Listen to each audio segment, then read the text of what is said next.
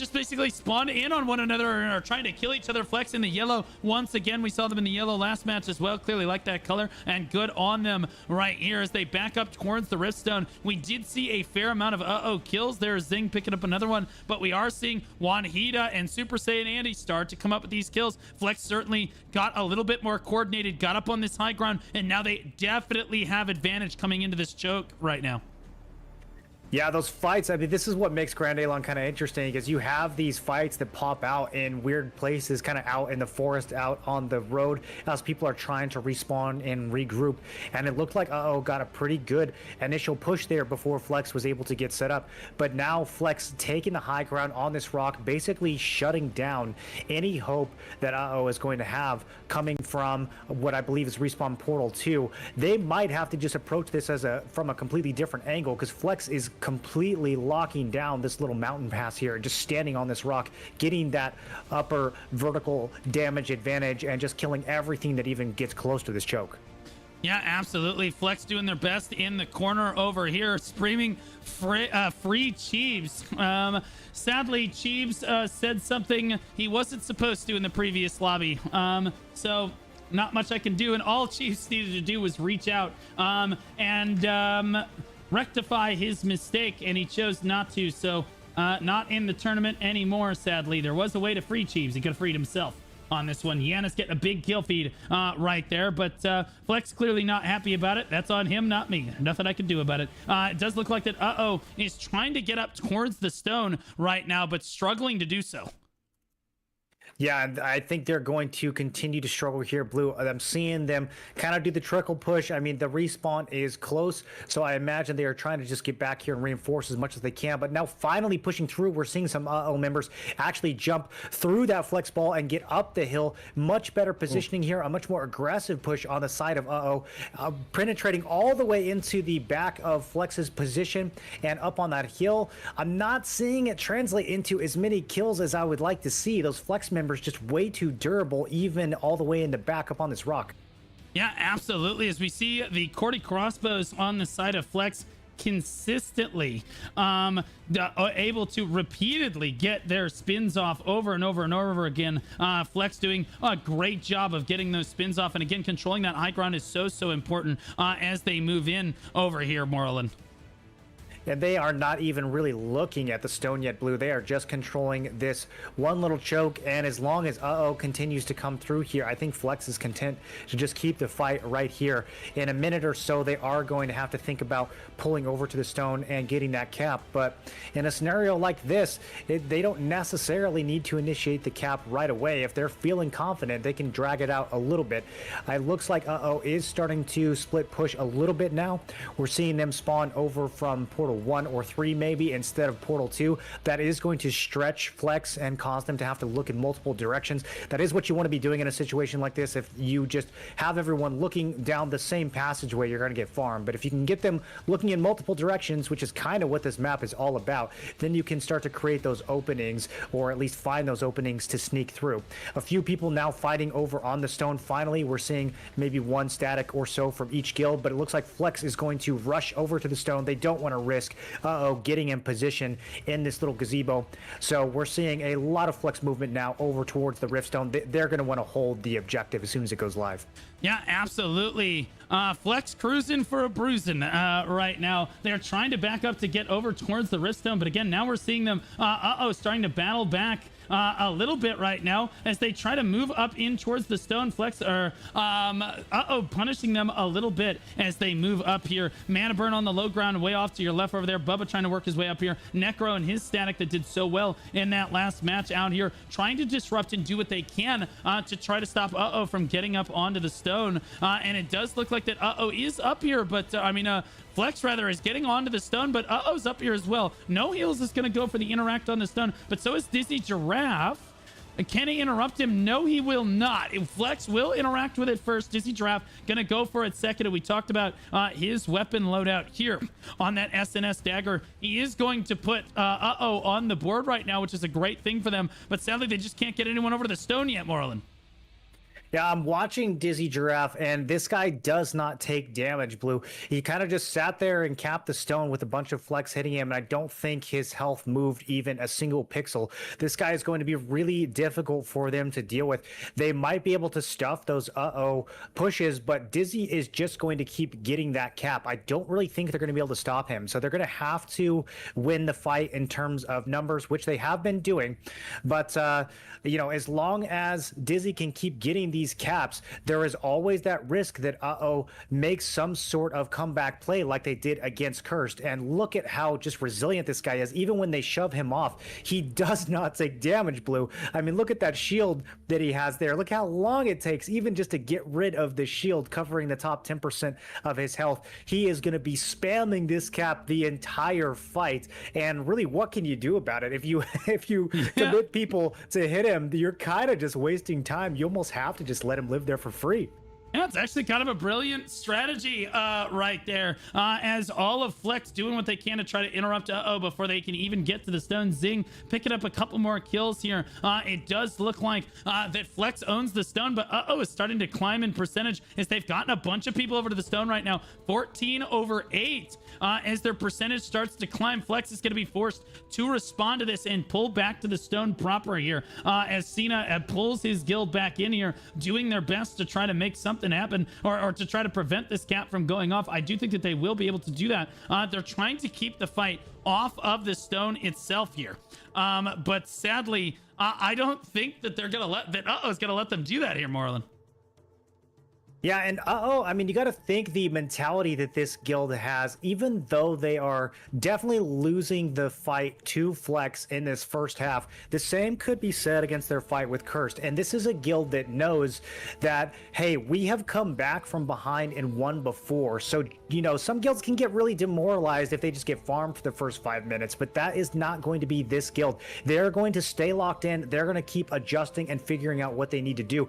They know that they've got Dizzy on the point, constantly creating opportunities for them, and they know that they have made that comeback happen in the past. So I think we're going to see a strong morale from even though they continue to kind of get smashed here in the actual fight against Flex. They're going to try to look for different angles to come at this from. I'm seeing members spawn at pretty much every direction that you can now on this map. They're coming from the north, they're coming from the east, they're coming from the south. Whatever they can do to figure out the best way to get into this stone, they're going to keep experimenting. They have a little bit more time. They've got Dizzy creating those distractions on the stone. These guys are not ready to give up yet.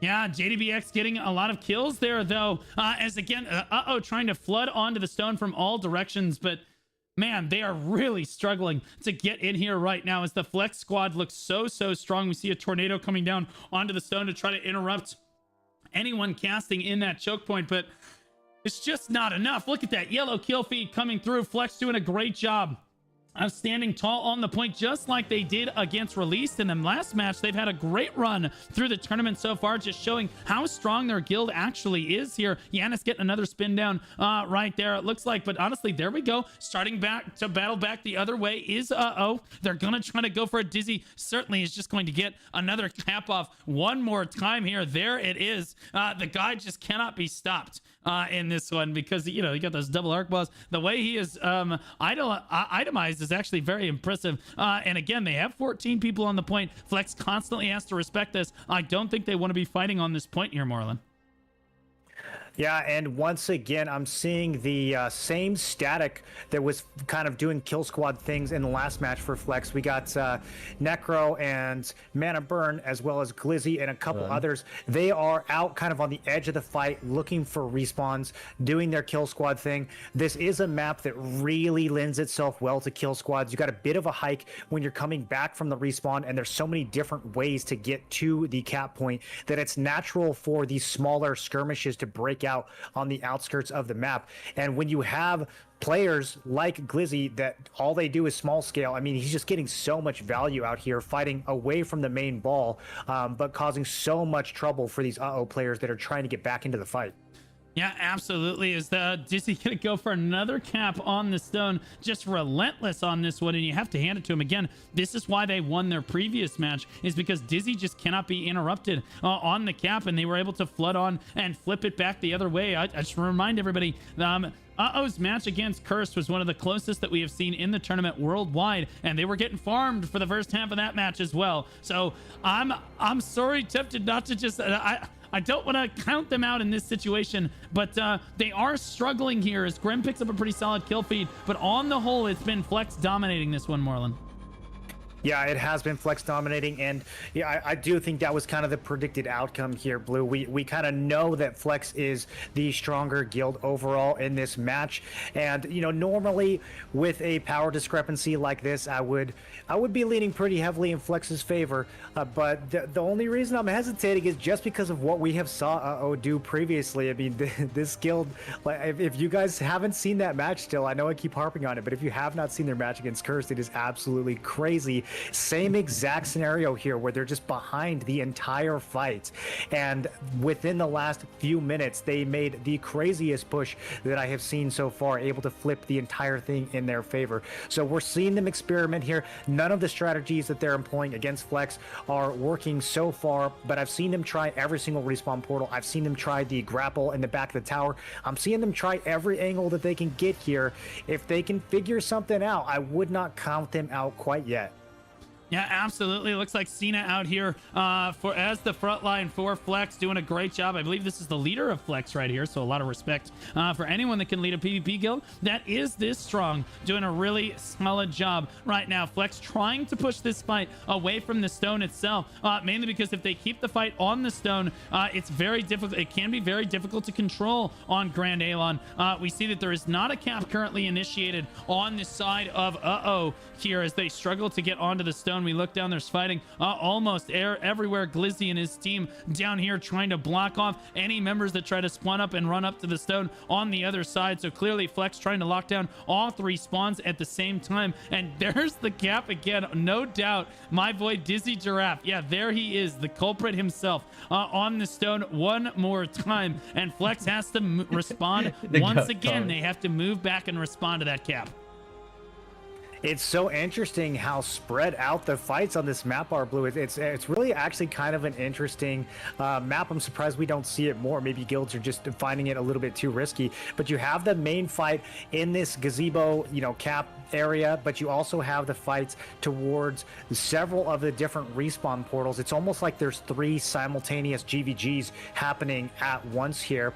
But Flex is not reluctant to take those fights. They're not reluctant to spread out. They will fight you at three different locations. They don't necessarily have to just bunker down on the objective. They seem more than content enough to just spread out and fight in all these various locations. Now finally collapsing on the stone. Maybe they felt a little bit of a threat there from that last cap, but they come and clean it out, and I suspect we're going to see them just spread out all over those respawns once more.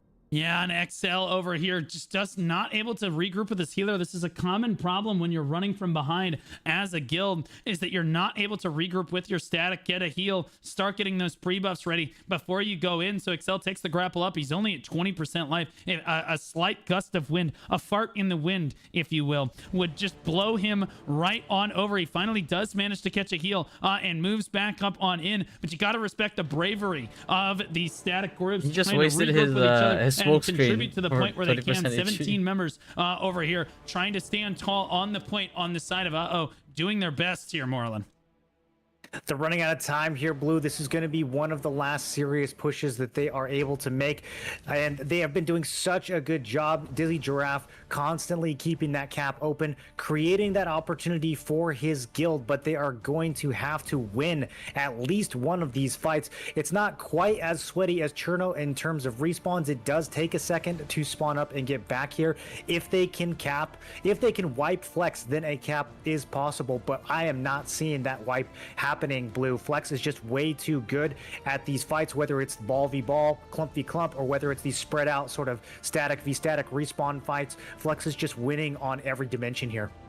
Yeah, absolutely. It does look like that Flex doing their best right now as they start chat PvPing the enemy team. Interesting to try to chat PvP in the losers bracket like this, but hey, man, they deserve it. These guys are pumping right now. A lot of damage being done under 5 minutes to go. It certainly looks like they're going to win this match. So maybe I'd beat chat PvP in 2. Who knows? On this one, Dizzy Giraffe stepping forward one more time. He keeps trying to interact with the stone. He's actually getting interrupted now. I think they've just decided the play is to just try and kill him at the end of the day right now. But it's certainly been Flex on top of this matchup so far as they just exert dominance in this matchup. It does look like that they are struggling to a lot of Flex actually running back to the Riftstone right now to help reinforce this. It does look like that a lot of uh-ohs managing to get through. That looks like most of the fight's happening outside the gazebo on the low ground here, Marlon. Yeah, I mean, those statics that are farming respawns on the side of Flex, you got to be just kind of annoyed with those at this point. And it looks like uh-oh did make kind of a coordinated push there to try to deal with those kill squads for a second so that they could group up before going in. So good on them for not just completely trickling in and, you know, just throwing their 50% health bar into the mix. They are actually coordinating and trying to go in at least with somewhat of a group to reinforce. It doesn't look like it's going to be enough, though. Those Flex kill squads are just far too quick at adapting. If you run past them onto the main objective, they will follow you onto the main objective, wipe you there, and then go right back into the outer objective kill squad role once again. They're very fluid at just going back and forth to the main fight and these side fights, so you can't fight them, you can't run past them. It's just going to be a problem either way. Yeah, absolutely. Topaz Mini on the inside of this one. One of the best healers in Flex for sure.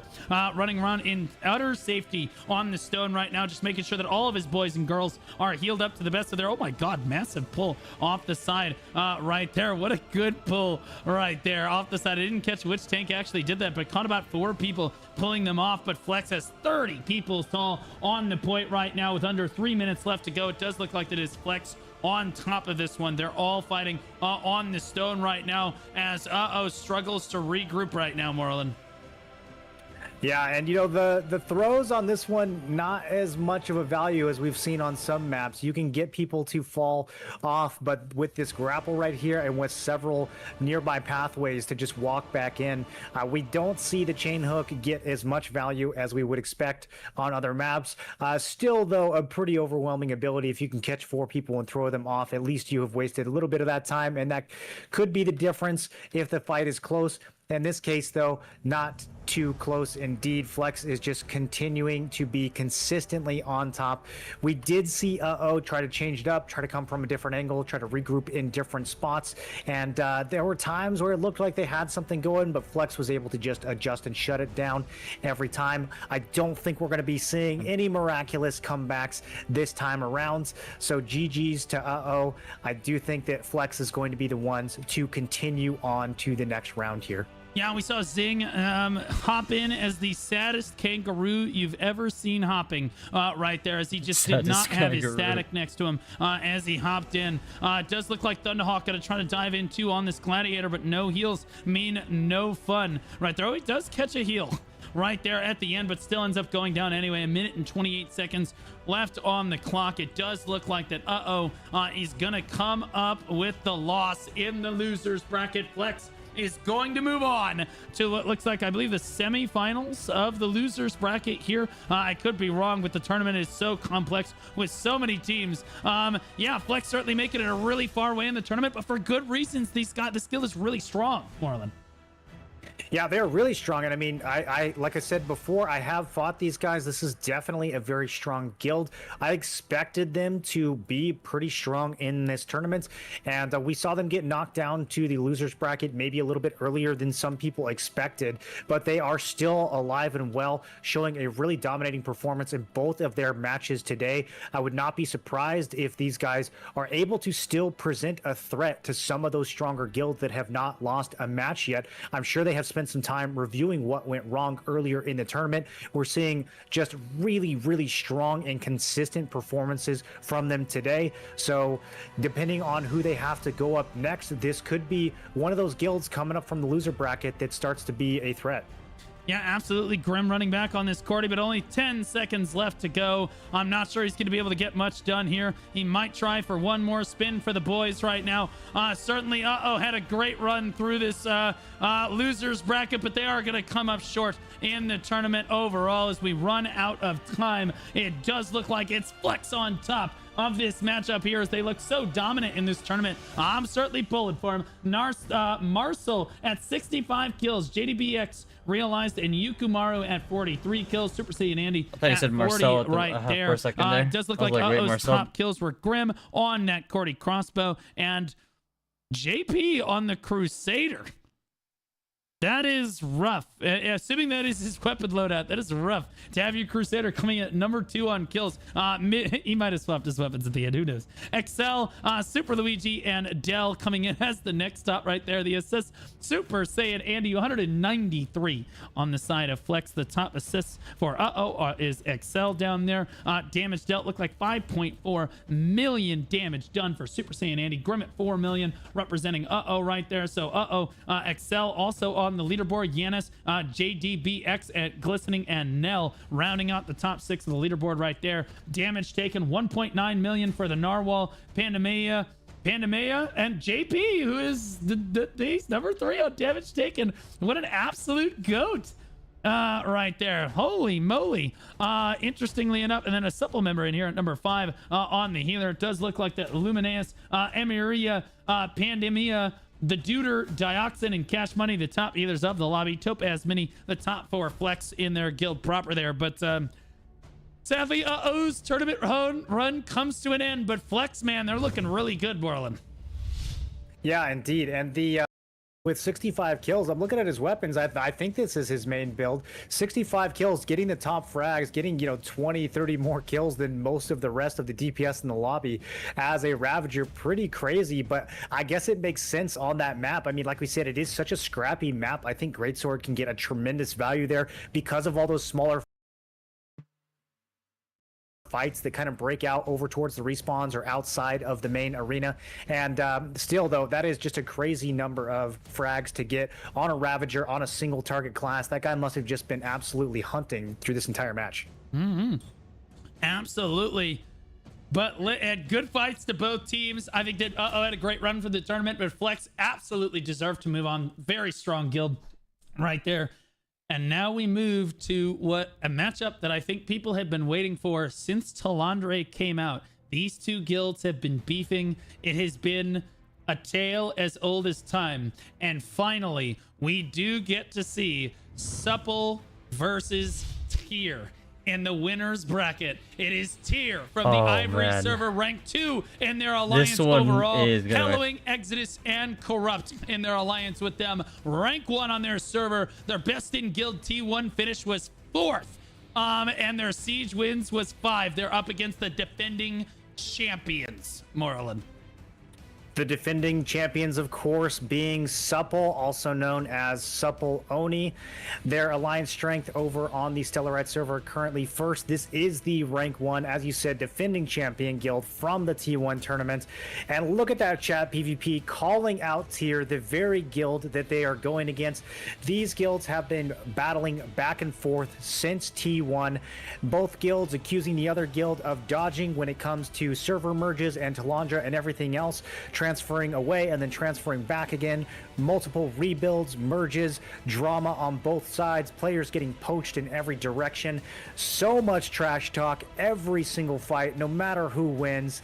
And you know that this is going to have a huge impact on either of these guilds.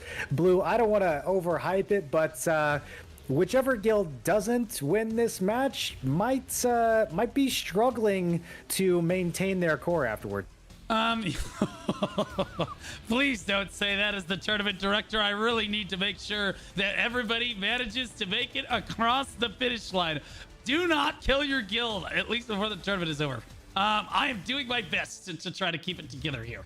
But it does look like that again. This is one of the most hyped matchups of the entire tournament. I know Tier has been trash talking. I know Supple has been trash talking. I know that both of these guilds feel like they are legitimately in the top 2 to 3 guilds in North America, and it's time to see where it's trying to. This is where the rubber meets the road. This is why we have tournaments right here, is to see these guilds. They can't dodge each other, regardless of who is dodging who. Look at this pick ban. Tier wins the coin toss in pick ban. They choose to pick. Supple has banned. Interestingly, getting rid of Grand Alon, Chernobog, Adentis, and Morokai. Ladies and gentlemen, the T2 Talandre map, we're going to. I absolutely love this pick. I love any of the T2 picks, honestly, Blue. But Paculo is a very interesting map and one that you really have to practice to have any idea what sort of strategy. I had to fight against Tier on this map way back in the day, and they kind of annihilated us. So this is a guild that knows this map, and they're going to have something cooked up for it, especially against Supple. Okay, so, all right, try to be as unbiased as possible. Who do you feel like is coming out of this matchup? I gave my prediction earlier. I still think that Supple is favored. I don't think we're going to see a blowout here, but the problem is Tier, as strong as they are, that Ivory Alliance is the strongest alliance in the game, no doubt. But the strength is dispersed really among all the different guilds, especially among Exodus and Helloing, whereas Supple, the power is very concentrated in just the one guild. It is not nearly as spread out throughout the other guilds in the alliance. It's going to be hard for any single stack to take down Supple. This is why they were the champions in T1. They are doing a really good job of holding some of the best players together in that roster. So absolutely, this is going to be the toughest match that I think Tier is going to have in this tournament. If they can get through Supple here, they can probably take the entire thing. I am definitely going to be predicting Supple wins this, but it's going to be close. Yeah, absolutely. Oh man, I just shouted out Vert and Invulnerable GG, guys. If you want to see the tournament from Tier's perspective, they are playing. From Tier's perspective, Invuln, I believe, is playing a Crusader, and Vert is playing Darkblighter, the Wand Dagger combination. So yeah, if you guys want to see it from their perspective, I don't believe they're allowed to stream comms, and they're being try to be very secretive. I'll be honest with you, Morlin, they had to have prepared this ahead of time. They did their research. They had to be so happy that they won pick ban on this one, because the guild that gets to choose the map in a situation like this is so impactful. Yeah, they definitely have a strat for this. I mean, you have to think, if you are going to be fighting against a guild like Supple, map choice is such a big thing. You don't necessarily want to just do Talus or Azrael and try to run the 50-50 open field fight. You want some sort of environmental advantage. So you've got to practice on a map that has a bit of a weird layout, so that you can figure out how to use that layout to your advantage. That's exactly what I'm expecting Tier to do here. Yeah, absolutely. And Paculo is I'll be honest with you, it's like my new favorite map. As far as the Talandre maps go, I love this map. There's an elevator, there's multiple ways onto the stone. The respawns are far enough away that it's not, you don't have a Chernobog situation where people are just running back and trickle spawning onto the stone. I think that the respawns are far enough away, and there's enough dynamic things that you can play with the map. You can literally change it as you go, moving the elevator up and down, and then the stone itself, I don't know who like the counterpoint, it certainly has its choke points all around it, but the stone itself is relatively wide open, and then you can pull people off the side as well.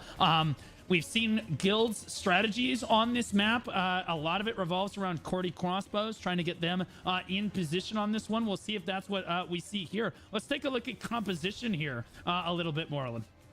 I'm noticing some really interesting things for composition. Supple only choosing to run 16 wands here, which sounds like a lot, but it is really not. In fact, it might be the lowest that we have seen, versus Tier that is running 20 wands, something that I would much more expect. Usually, if you have 2 healers in every group, then in a party of this size, you would expect at least like 18 to 20 overall, especially since some of those wands are going to be Templars and things like that. But only 16 wands, which is exactly 1/3 of their rosters. So we'll see. That must mean that either some Templars are benched here, or some of those groups do not go for double healer. They're going for something else. Everything else that I'm seeing here is pretty similar. 5 crossbows to 4 crossbows, 7 spears to 8 spears, 11 daggers to 10 daggers. A bit of a staff difference, with Supple running 5 staffs and Tyr only running 3, which is very interesting because Tyr is historically kind of a caster heavy composition, but due to recent merges and things like that, it seems like they've picked up quite a few melee players. 18 great swords on both sides and about 16 to 17 SNSs on both sides as well. Yeah, absolutely. I'm not sure which composition I necessarily agree with the most in this case, because I think that Supple has been holding their cards very close to their chest. These guys were the most brilliant minds in T1. That's why they won the T1 tournament. These guys have a handle on the meta stronger than I think anyone, but they can't hide it anymore. This is the composition that they feel is best in the tournament here. People asking when start. We are waiting on one crash right now. Eli, everybody's favorite healer goat, is apparently running on Windows Vista and is attempting to reboot his PC, but it is taking nigh on a decade to get done. It's literally every single other player in the lobby is ready to go, but this guy, bro, I mean, I swear, he boots up his PC, he clicks on the Internet Explorer button, and he hears but Moreland, you might know that sound. The dial-up internet is crazy on this one. Yeah, it is certainly taking a minute.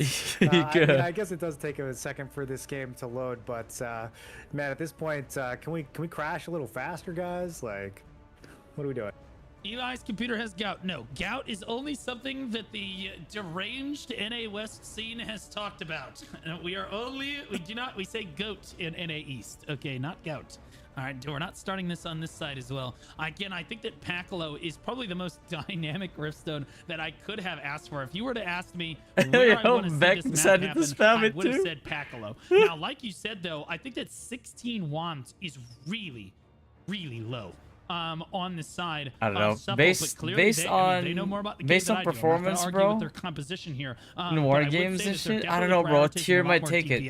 I'll be honest with you. And this one, perfect time to do predictions since I almost forgot, guys. The prediction is running. I'll put my money where my mouth is, man.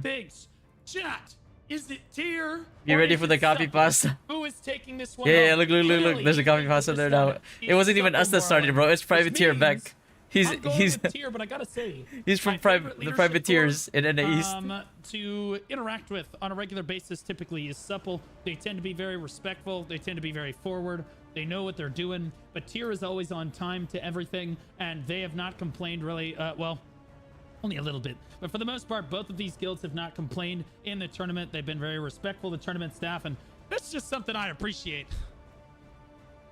Yeah, it's here. I mean, I've played with a lot of these guys, and the ratio of like chill to player skill is very impressive. Usually you only get one of those things. You get players that are very good at the game, but they are complete and utter spazzes. Or you get people that are chill, but they're kind of, maybe don't have quite as many hands, or they don't take the game quite as seriously.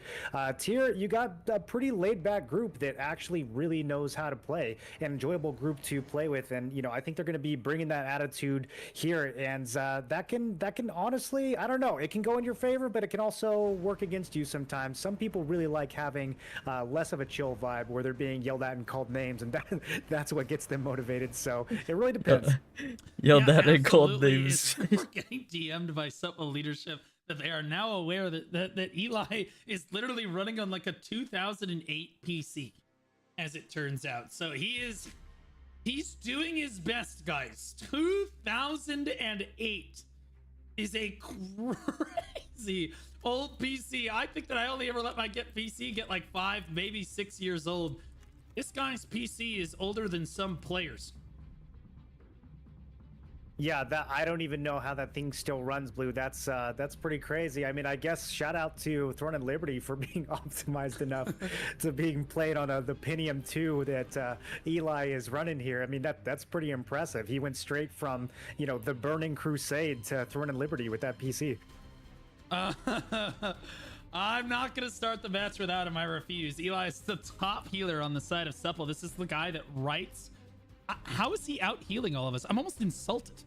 This guy literally destroys my healing numbers, and everyone else's healing numbers for that matter. Although we will see today if he is still the GOAT of healing.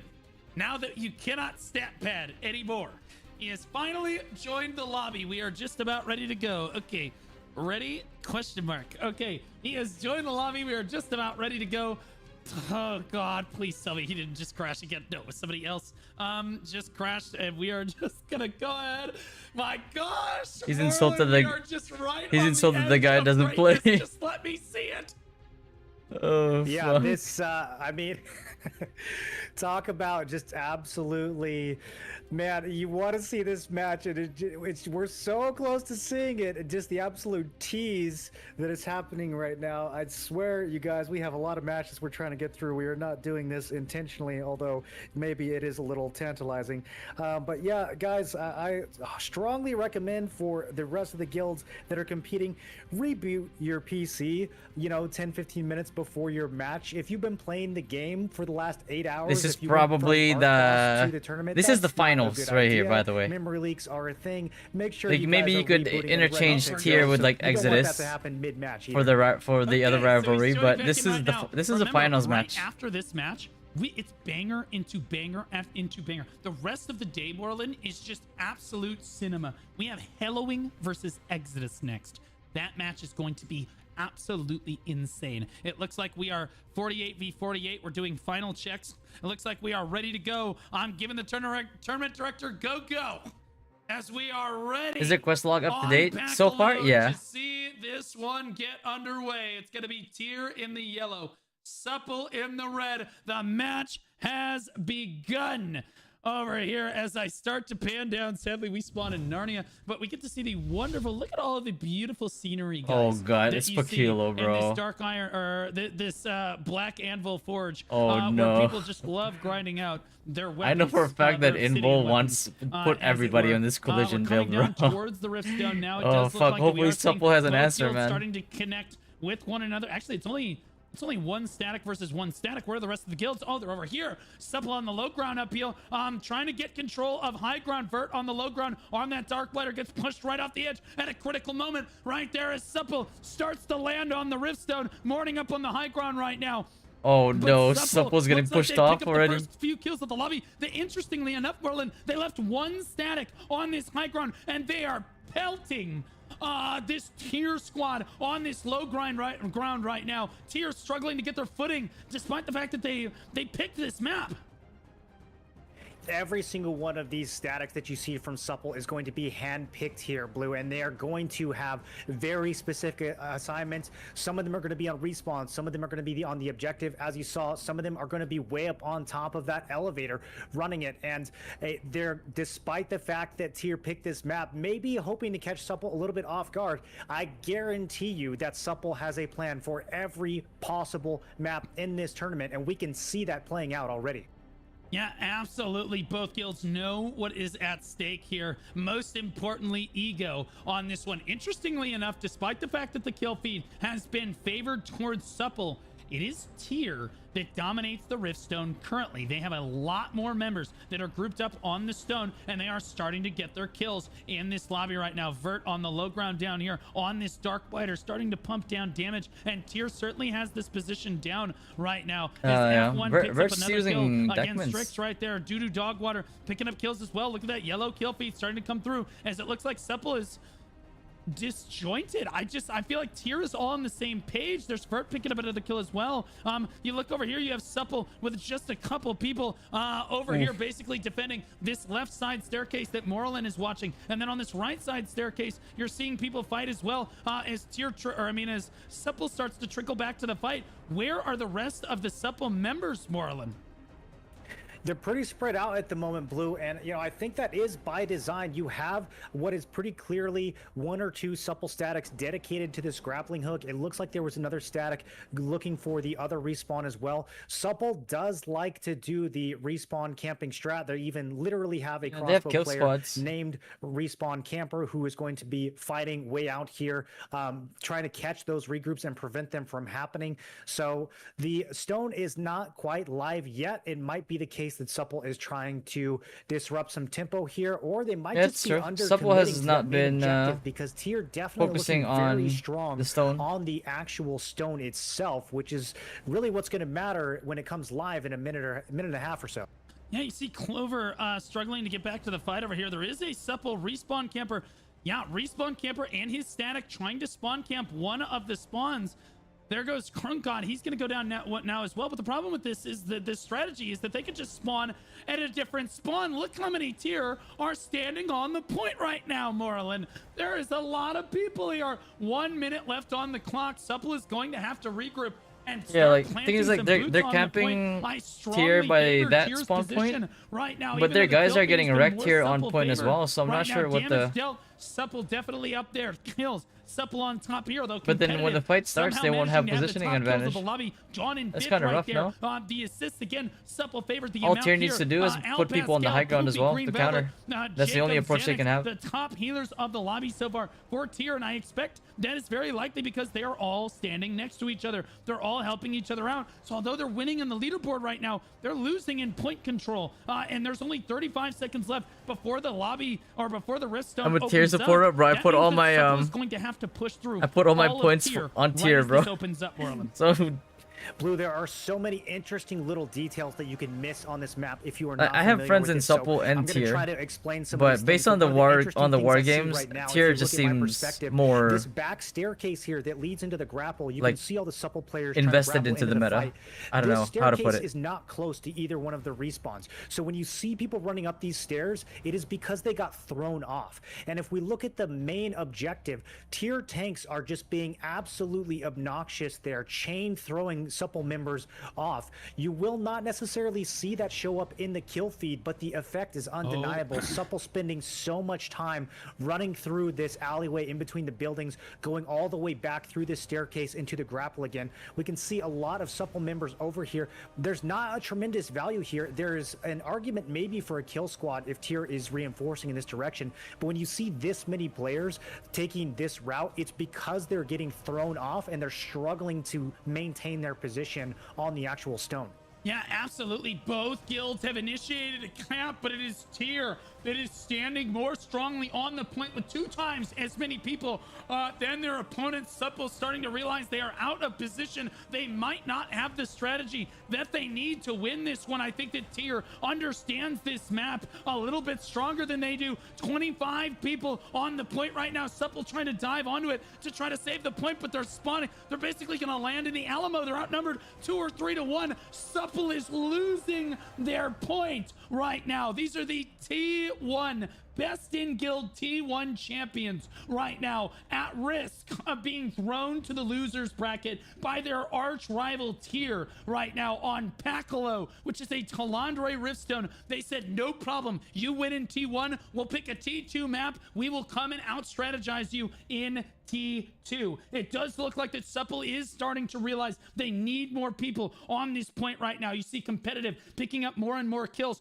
Finally, Supple starting to rally a few more people towards this point, but Tier slowly building that percentage, 25% right now, and struggling to get it up as Supple shifts their strategy more towards a point-focused objective right now, more or less. Supple's caller is Krelix, no? Yeah, they're definitely going to have to focus more on this point, but Blue, I don't even know if it's a focus issue. I'm looking around the outskirts of the fight, and I think that some of these Supple members are genuinely all I know is NAE needs more exactly, they're bro. All constantly running in these little gutters. We're on the other side of the map now, opposite of what I was showing earlier, and you're seeing the same thing of so many players having to kind of run around and then go back up the stairs to get into the fight.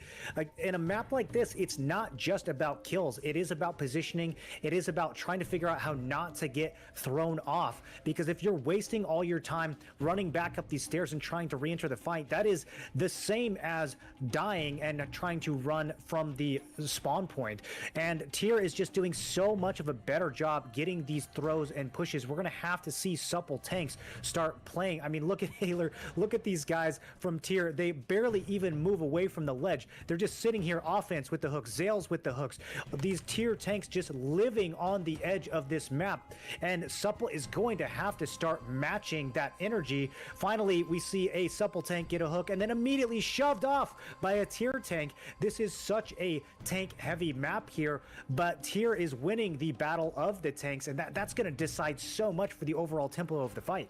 Yeah, I'll be honest with you. I think that just supple just doesn't quite have the number on Bacalo like this. They're doing their best. They've got in on the high ground. Mackley's on the high ground. Kuro on the high ground as well. They're doing what they can to fire down here, but honestly, there's just too many Tyr members. And now Tanks Vicious over here on this Spellblade. Oh my goodness, wipes out. Look at him target down these high ground opponents right now. Mackley's trying to gets a freeze off right here. Oso trying to interrupt him on the low ground, but Tanks looking toward that high ground with that focused fireball right there. He's gonna hit sit now. It looks like Mekles is gonna get pulled down, but he's standing in such a perfect position. You have to admire it.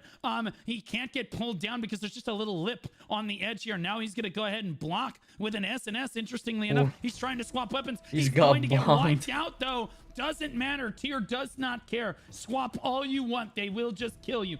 Death is the best CC. Tyr in a dominating position now, climbing over 79%. Supple has introduced 2 caps so far and been unable to at any point have control of the point itself. I think that they need to reassess their position here. If anybody could assess the situation, or if any guild could step back, assess the situation, and look at this from another perspective and try to come at this from a winning angle, I think it would be supple. I think that they need to try to group up personally and try to do a big push maybe from the high ground. You see Krelix up here, that's supple leadership right there. He may be thinking kind of the same thing as he, oh yeah, here comes his whole guild. Wow, speak and you will be answered, Blue. There's supple believes the exact same thing I do. Look at that. I love it when I'm right. And now Tyr knows how to deal with this push. We saw this in NA West too. Look at this showdown, Blue. Both guilds fully regrouped, just staring at each other, giving space in the middle. A couple tanks poking up, but we're pretty much seeing the full squad facing down here. A few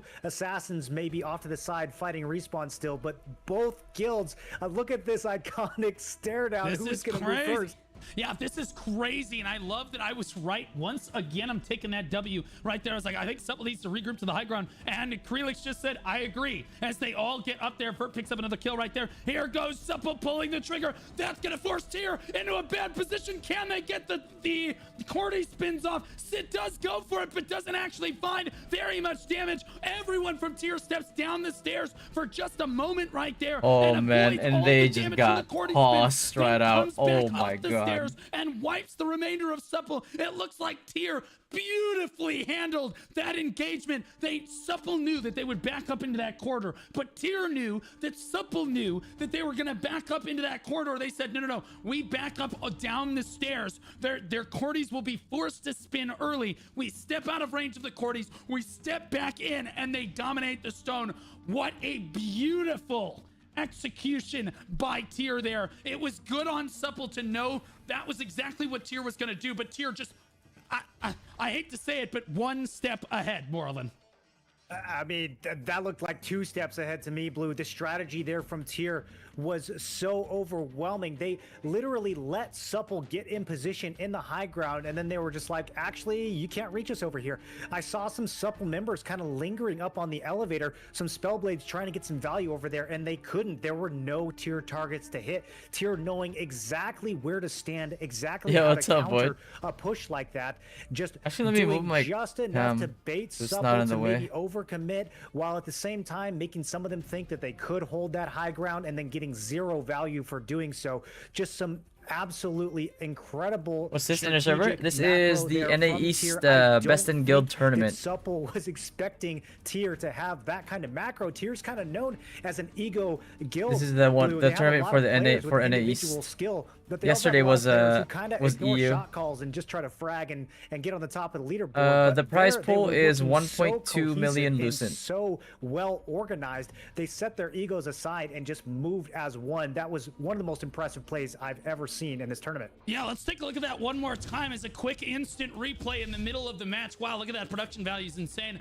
Tier versus Supple. Look at Supple on the left side of your screen, Tier on the right. Watch what happens when they decide to fly down here. It does look like, see, they knew that Tier was going to step back into this quarter. That's exactly what Tier based them to do. But look at them back down the stairs at that critical moment. Everyone focuses the correct target, and then they're right back in the fight. Beautiful splitting on the side of Tier right there in order to make that happen as we come back to the match here. Supple looks to have regained a little bit of control of the high ground. His boy is exerting dominance on the stone right now. What an absolute alpha standing over everyone. Someone's got to pull this guy down. Tier, what are we doing right now? He goes into stealth right here, comes out of stealth. No, he was on smoke screen. They couldn't pull him off. I'm surprised no one has pulled him down right here, but I suppose if you're using all of your pulls to pull people off the ledge, you don't have enough. Go. There, he finally gets pulled down to the low ground right here, and Supple struggling even now to just maintain control of this rift. I'm still just watching these tanks get so much value from each of these hooks, Blue. I mean, it's disgusting. You can look at either of the ledges on either side of the riftstone that lead into these little gutters in between the building, and it's just constant red names running there. I'm seeing Supple get a few pushes and pulls here and there, but Tier, again, overwhelmingly just winning the collision play here, throwing all those Supple members off and wasting so much of their time, making it impossible for Supple to do a proper regroup. They're just constantly staggered. They're constantly spread out, trying to get back into position. I think they're almost forced here to do another full regroup like we saw a minute ago. Yeah, so many kills coming through on the side of Tier now. You see competitive... Supple actually on top of the leaderboards. You add up all their kills together, they definitely have more kills overall. Tier does not care because this is an objective focused squad. These guys played this way in Black Desert 2. What matters is winning. You can go off and get as many kills on the side of the fight as you want. It does guy's like, who's matter. having fun in here? I was like, the ones who adapted to the meta, bro. Damage dealt as well. The ones who didn't are gonna have a bad time. It's just how it is. On top of these leaderboards right now, and they still are being We'll color even on it like this. On the point itself. That build you gave me will have me holding up in something like this. That one as a spell blade, yeah.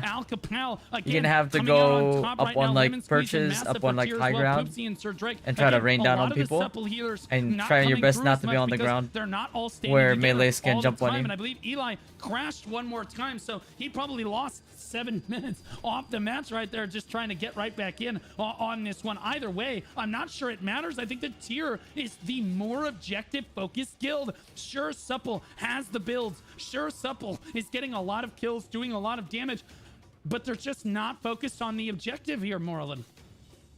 I'm really surprised by what I saw here, Blue. It looked like they had the coordination early on. I really liked the way that Supple was positioning their kill squads and everything else, but it seems like they just don't know how to deal with these Tier tanks continuing to throw them off the objective over and over again. They are, in fact, winning in kills, but what doesn't show up on the kill feed are those chain hooks. And if Tier is winning in chain hooks, then they can afford to lose a little bit in kills because it's basically the same thing. And so we're gonna have to see Supple figure out how to use some line of sight, how to maybe use the Riftstone itself. The problem is you can't LOS here, bro. That's the problem. This map, I don't know why the Supple tanks can't respond in kind and just start doing some pulls of their own. You would expect that would be part of the solution here, but Tier just continuing to win the tank fight. Yeah, I'll be honest with you. I was locked onto Eli there for a moment, and any healer that I lock onto, they're just getting shoved off the side. Literally every single time, they're just pulling everyone off. All of the tank. Look at how many people Axbot just pulled off the left side of your screen right there. Look how many Supple members are just, man, they gotta be, oh man, the comms right now. Oh, it's gonna sound like, swear to God, if I get pulled one more time. Oh, God. And so they take the grapple back one more time, and you guessed it, and over in the Tier comms, all I like with the abilities and specialization. They literally land, get pulled off. It's pretty standard. There they go again. They get land. They get pulled over. You go for charge fireball, and then you gotta customize your build depending on like how and what you're playing. PvE, PvP as well, and just have you guys pull them all off. But they're just not doing that.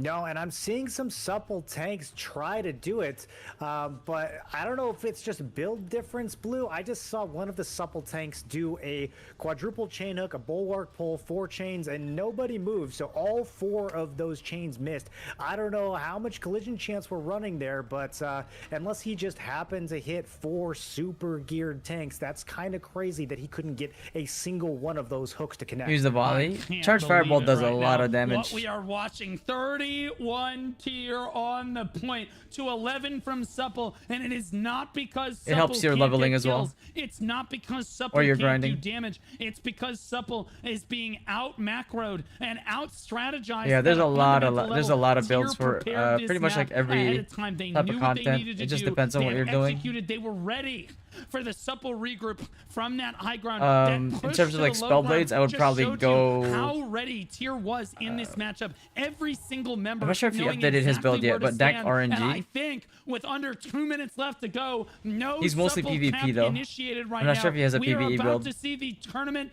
defending champions. Yeah, supple of is North America East be knocked to the losers bracket by their arch rivals in tier. My food is here. Supple is yeah, and that chat PvP is looking a little it's the same case as Pineapple, right? They were dominant in this match, for a bit, Supple, and then they got champions from T1 careless, being knocked down into the losers bracket they by didn't adapt tier. to the meta. Which, I mean, look, there are a lot of strong guilds that Supple still has to face even after this. Even if they fight their way back from the losers bracket, you know, tier is not necessarily claiming to be the strongest guild in that Ivory Alliance. It is very possible that Helloing or Exodus is still even stronger than this. So if Supple cannot beat the second strongest guild in the Ivory Alliance, then do they have any hope of being able to come back and beat the first strongest? Oh my God. This is a really bad start for them against these Ivory guilds. Not what I was expecting at all, Blue. I knew tier had a chance here, but man, I thought it was going to be close. I didn't think they were just going to run the macro like this. Yeah. More the chat PvP can't dodge us in the tournament tier is crazy. Coming through for tier right there. Holy moly. But hey, they're gonna come up with the win here today. Supple cannot. Nice castle, they said. Does tier not own the castle in their tier alliance? Does not own the castle. Oh, that is correct. No, Supple owns the castle and tier does not. I couldn't get tacos like I wanted to because I woke up too late. Knocked down to the losers Danny, by their arch happy Saturday, brother. Oh boy, Supple is not. Some guys absolutely nuke PvP today. It's okay, man. Like I think at this point you're like. Is that these guys You're pretty outgeared at the moment. They're going to review I wouldn't that worry about VOD. it too much. They're going to make sure they figure out what they did better. They're going to come back swinging. I know it in that losers bracket right now. But tier is going to move on. 52 kills for competitive. Pro, Kilo, and Ab, all with top kills as well, all in Supple. Supple, I think, with more kills on, or almost more kills on the leadership board overall than Tier did. Picks over here coming in at number 6 as well. Tier's Chipotle, Burrito, Rarkar, and Kyrum, the top defeats of the lobby for them. Assists, though, go to Wando and Lemon Squeeze as Tier was on the stone. A lot more Boy coming in at number 3 there. A Giga Gamer, we watched him a little bit in there. Damage dealt is going to be very Supple favored. You would think that Supple won this match based on the leaderboards here. But again, it's about objective. It's about control. And again, Tier coming out and saying, you may have beaten us on T1, but this is T2. This is Talandre, and you got to adapt on this one. Boy, NGH, Vert, the top damage of the lobby coming in on that Dark Blighter for Tier right there. Competitive and Rarkar, the top for their guilds. In at number 3 for Supple. Their damage taken looks like Crunk God, no surprise there. On a Great Sword Dagger, interestingly enough, taking the most damage in the lobby. Respawn Camper, the second most competitive Rarkar and Massive in there as well. The amount healed looks like Alcapal, Green Velvet, and Massive. I'd expect the Tier healers to be out on top of this one as they were constantly much more grouped up than Supple was. Poopsie and Sir Drake, Kiwi, and DKP Check coming in as the top healers for Supple here. A rough game for Supple down to the losers bracket, but we're not done for the day either. But do you have, since you're in Supple, so Moreland, do you have any post-mortem words? Oh yeah, this is I can't believe what we just saw, Blue. And I mean, looking at these leaderboards, I'm seeing some interesting numbers that I did not expect. It's just crazy how low the healing is overall, and it's because they didn't even necessarily lose to damage. They just lost to Tier having a better strategy. You have to wonder if that would have gone different on a map like Talus, but I mean, that's just copium at that point. Talus wasn't the pick. Bikilo was the pick.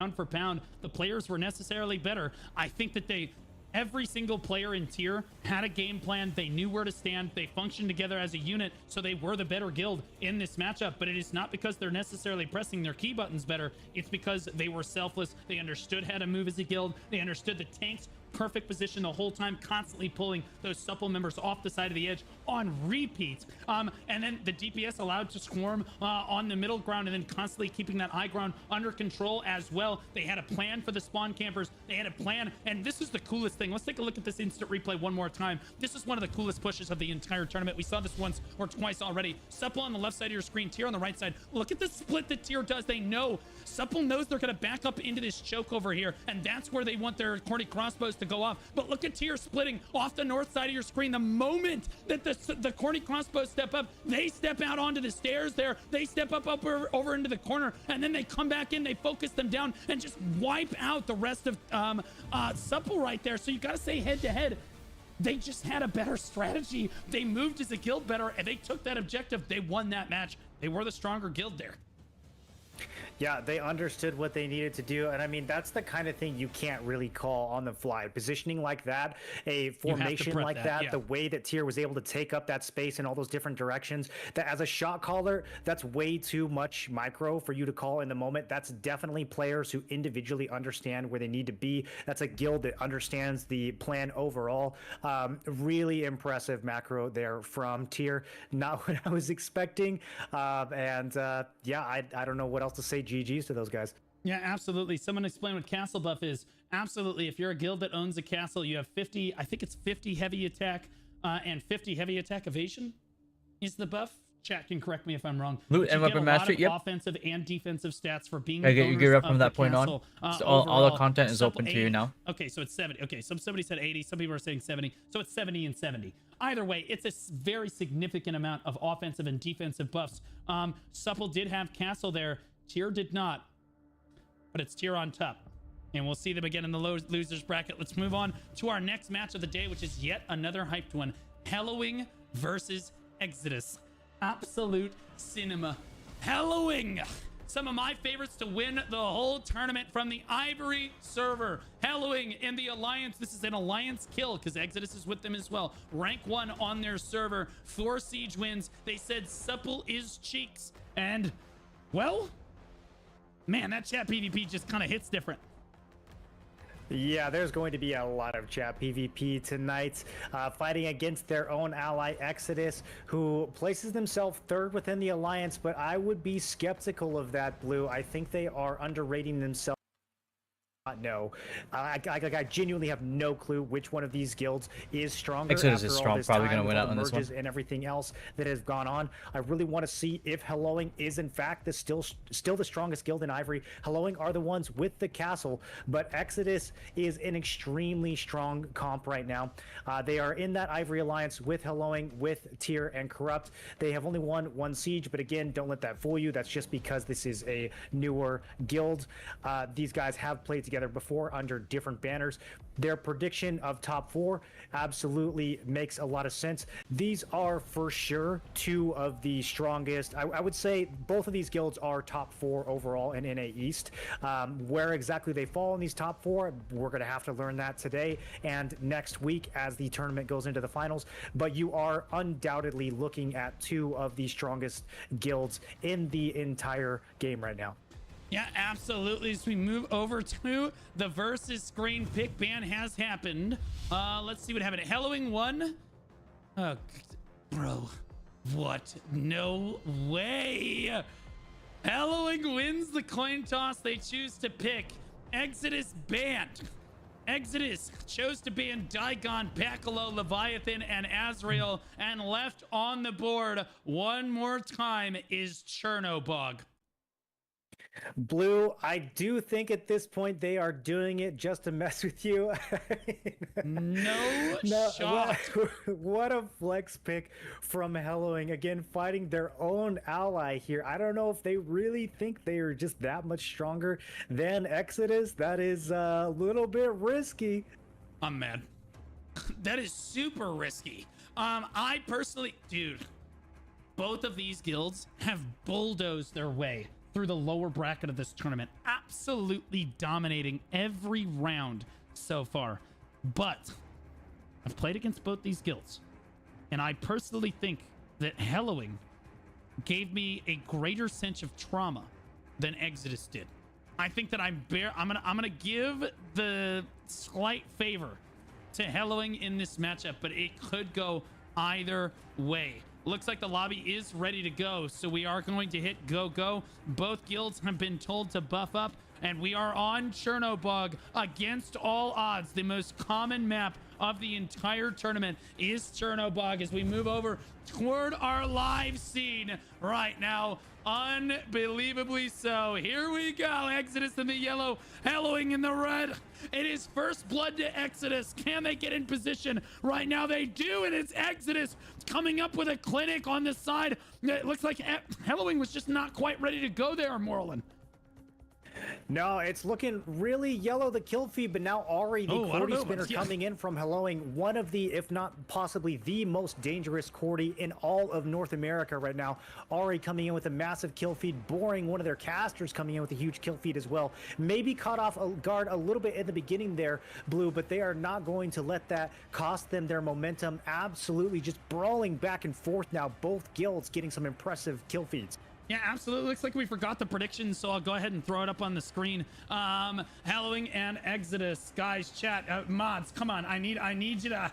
30 seconds. You get 30 seconds to vote on who you think is going to win this. Mods, I really need you to stay on top of those predictions there. You have 30 seconds to choose. It is very back and forth at the start of this one. It looks like Vladimir coming in on this side here. We are seeing some moments of brilliance on this Hellowing squad, but Exodus certainly winning out early in the kill feed. Look at this. It's red and then it's yellow. It's red and then it's yellow again. It's very, I think based off of like recent war games, Exodus probably on top. A lot of low health bars in the yellow right there, and finally to pick up a few more kills once again. Frank in the middle of everything, gonna go ahead and get one more spin down as well. Croft doing what he can on the front line to try to keep his static alive, but people are just diving through to the background as well.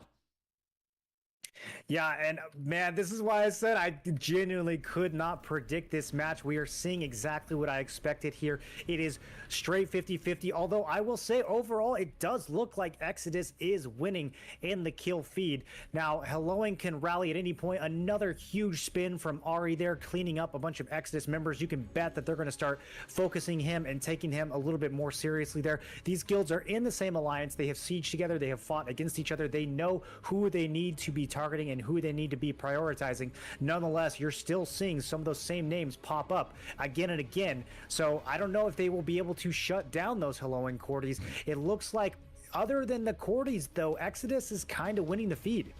Yeah, it kind of, yeah, but Throne gets a couple kills right there as well. And then here's Gunix coming in. A lot of red kills coming in now on this side of Hellowing over here. But again, super back and forth. 2 minutes left to go on the clock before the Stone Evens opens up, and it is just an all-out brawl. Look how many low members get blasted away right there by, ironically, Blast. Takes them all down right there. Thanks to the 5 gifted in sub. Abu, you're a hero right now.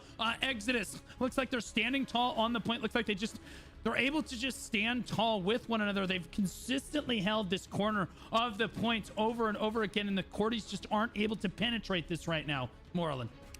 I'm taking Savre's perspective here, one of the spell blades from Exodus. We saw him just get locked down by a Ravager, but he is looking just fine. This is going to be one of the most high priority targets for Helloing to be hunting. Plus, he's on a spell blade, so he's pretty squishy, pretty easy to take down. Most spell blades are playing glass cannon these days. But as you can see, a combination of positioning, stealth, and just a crazy static. This guy is going to continue to be a problem, and of course he dies as soon as I start to glaze him, because that just has to happen every time, Blue. Yep, and welcome to the caster curse. Zachariel figured that out the other day. He's like, man, every time I lock onto these people, Frank over here putting on a clinic, the real Frank, as he likes to say, coming in here, trying to keep himself healthy, keeping himself in full health, looking for a spin right now in the middle of everything. I'm trying to follow him, but the camera is being very difficult right now. Frank still being very patient with this corny spin right now. He's going to look for a spin almost certainly any second now. No, he's still waiting to use that pull here.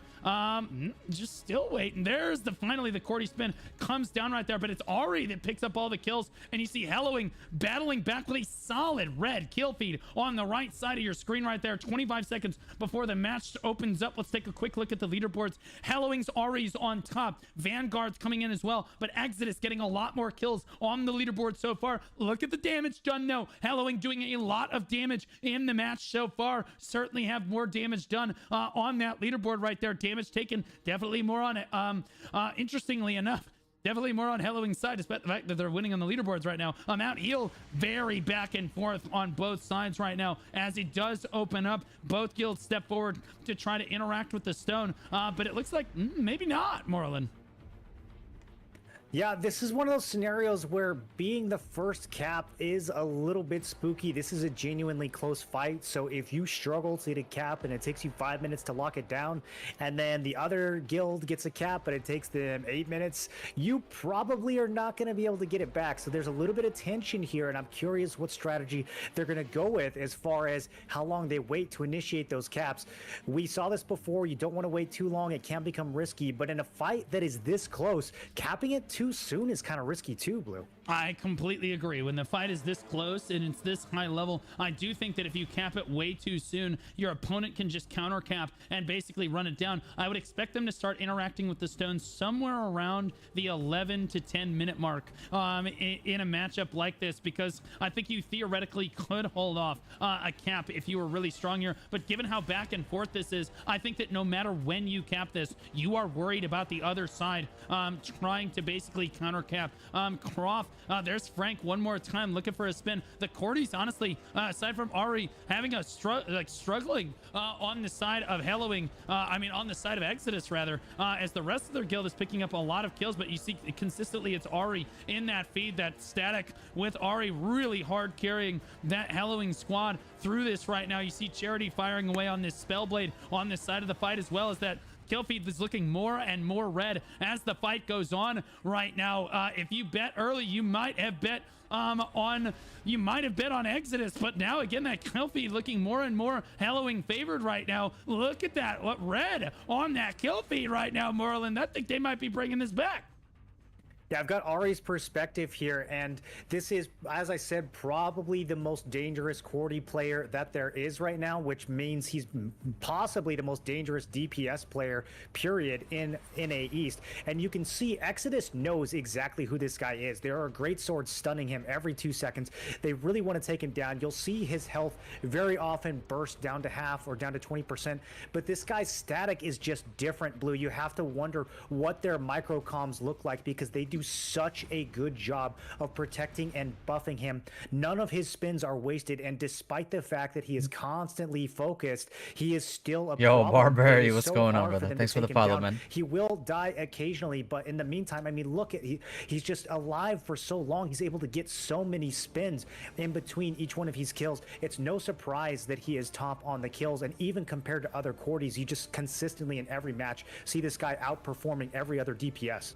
Yeah, absolutely. Ari, again, trying to carry for his guild right now and certainly doing a great job of it. He's going to need to do a lot of work in this fight. Benki on this Greatsword Dagger trying to lock down. Wins this is probably going to be... Oh, he gets slept right there. Oh, yeah. That's not good. Benki I think somebody, gets out whoever of that wins sleep, this... so he stays healthy. He's trying to target down the priority members on the side of Exodus versus tier. As he looks around for them, spamming that Astral Vision to look for those members. That's why Astral Vision is so important in PvP. You can feud those targets. You and can I think we're gonna get to see these two fight. Looking for them right now. Gets slept one more time.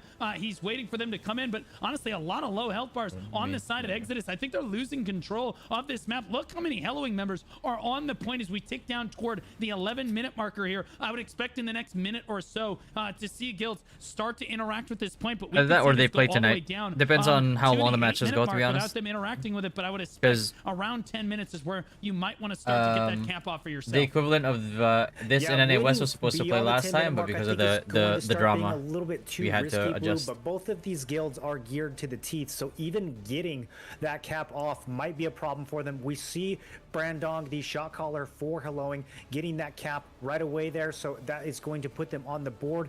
I don't necessarily see Exodus being in too much of a hurry to counter cap. Finally, there we go with the Exodus beginning the cap there on Gerger, and it looks like he is going to get that as well. So now the fight really begins, Blue. We start to see that contribution from both guilds, and man, if both guilds are able to get a cap, then you kind of want to be the second one. It's going to be really hard for either one of these groups to completely snuff out the other bar entirely. Yeah, I completely agree on this one, but you know what, Merlin? I do love being right. And once again, I was like, I expected in the next minute. Sure enough, 30 seconds later, boom, both guilds decide to go for that cap. Thank you for agreeing with me, guys. Just making me look good once again, just like Supple did in that last match. I was like, I think they should probably regroup to the high ground right there. And then immediately Kilash comes to the high ground with his guild. Love to see that. I just love being right. Now, that being said, I'll be honest with you. Hellowing, 44% and climbing. It does look like that Exodus struggling. I don't think that they're trying to lose the cap right now. They are managing to rally 37 people back onto the point here to try to get back over 15% now as we tick underneath 10 minutes. Both guilds battling with each other. It might be, honestly, this might be our first match worldwide where we don't see a convincing cap either way. It just goes to whoever has the highest percentage. That's very interesting. I'm watching the movement here, trying to see if any of these guilds is purposely kind of keeping their contribution lower than the other one, but it doesn't look like it, Blue. It looks like both sides are genuinely trying to push this as hard as you can. You can see tanks standing on the edge, pulling people off. They're not even trying to get cliff pulls here. Just pulling people out of the square is enough because the contribution is so close on both teams. If you can just get people out of that objective for a few seconds, that could be enough to give your squad the advantage here. And it is interesting, though, that these tanks are not trying to make any plays with a cliff so close on this backside here towards the grapple. I'm a little bit surprised that nobody is trying to shove them off entirely, but they must just feel like it's too much distance to cover, and the better value is just throwing people outside of that green line, even if it is only for a few seconds. Yeah, absolutely. It's super back and forth right now on the Riftstone as we see once again, it looks like Exodus trying to get back on top of this one. It looks like Hellowing really struggling to get over the 46 or 50% marker or so. And now we're seeing Exodus battle this one back. 36% in climbing. And it looks like Hellowing down at 43%. And it looks like they're climbing. The 2 percentages will high five as they go by them. It's Exodus now back on top of this match as Hellowing struggles to get forward on this one. It does look like they have 26 over 15 members on the point right now as everyone's trying to pull each other off. It is literally mano. All of the tanks standing right on the edge of the boundary for both teams trying to pull people out of the zone while the DPS and the healers flood onto the stone repeatedly to try to make something happen. Finally, Hellowing gets control of the stone one more time. Back the other way again. Neither guild can get over 50% right now, Morlin. This might be a percentage win at the end of time remaining. 7 minutes to go. Blue, this is why Cherno Somebody is just said such Taylor a Swift clown buff fiesta. activated. You see what looks like a significant wipe up here, and you think, oh, Exodus just cleaned Helloing out. They're going to win. They started and playing Love Story or something? Later, it's complete red kill feed. Helloing is already back, and you think, oh, Helloing got the wipe. They're going to win. And then 2 seconds later, it's Exodus again. You cannot predict what is going to happen when two guilds of equal strength fight against each other on this map, which is part of why it is such a crazy pick to begin with.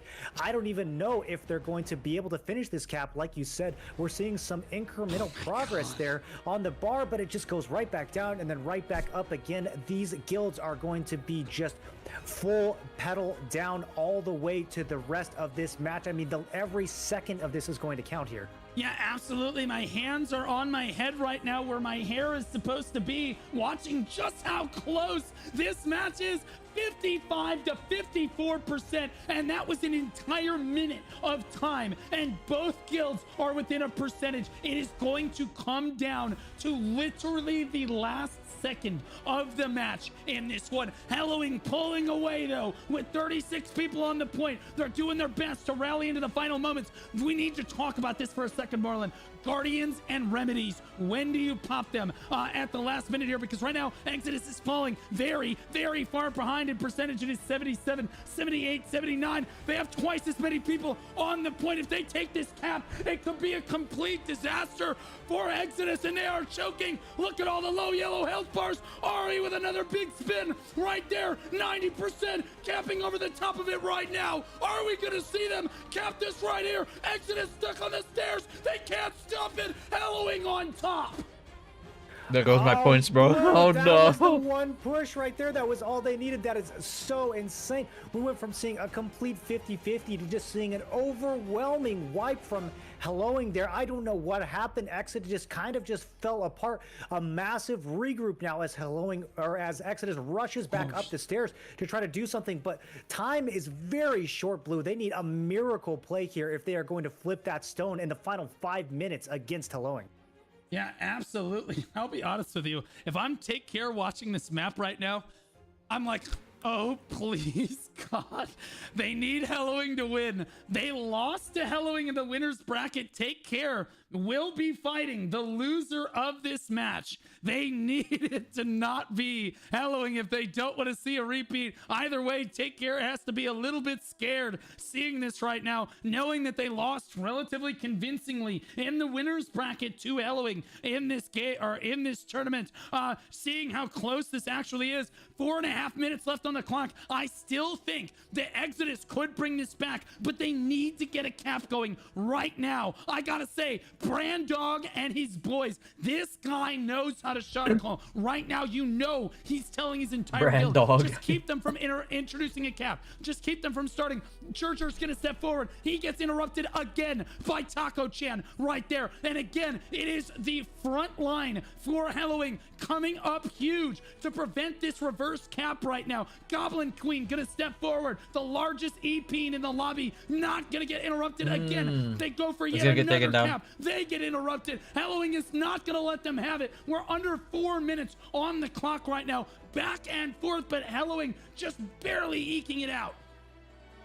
Hellowing just staring at that Riftstone right now, Blue. Even the tanks from Exodus not able to survive. I just saw a 40k HP tank trying to cap, not get disrupted, not get shoved off, but get killed. I don't know where his healer is, but it is pretty hard to take down an Exodus tank on a Riftstone in a scenario like this where he has so many friendlies around.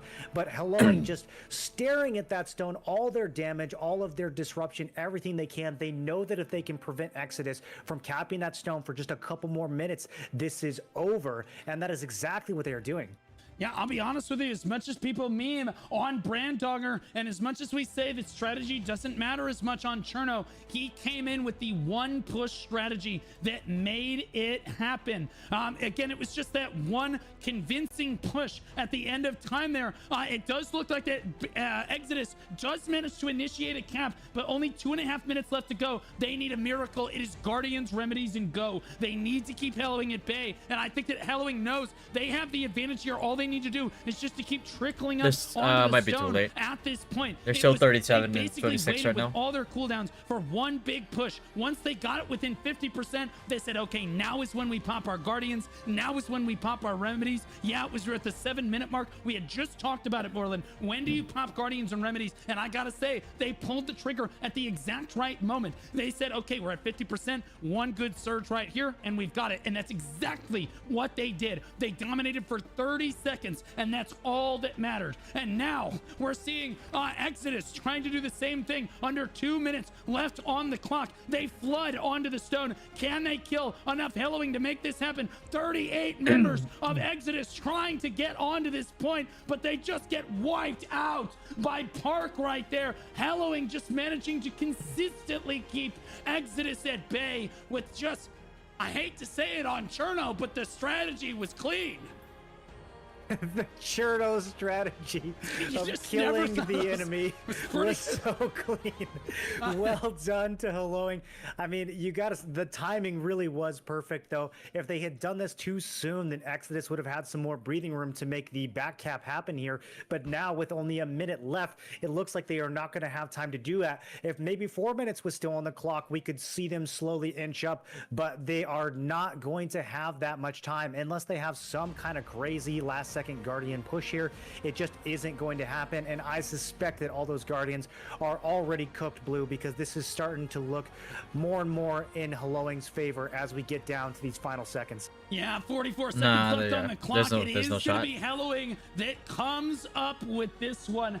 Absolute cinema, neck and neck the whole time, and the winners of the match are not necessarily the ones with the most kills, are not necessarily the ones with the most assists or the most damage. It's the ones who coordinated better. They said, we don't need to be ahead until we get just in range. There, where one good push can send us over the top. They made it look close. They basically slowly built their percentage to about 50%, then pulled the trigger on all of their cooldowns, clean wiped the enemy, take the rift, and with not enough time remaining, their opponents just could not do anything. Say what you will about Brandonger, that was the best Chernobog strategy we have seen worldwide in this tournament. Ari at the top of the boards, carrying his guild to victory here. 51 kills on that 40 crossbow, even when the feeds look very yellow. Odie and Sieg coming in for Exodus here and Blast, along with Hellowing's Dabloya, rounding out the top 5 here. You see very back and forth for both guilds. Holy moly, 160 assists for Park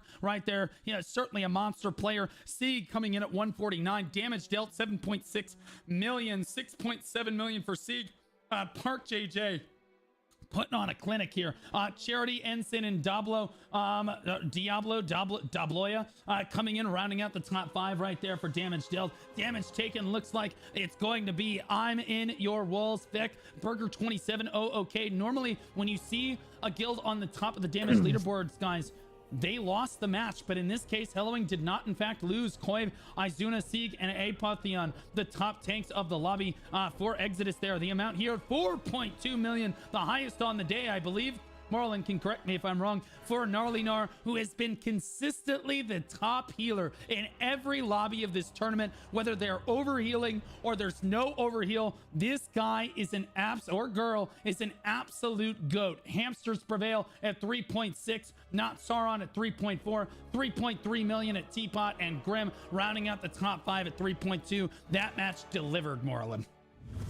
Blue, you gotta hand it to the healers. I mean, compared to the last Cherno match we saw, pretty much across the board, every healer in this match is like a million healing higher than the previous match, like 40-50% higher.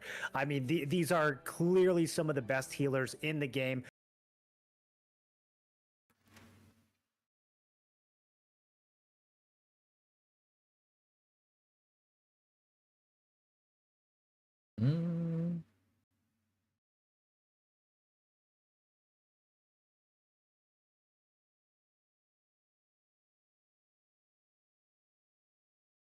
Why does he keep doing this, man? To mount a response, Exodus going to be heading down to the loser bracket where they will fight TC. Is that correct? Yep, it is Exodus versus Take Care. It's just but first, it's just Twitch. Another match These good fights. What's happening to We'll YouTube? see both of them again since that was a winner's bracket match. But first, we have yet another match to take a look at here, and this is going to be a little bit of a banger. We just saw Supple get upset by Tier in the winner's bracket there from the Stellarite server. They're best in guild T1 defending champions fighting from the losers bracket. They're going to be fighting into Flex.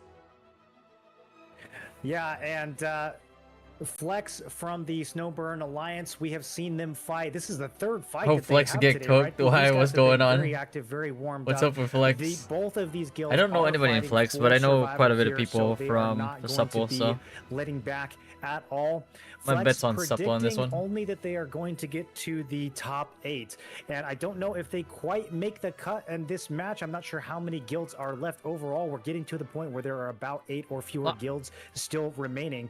But honestly, Blue, Supple is going to be pretty heated after that loss that they had against Tier, and I'm expecting that Flex is about to have one of the toughest matches of their life. Yeah. See, you say that, but I don't know, man. This Flex squad cannot be underrated. These guys are absolute gamers. I do think that this is a little bit more of a David versus Goliath run here. I think that Flex may have met their match, but we will see. Let's take a look over at the pick ban of this one. It does look like that Supple won the coin toss. They chose to pick, and Flex banned. Flex banned Talus, Azrael, Chernobog, and Pakalo. The choice coming in for Supple is Manticus. Have we seen a Manticus in Manticus? I don't, not in NA East. We've seen it in NA West one time. And I think that we maybe saw it in EU once. We have not seen this map in NA Just toxic East against the server now that Velocity picked them up. Oh, really? Oh, unfortunate. So there's a lot of strategy that actually. Well, I mean, if you're gonna get toxic, bro, like people will pray for your downfall. That's just how it is. The Talandre maps a little bit better than maybe they did on Pakalo there against Tier. Maybe they're asserting dominance. Maybe this was their map that they had prepared against Tier, and now they're just playing. And then Velocity got kicked out by TC, right? Oh shit, yeah. Special strategy for this map. I'm a little bit surprised that they would use it here. You know, no disrespect to Flex, but I would imagine that Supple feels pretty confident here just to go with one of the, you know, Talus or Azrael style picks, but instead choosing to go on a map where they have some sort of potential strategic advantage. Maybe that shows that they respect Flex as more of a threat than we're giving Flex. Is Invol streaming this right now? Yeah, it looks like I am being corrected. The audience knows better than me. It looks like maybe Flex had played on Manticus in the very first round of the tournament, but I'll be honest, I apologize. Maybe they did, and honestly, bold to pick it against Flex that they did play against Manticus in the very first round of the tournament, but I'll be honest, that was 3 weeks ago at this point, so I apologize. Maybe they honestly bold to pick it against Flex. Manticus, this is interesting. Again, Supple will win this, 100%. Supple were actually strong. Considered disrespect. Wait, what? Like I said, they either have a special strategy here. Yeah, there's a lot more interesting maps on Boonstones. I agree. When I was hosting on my like battlegrounds and war games, you're kind of surprised they don't maybe save it for the finals, but both guilds are. Cool work on that, Packy. Appreciate you, little fatty. Appreciate it, man. That was just as important as one of the final. That was an epic fight because Supple versus Tier hasn't basically happened but even before Tier 1, like it hasn't happened. We're going to talk all about some of the strategy. The longest time both guilds just didn't really fight each other. So that was like the epic like build up to the final like before this game dies. Although I'm kind of interested to see where the guilds end up spawning. That's what happens here. Manticus here. Interestingly enough, guys, you can spawn in and run straight up to the Riftstone. Looks like both guilds have spawned in at the exact same location. Because everyone dodging? Like yeah. Supple is on the high ground, working their way over. Oh my gosh, they know the map so well. See, they knew the tech. It looks like a lot of people, once again, didn't really know how strong Tier was. A lot of people didn't predict Tier to be even top 5 or anything. Like, but a lot of people thought Tier was this and that. Like, I heard it a bunch. I saw it. I mean, yeah, and I was extremely confused. But also, a lot of people thought Hellowing was like. A lot of people thought Hellowing was weaker than they were as well. Like, I just, yeah. One of the Cordy's from Supple, already getting a ton of value chilling here. And one of the choke points, this map has a little bit of similarity with GA in the sense that there are a lot of columns, a lot of line of sight. Better chase people close. Honestly, when people run, we just kind of stay put. We don't really, we don't actually chase people. My guild never chases people. We just kind of, we go to a server, they leave, and we just don't follow. That's how it is. Some ways to use those respawn points to get to the high ground, to try to kind of skip some of those lower choke points. Overall, though, this is going to be a very tunnely map, and you're going to have to really have a strong, coordinated, and no reluctance push to get through these. If Flex win here, I'll be shocked. Is it 150? Yeah, absolutely. People are saying there's two Eli's. No, actually, one is Ellie, and the other one is Eli. One with two L's, one with one. Eli is. Oh yeah, because you were in the Ethereum, right, Scythe? Makes all the guides. Ellie. Well, Ellie. That is not Ellie over there. It looks like they're going to approach from both sides. Oh, I think about Eli. I was like, what the fuck? Probably prepared this ahead of time. You see them defending both chokes at the same time right now, doing a great job. You know what's hilarious about like the whole like Ethereum situation? I think Ethereum like did months and months of planning and everything, like structure and so much shit, like super sweaty stuff. Went around at different servers, everyone dodged, and they basically got no content. And then got destroyed by an e-girl. Look, I'm glad I did not join Ethereum. I'm just gonna tell you that right there. Because, my god, that would have been the biggest waste of my life. And then burn me out at the same time. Burn me out of the game. Biggest waste of my life. Crazy. The whole Ethereum thing was, and all I'll be honest, what Ethereum just did more damage to the servers then. So they did damage to the servers, they didn't get content. The whole situation was retarded, to be honest. Yeah, some looks like they're pretty much dominating. Like I expected. Okay, Supples is gonna dominate this match, man. I suspect that the other Supple Cordy is probably doing the exact same thing on the other side.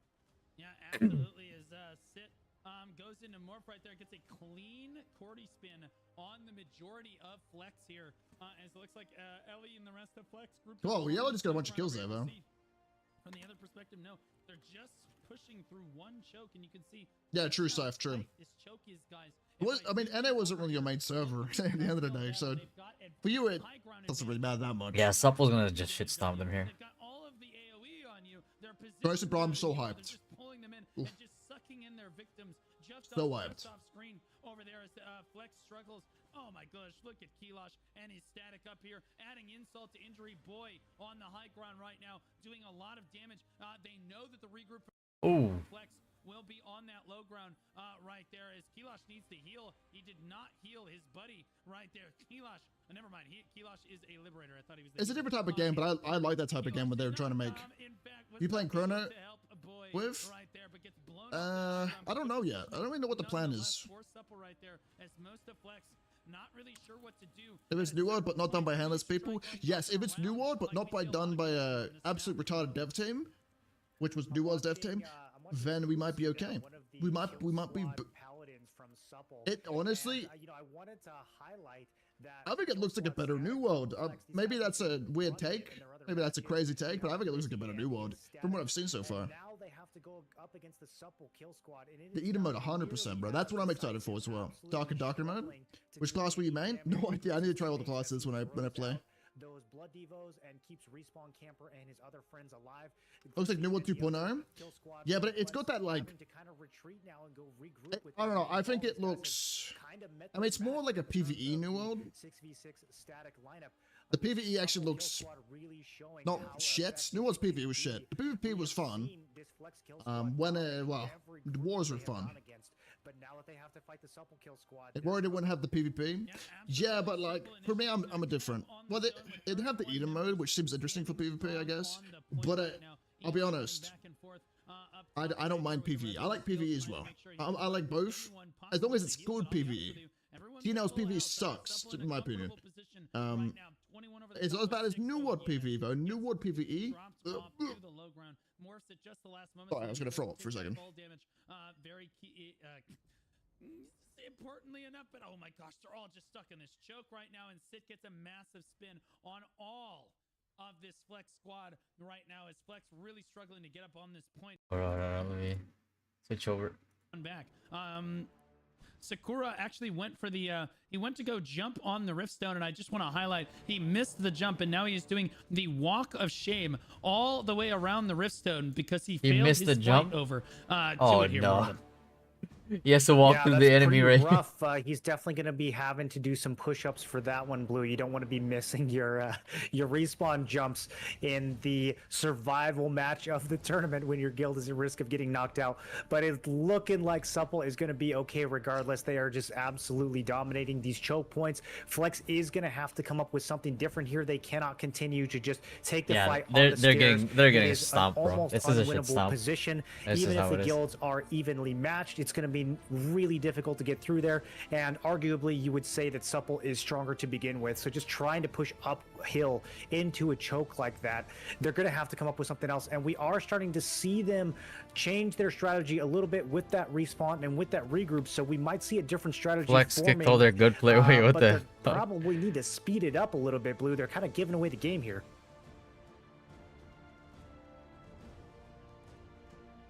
Absolutely. It looks like Exodus is on this high ground. I mean, not Exodus, Flex is on this high ground right now. I'm not sure what the reason is. None of the Supple members are really... NG, that cheeky little guy. NGH was like, I can't get all the way up on the high ground. I will fire from below them and they won't see me. Gets immediately pulled off and to the low ground. But you hate to see that. But honestly, I love the cheeky little play, or the cheeky little attempt right there. Flex on this high ground. I'm not sure what exactly the strategy is here. We're seeing Super Saiyan Andy, who's one of the top DPS on the side of Flex, actually approach from the other side of the fight in Dagger. Oh, he's in stealth right now.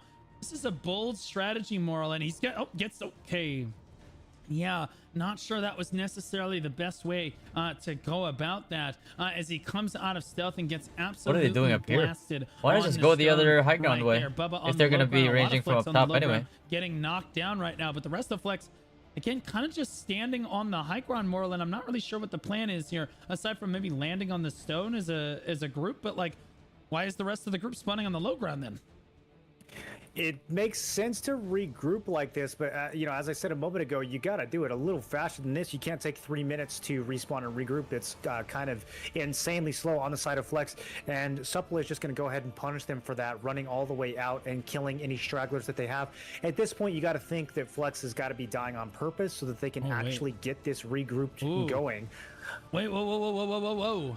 Flex sent 2 statics around to the high ground. They are all the way up on the high ground. They made the track all the way around. That's what they were waiting for. So it looks like okay, now they're going to fly across. So they're going to try a 3-pronged engagement. Some coming from the high ground up there, guys. Some coming from the right side over here on this high ground. And then this left side as well. They're going to try to do their best right now. But I'm not sure that this is necessarily the play. The high grounders are going to come down, and now Supple will see them. Wait, why did they jump all the way down? Oh my god, they're going to drop to the low ground. They sacrifice high ground position to come down behind Supple, and now the rest of Flex is going to fly onto the point. Right now, as long as they actually keep their libs up there, because that's big for the side pushes. I'm not sure you're going to be able to do a whole lot from the high ground as a healer like that, but a lot of Flex does manage to get through on the back side of the stone here. Difficult to get an angle on Manticus here, but I think they're slowly getting wiped off. They do get the cap off, and it was an interesting attempt,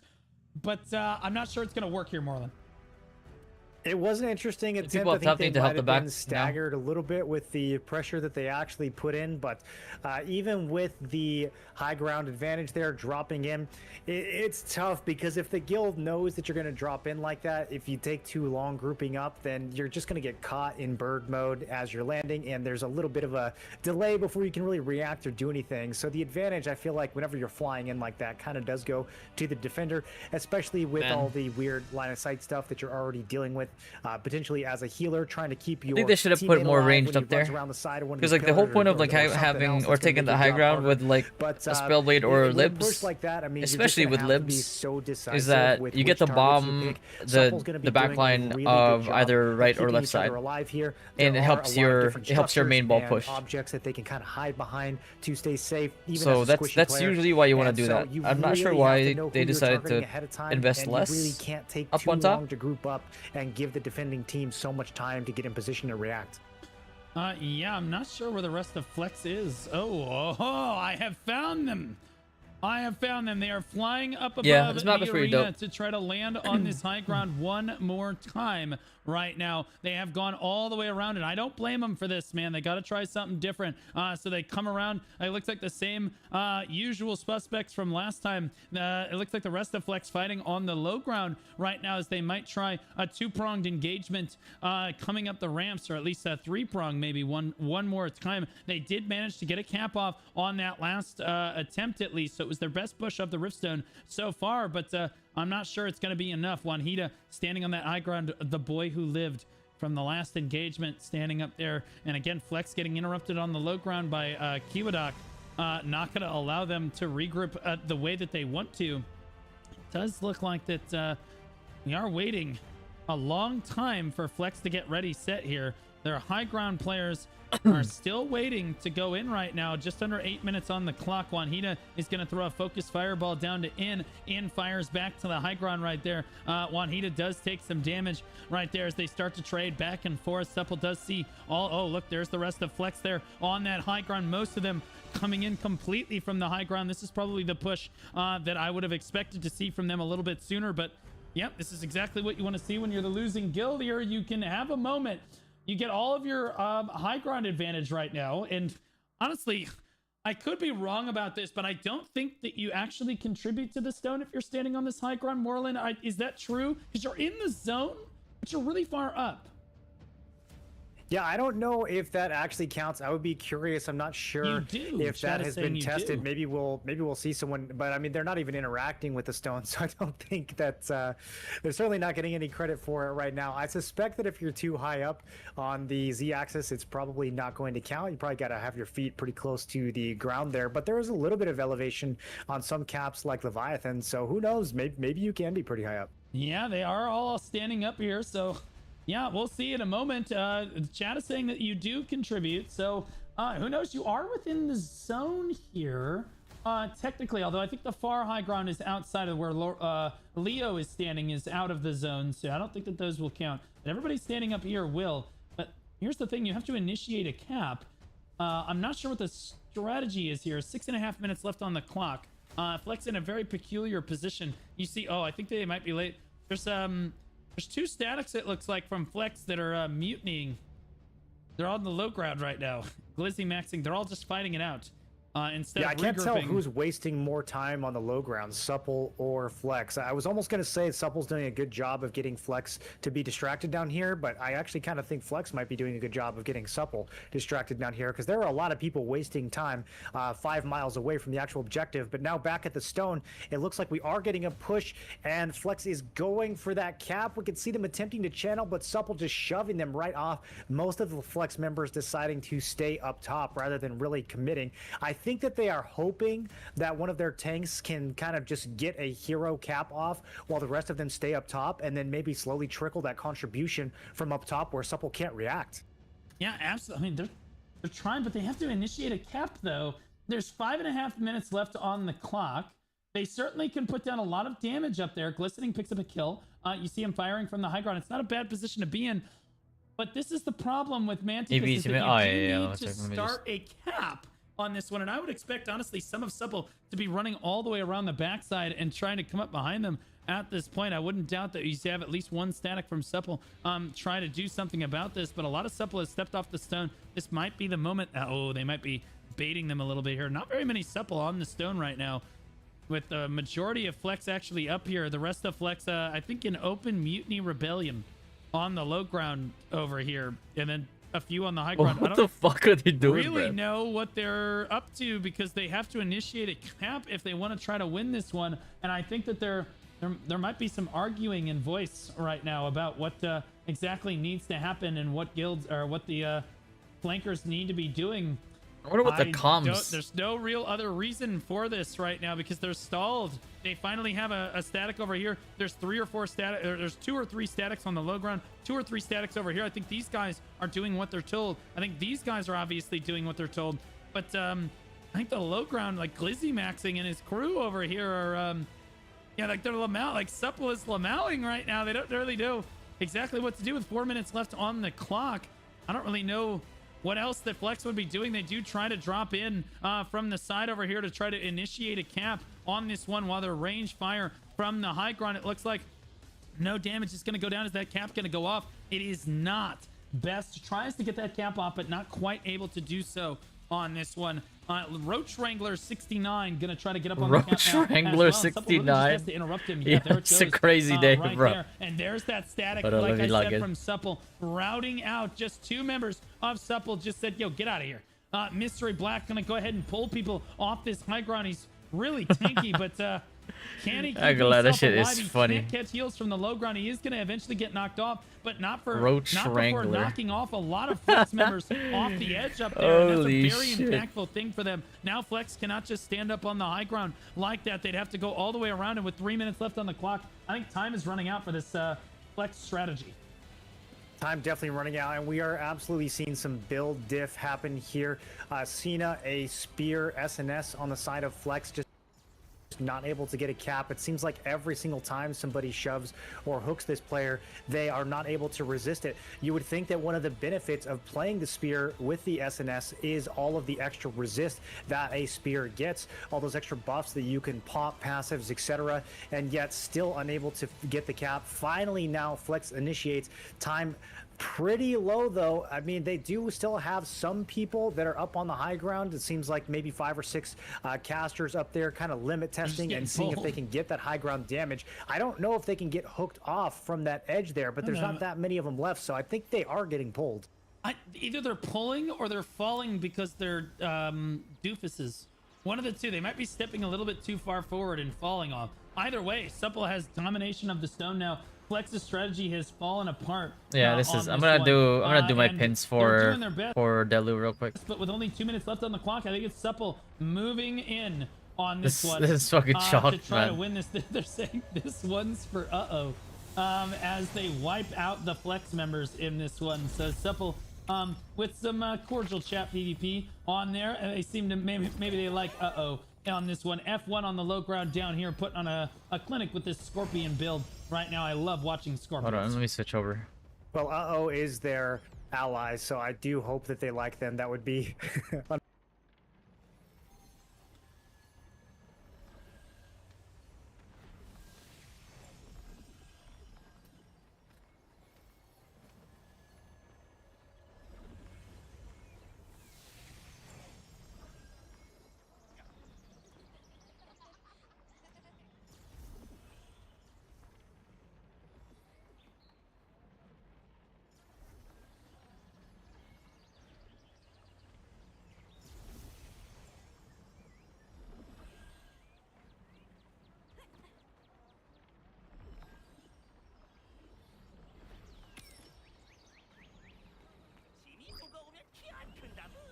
There we go.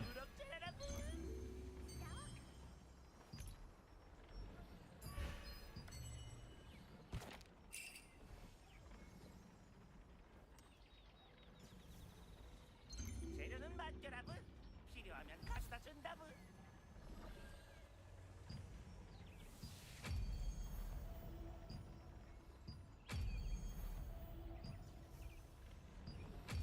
인간들 물건은 참 신기하다부. 토비는 일이 정말 좋다부.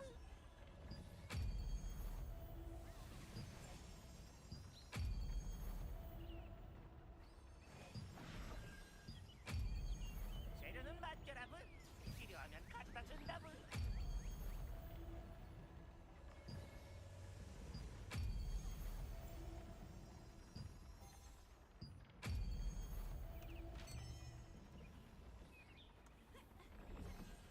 여기에 무서운 마음을 많다부.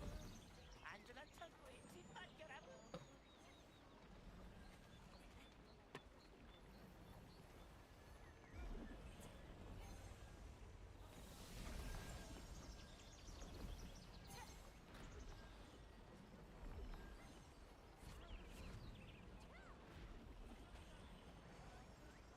You didn't get good items from Nebula chest, bro.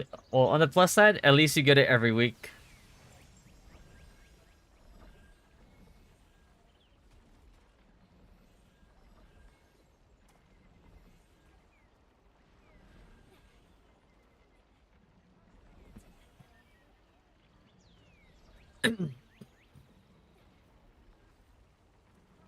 An arc of lunar long. I got hella lucky that it's actually the one that I need. For Doris at least.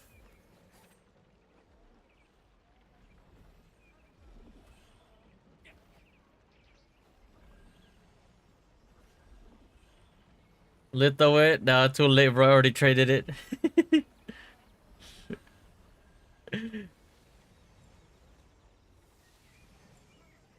Um,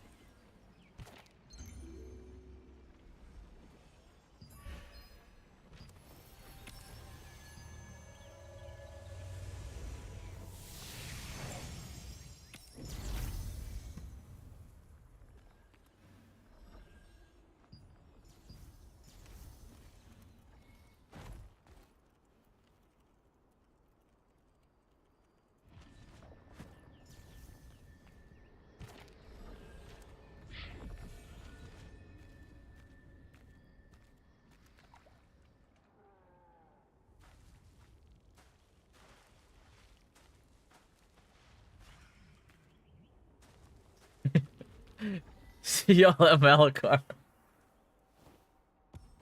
Am I wrong though? It is guaranteed loot.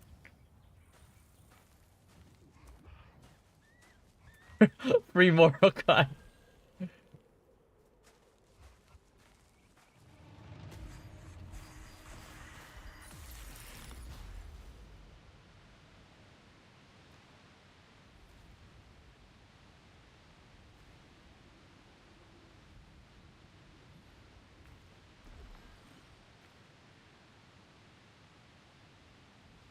Wait, this the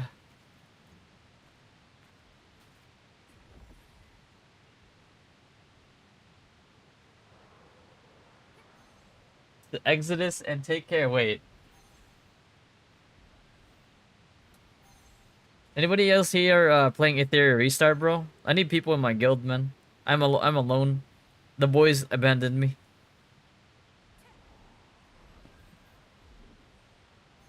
Just kidding.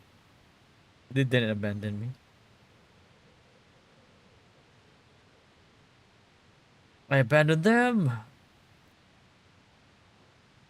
Ooh, I'm a diamond rank now.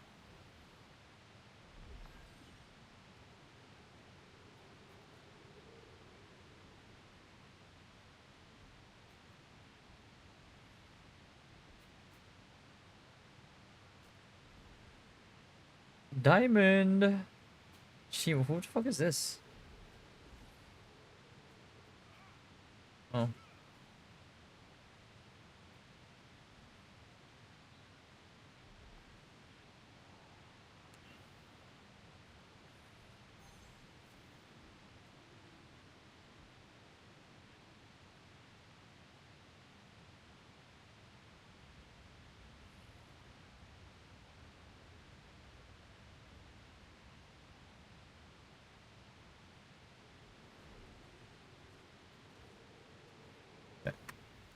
You get 2 shots at sub if you go to Malakar? I don't know. Maybe, I don't know.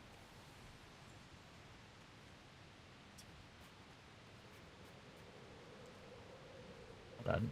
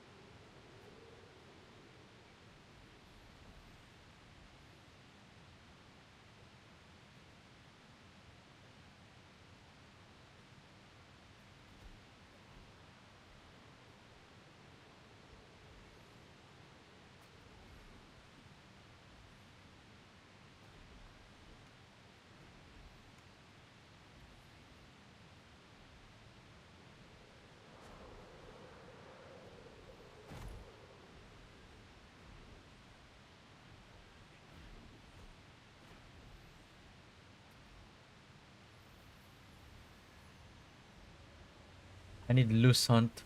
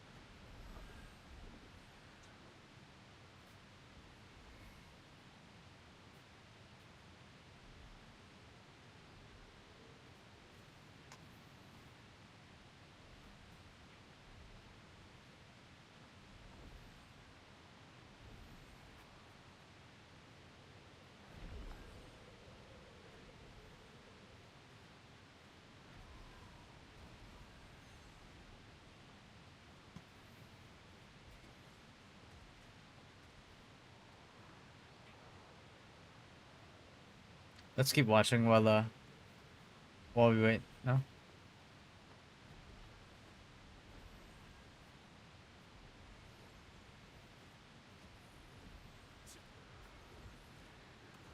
Wait, hold on.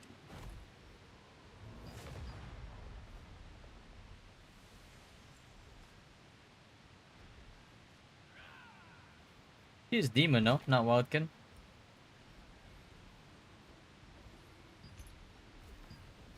Yeah.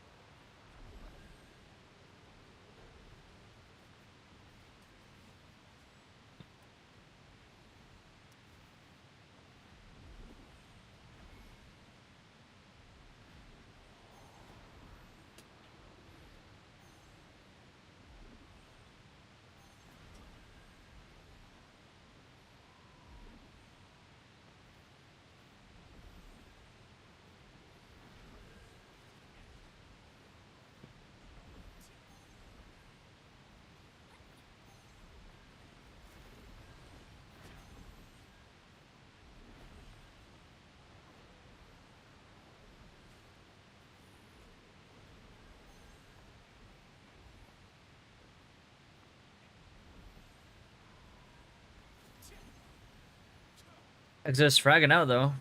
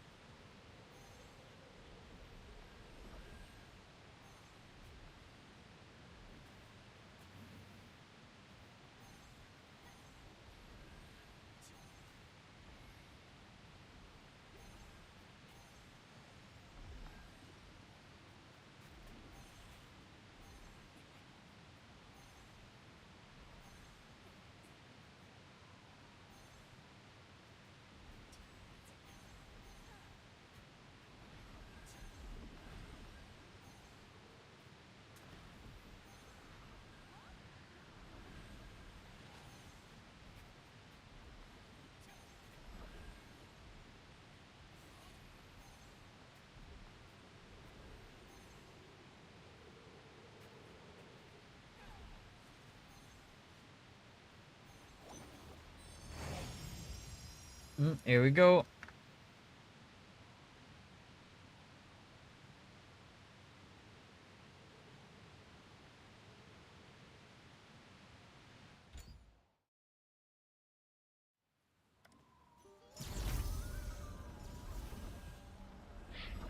Oh. Well, that guy's walking on air.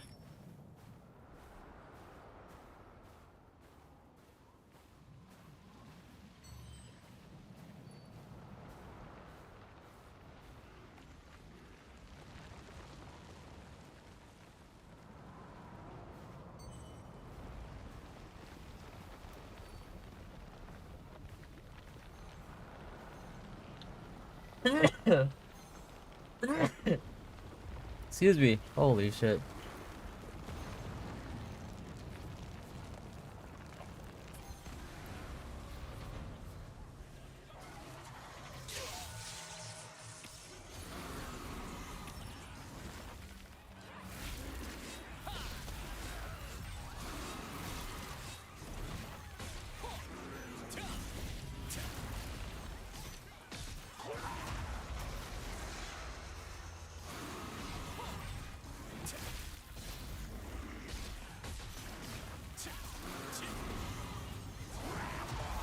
Not even an actual PvE spec. Oh, fuck. Oh, people about to die.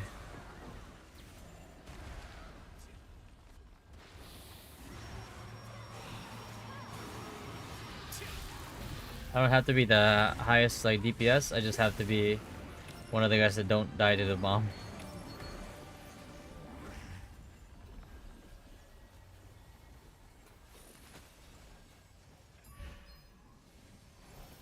Or no, just save it. Make sure didn't drop any loot. No.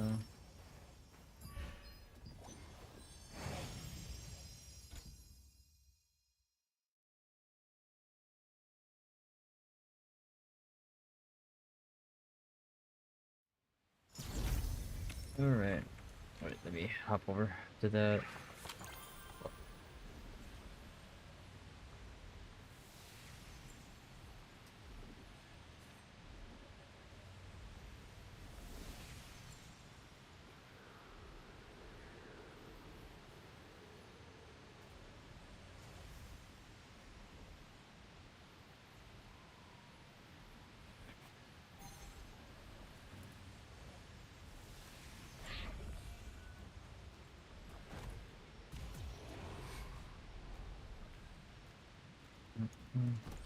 PvP. Let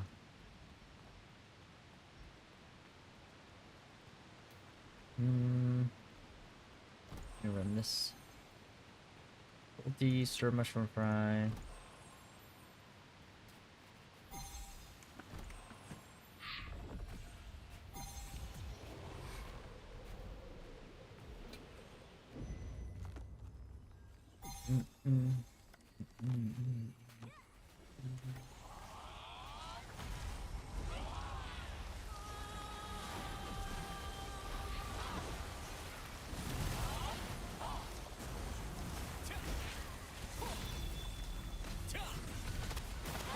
Oh fuck. I didn't even see what hit me. Oh, did I lose Noah? Unfortunate, eh?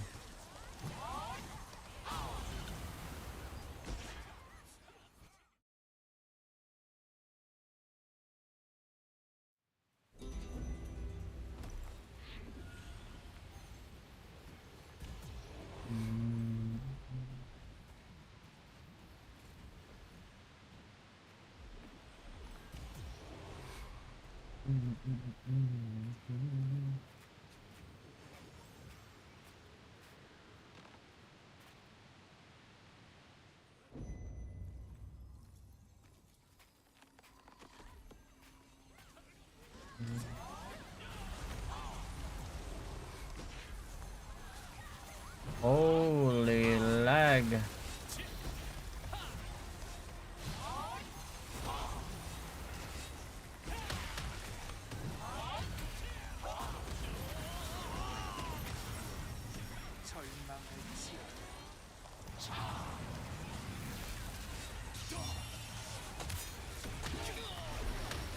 best bet here is to maintain like top 3.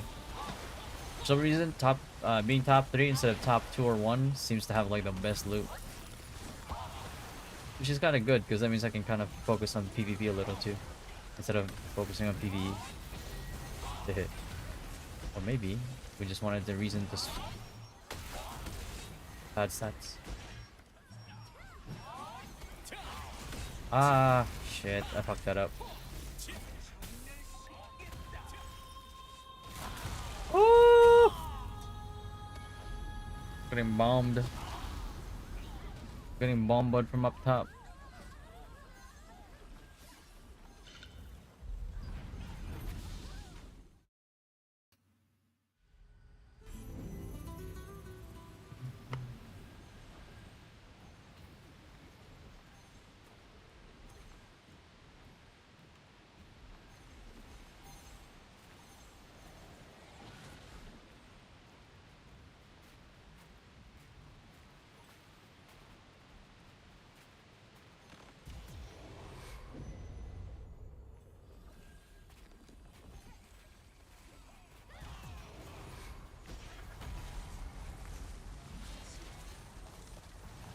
Ooh.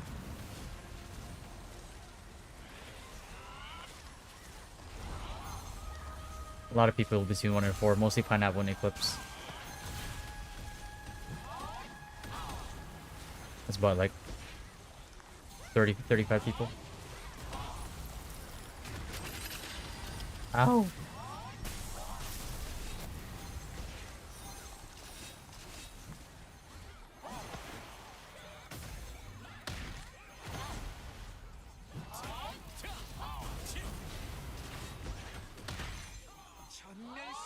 Oh.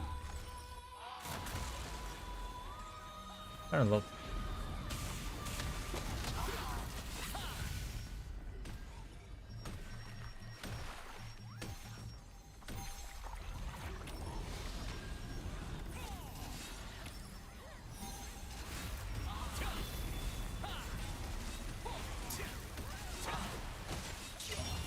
What the heck?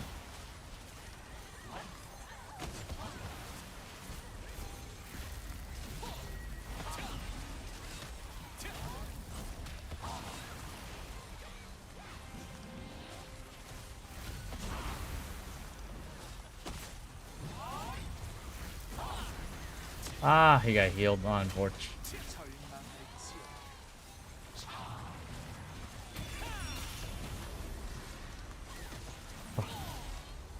Leave me alone.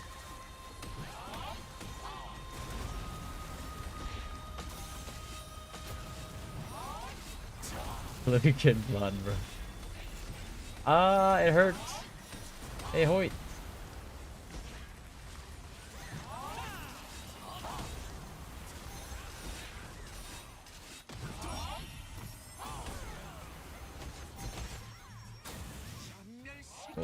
Oh.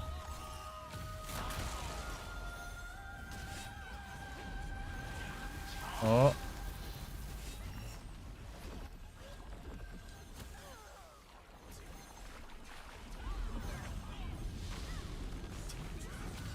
Whoa, whoa, whoa, whoa.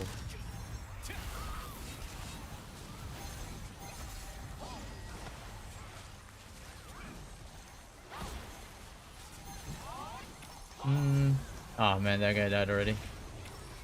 Low. The fuck is this build?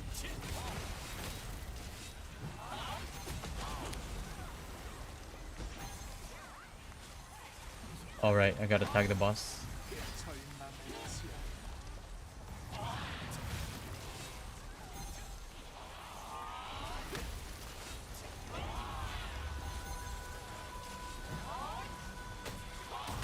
Oh!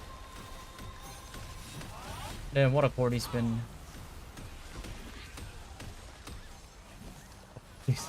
This kangaroo just not cutting it anymore.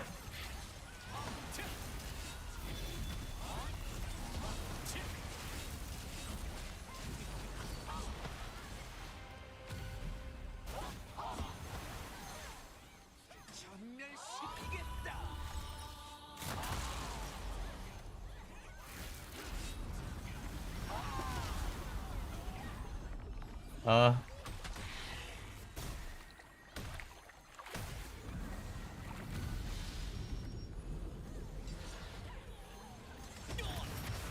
I just get tornadoed? Oh, fuck you.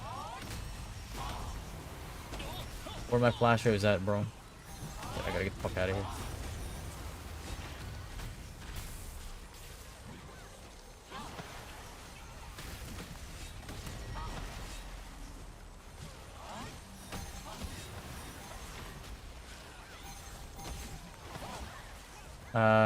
Will's Eclipse Milk all on 4 right now if you can dive. People here out too.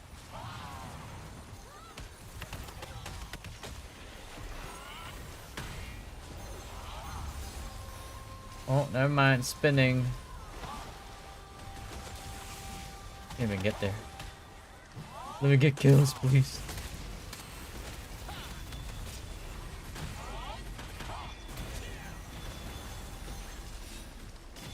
Oh no. He is in trouble.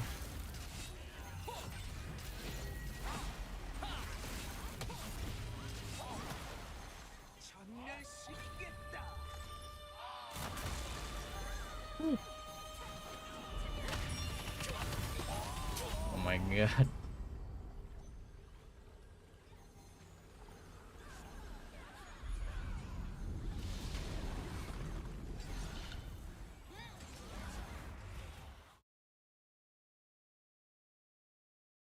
They lose Noah.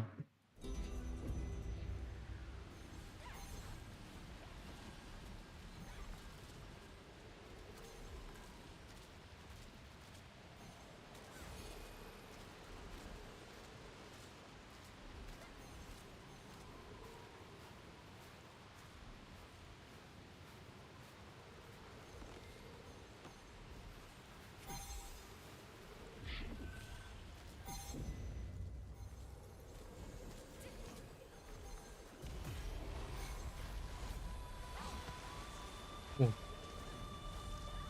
Big wipes. Ooh. Oh.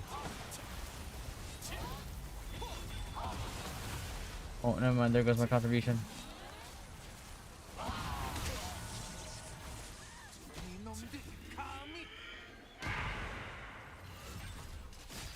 Damn, bro. Icy ass legs.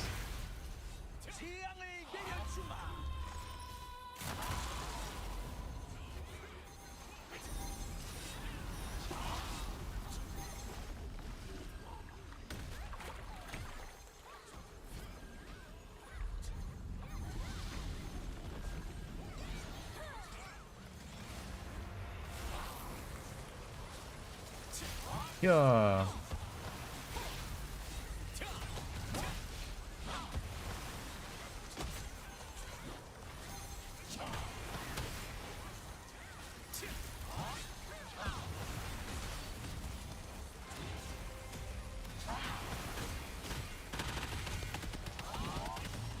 Bro. I wanna fucking Spin City or something. Lag. Game explodes soon. Every game explodes, bro.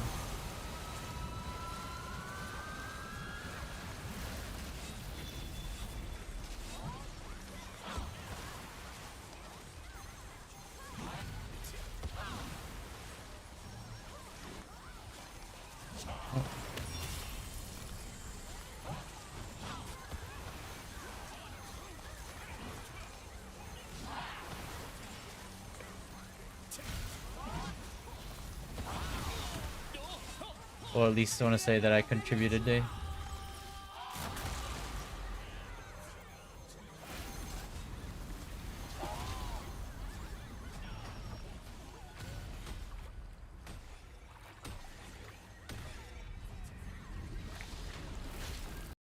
Ah! Don't freeze me! Don't crash me! Ay! That's the Unreal Engine crash? Yup, it is fucking hell. Free.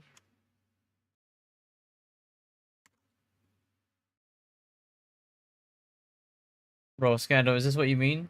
Like, my game explodes? How did you know that?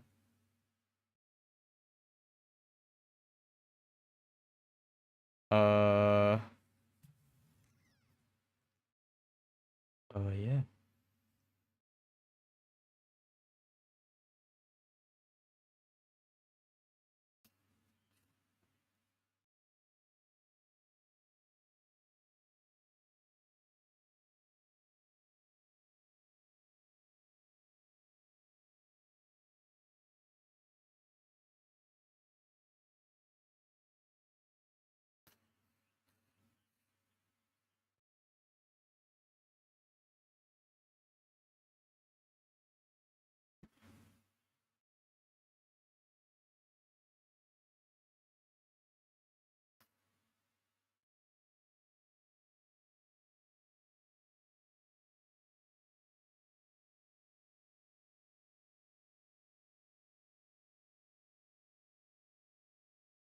Oh.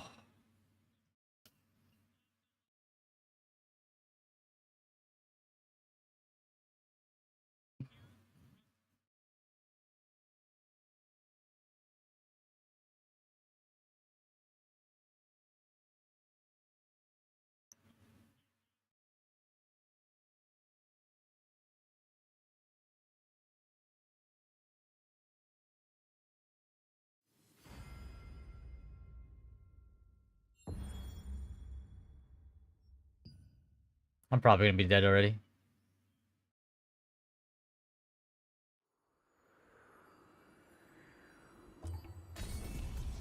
Fucking shit. My game is in decline? Oh, this motherfucker, bro.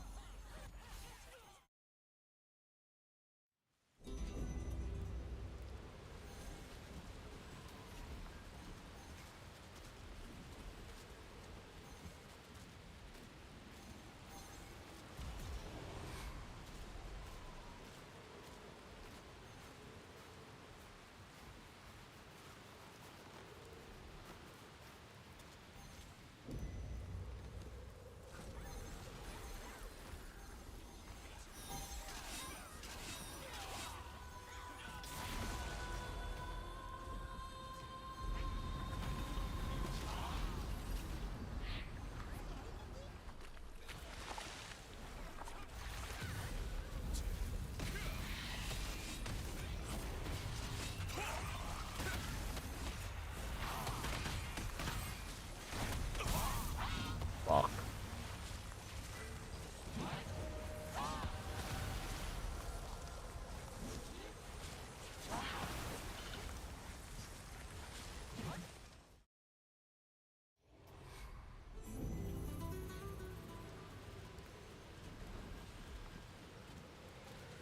My bad on the jinx.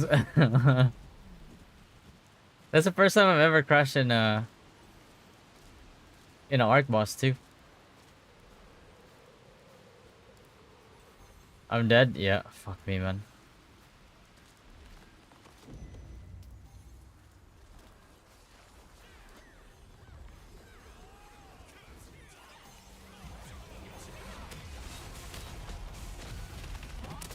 Oh my god, I'm getting focused on the way down.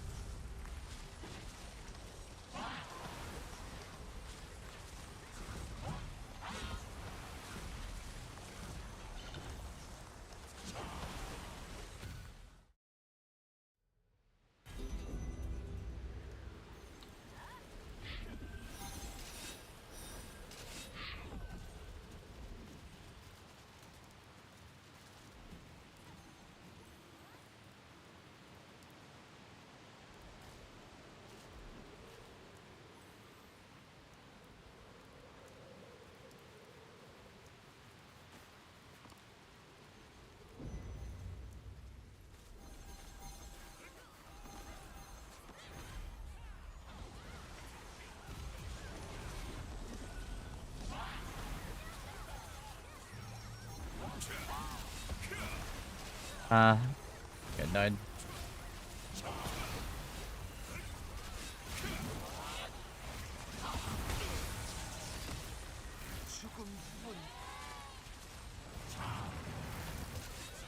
Oh.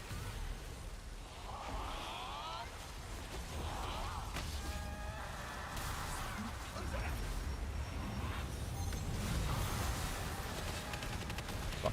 I'm gonna die here, but at least I healed Beanie. Oh shit, Beanie ran away from my...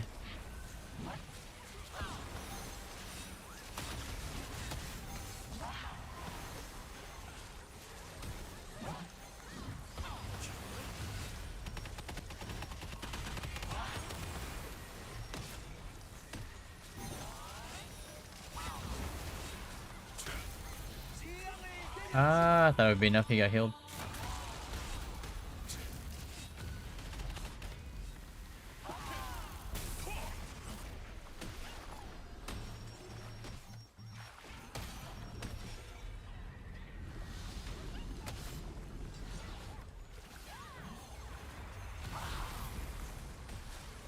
Oh god, I'm bugged. I'm swimming. What the? What the fuck, bro? I'm swimming on pavement. Fuck me. Oh my god. Bro.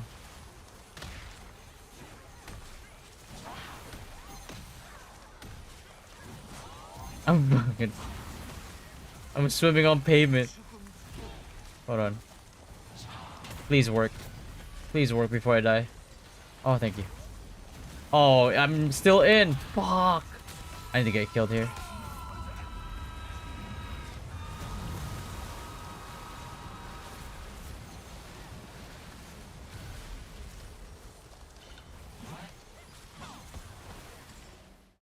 Yeah.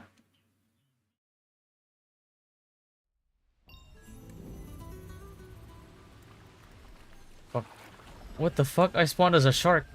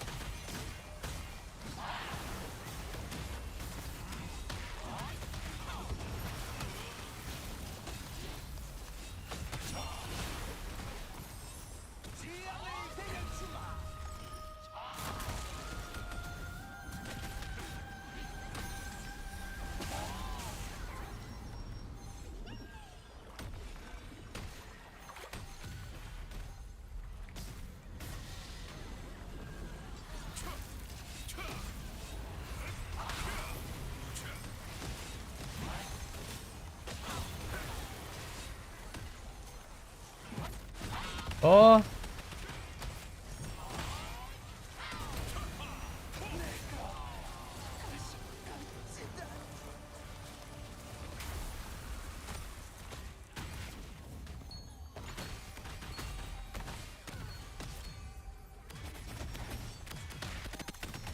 Get the fuck out of here. Fuck.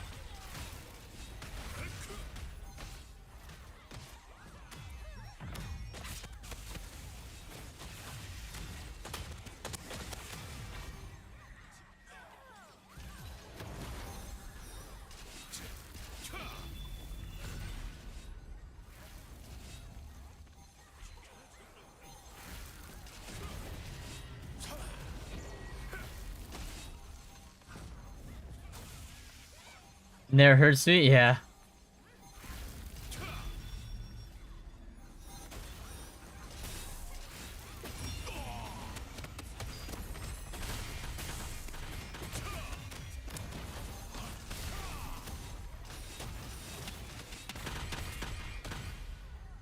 Nice.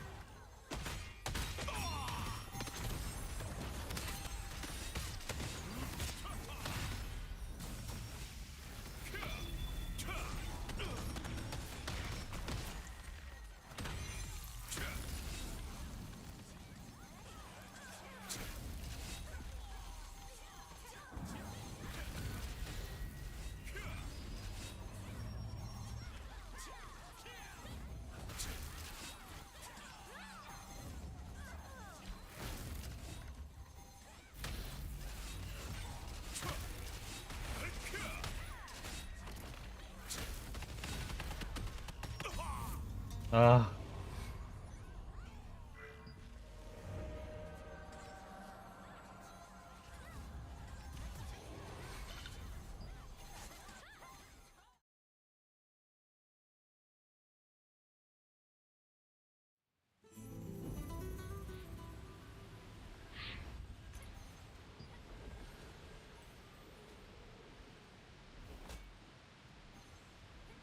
Max health too.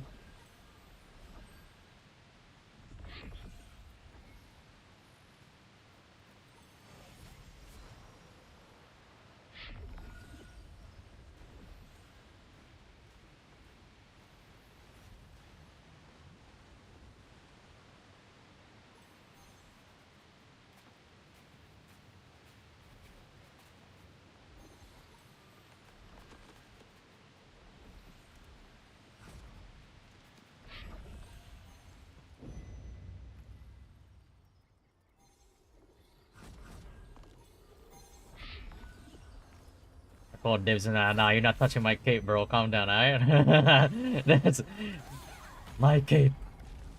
No, I was kidding. I don't know who's gonna go to.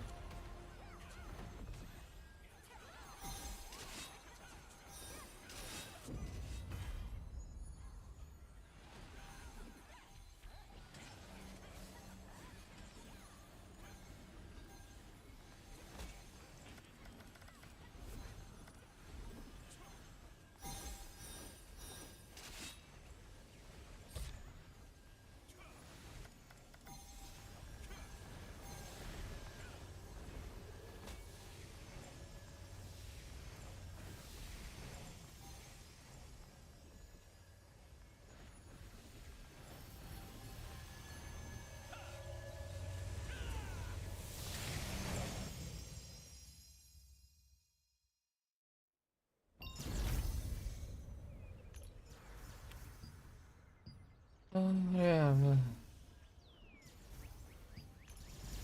Soul Society? What the hell?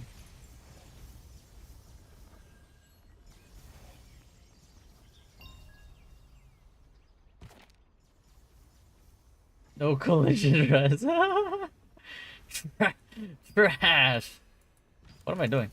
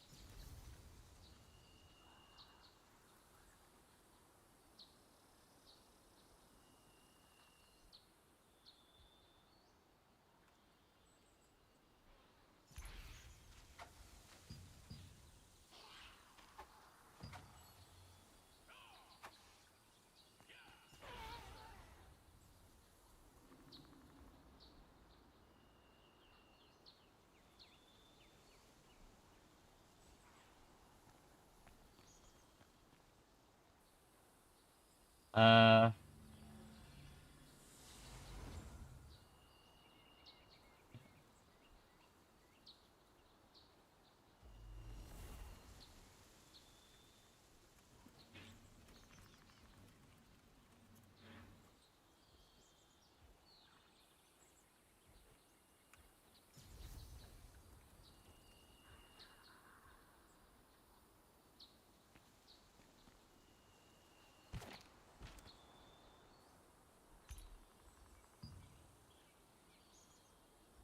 Man of Steel.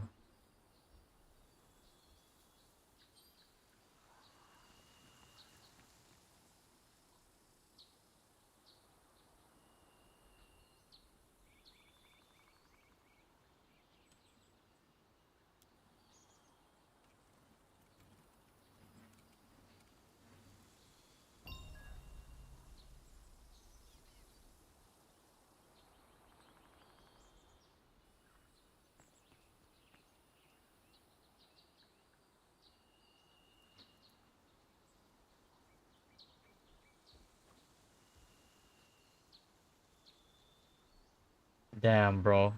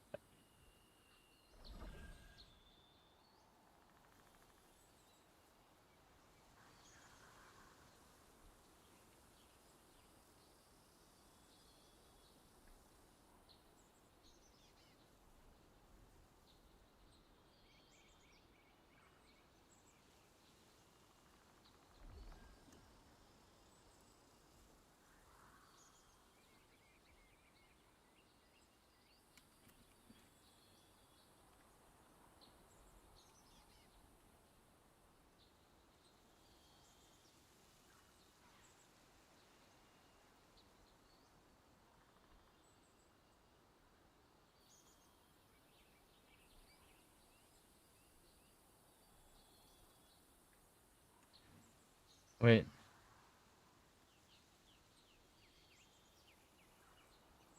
Back right now. I gotta They're watch trying this to real do quick. what they can. Flirting with that 1% marker, with Exodus climbing at 63%. It is back and forth. I'm not sure they're gonna be able to do it though. They made it all the way up to 1.2%. I call that progress, Moreland. But now we're back down at 0.6%.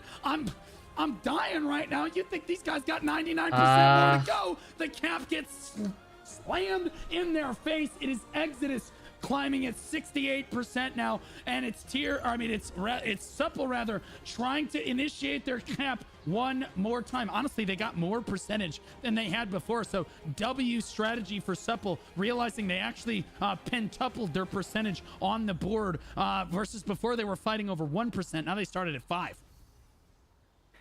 Blue, I just saw a legendary 1v1 Liberator duel up top as Kilosh from Supple has finally had enough of Jiro's nonsense. Comes over here in 1v1. Oh, and they're having a rematch just as I have this perspective here. Xerog versus Kilosh, and I think Xerog might be able to get his revenge here. I'm trying to keep the perspective. Kilosh! Damn, he got too old. Even with the drop, Just was able better. to put Xerog down, dethroning him up top here on the Liberator perch with just a few thousand health left, and I imagine he's going to be up here for the rest of the match because it takes forever to walk over here. Yeah, Xerosh has got to be super mad right now, sweating bullets in his chair as he runs all the way around to come back and fight Kilosh again, who is now basically blasting from the high ground. But where Supple won one battle, they are certainly losing the war, as Exodus up at 86% with only 4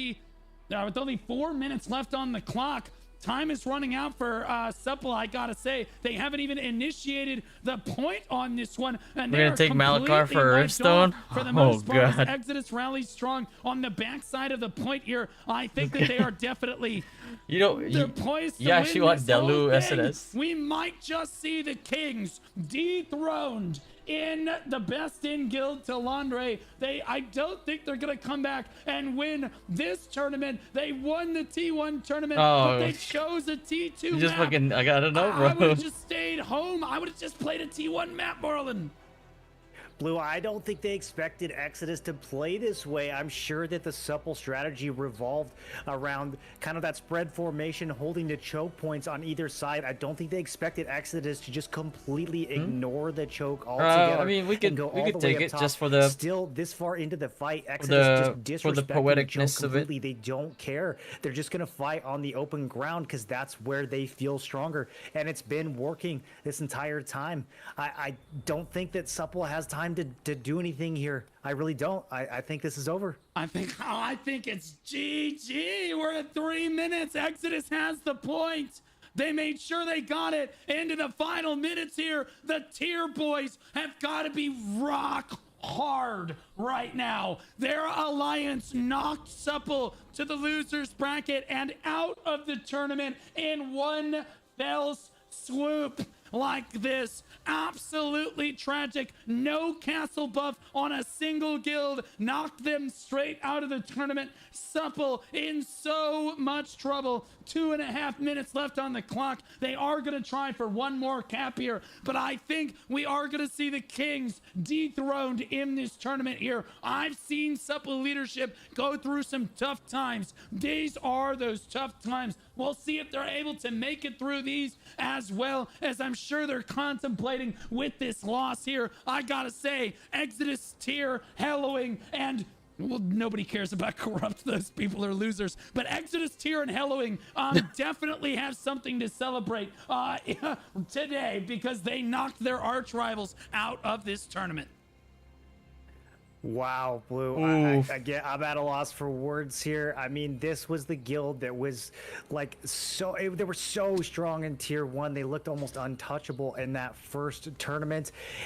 Both of the final guilds actually from tier 1, Take Care and Supple, looking just so crazy strong in those days. But this is not tier 1 anymore. Time has passed, and there are now 3 guilds that are decisively stronger than both of of our previous first and second place champions. And Blue, we haven't talked about this too much yet, but the rewards, I believe, are top 3, right? So we are now Top in 2. Lucent winning Wonder if matches. Supple been dodging because they knew Top this 2. for a while. One thing is, like, if you The keep winning if you keep the winning dodging guild and gets you at don't least lose to expose your 6,000 weaknesses, lucent per you remain player weak and on the you'll winning continue team. being weaker. The, You know what I the mean? second place guild in the tournament will get 3,000 That's why you can't be afraid to lucent lose. per player on the second place team. Because So otherwise, the next like, match after we go through the, you're gonna keep we're losing, and find you're gonna out. eventually lose in Fear something that versus matters. Howling is That, up next like on this. this one, because we hold on to your butts. That one's going to be a banger too. I absolutely love the sportsmanship coming out of the Tier Alliance to not give any of their competitive guilds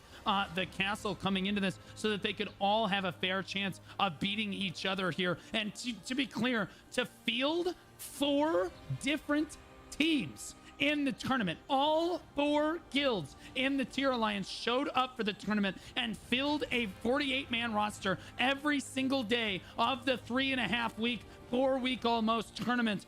Was extremely impressive. Whereas other alliances could only bring 1 or 2 guilds, this alliance comes up, shows up with all 4 guilds, wipes out the top 2 guilds of the tournament, are wiped out from last time. The T1 defending champions 1 and 2 are out of the tournament, and it is all thanks to the same alliance. Exodus on top of this one. Odie, Tier knocked Supple Serrano, down, and Exodus Akago, finished them off. Zora, Whew. this guy right here, what a gamer, that Jesus. liberator right there. Thana, Frank, Sovry, and B-Blast all topping the leaderboards for Exodus. You see Krilo, Krilo and Ab the top for Supple. Respawn, Camper, and Zoomin doing their best with picks down there as well.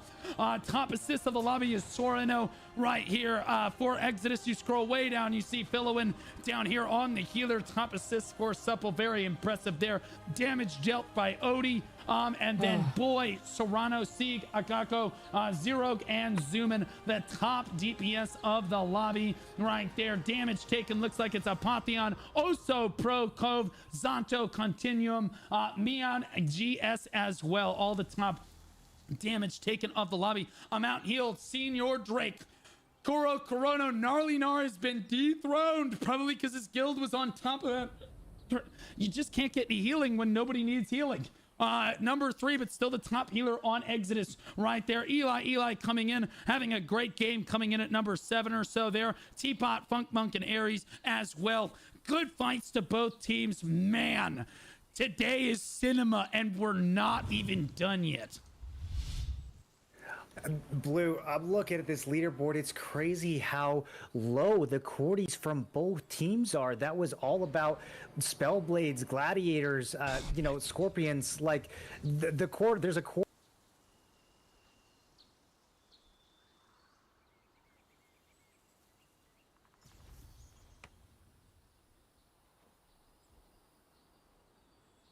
Couple off guard. They kind of defied the meta a little bit there, and that's one of the reasons that I favored Exodus to make it all the way to the finals, and I think that they still will, because they just are a little bit ahead of things. They just are making those slight tweaks that are putting them at the front of these T2 strategies, and even Supple, the previous champion, was not able to refute that strategy here tonight.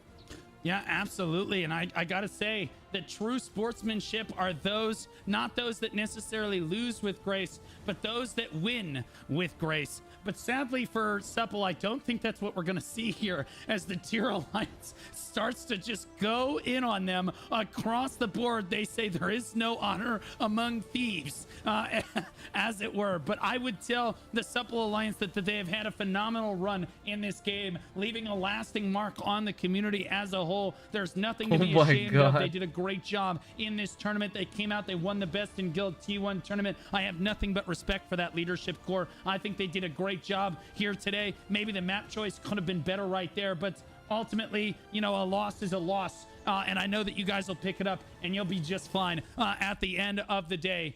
But wait, it's not the end of the day, is it? We've got one more match. Who is going to the grand finals? Who is making the money at the end of the day? We have Hellowing versus Tier. I never doubted them for a moment. Hellowing, I said it. Nobody believed me. I said it. I said, I think that these guys could go the distance. They shoved it in my holes in T1 so many times. These guys made a montage video about me in the T1. And I remember Alec somewhere, the GM of Ethereum, is chopping trees. And he told me, he said, I think that Hellowing is probably the best 70-man stack on the server, but Ethereum is the strongest alliance on the server. And I'll be honest with you, not much has changed. They did not show up for the Best in Guild T1 tournament, but they are here for the Best in Guild T2 tournament for Talandre, and here they are fighting to make their way into the grand finals with no losses yet in this tournament so far. From the Ivory server, rank 1 in their alliance overall with Tier, Exodus, and Corrupt. Their alliance strength on server number 1, 4 siege wins. They said supple as cheeks, and I'll be honest with you, they got the chat PvP, but they also have the players to back that up. They do indeed, Blue, and we've got their opponents here from the same alliance, putting themselves second place, but we've been saying this over and over again, between these guilds, it remains to be seen who is actually number 1 and number 2. There may have been a time where Hellowing was the strongest. Is that still the case? We are going to find out tonight. Both of these guilds are undefeated. In fact, they are the only 2 undefeated guilds that remain in the tournament. So one of them is going to be defending a spotless record here and going on to the finals for sure. It's the same. The other one is going to be fighting. Yeah, looks like it. Yeah. Their way back It's into the Tier, finals if they Hellowing, lose this. and Exodus. So this is what it all comes down to. Is Hellowing still the strongest guild in the Ivory Alliance, or has Tier been able to come up and knock them off of that number 1 slot? Yep, and I agree with chat. This is peak gameplay. This is as good as it gets for North America East right here. These matches today have been absolute cinema. Coming to the conclusion of this tournament. Again, guys, the tournament will conclude for NA East on Saturday evening. Next week, we will see the 3rd place and the grand finals match. And remember, next week, watching the tournament nets you an in-game title, Squadron Commander, which is pretty cool, if I do say so myself. Taking a look at pick... You had to expect it. Is it Cherno? I can't do it. Just It's Hellowing Cherno. won and chose to pick. You know what they're going to pick. Nonetheless, Tier decided to ban Azrael, Daigon, Talus, and Kalazan. Banning Azrael and Talus there, again, feeling like a little bit of a potential throwaway bans. I know that Tier knows how to play those maps, but one map that And they people left say East wide didn't put the open, strongest guilds in of the same course, alliance. I mean, being that's what they Turtlebog, said. the map that Hellowing has been picking through this entire tournament, and wouldn't you know it, that is once again the map that they are picking tonight. We are going back to Cherno for the 87th time in this key match between Look the at last Cherno, 2 bro. undefeated What guilds the of the tournament. fuck? I don't understand. How does this keep happening? We look like clowns to the rest of the scene across the world. My money's How on my are boys we in able Tier, to man. let this happening? Chernobog is the choice. Tier versus Hellowing. Hellowing already asserted dominance over 1 guild in their alliance today on this map. How many times do they need to teach you this lesson, old man? I think it's Hellowing again. I've gone with them every round of the tournament so far. I'm going with them again. Who do you think it is in this match, Warlin?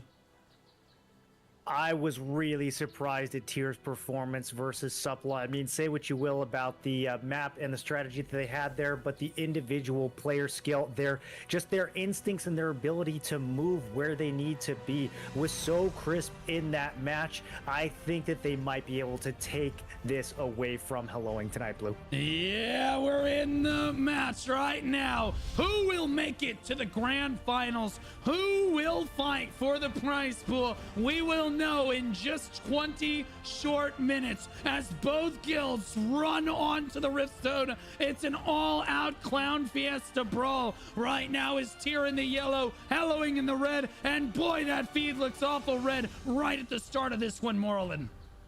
That looks awful red indeed. We kind of saw this last time around on Cherno. Those initial pushes can just be so sketchy coming up the stairs and getting caught before your regroup. Bro, Hellowing's trying their best to stay on that side, bro. That initial push does not decide everything. On Cherno, you're spawning 2 seconds away. So we're going to see tier reinforce and make something happen here. Continuing to see that red kill feed, though, Blue. It is starting to look a little concerning. That is a little concerning. Boring here with the SNS wand. It looks like he's a curse bomber, interestingly enough. Once again with this Tevent wand here. So Boring, certainly a name to watch out like for. BDO You'll love to see that again. Very built. Templars nowadays, they're tanks. They're either hard tanks or they're curse bombers, and it's tough to tell which one they actually are. But now that in the top end guilds, we're seeing more curse bombers than we are tanks at the end of the day. We are seeing some kills come through on the side of tier here. But remember, we saw this Hellowing was getting blasted before by Exodus early on, and then was able to flip this one around in the end. So again, now we're seeing the yellow kill feed come through as well. It's really just going to come right down to the wire between these two guilds. It's a clown fiesta. Look, I can't even tell who's winning right now. There's so many yellow and red names on the screen, and the kill feed is so back and forth right now. I'm not sure, Hellowing is staying on one side for the most part, bro. Like, I mean, which is smart. Compared to the previous match, Blue, both guilds being somewhat hard to take down. We're seeing those kills come in pretty slowly. Even the Cordy spin there from tier, picking up only 2 kills against Hellowing. This might be a lot more about just positioning and getting bodies up on the plateau. Once the cap becomes live, we might not see either guild have a decisive wipe here. Although, just as I say this, tier getting 10-12 kills in a row, starting to look a lot stronger here. They might be catching their momentum a little bit and rallying, perhaps finding where they need to be as this plateau slowly turns somewhat yellow. Yeah, absolutely. They did their absolute best up here. Hellowing actually getting wiped off super convincingly right now. I mean, by tier with 2 Hellowing minutes was left to go, focused on one side, man, which is it tier? Not really what you want to do, but at the same time, do they really have a choice? Cordy spin right like they're there, gonna get wiping out at least 7 they're gonna get pulled off of tier, otherwise. To swing this back the other way, and then you see the kill feed once again back and forth here. As I have not been seeing Ari anywhere in the kill feed. There he is, right next to the stone here. He goes for... Oh, he's still waiting. We'll see if we can't catch him. This guy was the top Cordy spinner in their previous match. Very impactful player. Probably the most impactful player in the lobby in their last match. There's the spin right there. He's only going to get, looks like no kills, but he got a lot of people low on health, and his guild is going to mop up the rest of them. Hellowing trying to position a little bit better on the stone, but it is so back and forth. Dude, I bet we don't even see either of them cap. I think that the cap, this might get absolutely crazy. I think that both guilds are afraid of a reverse cap here. Once again, Morlin, and I'll be honest with you, this is a close enough matchup. I would be scared of a reverse cap. Vert getting farmed off right there. One of the top DPSs for tier right there, so that's not good. Loser this one gets knocked over to loser's on bracket the stone right now, but and has to fight Exodus. The other way. We might not see either of these two. But I think that fight happens next week. Early on, and we might see them intentionally pull off a lot like we saw Exodus do with Take Care earlier tonight. No, absolutely. I don't think that anyone's even going to look at the stone until at least the 12-minute mark. These guilds are content to just try to farm each other as hard as they can and try to just fill up this upper plateau.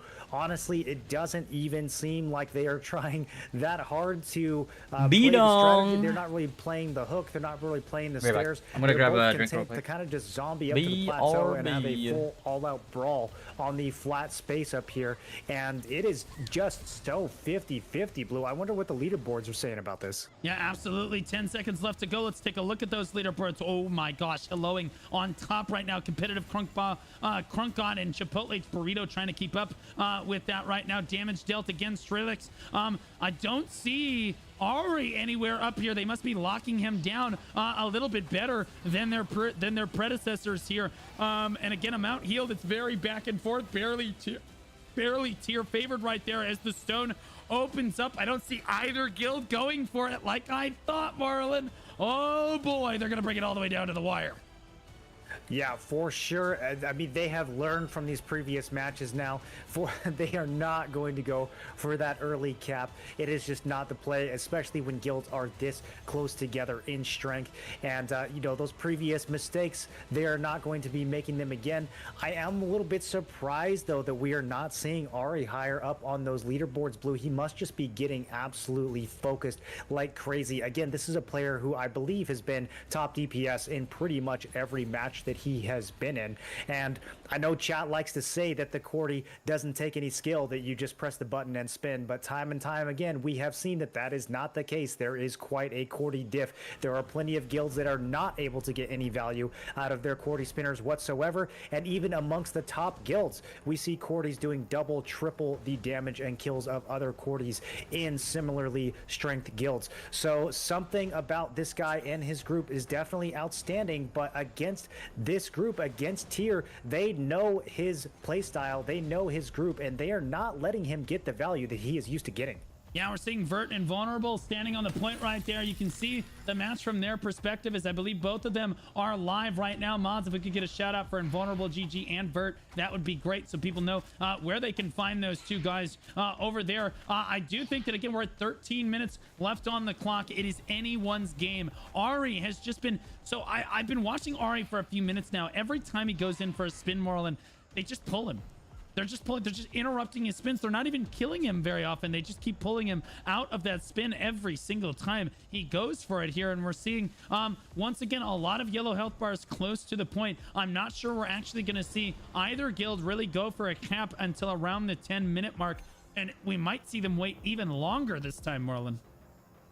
Yeah, it would not surprise me if there was a static or a group of tanks that were specifically assigned just to Ari and told every time your hook is up, you use it on Ari and no one else. I mean, they'll still get hooks on other people because of the bulwark, because of the multi-chain ability, but it would not surprise me at all if several of the tier tanks were just, okay, Ari only, do not let that guy spin. They know that he is probably the biggest threat in all of Helloing, and it doesn't take much, as you saw. As long as people are keeping an eye on him, it does not take much to shut down a class that relies so heavily on that long cooldown. Yeah, absolutely. Taco-chan waiting to try to pull people off the edge over here. Invulnerable shutting that down, though.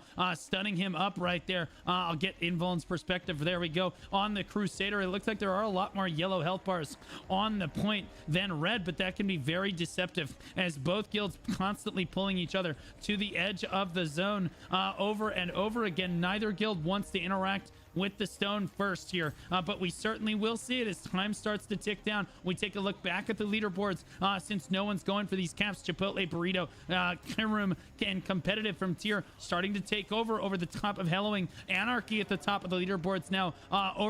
Again, Ari has just not had a super great match. Dabloya down here as well, doing a great job. Damage dealt, looks like, again, Strikex Joan regardless as Tier starts to take over this one. It looks like Hellowing struggling on the outset of this, but honestly still getting a lot of kills in this match.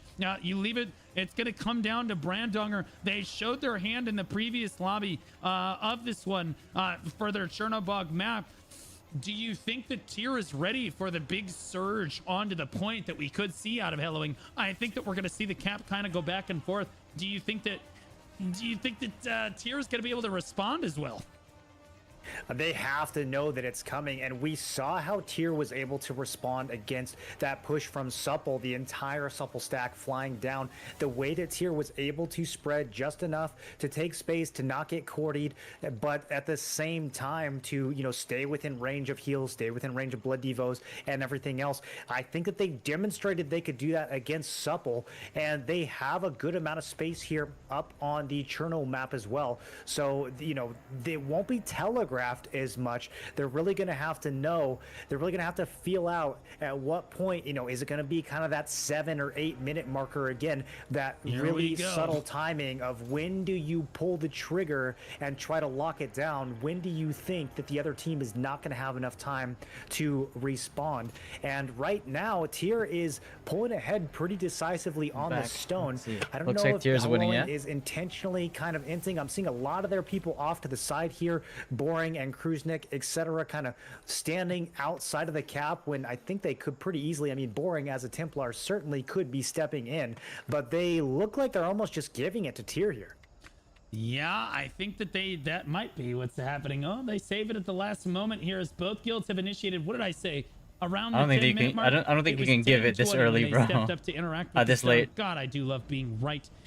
These right 3-week cycle now. What the? I just never. Oh, because inner server. Both guilds are now starting to grow on this leaderboard. I'll be honest with you, Tyr climbing awful quickly. It's a little suspicious right now. Like he said, I think that both of these guilds are close enough that I think that Hellowing just needs to get within striking distance, and then they will just pull that trigger. Brandonger, just an absolute threat for his guild right now. And Tyr, again, Tyr is within striking distance right now, but Tyr's in the driver's seat. I think that they could just slowly keep getting percentage at this point. I think that's what Hellowing wants at this point, because there's just under 9 minutes on the clock.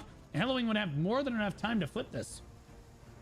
I don't know if they would at this pace, Blue. I mean, if they completely just let Tyr get the cap here, if they were going to do that, they should do it. Like, honestly, they should just step off and just let Tyr cap it now so they have as much time as possible to counter cap. Because the way that Tyr is slowly creeping up to 100%, if they hit 100 around the 6 or 7 minute mark, that is such a sketchy time frame for Hellowing to try to take it back. So if they are intentionally letting Tyr get it, then they need to just commit to that. They need to just get off the cap and let it happen already, because the longer they drag this out, the less time they're going to have to form a rebuttal in those remaining minutes of the match. Yeah, so I just gotta say something here. For those of you that don't know, the Black Desert Online lore that goes into this, Cho Nation was the dominant guild in Black Desert Online, basically worldwide, was renowned as the best guild to ever play the game for an extremely long time in BDO. Those guys, those players are cleanly the best PvPers that we have ever seen. Now, they retired not too long ago and came over to Throne and Liberty. Those boys, a decent amount of them are in Tyr. And I gotta give them credit where credit's due. They lost in the first tournament, but now it looks like Tyr might be going to the grand finals. Can they conquer not one, but 2 PvP MMOs? Well, let's be honest. It's still one PvP MMO, but that's a story for another time. But can they conquer 2 MMOs across time is what we're seeing here. Hellowing initiates a cap. 7 minutes left on the clock. Now's the time they need to start surging here, Morlin. Yeah, and I don't know if I mean, this is the moment that they did it against Exodus. We'll see if they can do it again. Anarchy with a huge kill feed with that Cordy. They might be shutting down Ari, but they are kind of letting Anarchy farm here as he is consistently getting those spins off and probably pretty close to the top of the leaderboard right now. You have to wonder if Hellowing is going to have that surge that they had against Exodus, or if it is just too late here. They would have to have a pretty crazy wipe to be able to pull this off. We're getting down into the final 6 minutes now. You gotta see that bar start to climb a little bit faster than what we're currently seeing. Yeah, I mean, they've got a decent amount of people on the point. They're getting it. It's slowly creeping forward. They're at 11% right now back down to 10%, as again, Tyr just needs to keep that percentage under control. 32 people on the point. They need one very good wipe. I think it's a Guardians and go, but I don't think that Brandonger really wants to pull the trigger until they're within striking distance. So maybe just holding on. They're just counting on a couple more wipes. We see a lot of red kills come in on that kill feed right there. 16% and climbing. They are consistently able to keep pushing that percentage forward. It needs to get within about 50%, and they should be able to take it with one solid Guardian push at the end right now. Tyr has to know that this is coming. It's funny that you say the Guardian push, Blue, because I have to say I gotta give Brandonger a little bit of a tease here. He is somewhat infamous for calling Guardians about every 30 seconds in large fights, but perhaps when it comes to these GVGs, he has learned to be a bit more restrained and controlled when it comes to those calls, because he was able to rally everyone so decisively against Exodus, and they Man, I don't know though. They're running out of time here against Tier, and I keep seeing some pretty decisive kills coming from both directions. I don't know if it's going to happen here. I don't think they're running out of time. I think they're right on pace. Buddy, we have 5 minutes left to go. They're at 34%.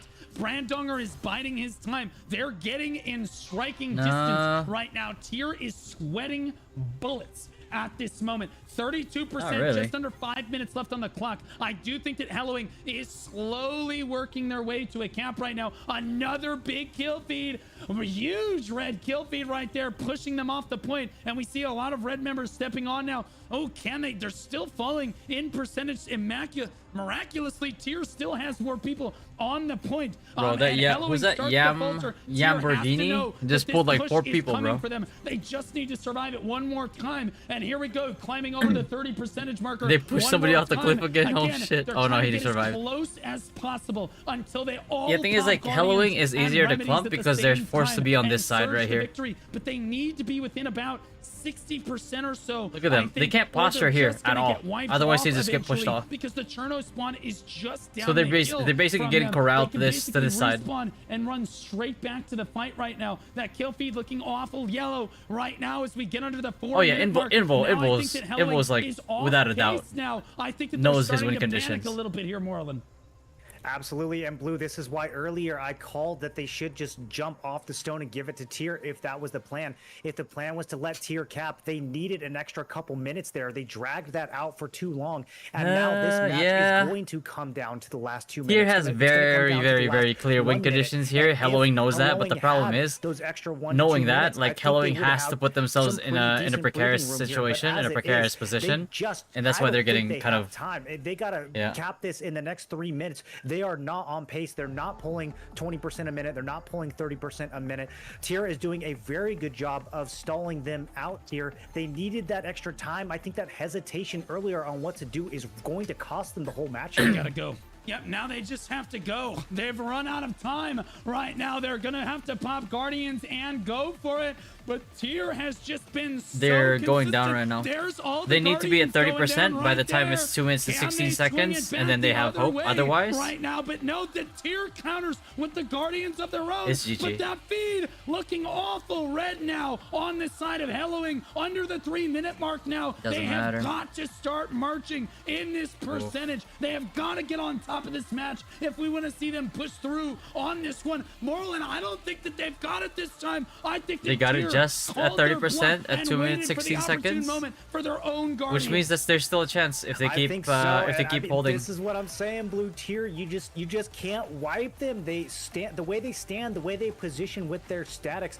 They are on the objective, but they're just so hard to wipe. You can't get a decent quality spin off. They can't do it. Been shut down the entire you match. Can't 2 minutes 16 seconds you cannot at 30% you cannot lose grip, and you need to do a few doubles, but they're getting doubled right now by Tier. Dominate the objective without subjugating themselves to those just how it is, man. AoE positions. Just fantastic positioning and coordination here from the side of Tier once again, ranking themselves only second in the alliance. Remember, according to them, Hellowing was the stronger guild, but according to this match, that is not the case. It's looking like Tier is the only guild left in this tournament that has yet to lose a single match, and Hellowing going to have to be fighting a rematch against Exodus to that's my boy, man. That's invulnerable god right there. Tier in the finals. Yeah, it is literally the top 3 of the tournament is all my the man same is fucking goated over here, and they are just duking it out. None of them have castle buff. All of them are basically our just favorite duking in it bum out with one another, and it is a nail-bitingly close. If this is not on Cherno, I think that Hellowing absolutely, depending on the map, Hellowing could come up Invol with was the this one win, that I Marlon. talked about that I talked to the most about Crusader builds. Pick, but Tier was still able to lock it down. I mean, that is just. I mean, the man knows GVGs, bro. Reason to like be impressed Crusader with GVGs performance here. I don't know if people expected for them to knock Hellowing out. I don't even know if they expected for it to happen. I believe in some scrims and war games, Hellowing does tend to be the stronger guild, but Tier just absolutely bringing their A game tonight. What a performance, Blue.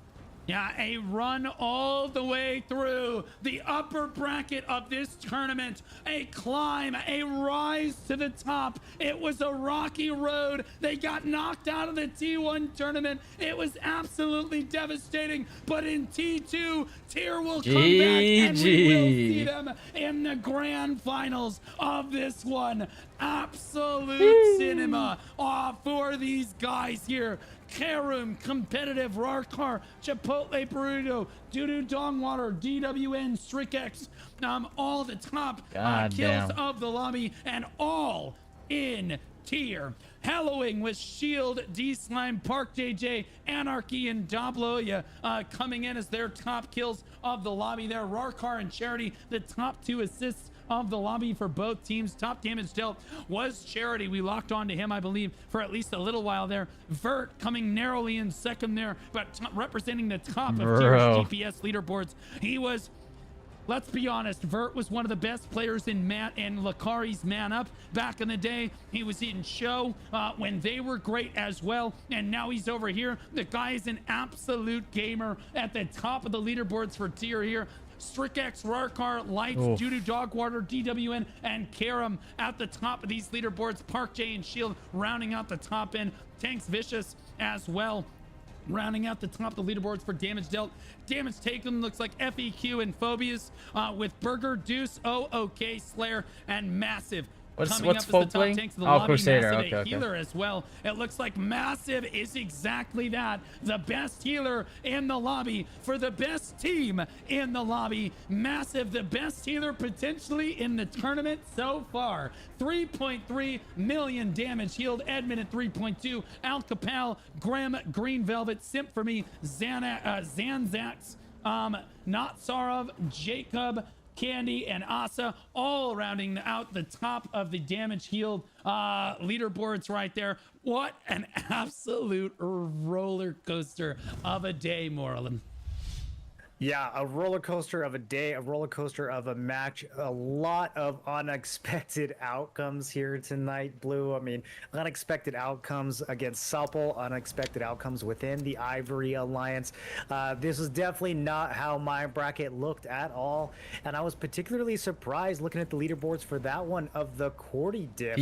Hallowing really known for having some devastating. I'm glad that was players, some but ungodly only being able tech. to pull in about 3 million damage each. Tier just But I shutting mean, their Cordies down. it was kind of already known that it was Cordies, just overhealing, right? I don't think that should come out as a surprise. Pulling in 4.5 and but it was 5 still pretty million impressive. damage, considerably higher than those Hallowing Cordies. And I don't know if they just Covering his gown.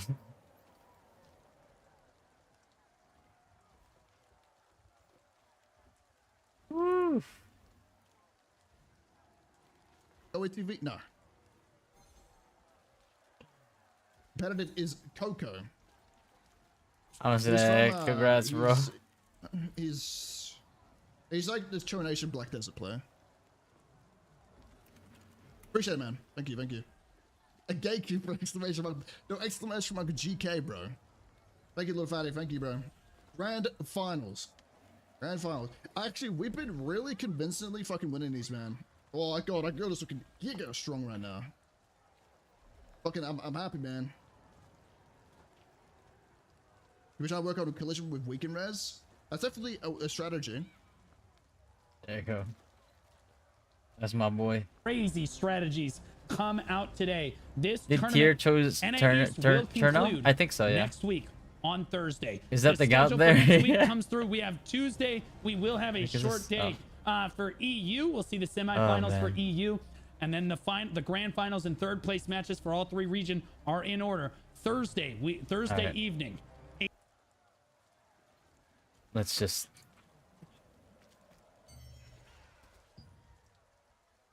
Oh. Nice. Ends, right? Oh, okay.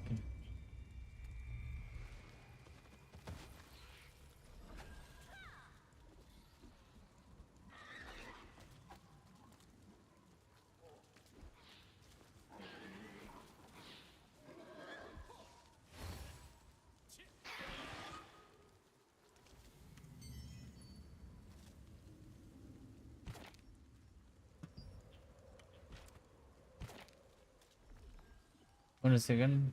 30. 10. Oh.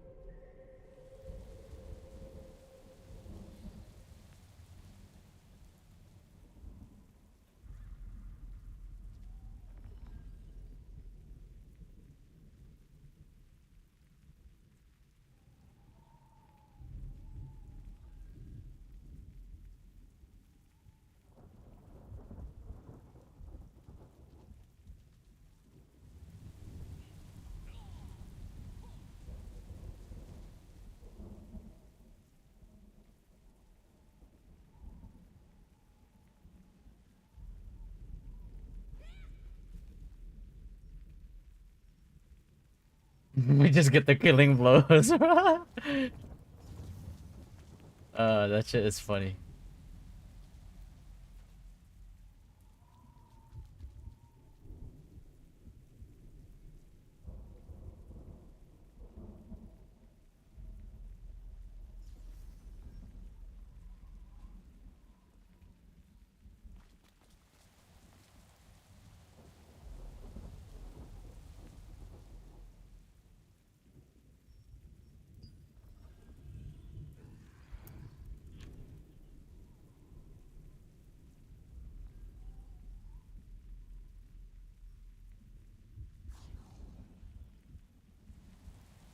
What do you have, like 8 minutes? Ugh.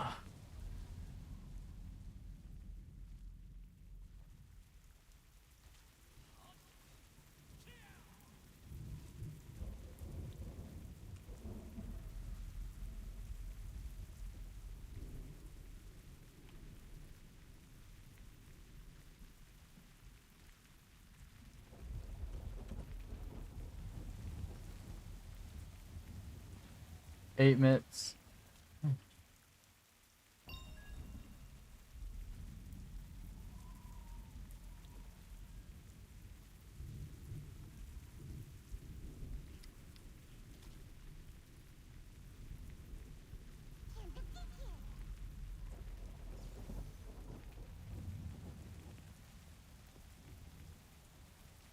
Eight minutes.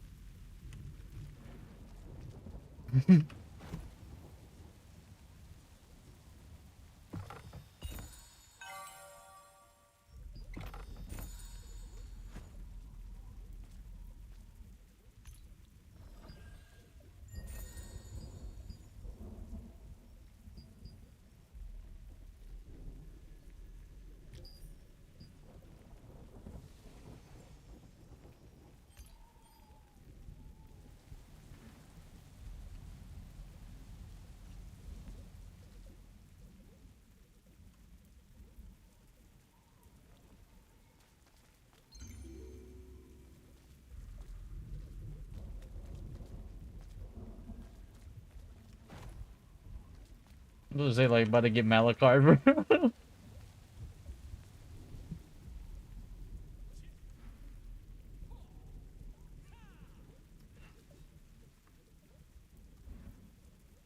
Oh man.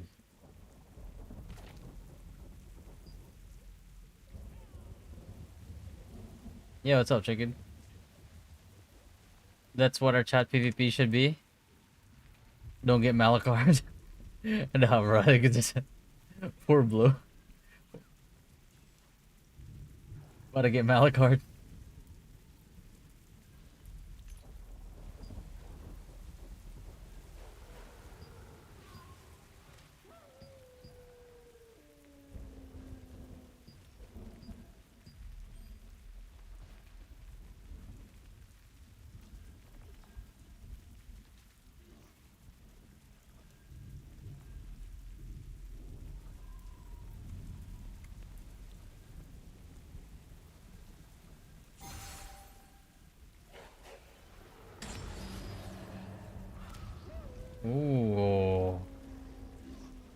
Oh ho ho.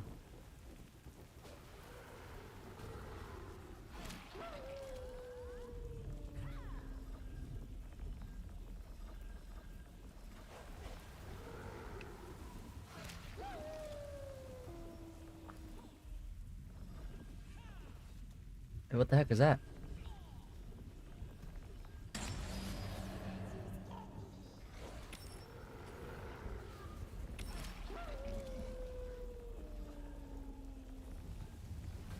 Fuck is that? Oh. What is it so what was it like cracking like that?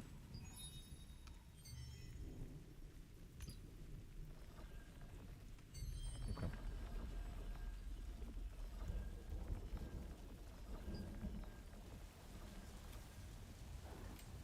New morph costs 5k.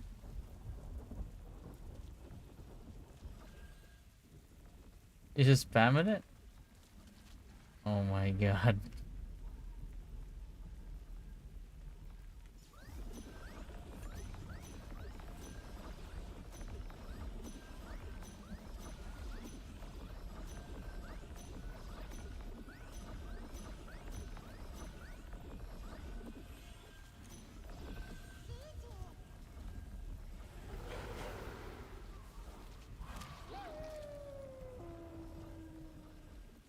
Bro, that morph has such a cool animation. What the heck? Hold on, hold on.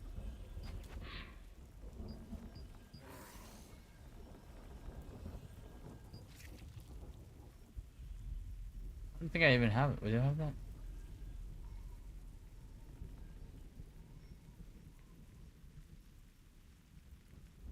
Oh, there you go.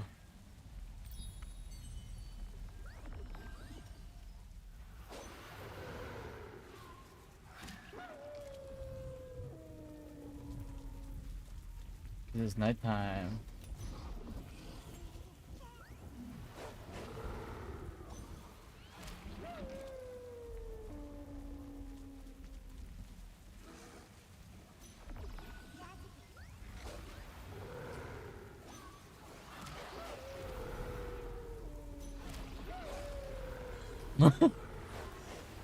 Southern NAEs are alliance as well. Yep.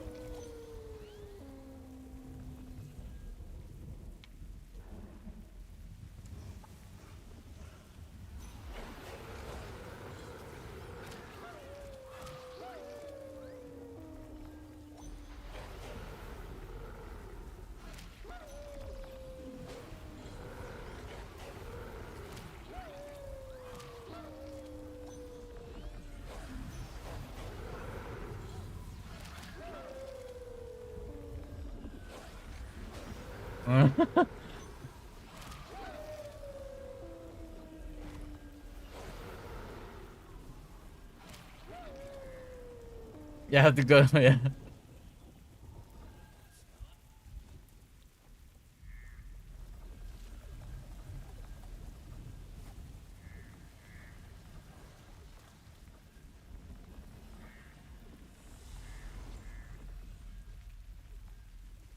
Where's that?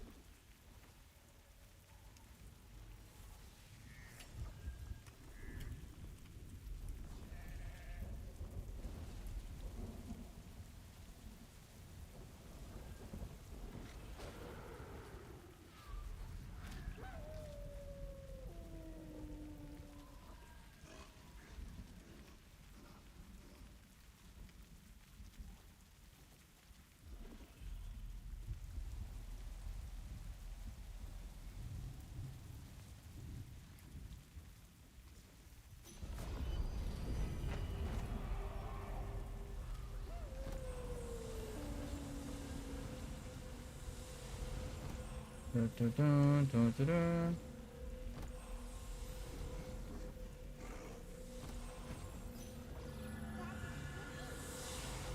Watch this be like a three-way. Let's see. Portal 2.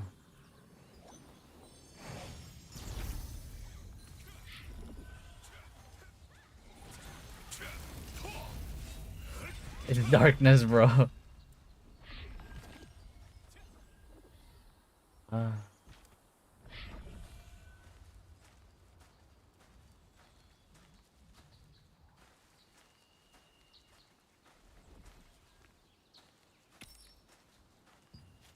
it's actually, bro, this thing has more lucent than the higher the Talandre ones. What the hell?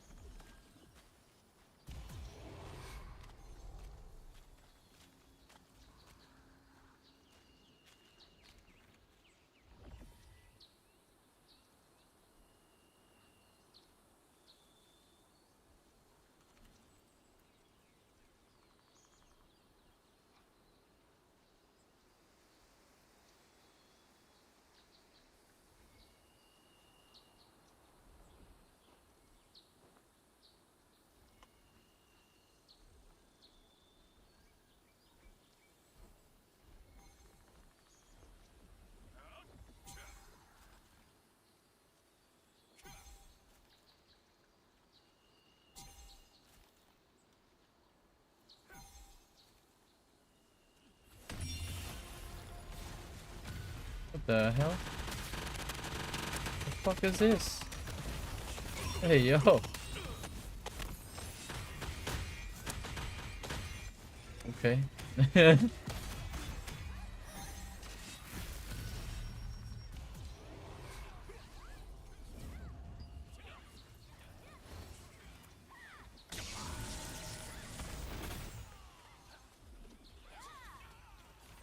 Ramparts killed him.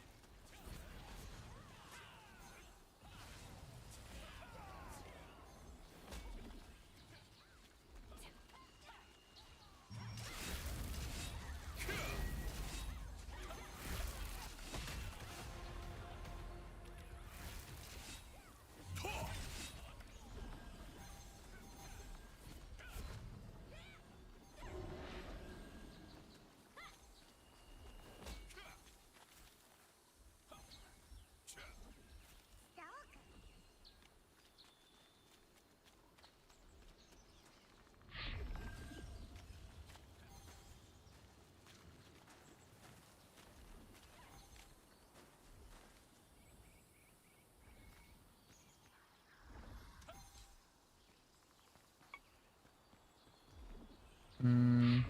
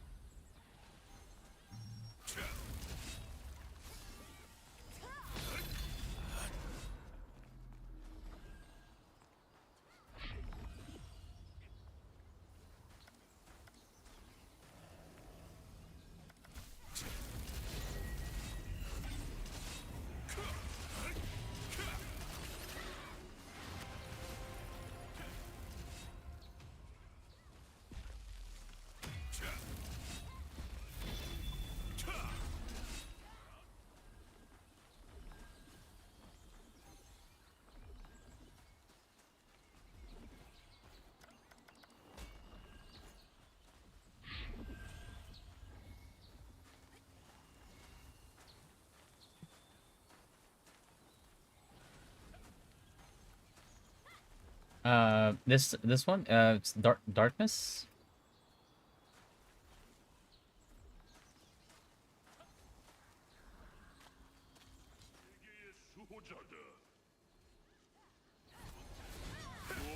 What the heck?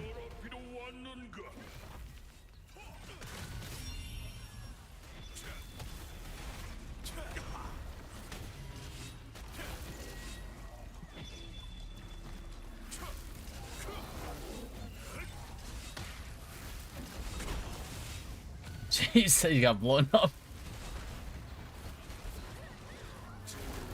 Grand Aelon, the kill-stealing goat.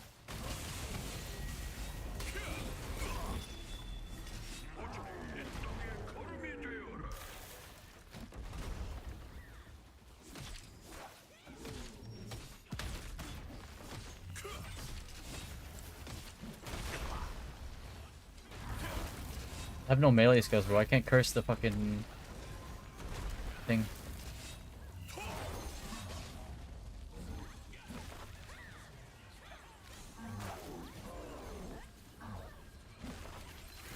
These guys? Wait. These guys are Moonstone though, no? Ah.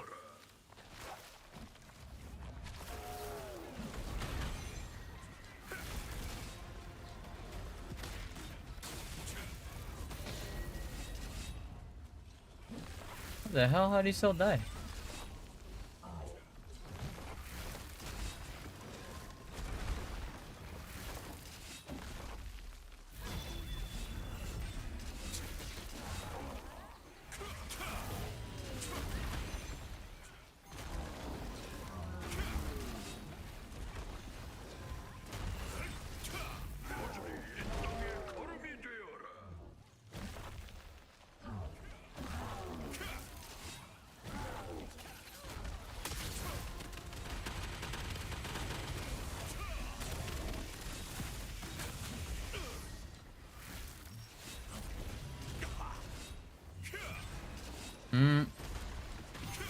Oh shit, Jack.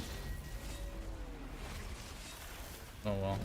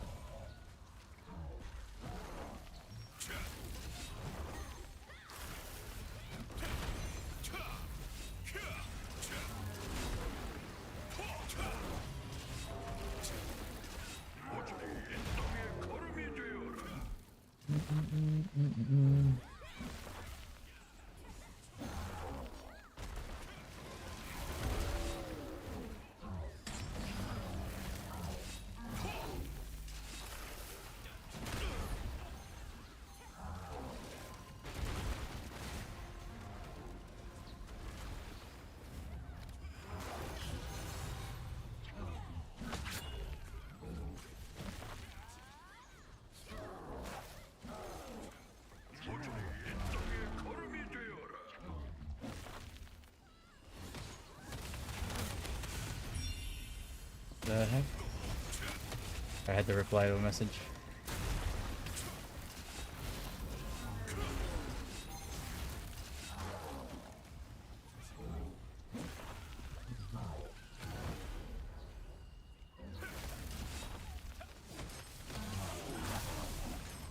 They try to keep spinning on you, bro.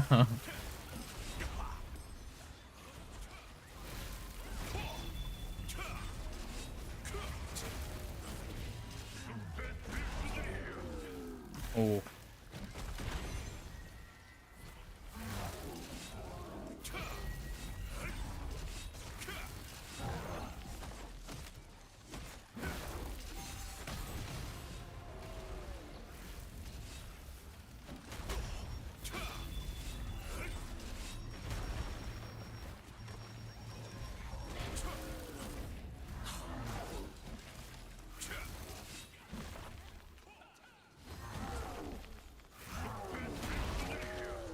Uh-oh.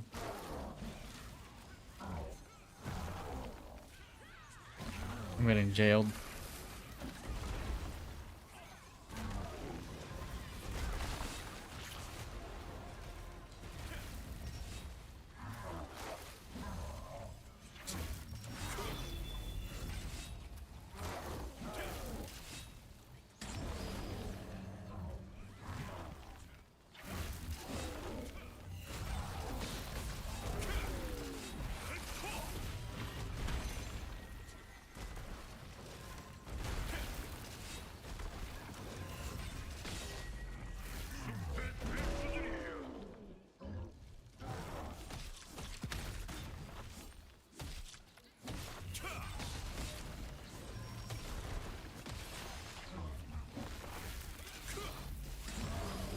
Yo, not like this, Evo. Oh, fuck.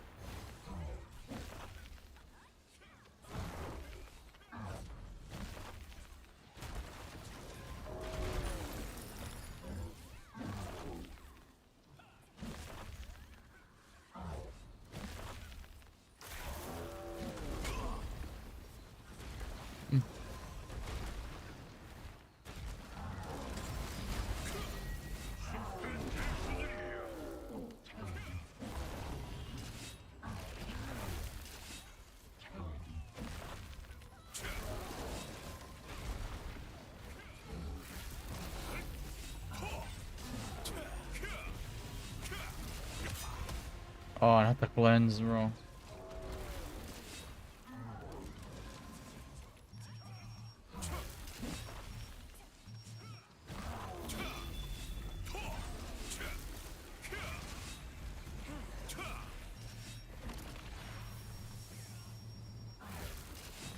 Lol.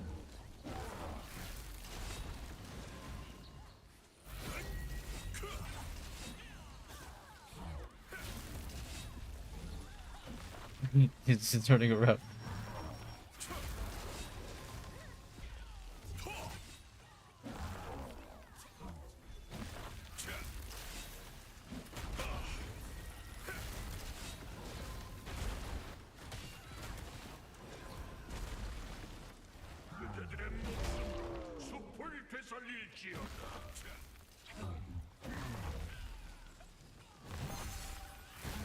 I'm surprised like Elon doesn't summon like his little ass kids like Kotori or some shit.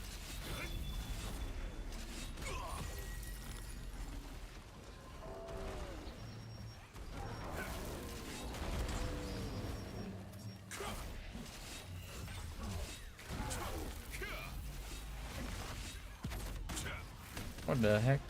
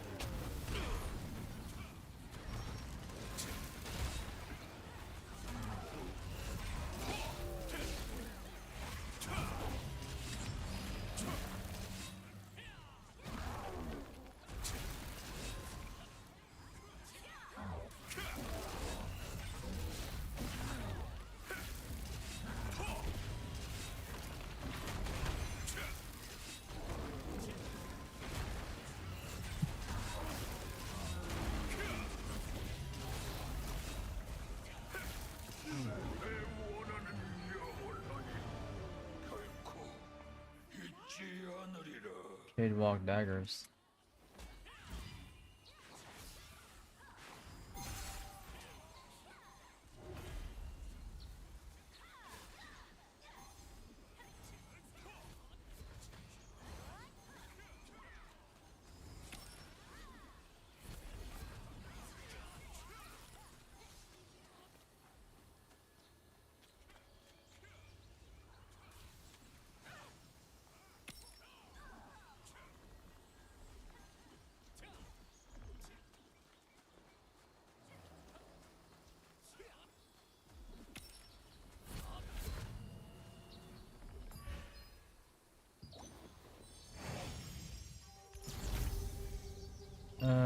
Guild raid, right?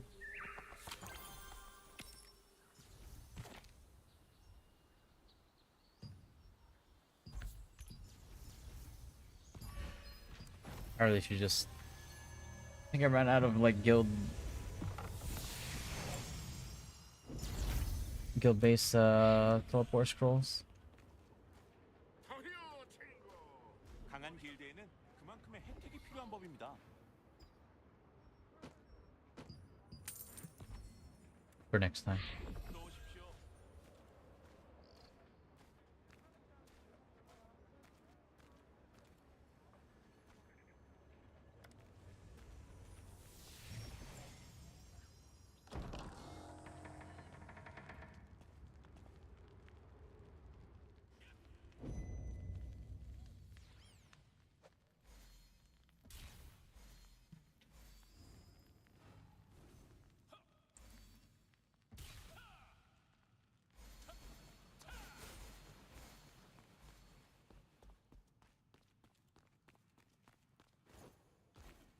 길드에게 도움. 안녕하세요. 또 오세요. 준비된 물건 한번 보겠나? 어서 오시게. 잘 가게. How many more do we have then? That's all 7, right? Was it 12 minutes?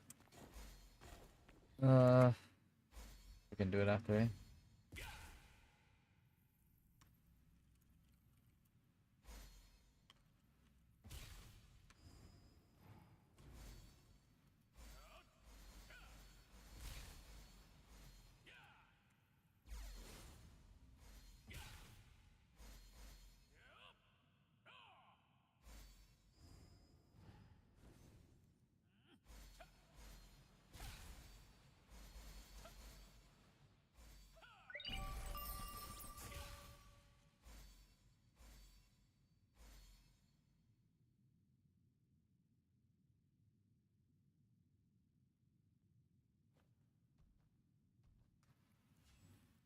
Wait, one sec. We're back.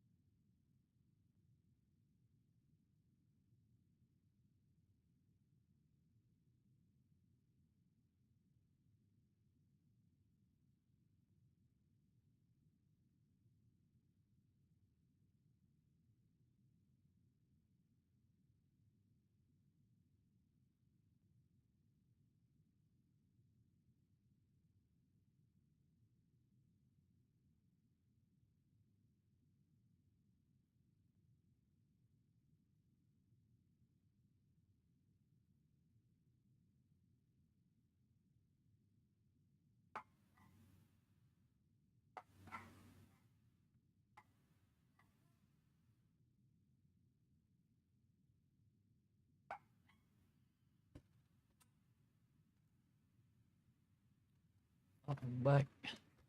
Get some sleep. Gotta work in the morning. Good night, Ned. What is-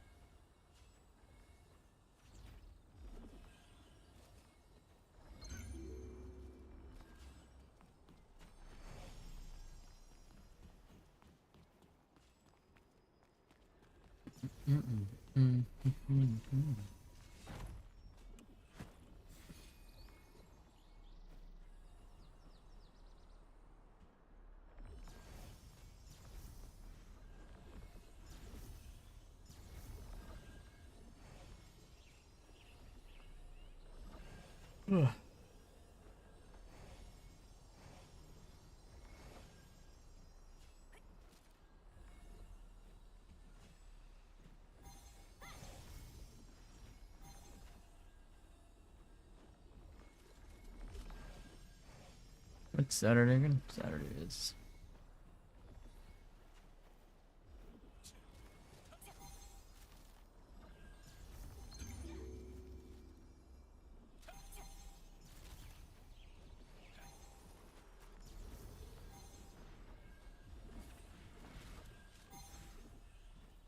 Saturday.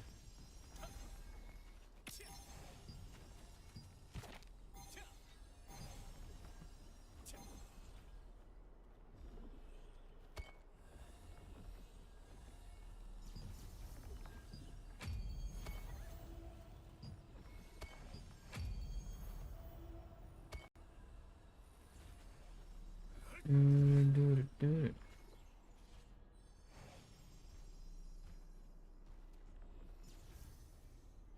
Mm.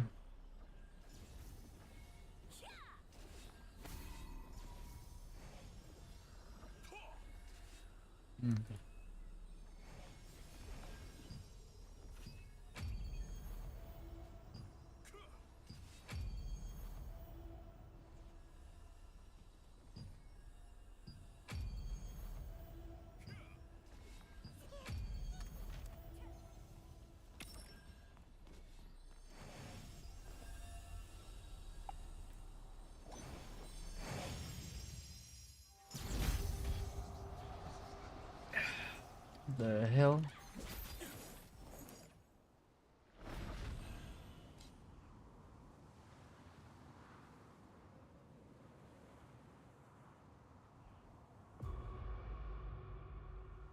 Ooh.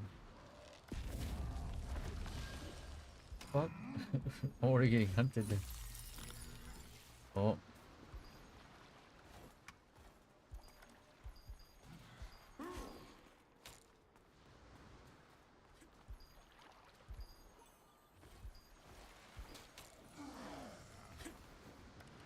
Oh shit. Oh fuck.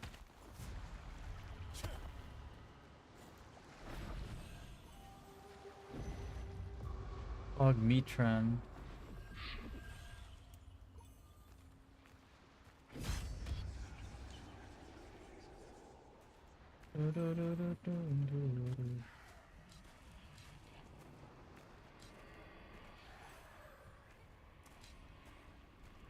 Who's this, Normans? Fucking.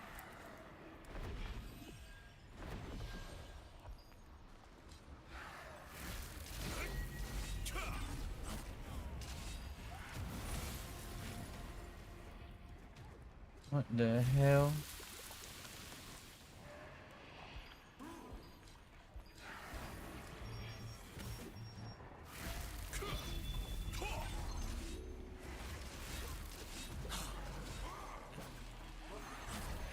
Ah, never mind.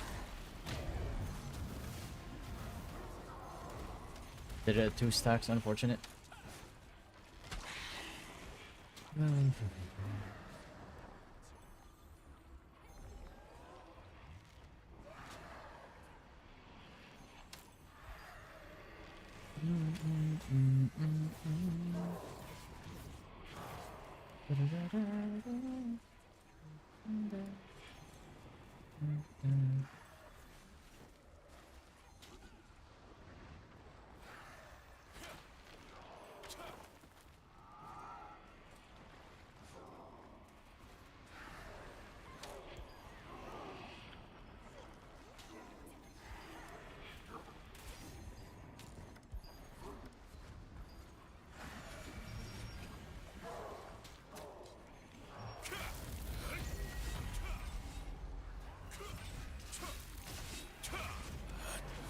No, not the Clint. What the fuck? Hey, that was triples. Oh my god. Supposed to be.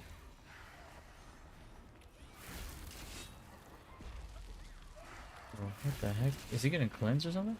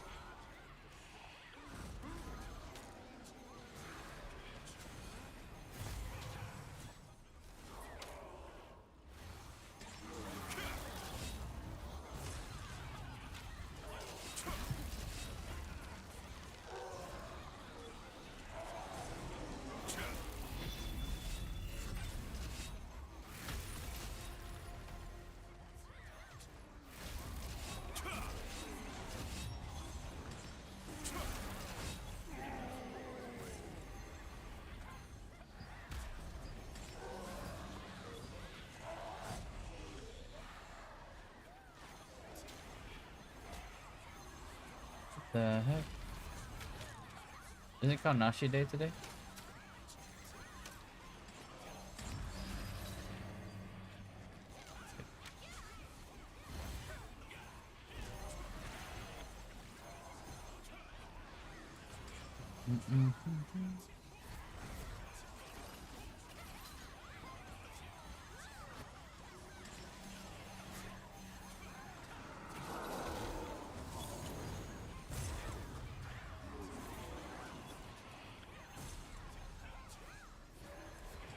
Come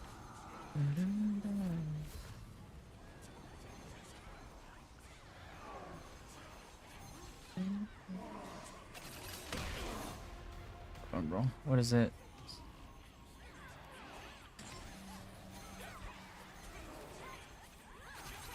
Today is Saturday, right? Yeah.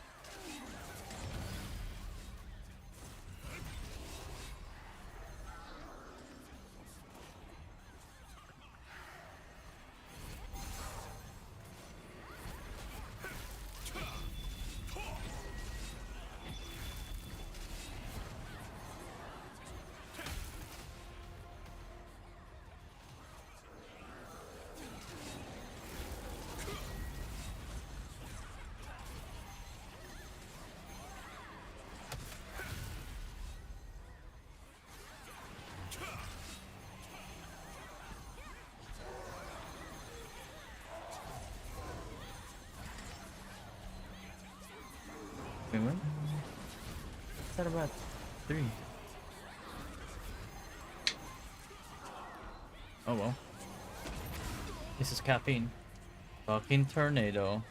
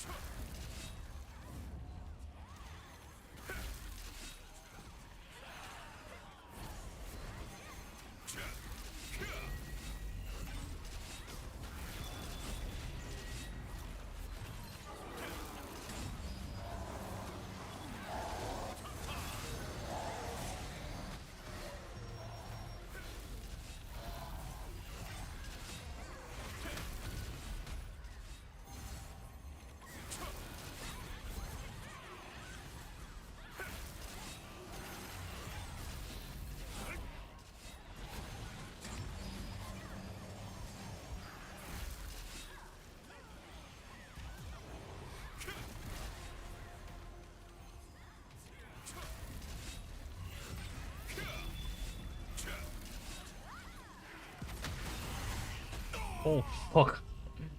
I got blown up.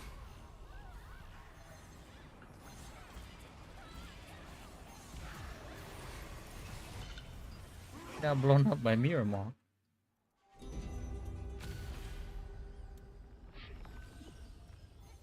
Gotta run back.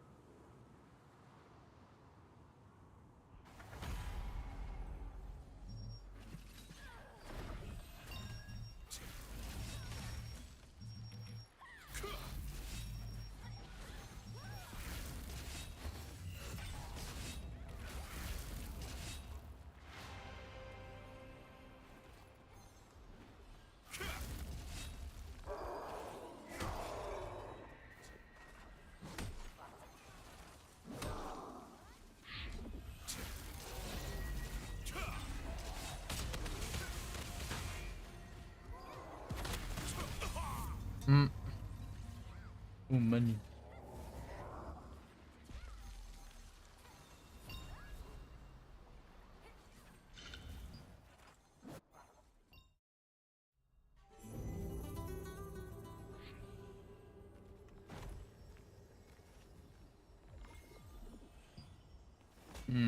I can't use it here, yeah. I gotta go back into the real world.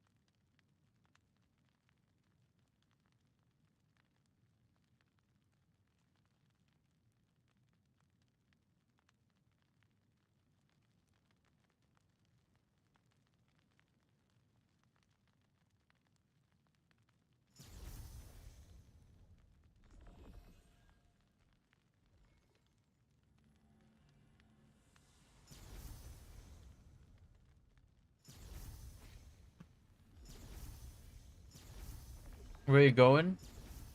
Go boss though.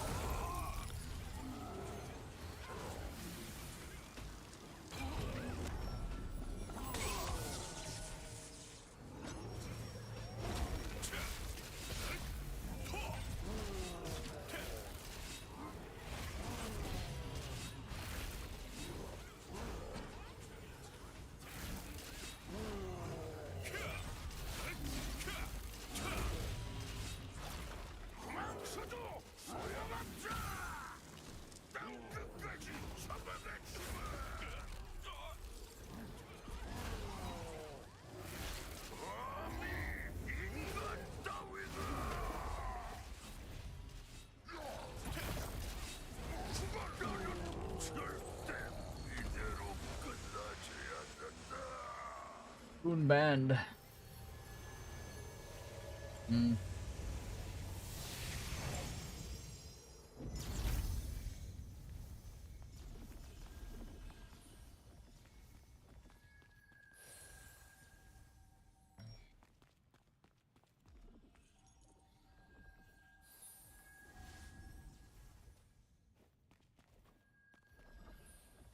Dibs of collision.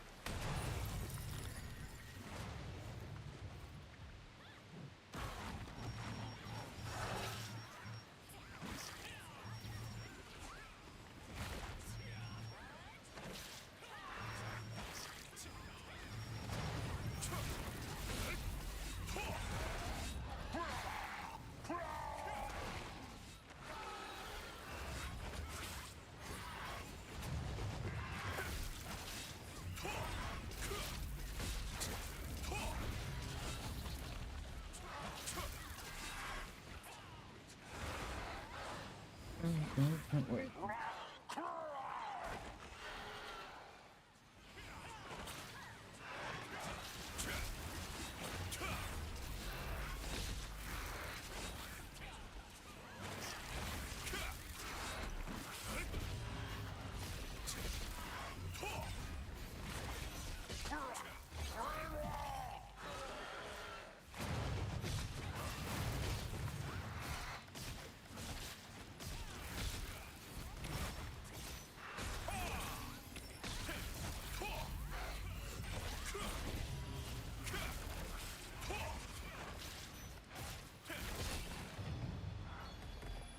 Bing.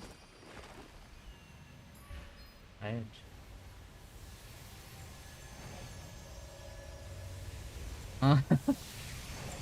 Unfortunate. Yeah, no.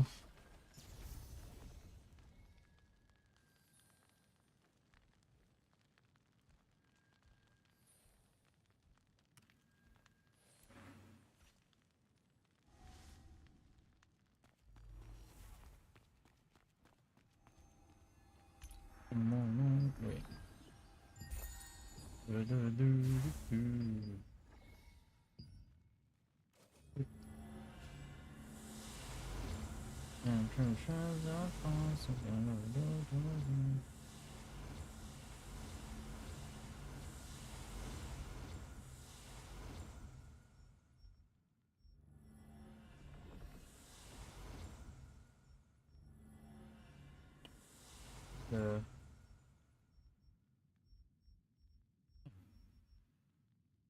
Oh yeah, we did get these things. Not bad, not bad, not bad.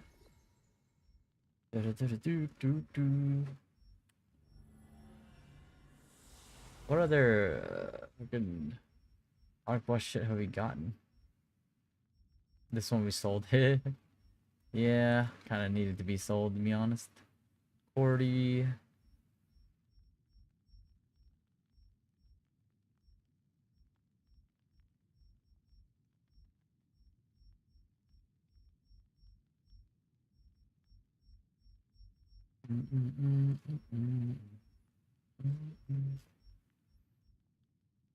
Got that.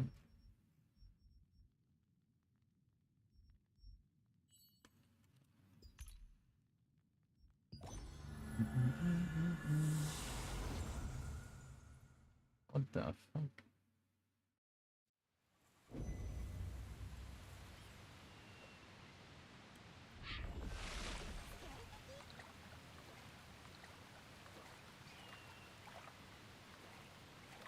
Oh shit. Damn, this thing that died pretty fast, bro. Okay. Eldritch Whispers. Nice.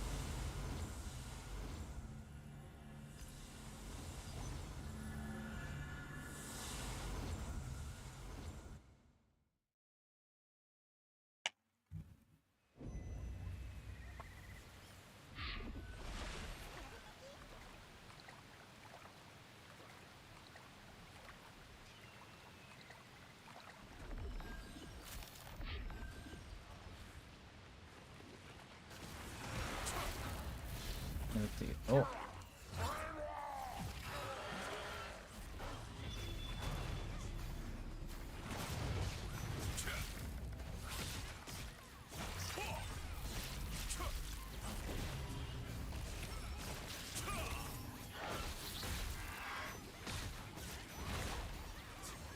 What the hell?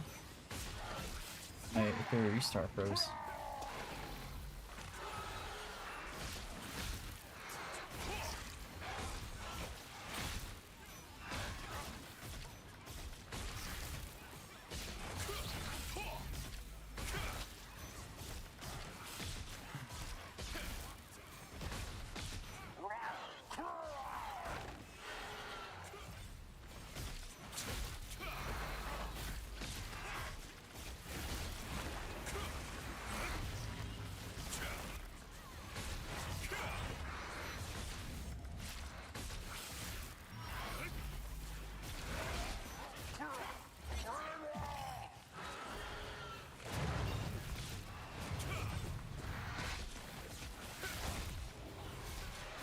No Digon staff for you?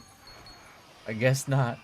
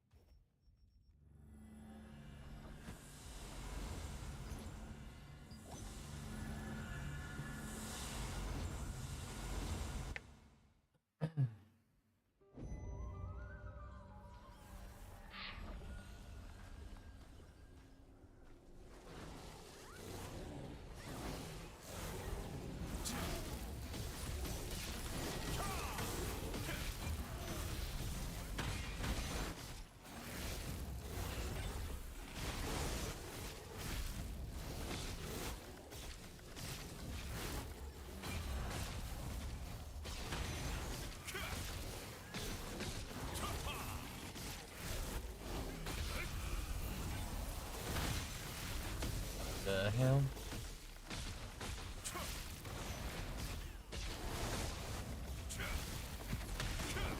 Oh, fuck. What did I do? Okay.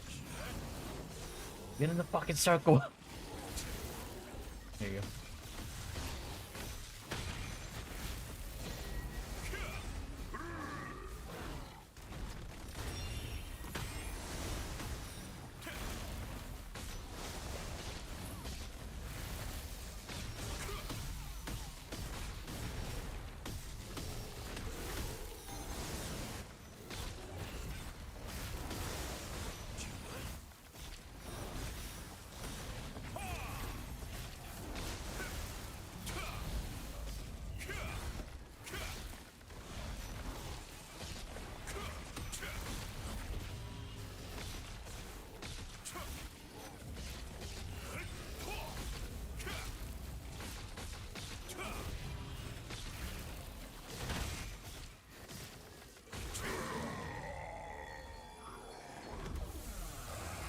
Get on the ground. Slayer's quick silver pet. 5 more ritual power. Nice. We out here getting items. Not the ones we want, but they're items.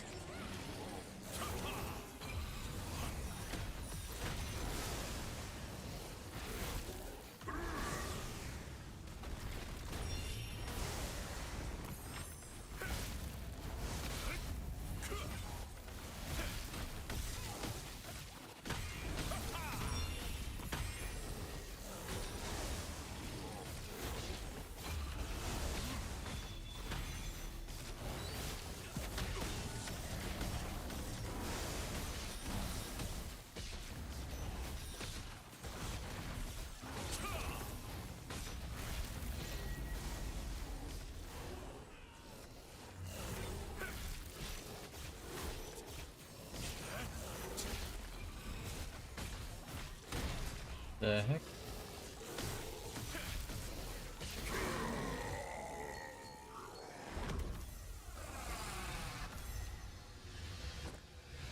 Primal Ritual Collar. But do do do do do do do do do.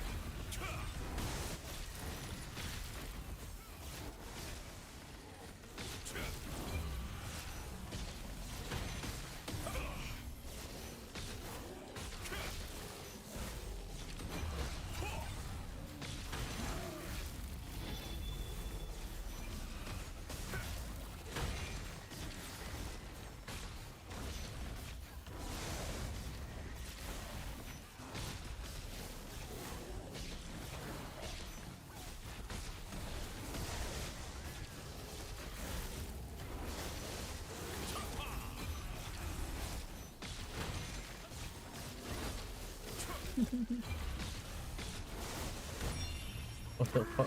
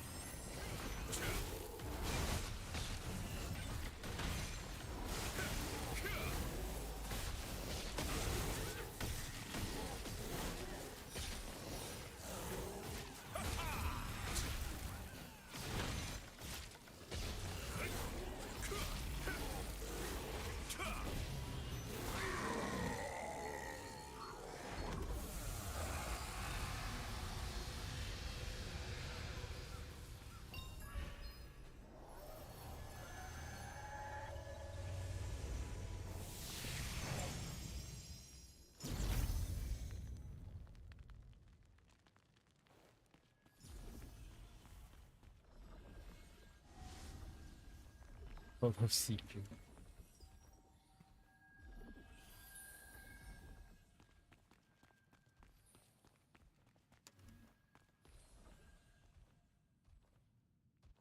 GG's, GG's.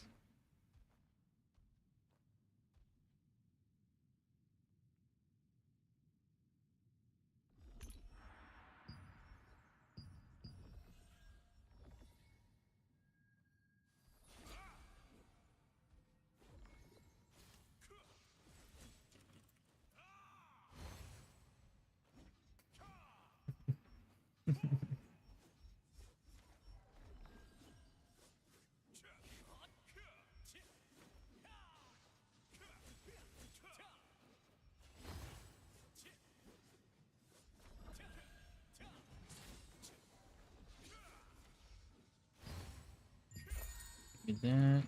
Give me that.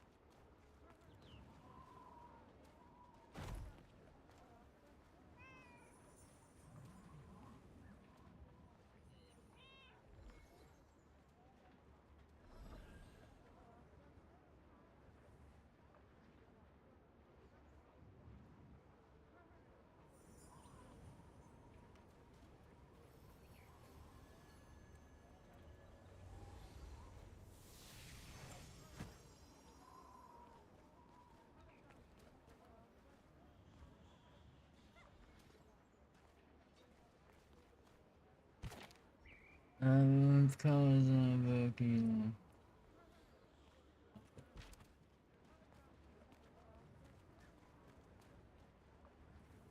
sec. Use the bathroom.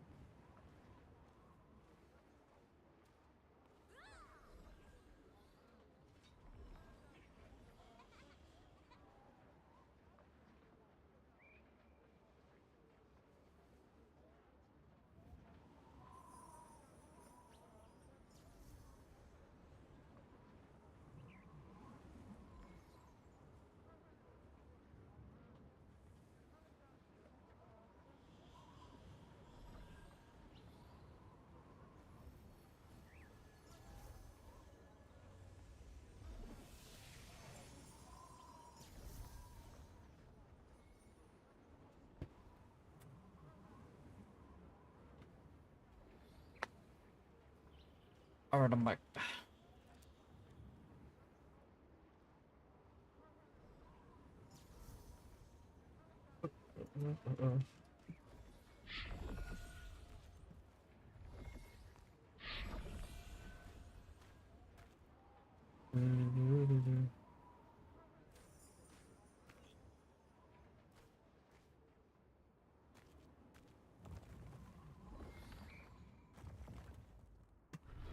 Oh wait, huh? Actually?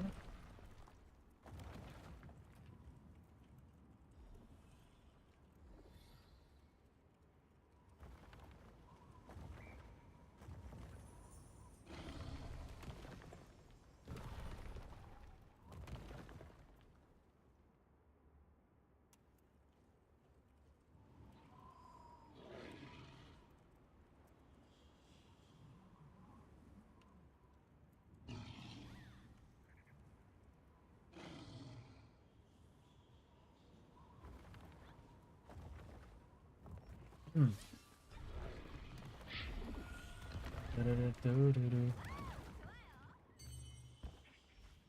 That's it, right? Oh shit.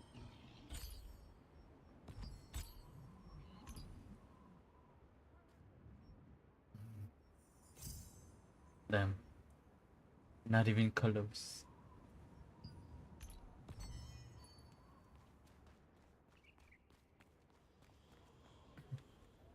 I should be able to. Yeah, I'm not gonna be shoutcasting. Whatchamacallit? I'm not gonna be shoutcasting the NA West finals because I'm in it. So I don't have to do any prep work for it at the very least.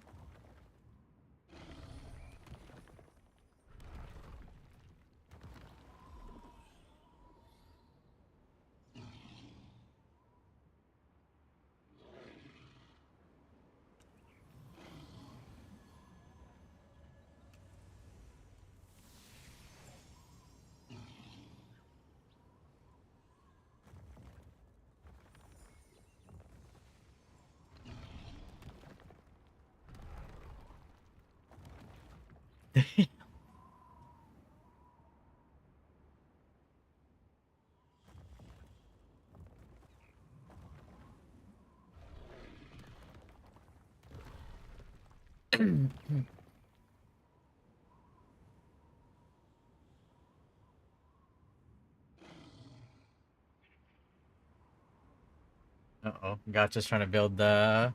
Just gonna build Templar, bro.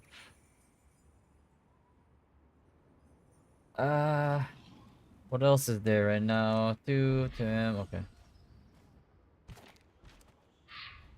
Did I do much shit yesterday? What is this one?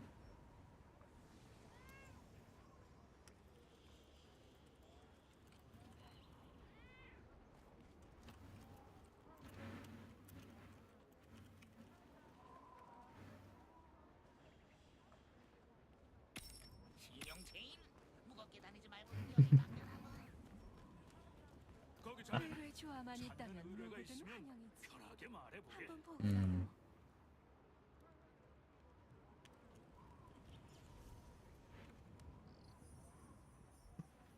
Let me double check.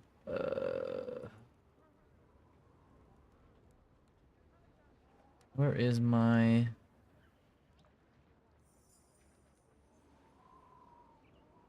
Do do do do do.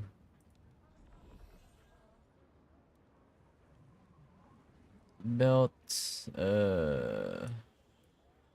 Fuck. 1 sec. Maybe attack chance. Yeah.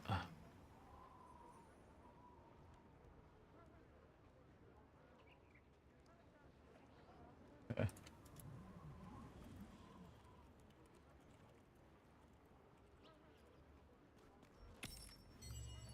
Do-do-do-do-do.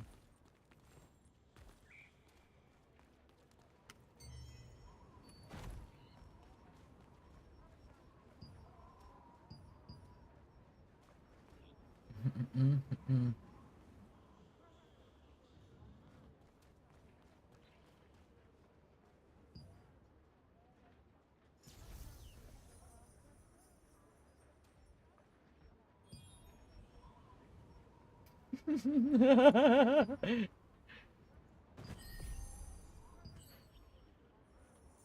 Let's open like another one here. Boom! Toss that shit right in there, bro. Easy.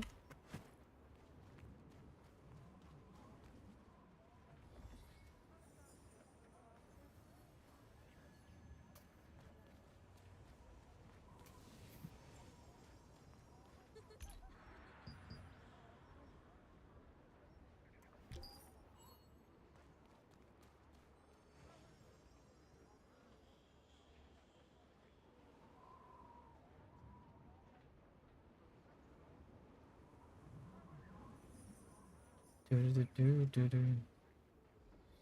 1 sec. Alright.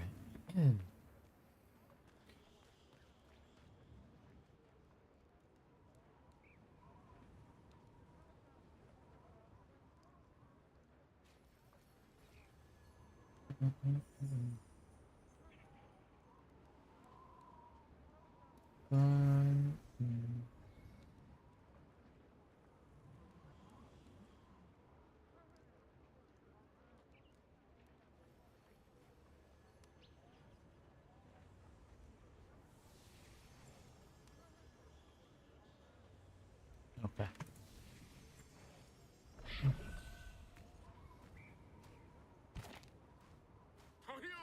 All that's done. I just need to do my 2 stars. 신용 체인 무겁게 다니지 말고 여기 맡겨라.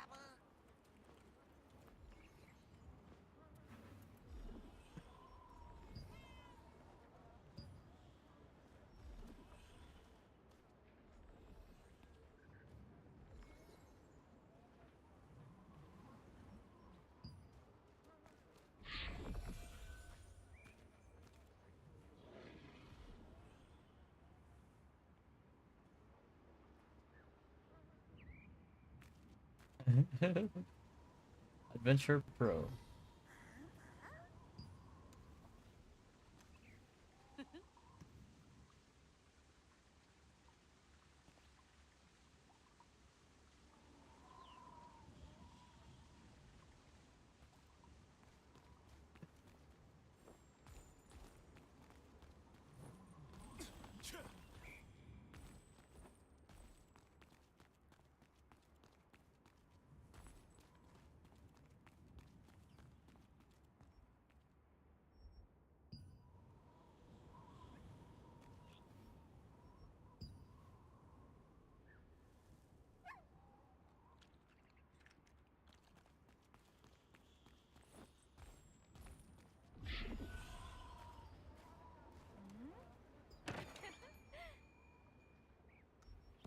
I really need to buy the rest.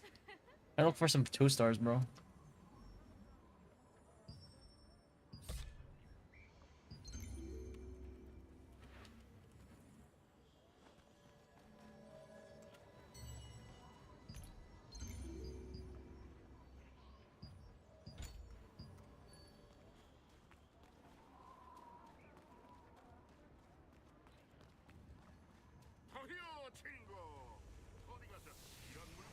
강한 길드에는 그만큼의 혜택이 필요한 법입니다.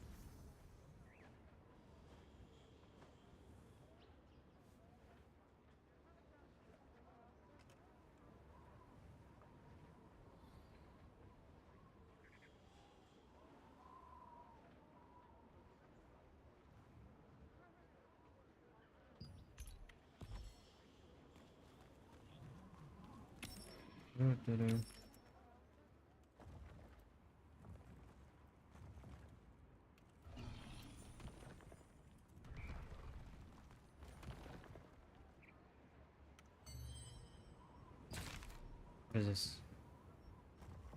What the fuck?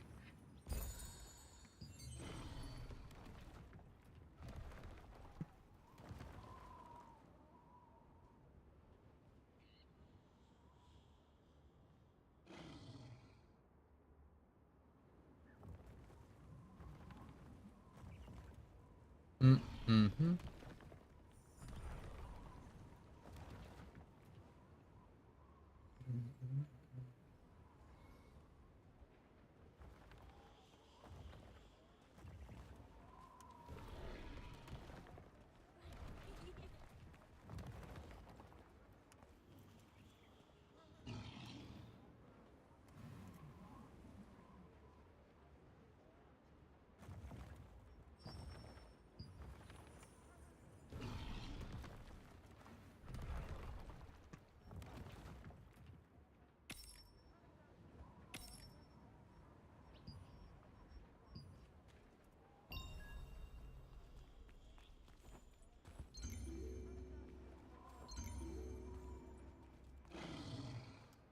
Where's gotcha, bro?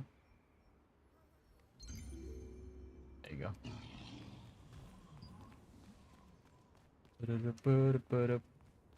Okay. Yeah, they're capped. I can just pop like my these, bro.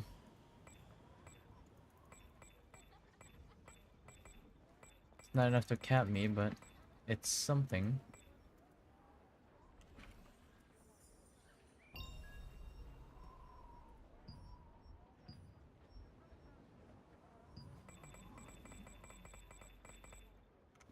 Alright, that's enough for 30-minute burn. 강한 I have 길드에는 books. I 그만큼의 do not 혜택이 have 필요한 books.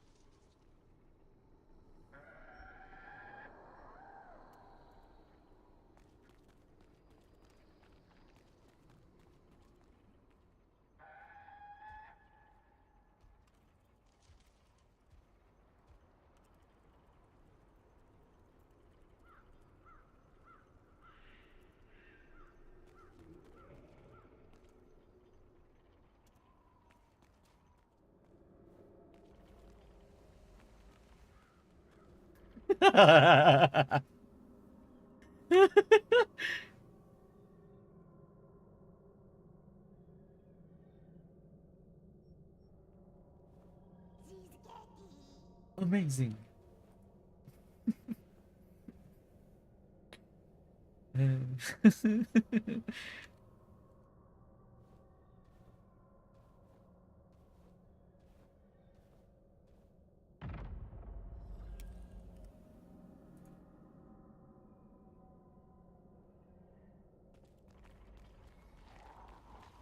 let's go B3, bro.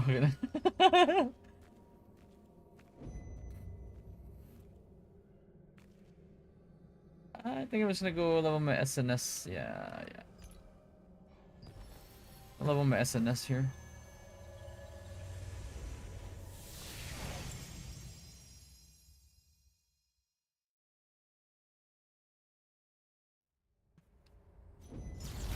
So not PvE aggro.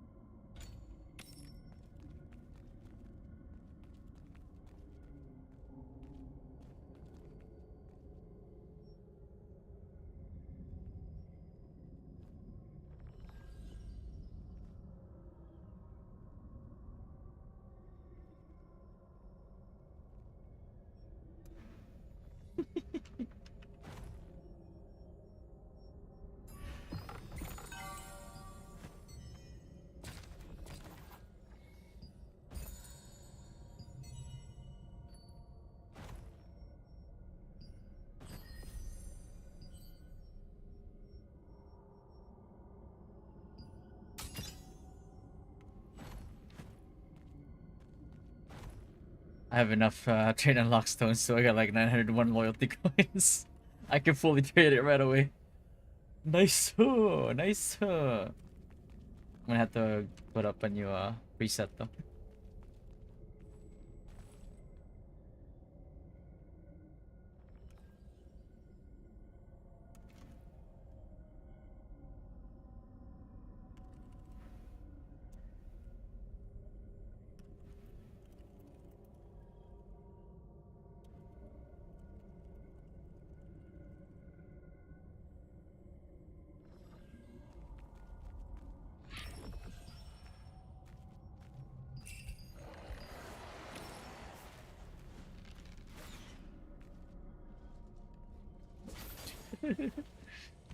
Storage 4?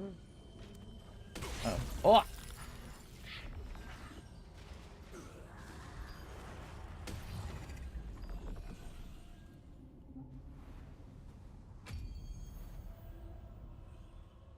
Where is it? Oh.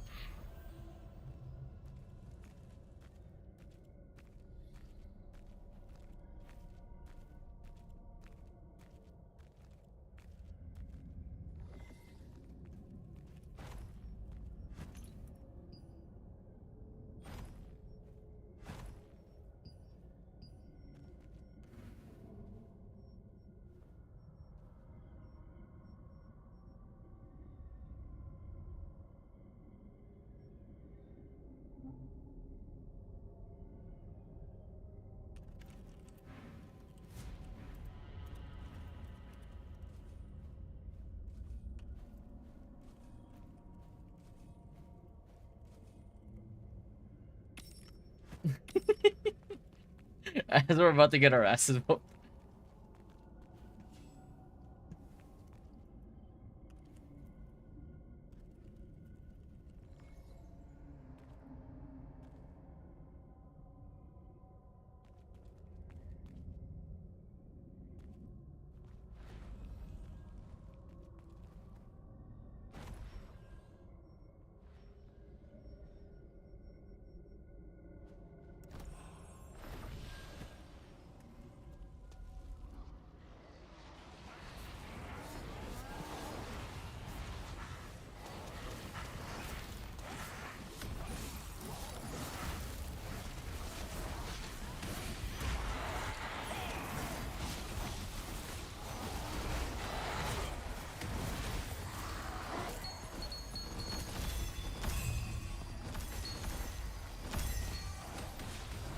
Asteria.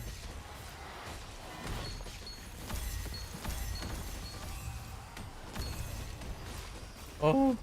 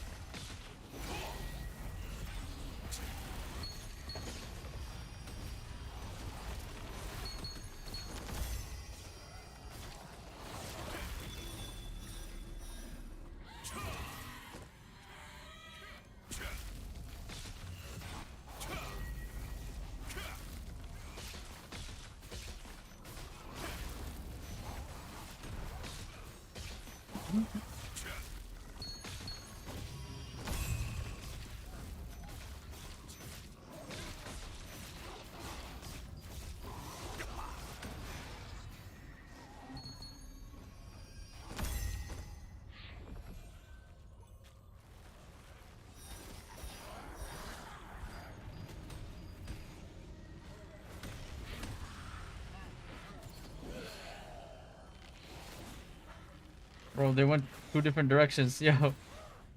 What the? Okay. Okay.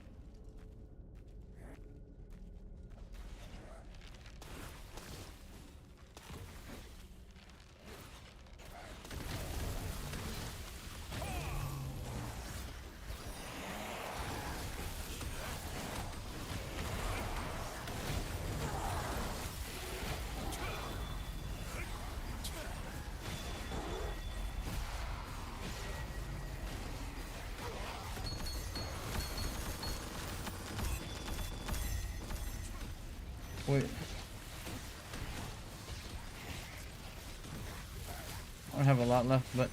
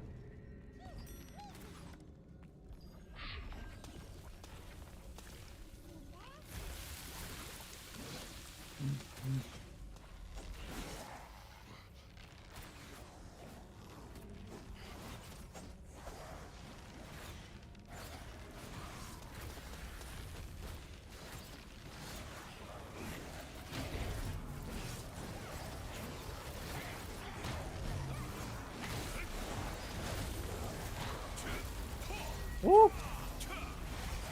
Oh.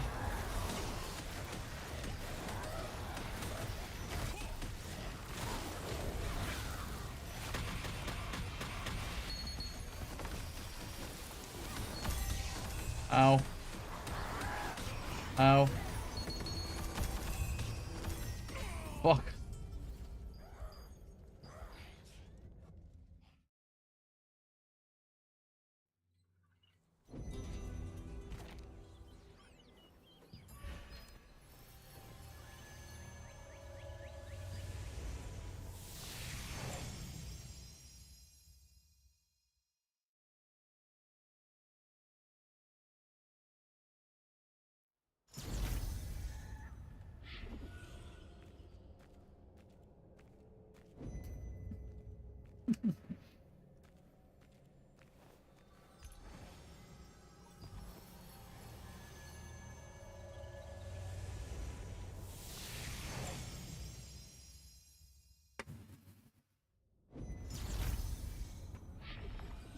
Oh, okay. I'm about to say.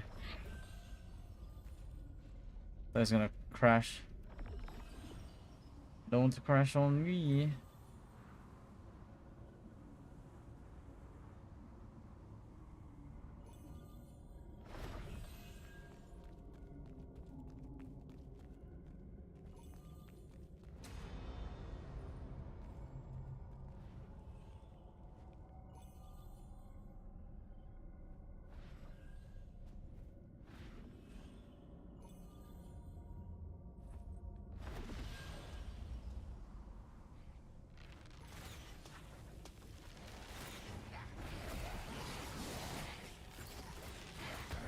Oh god.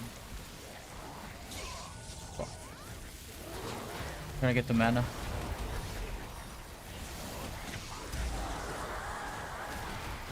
Trying to heal mana. But I'm getting stunned.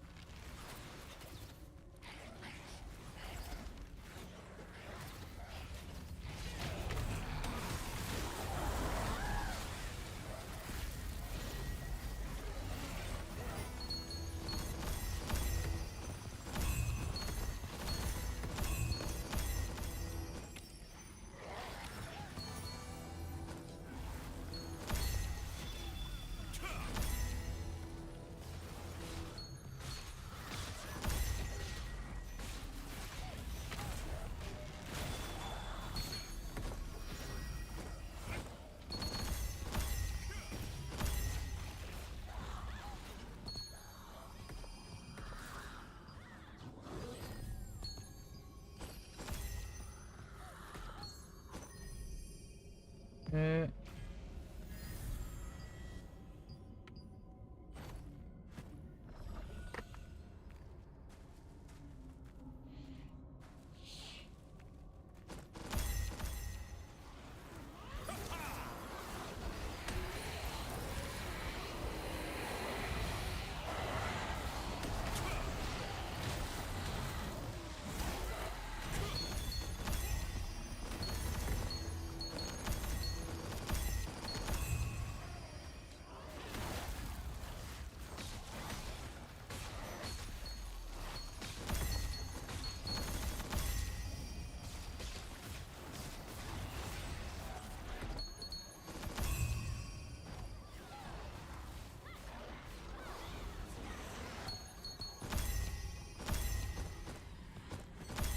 Eternal Warlord.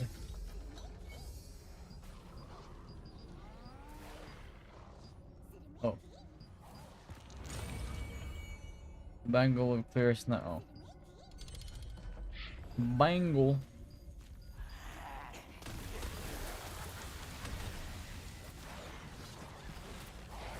Alright, I get belts from here too. Hello? Uh-oh.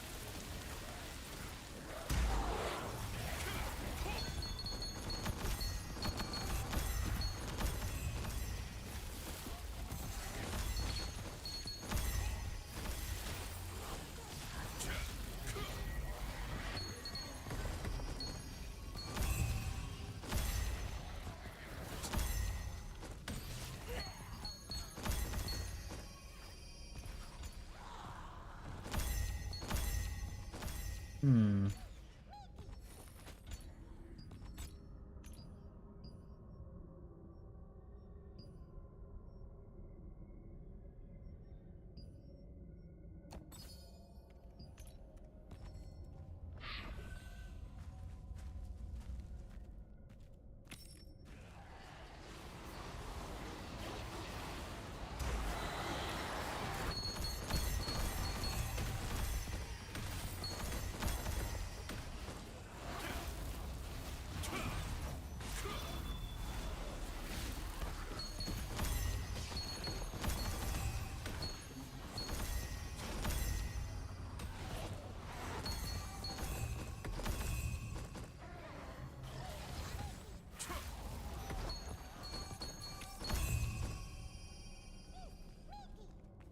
Hmm.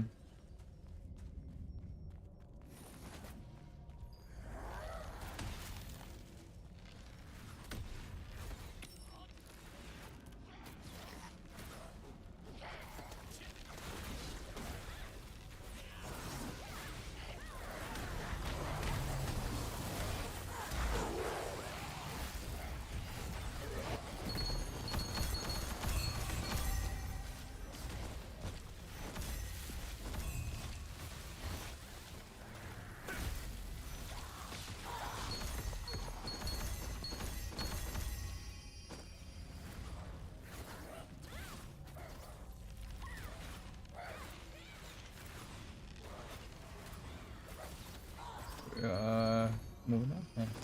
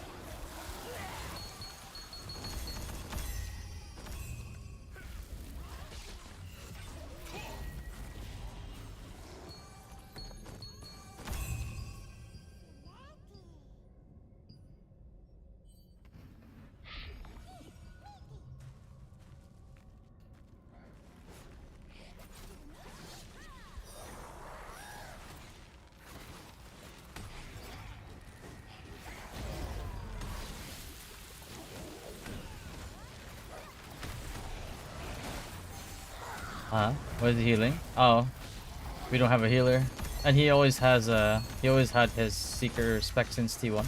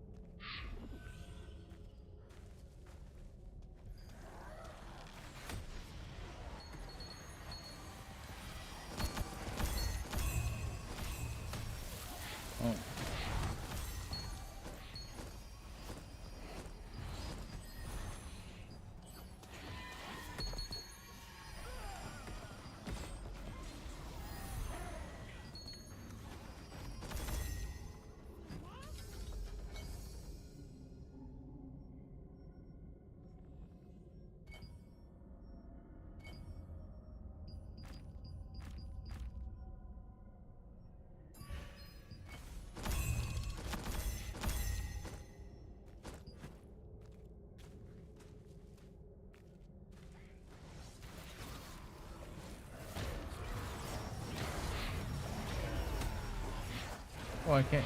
Let me transform back.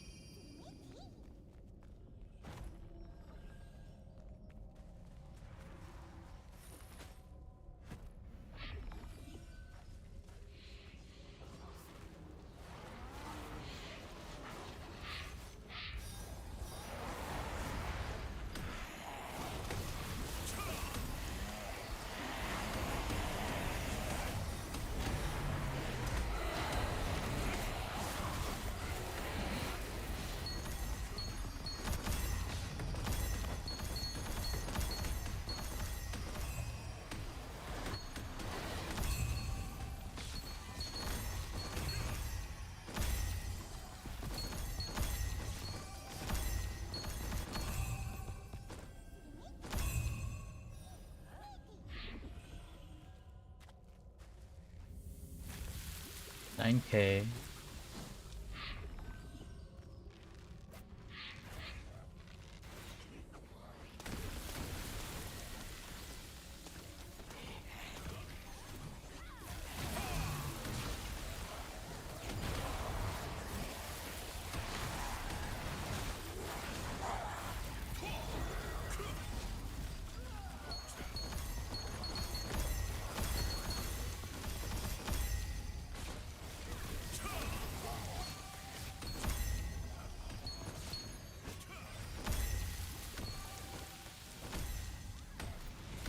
Wait, hold on.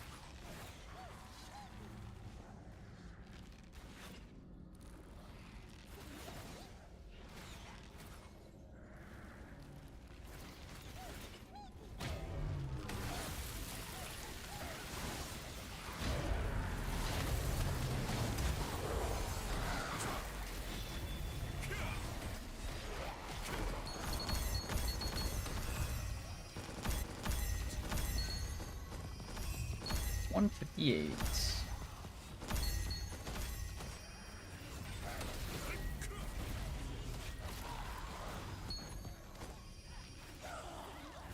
Razor Thorn.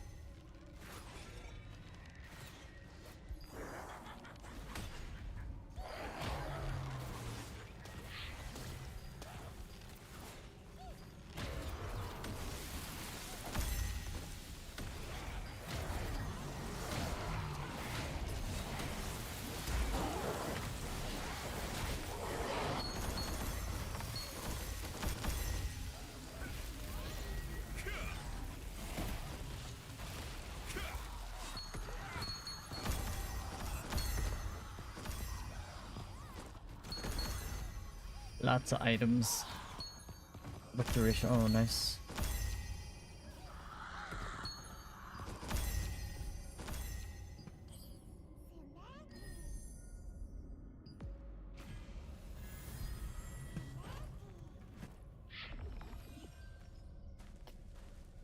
Three minutes.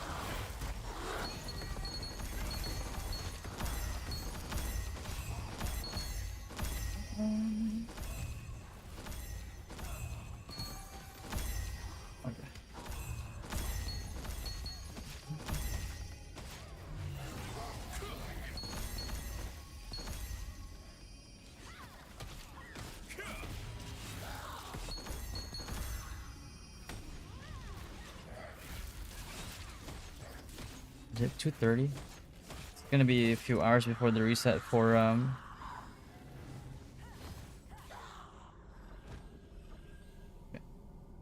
It's gonna be a few hours before the reset for Etheria.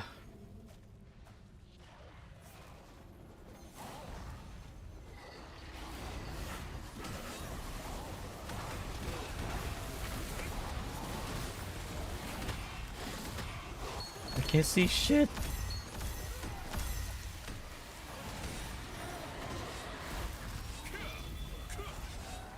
Yo, Mr. Dynasty. What's up, brother?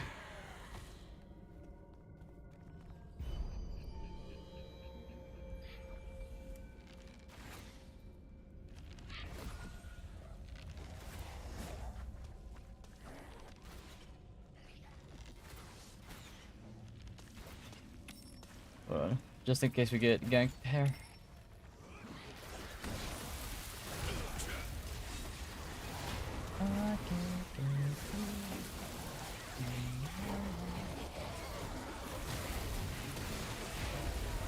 Curious if there's a way to get more mastery slots. I'm not sure if there is actually.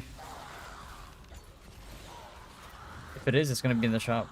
It's gonna be like here. Transfer, skill conversion, equipment, skill set voucher. Nah.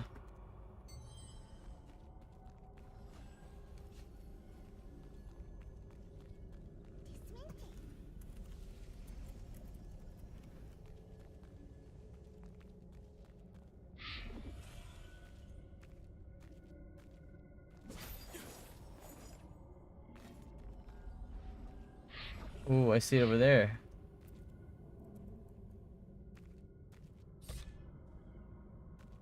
Oh, for like different build, yeah.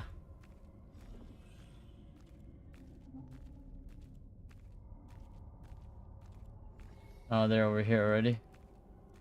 Let's go over there.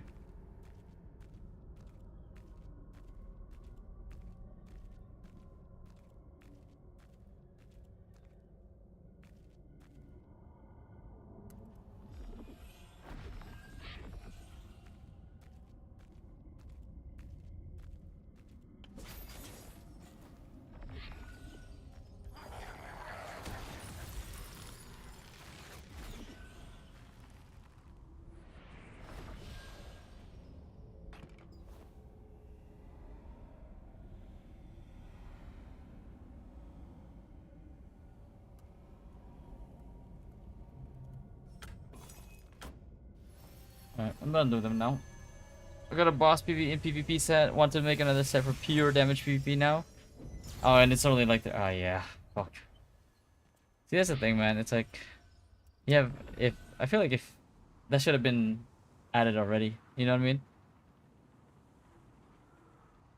If you have a game where people can freely switch between weapons and have different builds, different stats for PvE and PvP, specifically PvE, with the boss damage, right? I feel like you should just know, hey, I need more. We're gonna need more slots, or they're gonna need more slots for sure. Unfortunate. 인 걱정 말고 다녀와라 뭐.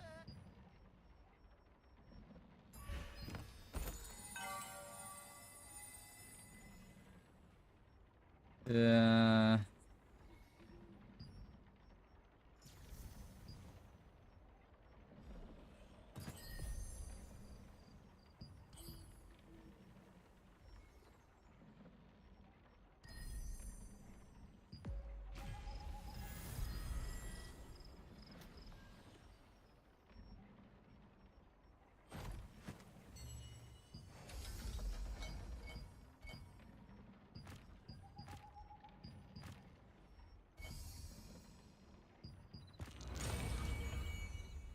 oh.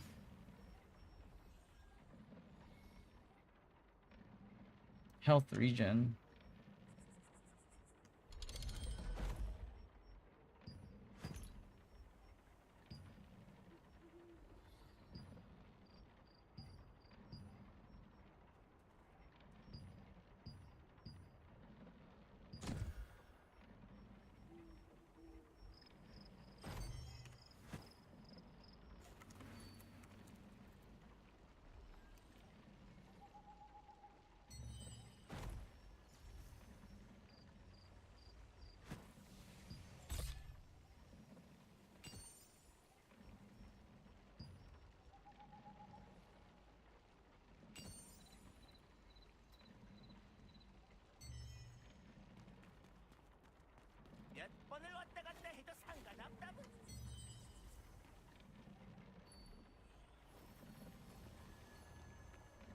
Life, like, where's our room preset, bro? Yeah, room presets would be amazing.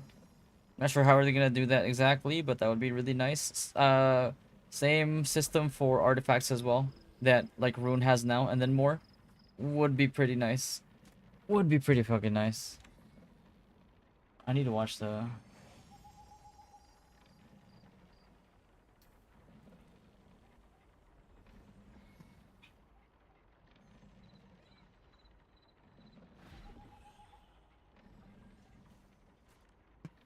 Just change the...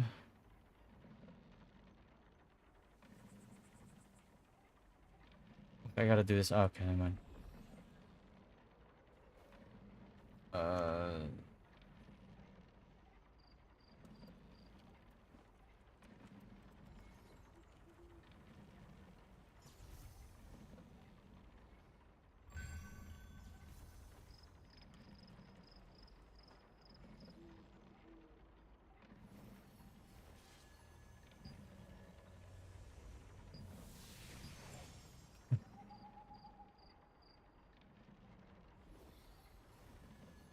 Gotta make sure that I have the shortcut, the beginner guide one.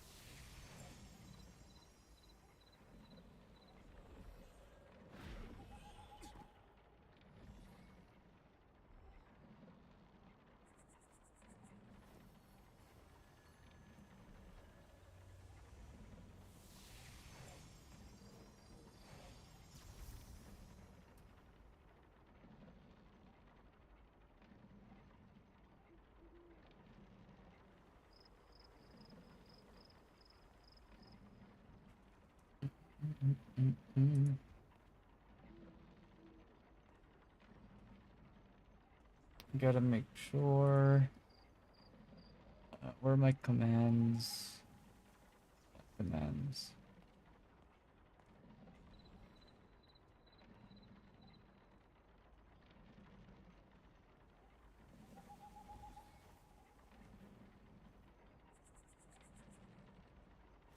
Ah, there you go. That's already set.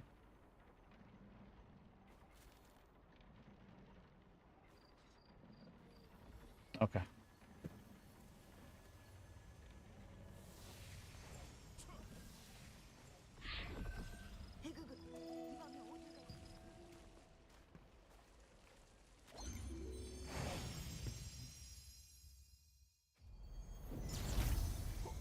혹시 그쪽도 보물을 찾아 이곳에 오신 분입니까?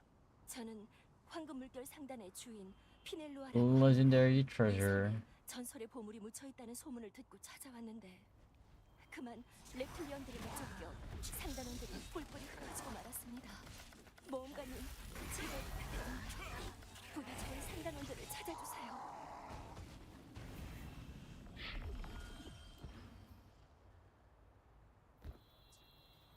침입자는 죽는다.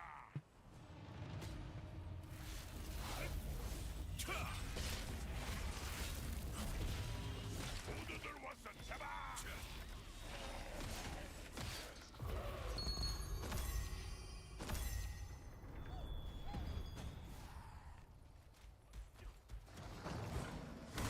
Whoa. 모험가님 덕분에 상단원들이 다시 돌아올 수 있었습니다. 정말 감사합니다.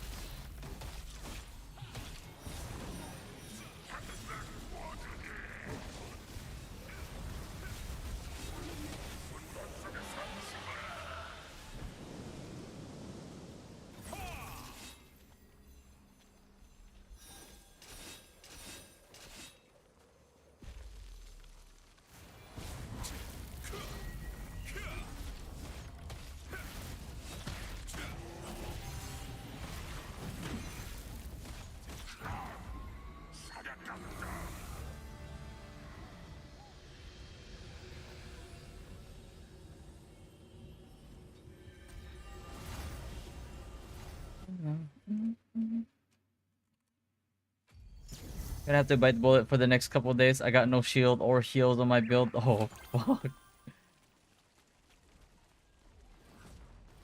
Gotta depend on my healers. It is what it is, man. Hey, if you trust your healers and your tanks, 절대 졸지 않는다고.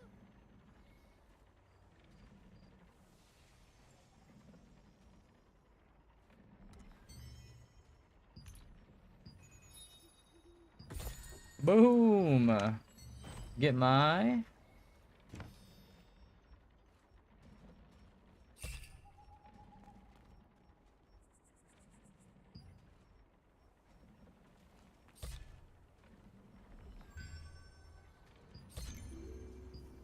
I wanna get my SNS. I don't really like the wand though. So I kinda wanna get spear or GS, bro. Let me get spear, eh? Spear.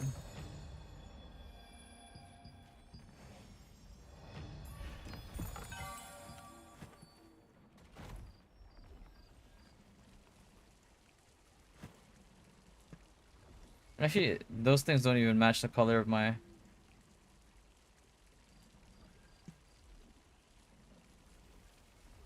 Damn. Shit. Illusion Workshop. What is it?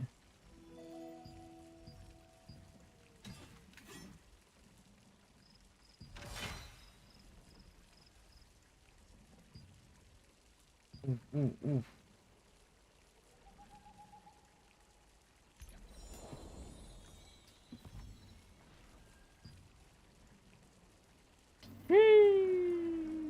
Damn.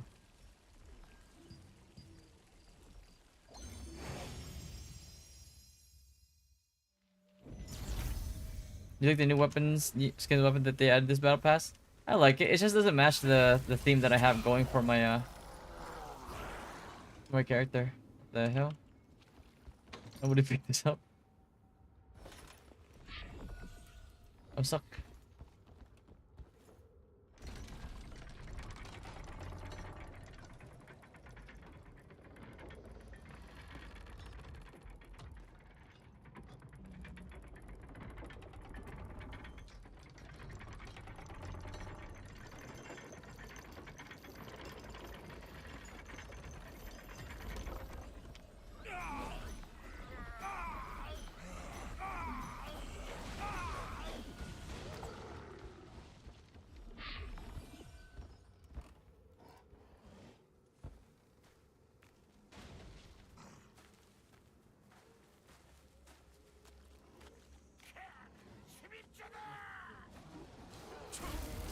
Fighter.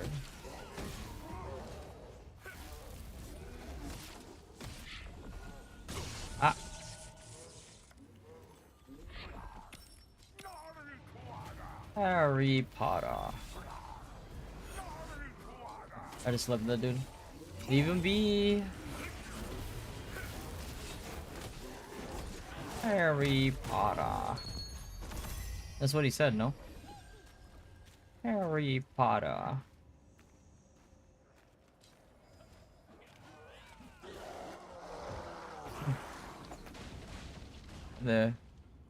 Yo, Sweet Rui, thanks for the follow, man. Welcome, welcome. I thought you said that, that's all I heard. Yeah, that's what I'm saying.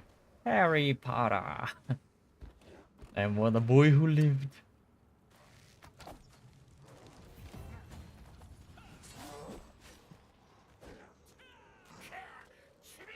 I really wanted to build Steelheart, like DPS Steelheart bonus because it's fun. All the procs lags my PC, you know. But I need to build my heavy attack set first.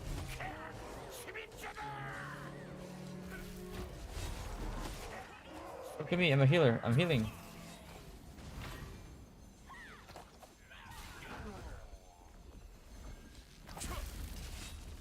I'm a healer. I'm healing.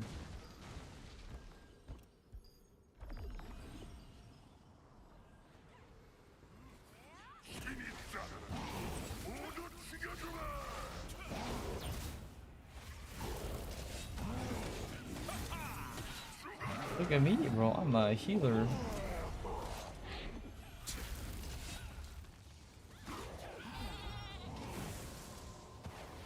What the hell?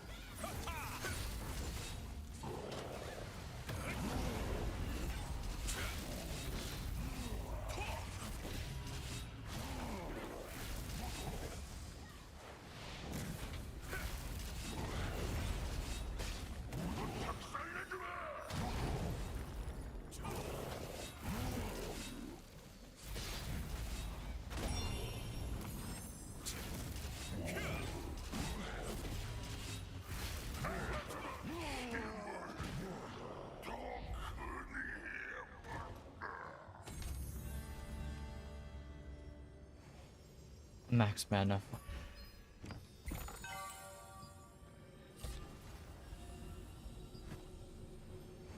Did you know that avoid full damage with Q block is bugged now? Wait, is bugged? I just did it like last week.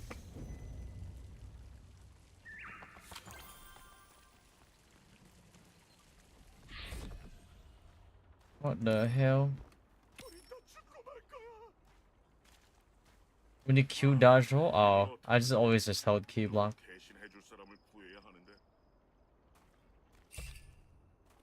When's the Fate Stay Night the Fate Unlimited Blade Works collab in Honkai Star Rail, man? I thought it was gonna be on the 11th. Apparently not.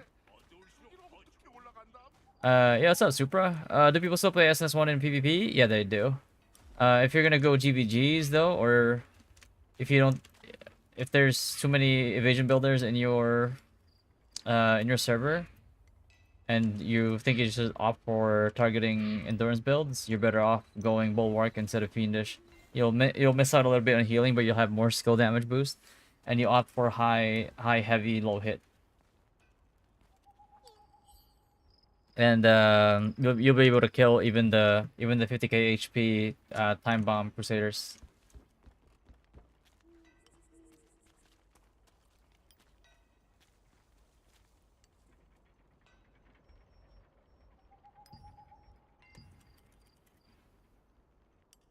Is there a Templar build with Deckman? Templar build with Deckman, yeah. If you're trying to build Deckman Templar, you need to grab you need this passive. You need Roar Amplifier, because the ticks from Rave Disaster proc it. And when you pass the Rave Disaster on to other, like, have like more people in between you and the initial target, it procs it again as well.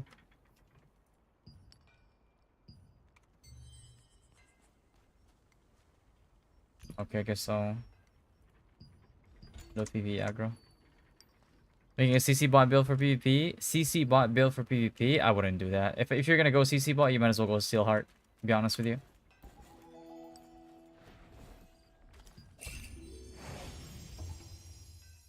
Hey, you want a real CC bot? Steelheart. Steelheart with the lose Noah spear.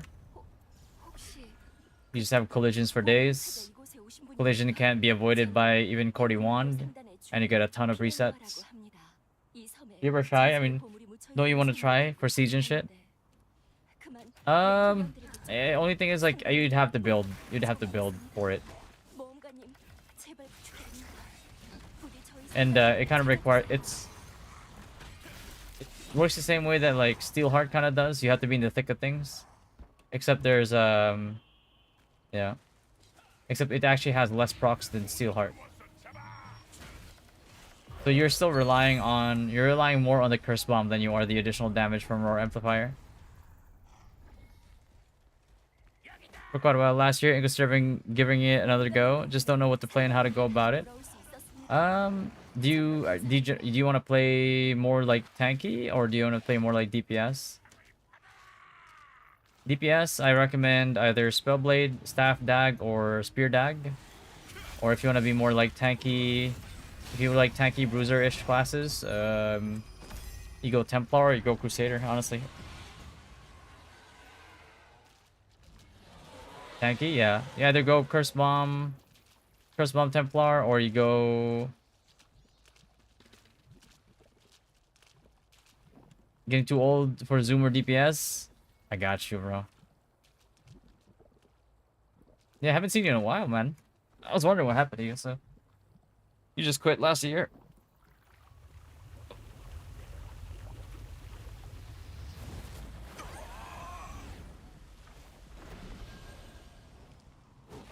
Like if you want like low APM, it's a bit of a grind too, though. That's the only thing. But if you go at it, it's pretty simple. Because the game was in a bad set ammo and then went for IRL grind. I got you.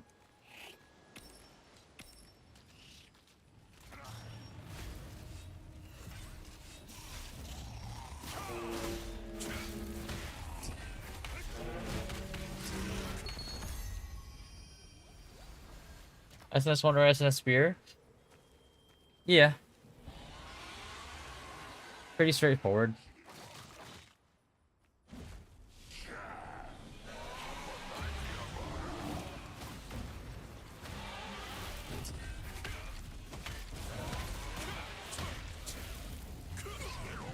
Oh. Oh shit. Oh fuck. Bro is cooked.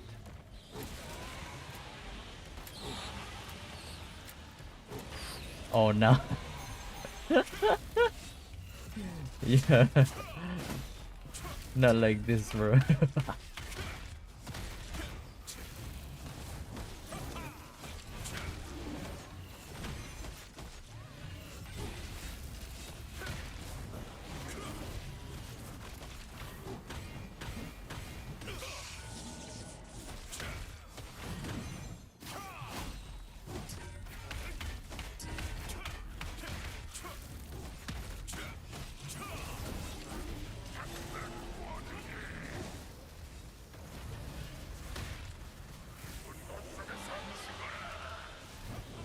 Oh.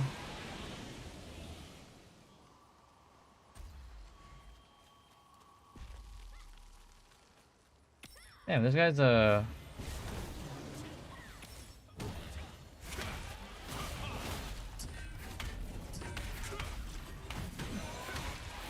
He has a staff crossbow, bro. What a Chad.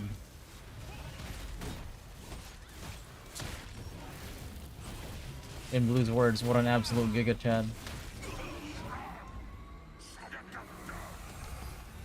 Yeah, I guess that's it.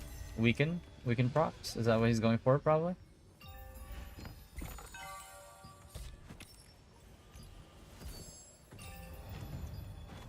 Boom.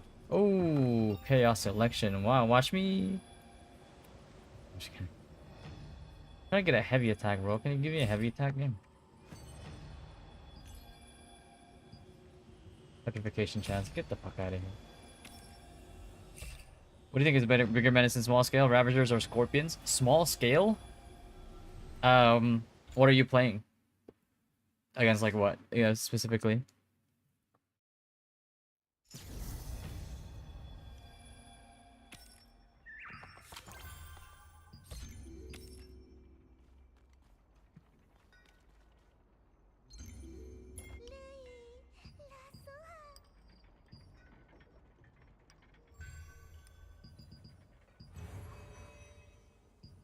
Ah.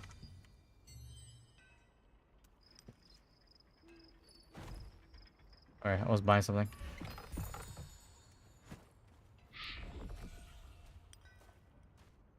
I wanted to play SNS1, but the solo grind on it then was so bad. They just got me off it. It requires more inputs just because of how wand combos work. If you really want like an easy grind, Steelheart. You go Steelheart. It's satisfying as fuck too. I'm a raider, but I want to roll into something for small scale. Kind of lost so much to play. Oh, okay.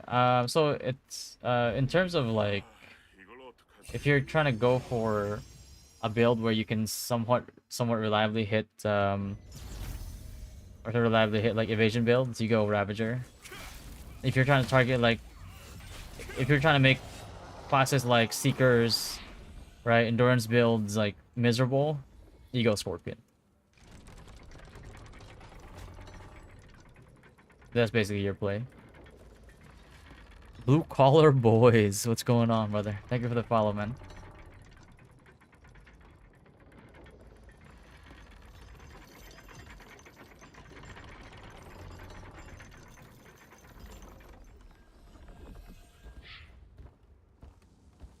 Yeah, but it really all comes down to your preference. Just know that like depending on like what class you choose out of the two, you have different responsibilities.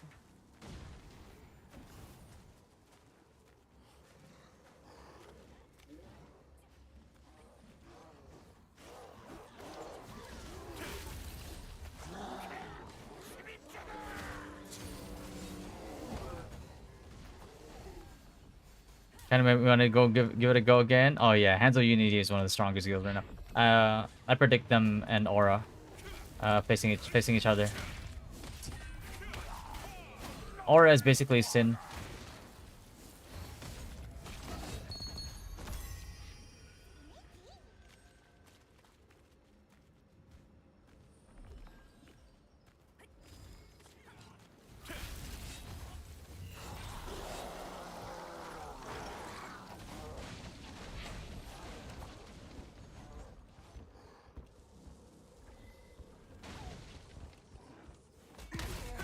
Because I feel like it.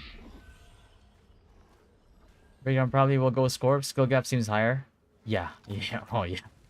I mean, it's close. It's very close. I'd say it's very close in terms of skill gap. Both classes have their own nuances.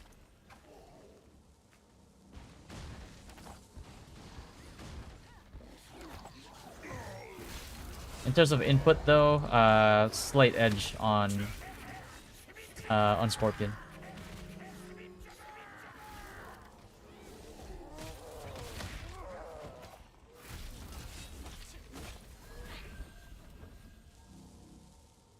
Yo, Blue, what's going on, brother? Twitch drops? Oh yeah, Twitch drops are automatically on, bro. The moment you start watching, it starts running, assuming that you haven't gotten it yet. Same thing for next week. Next week's drops are automatically on. So what I usually do, I just have people like lurk, leave the stream on, volume up, mute the tab if they want to do something else in the meantime.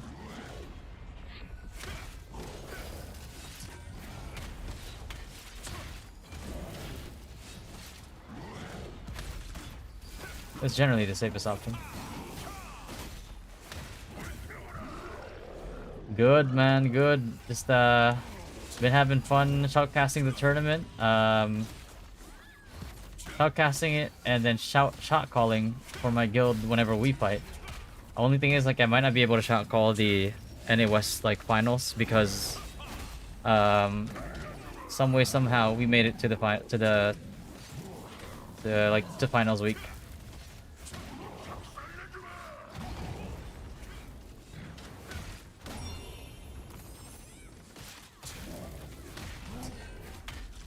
As I joined that badass guild, thanks, man.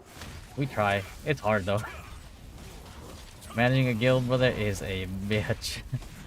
It's like a full-time job and a half, I swear. This crossbow was awesome. And now it's meta. Oh yeah, yeah. It's Cordy crossbow.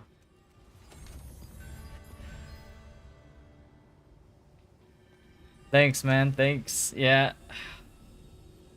It's been fun, bro. It's been fucking intense. Holy shit, though. It has been intense.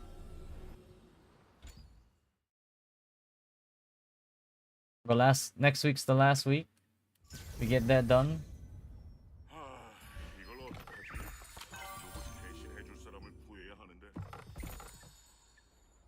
Go damage. Oh. Do I have that one?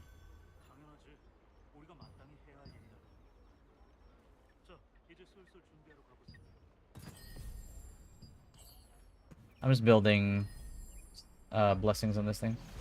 Oh, never mind, it went through. One more buff duration and I can do a switch.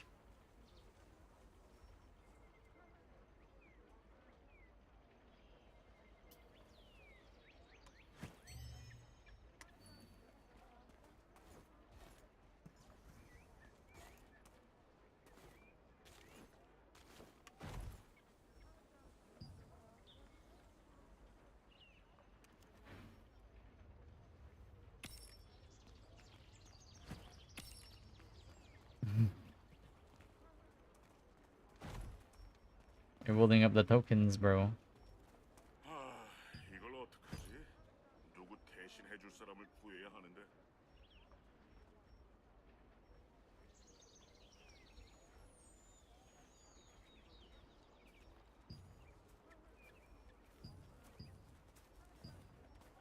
What does it always want to do get the good ones first, bro? Trap me?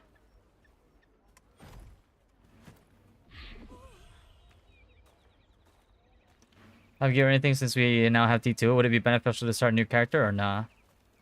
Nah. You don't start a new character. Just use your current one. Because whatever master you have on your current one is gonna help you out anyway. Sure, I'm asking a ton of questions. No, don't worry about it, brother. That's why I'm here, bro. Like, that's literally what I want to do as a content creator. Just answer. If I could answer questions all day, bro, I'll be entertained.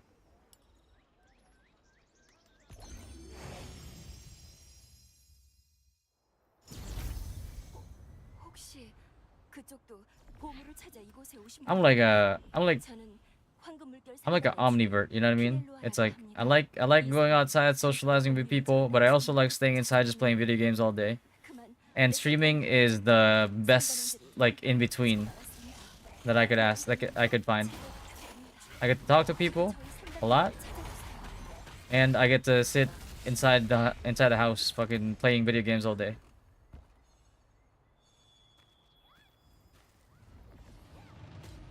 Do you want the master? Yeah, it's a lot better. It's a lot better.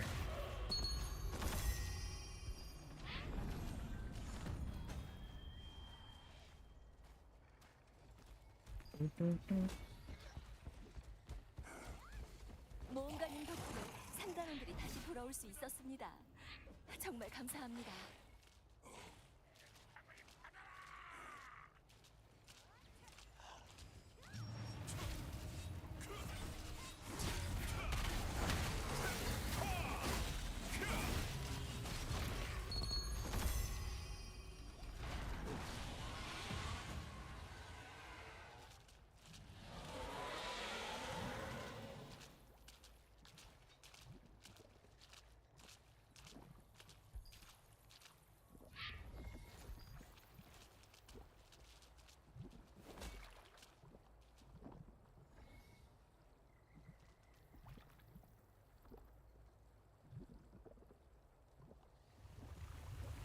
Mao Dragon.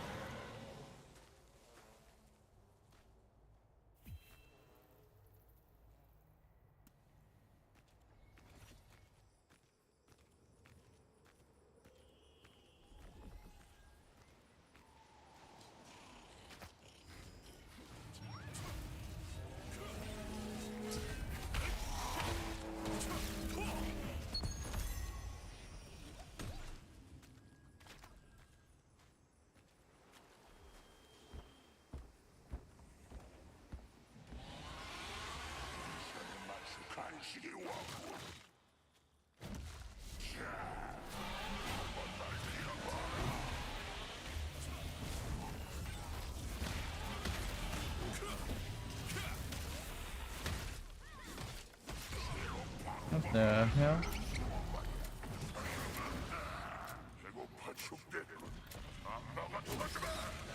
What the fuck?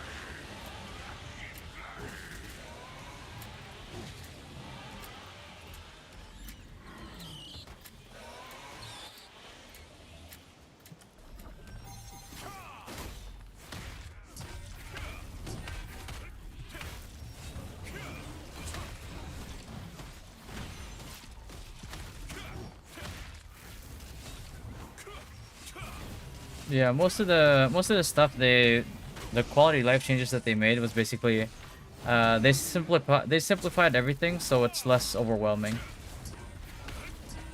Like runes, for example, you don't have to keep managing your runes. It's just they're just all there in the rune book. Whenever you want to try figuring them out for your build, they're just there. You don't have to sift through them like you used to before. It's all pretty streamlined now. It's just actually really nice.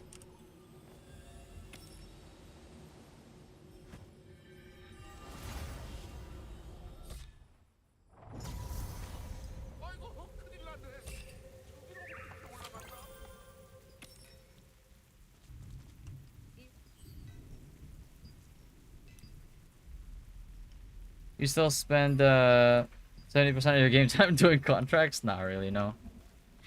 I mean, if you really don't want to do like the back and forth with the contracts, you could just do the culinary contract managers. Just gotta have the food beforehand or cook them as you go because they're usually the same ones, and you just get them done in like fucking probably 2 minutes. You just submit food. That's basically it.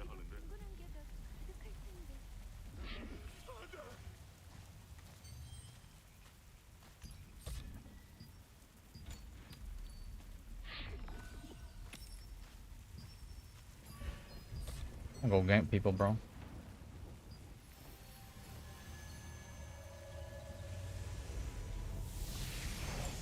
Yeah. Nice little contract. So basically there's an NPC and right beside him there's a table that you just submit the food there. That's basically it.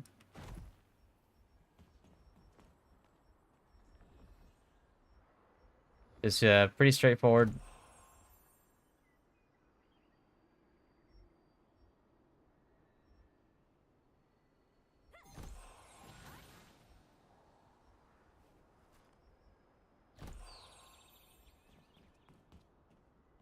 Yeah.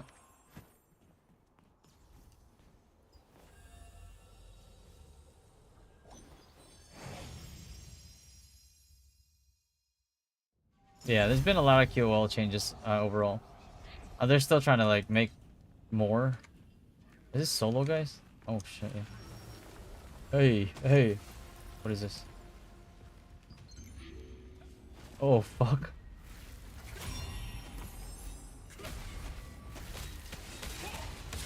Sorry, bro. Ah, nice. You don't have your stacks either, bro.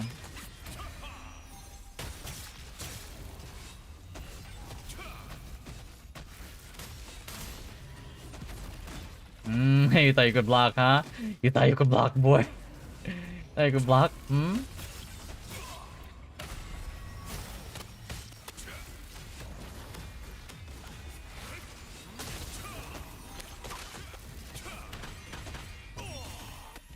Oh, the other guys got wiped or something? Oh shit. Unfortunate. Uh-oh. What the fuck? What is this? Okay, mini boss? Lol? Lol?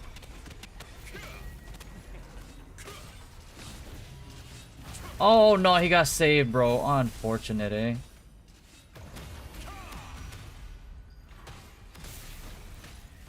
Over here.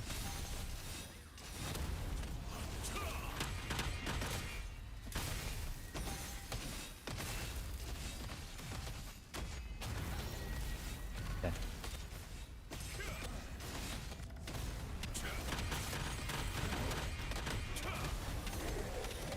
Ah, too much damage. Eat their eat their asses. Yeah, he got saved. Unfortunate. It's tough 1v1v-Xing when the other team has like a seeker.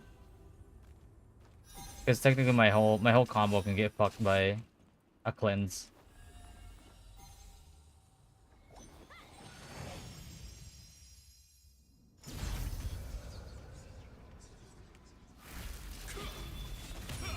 Oh shit. Oh. Bro, I can't Q block at all.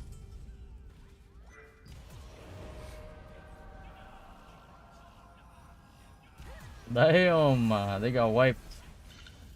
You get for dumping everything on me. Do you have any SNS spear build I can follow from T1 to endgame? Or your T1 you don't have to worry too much about it. Get to T2, you'll get your T2 gear from like once you start doing your level 50 quests. Reason why I say that is because you level so fast.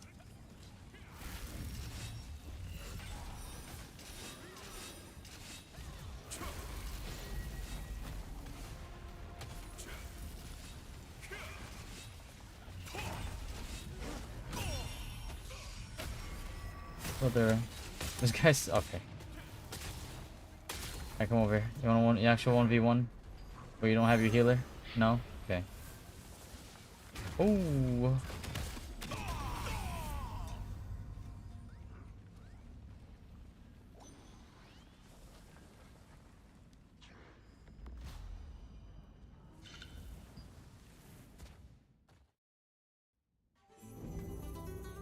But the key to like SNS spear, if you want to go damage, more like easier grind, is you need to build bonus damage.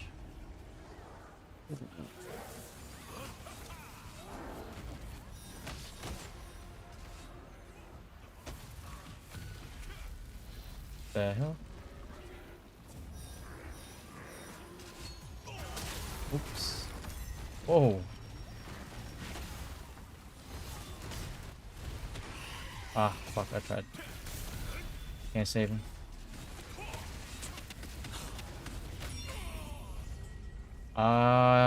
Fuck, look at his HP. He got shielded?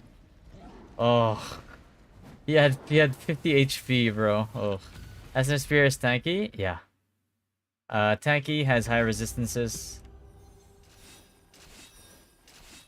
Your Blood Leech ability now deletes people's heal over time.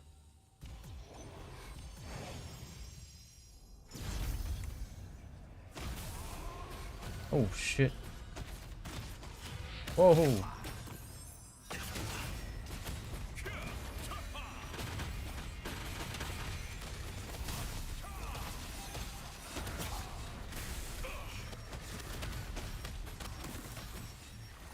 Oh. Am I petrified here?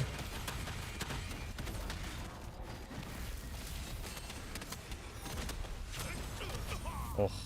That's just too much damage.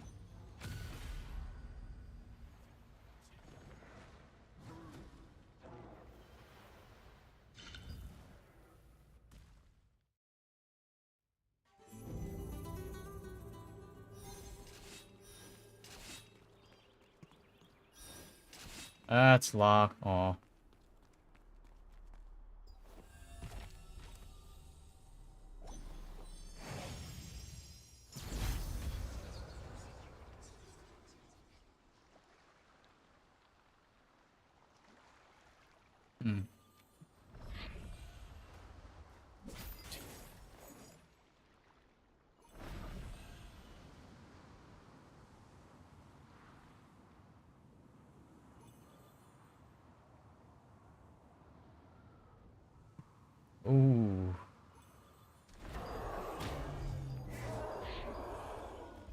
Yeah, what's up, Chris?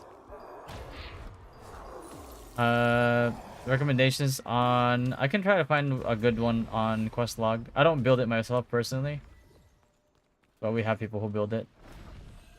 Oh, who's this? Sometimes.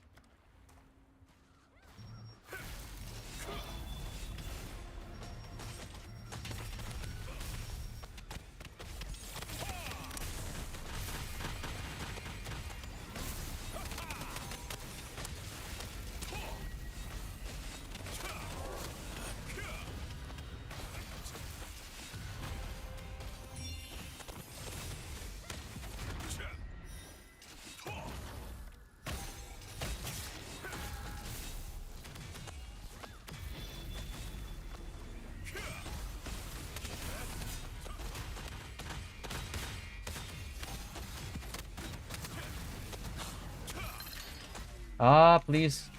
Don't cast my shit.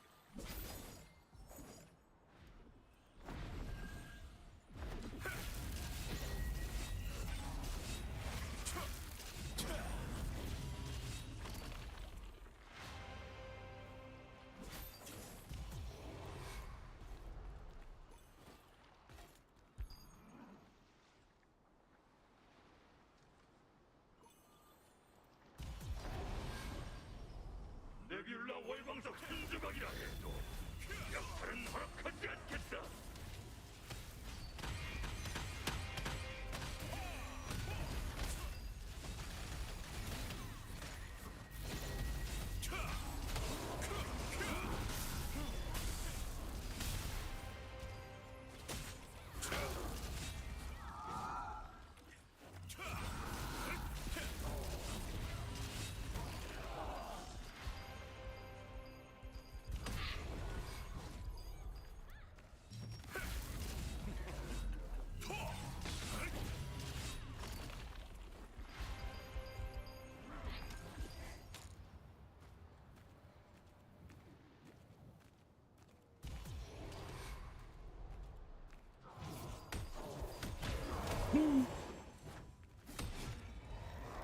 Vietnam Bell. Let me heal you.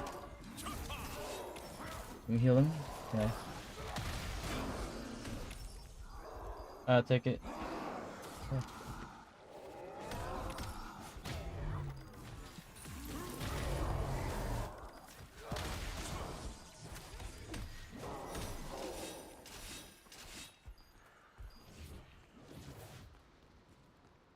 That fatty who hurt you? You look like you're gonna kill something. No, I was just focused, bro.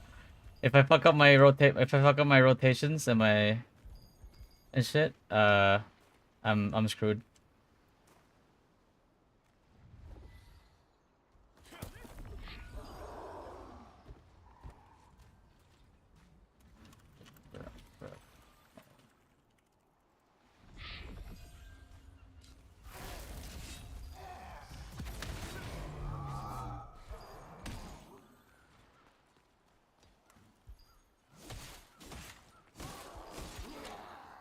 Eric Walk 1 was gonna deploy, but you killed. Oh, bro.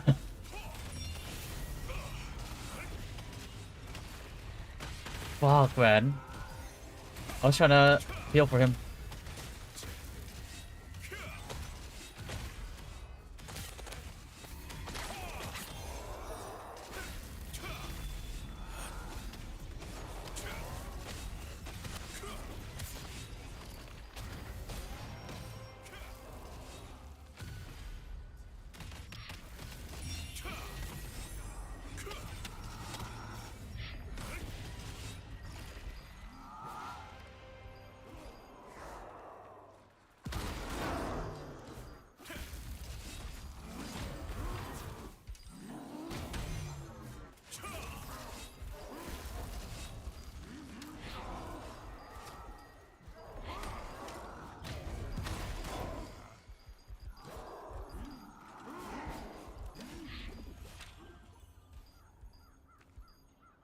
I think you got it right. Okay, good.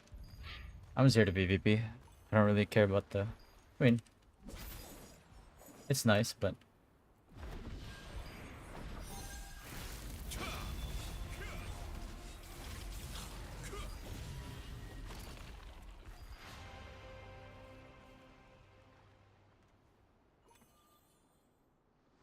Imagine being in a fight against one guy and you have 3 wipes, 3 of your party decides to use a guardian. uh...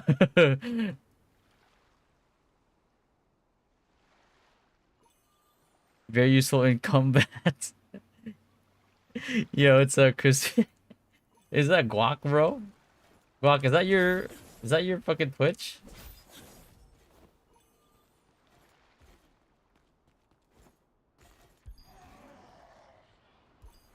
Oh, they what the fuck? They're back.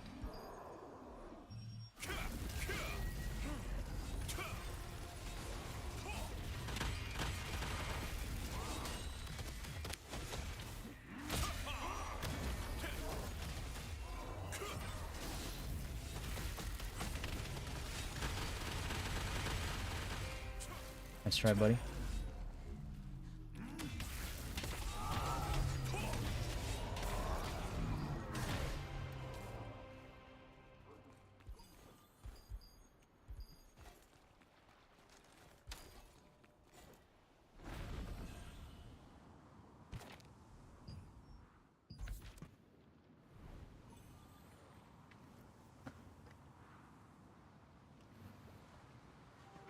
Oh shit. Is that a fucking... Is that a eradicator? Okay. There you go.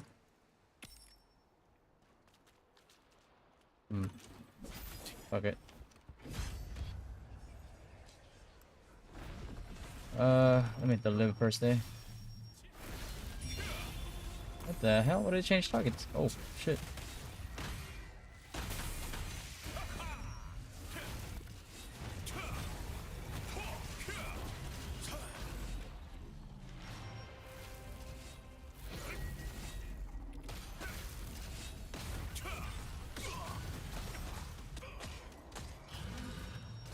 Oh my god.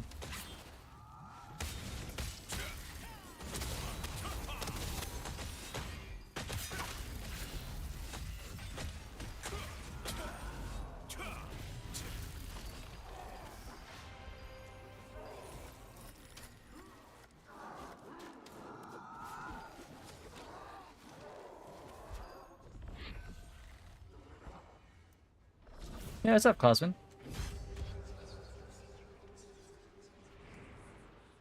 It's just one guy who can take him if we all go together.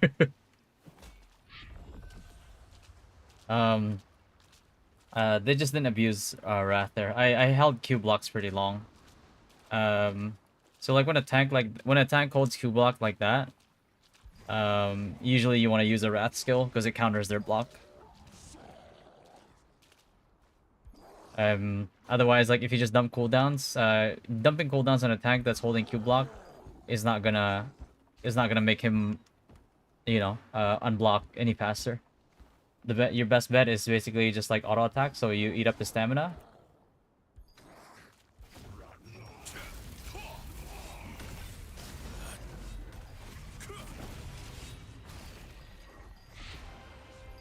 Can you show your build? If you go on Twitch, Cosmin, I have it under !build. Or I can send it to you after this. I'm just gonna.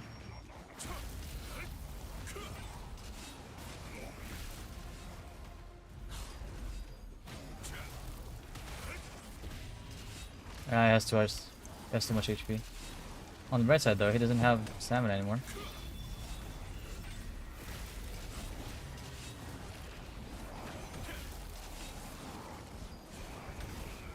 Man, this man's a beast, bro. Look at it. He's okay. No, I fucked that up. Did he use stamina food? Oh.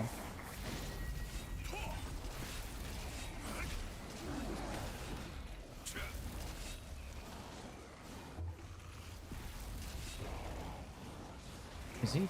He's not blocking. Okay, now he is. Oh shit.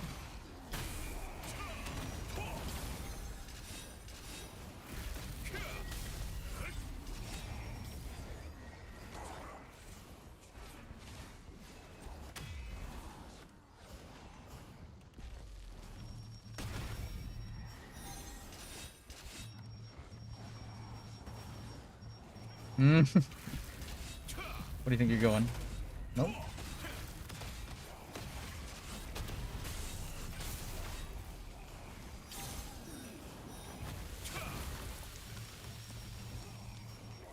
That's a bad idea, right? Huh? You can't sleep him? He gets woken up right away. Oh shit.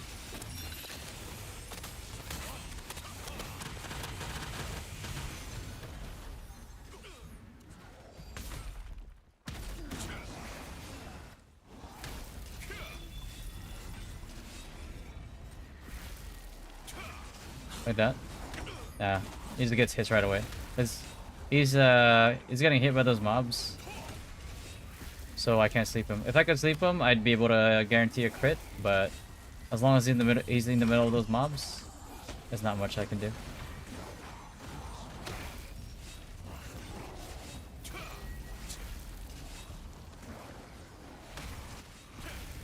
Like if sleep, oh, I missed actually. Lol. Is he evasion or something? It can't be.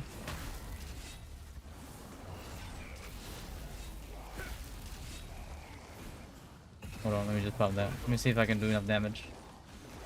I gotta wait for cooldowns.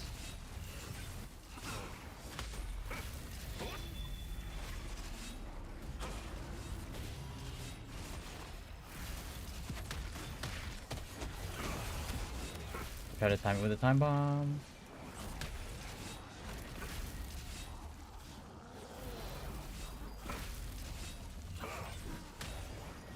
He's tanky as fuck, I'll give him that, don't let.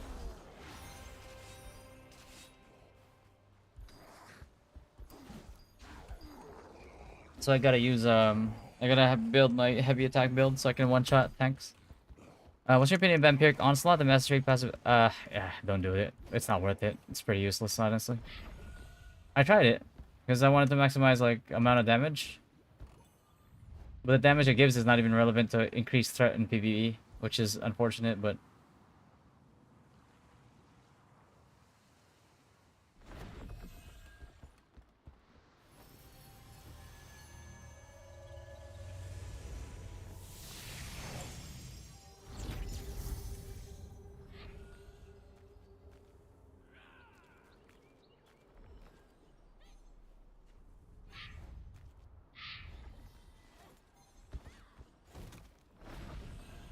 I have 8 minutes left on my buffs.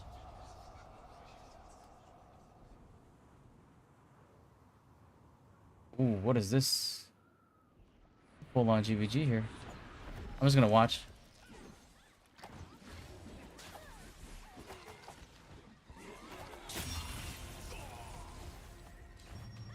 What the fuck?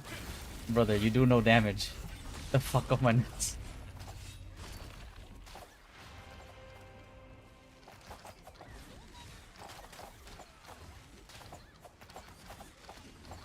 Yo, you got this, Whooper. You got him, you got him, you got him.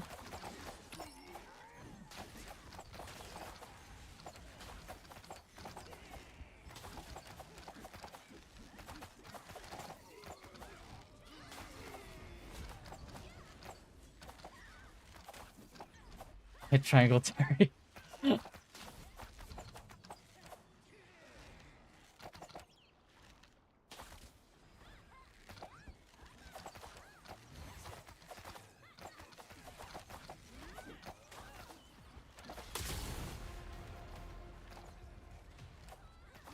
I'm trying it out. It doesn't feel that great, to be honest. Honestly, I don't feel it really. Yeah, I mean the percentage, first, like the worst part is like the percentages are so low, and it scales off of your curse sticks, which also is individually just like low damage.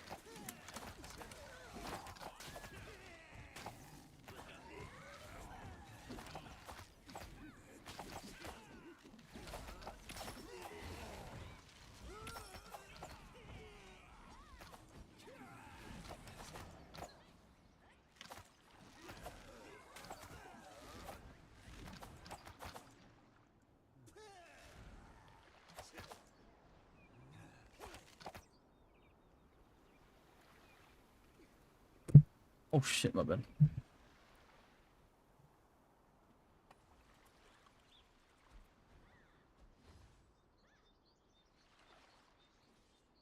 Yeah, they're really going at it over there. Oh, they got reinforcements. Homie caliber, bro. Oh, he's from Darkness. No wonder he's fucking wholesome. What's its best combination for weapons for PvE bosses? Best weapon combinations for PvE bosses for like SNS1? If you really just want to go full on PvE, I would probably go Bulwark. Bulwark into Tevent for sure. If you don't have Tevent, Deckman's good. Masteries on wand? Yeah. The masteries are also in the quest log, by the way. I have everything on there.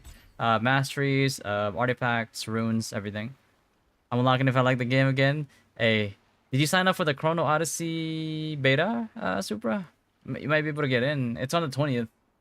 It's like a weekend beta, but that's something that we're probably gonna play after we finish dailies on Throne.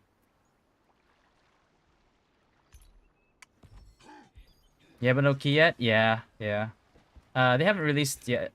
I might get a key just because I might get a campaign for it, but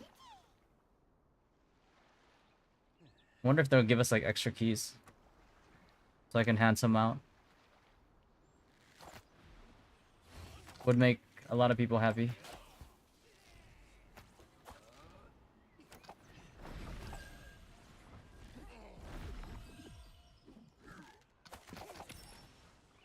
Where's Kaneki, bro? The boy ghoul. This is a guild, right? Kaneki's guild? Breeze line? Word. Oh shit. So what is it? Breeze line versus what? Red Horse? Hey, yo, they're going at it.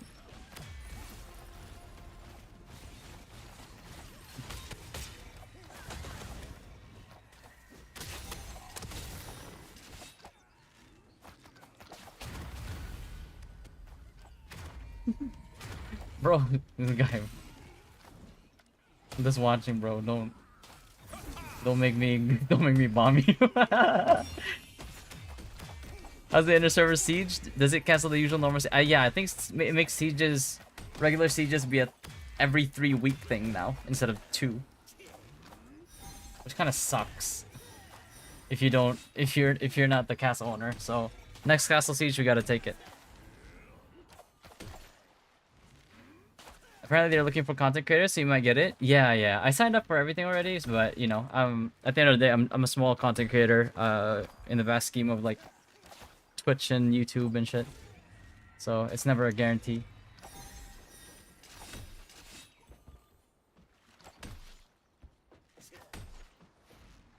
Damn, bro. Damn, breeze line on top.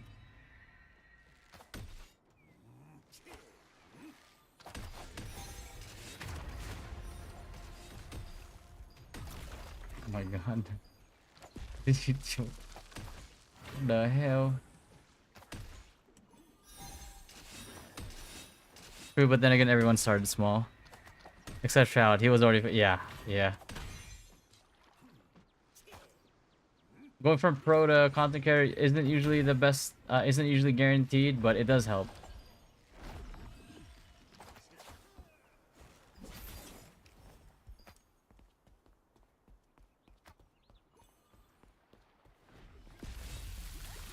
What the hell is this?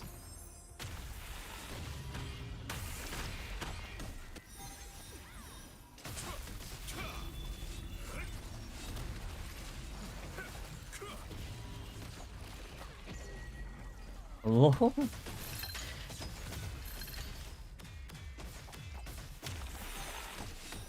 the hell? Did he dev smash me and he hit the wire? Bro, this guy fucking hates me, bro. He's been bombing the fuck out of me. Ah.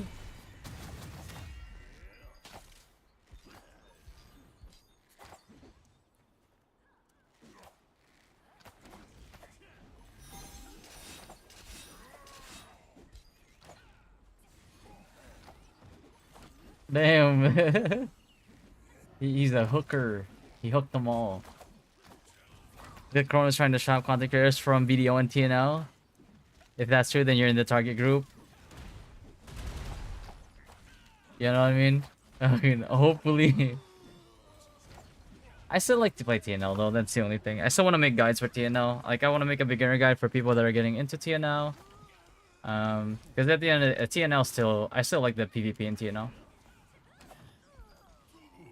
The only thing that I wish TNL would do, probably, is, well, among other things, is make it easier for people to either respec, or make it easier for people to build their builds.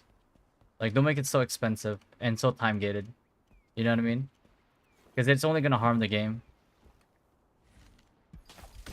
Like, I have all of my resources, so, like, I'm not really, like, fiending for, like, resources, but I know it's always going to be a problem for, like, newer players, right? Or returning players.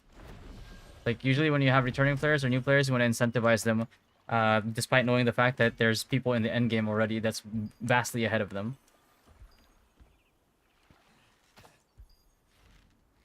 You got gameplay on the Aquaman wand? No. I skipped it completely. But we have people who played it in the tournament.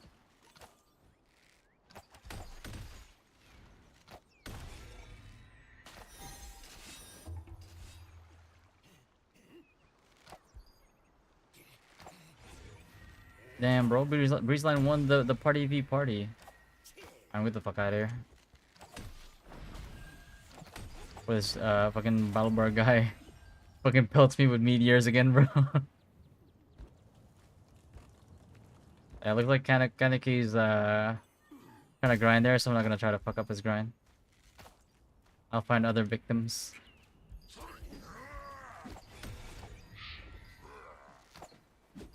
You were struggling with making any meaningful build without Arc Boss, so that killed the fun for a lot of people you used to play with. Yeah, unless you were a specific, like, a specific class that didn't really need Arc Boss weapons, in order to, to perform. Yeah, it was rough. It's rough for sure. But Arc Boss weapons are so accessible nowadays that it's only a matter of time before everybody else just has it. I'm too far from Tevins. Yeah, I mean, the only difference between like Tevin Wand and Deckman is, if you have Deckman, you need this. And if you have Deckman, you need to have Ray of Disaster on your on your bar, because that's what applies the debuff. But the damage is comparable to Tevent Wand. That's the only downside that you have this. But because of this, you actually end up outputting, I think, if people are close to you, especially if you're trying to go AoE or even single target, this technically increases your overall DPS. So situationally, you might be able to just deal more than Tevent Wand user.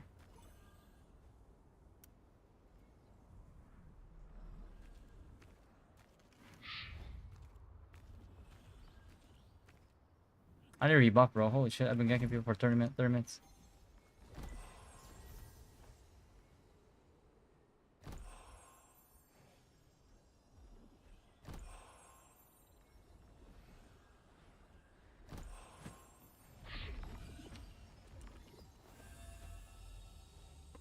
This thing's about to close too.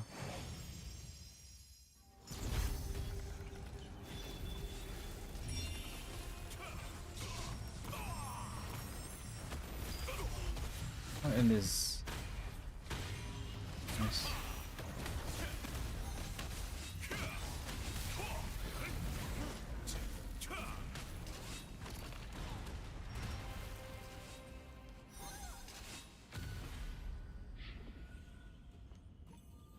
I don't think anybody's here.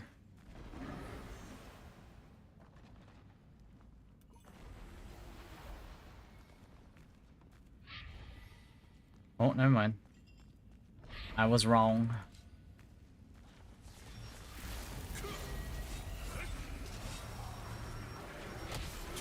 Run, boy, run.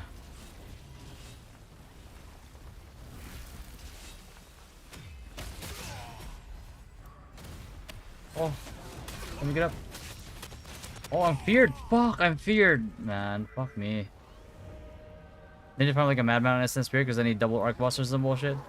For SNS Spear, you don't need arc bust. SNS Spear doesn't use arc bust unless you're going for like the collision, annoying stone capper build. Then you need Dilla's Noah, spear. But you don't need it. You go Crimson. You could probably go Crimson Spear, which is a dungeon spear, and then you could also go. The hell is this? Oh, Kuro Lucifer, bro. What the heck? Yo, he's a hunter.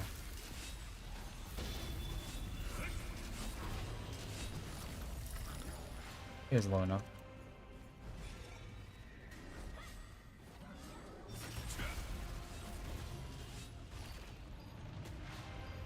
It was enough.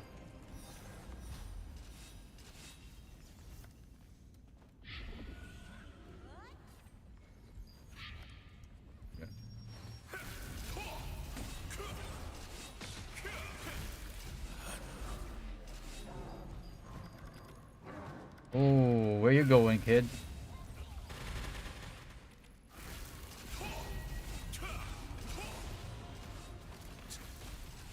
Oh. Bro, I just can't cast shit. Hello? Like, I already popped my trinket.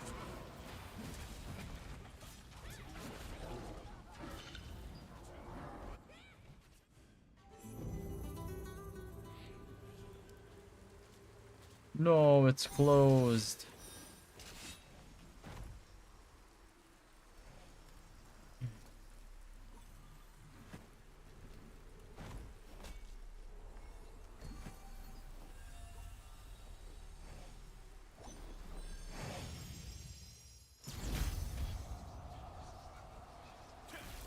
Obsidian? Not today, baby. That's what you get for not being in the tournament after you signed up for it. Hehe. Oh, what the? Hey, hey, hey. Bro, this Balmer guy, bro, he hates me, man.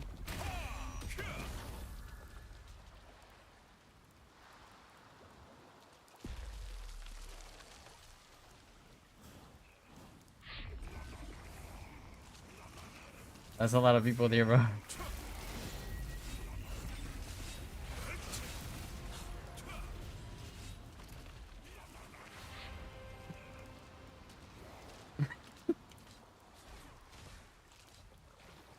This motherfucker's been hitting me for a long time, bro. Alright, it looks like they're fighting another party. I'm not gonna interfere.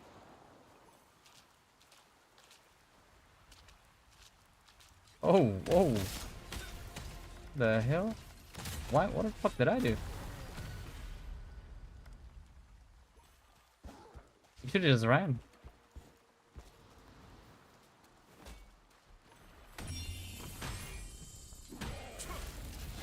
Alright, buddy. Ah.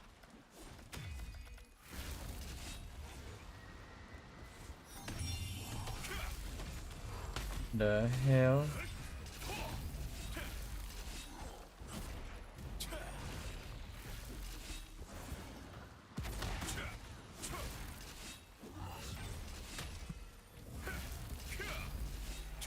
Ah.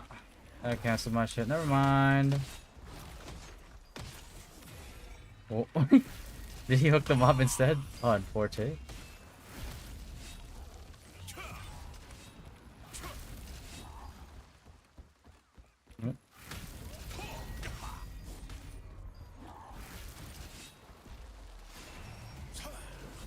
Yeah, he's trying to pull me to the water. Yeah, I know.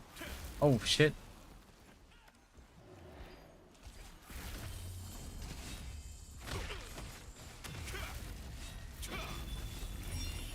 Oh fuck.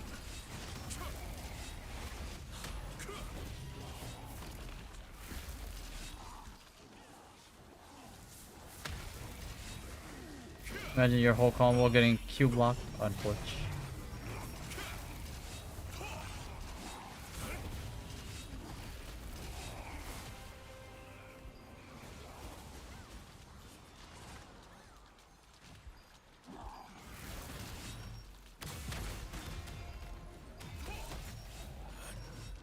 What?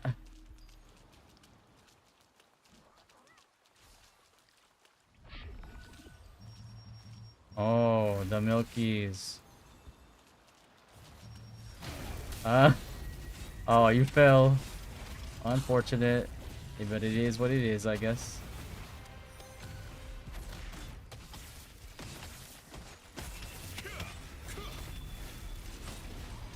Ah.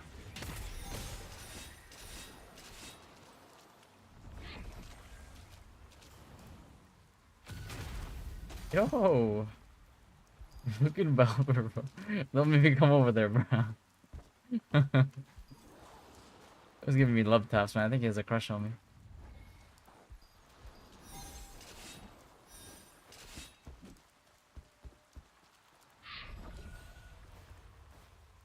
Whoa, what you doing down here, huh?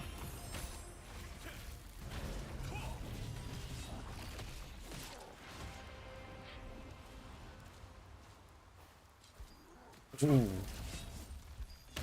Whoa.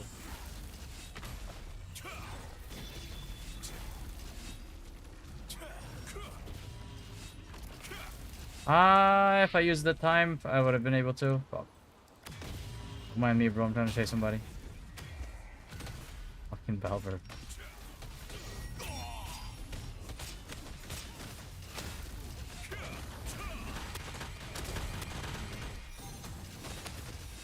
Fucking Balber. Balber, I swear to Christ. You hit me one more time, bro. I'm tossing you a fucking salad, you know what I mean? Pause.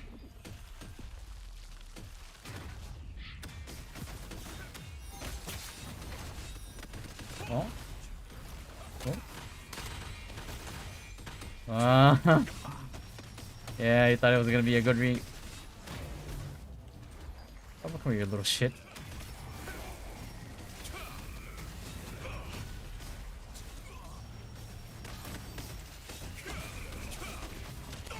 Ah!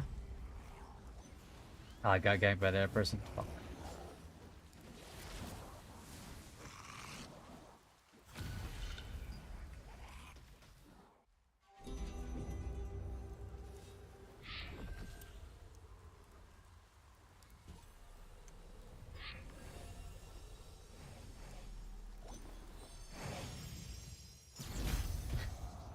You gotta say something sussy just to catch the boys off guard, you know? You gotta keep your toes, you know?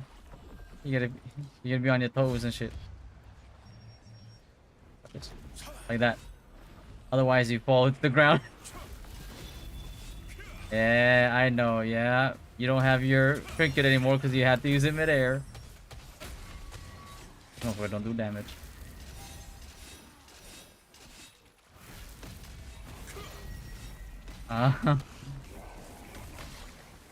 It's gotta be Balbor. Okay. Bro, you know what? Fuck Balbor.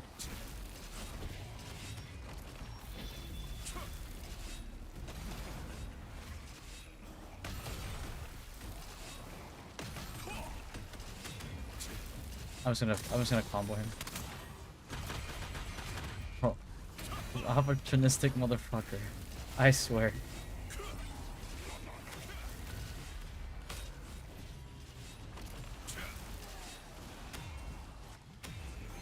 Ugh, I actually need a full combo.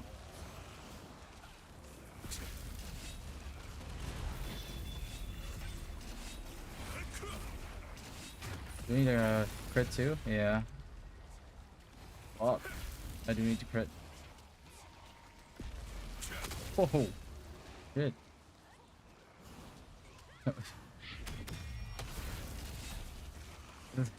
This guy's trying to ego me. What the hell?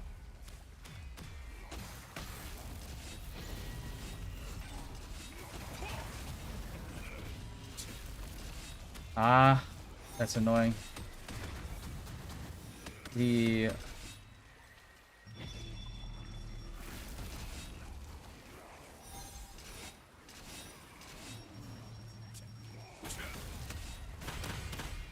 oh, what is this?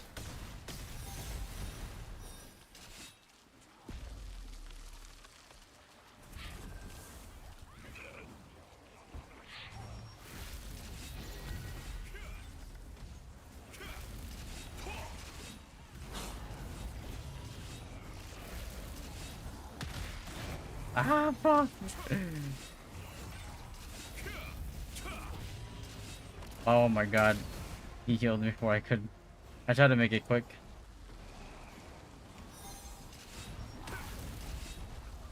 So I need my heavy attack build, bro.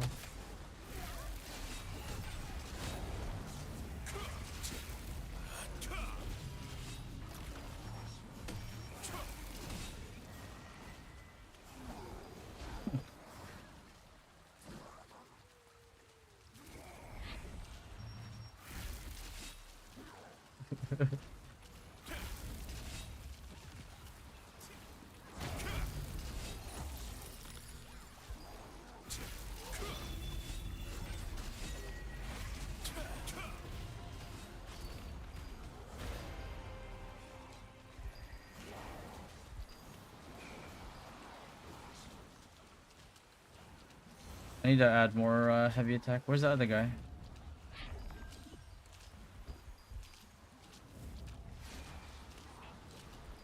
That's not him.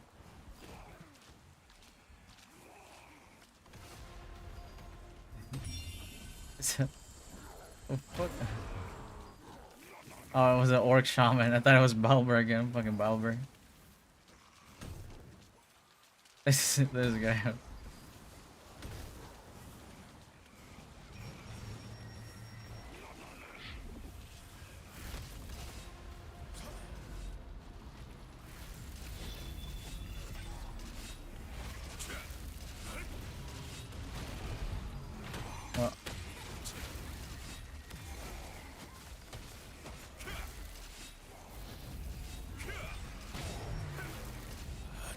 Well, I don't have the time. It's not gonna work. Fuck.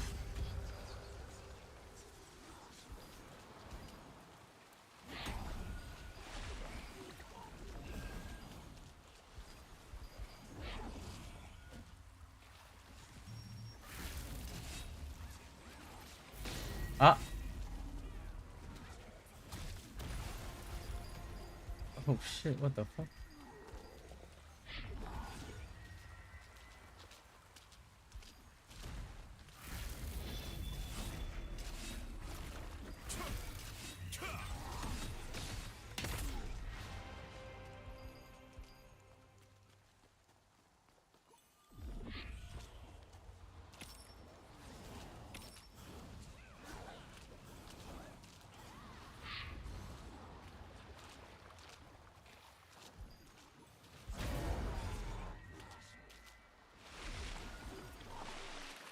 Yo, SO.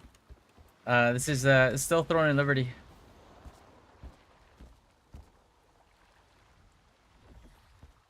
What's up, bro? What the fuck?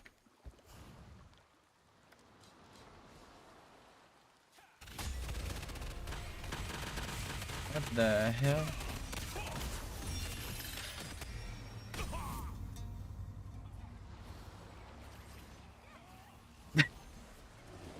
Nah, he just blew his load on me, bro. All over me.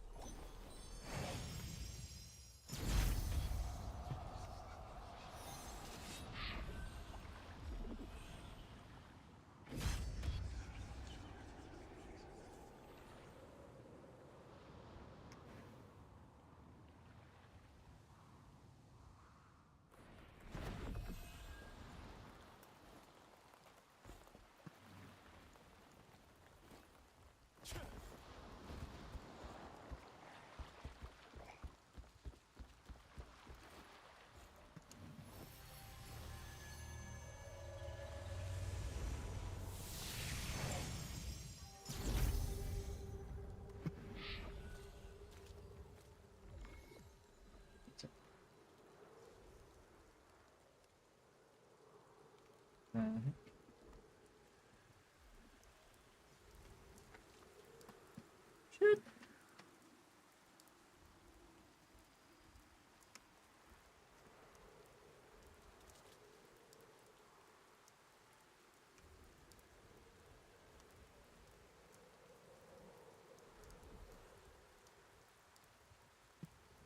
Again, it's almost 4. Is it 4 or 5? Let Etheria restart. Resets. I gotta make sure I do my dailies and shit, you know? Gotta make sure the waifus are good. Anyway.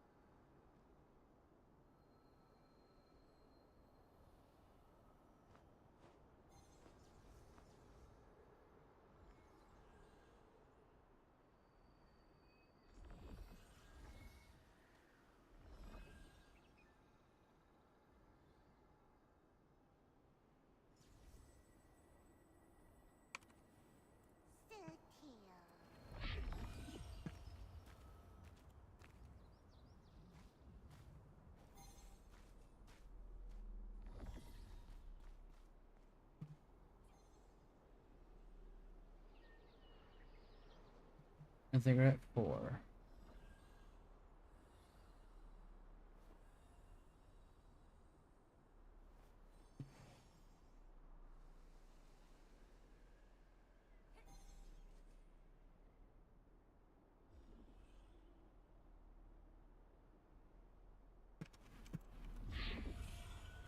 Fucking Valor now. The legend.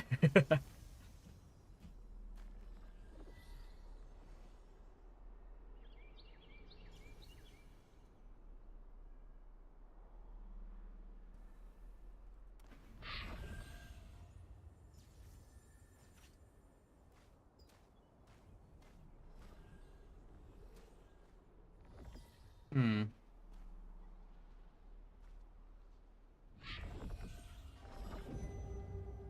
I just want to keep ganking. I still have 10 minutes on my food buffs. I don't want to waste it.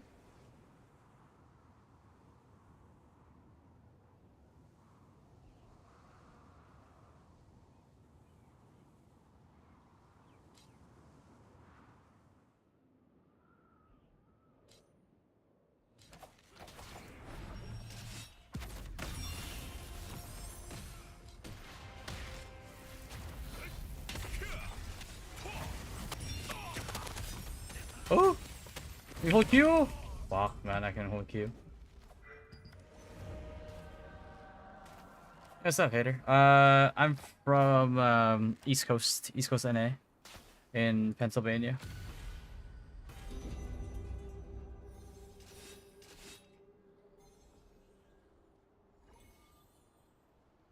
Arena's not reset yet?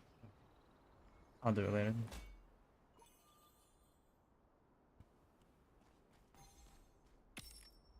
Oh, there go the reset.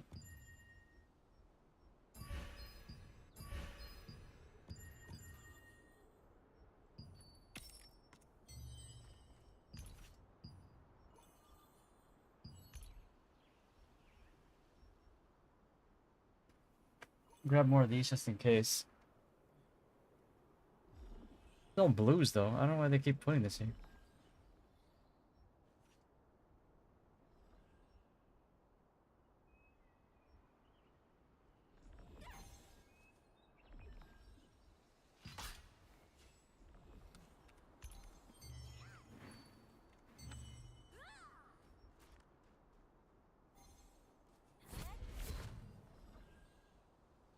Tell Whooper he has gouts. Nice.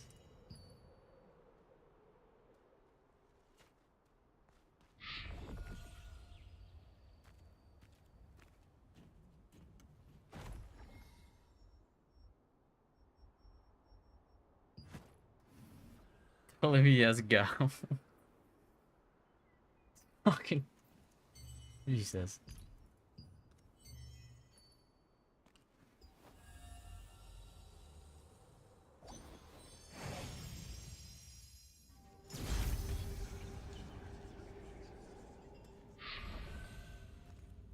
Movement. Rip. What was in here?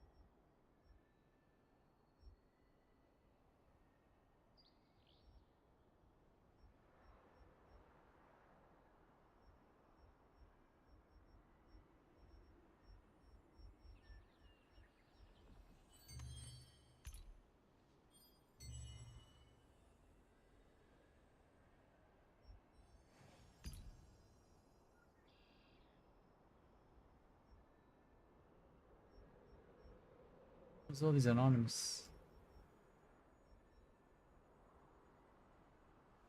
The hell?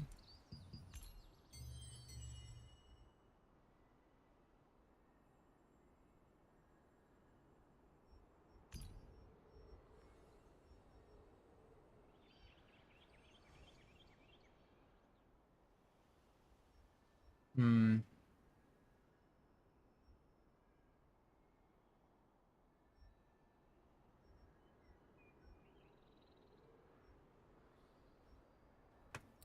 Good thing I got this now. It's one a bit heavy.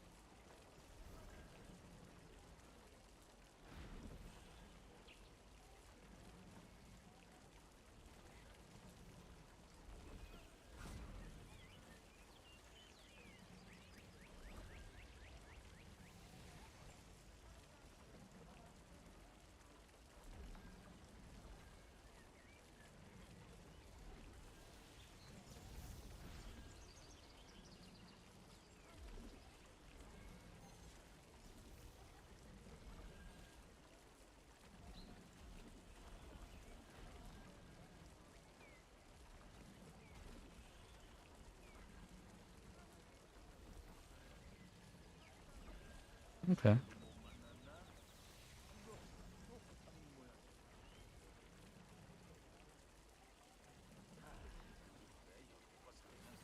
마론을 만나는 것만큼 어려운 일이 없었네.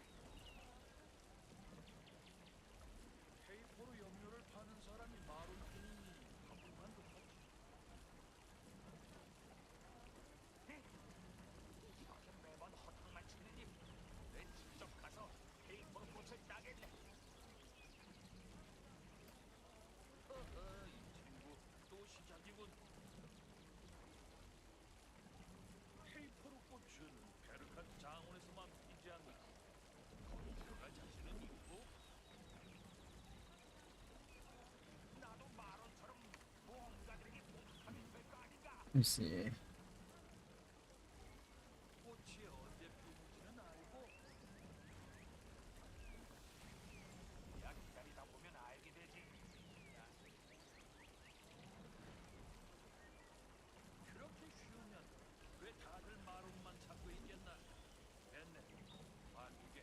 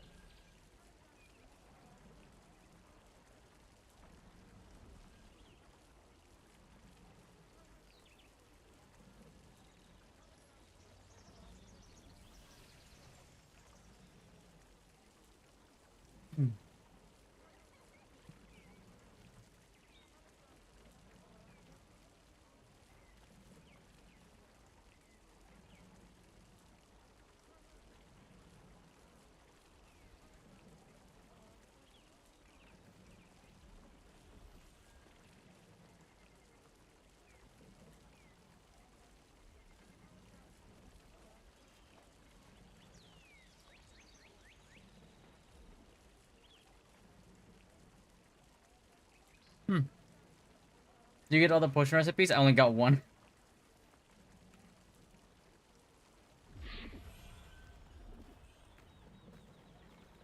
Maybe I can get some more RNG day. You know what the saddest part would be if I get the same recipe. 평소 요리 실력에 자신 있다면 자, Watch, now I jinx myself. 요리에 자신 있으신가? 한번 골라보시기. All the health. Oh, hey, that's not bad for if you're a crusader.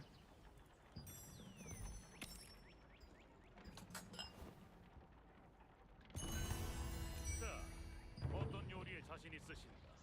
한번 골라보시기. No, yeah. It's unfortunate, but you know, it happens.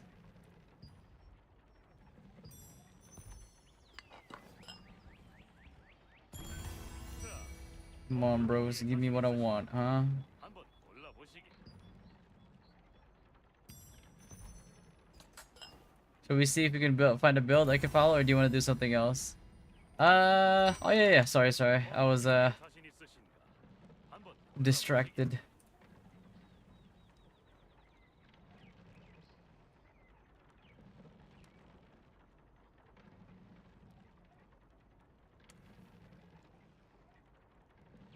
One second. Should have one for you here.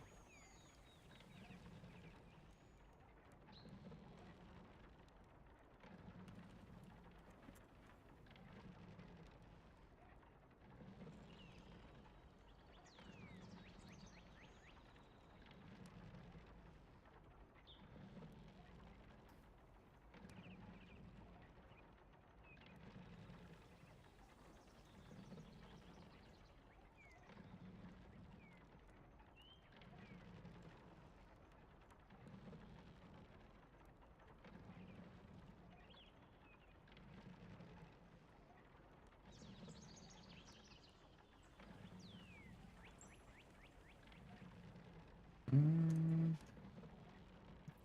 me try to look here. 슬슬 배가 고파지는군.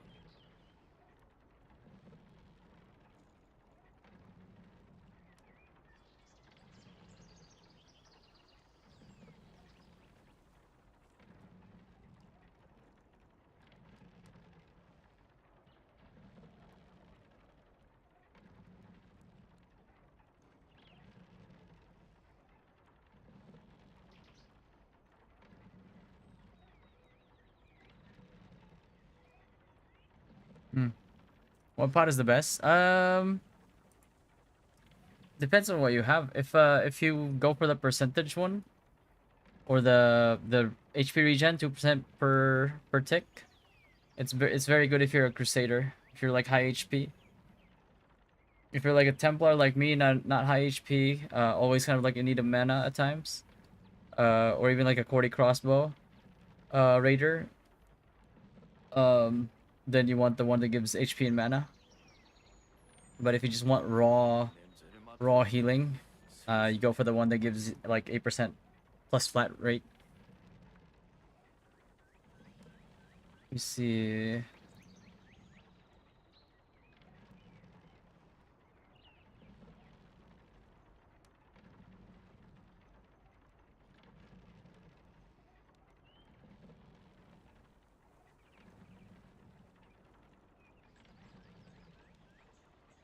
Hold on.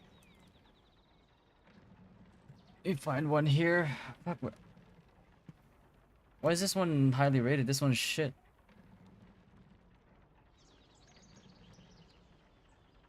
What the hell? One sec.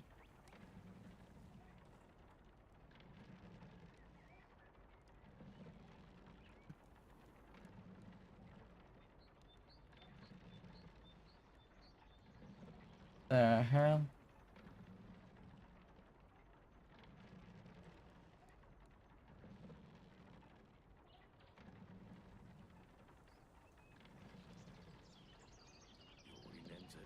And you said you wanted this for mostly like ease of grinding for PvE, right? And a bit of like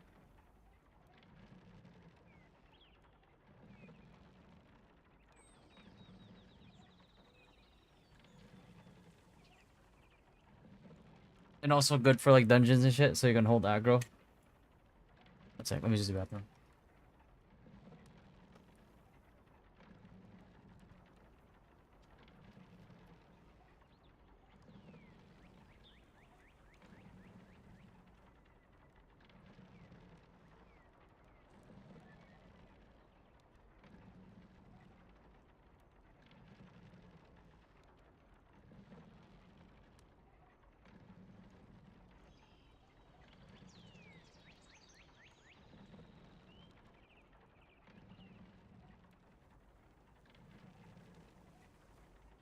요리 냄새를 맡으니 슬슬 배가 고파지는군.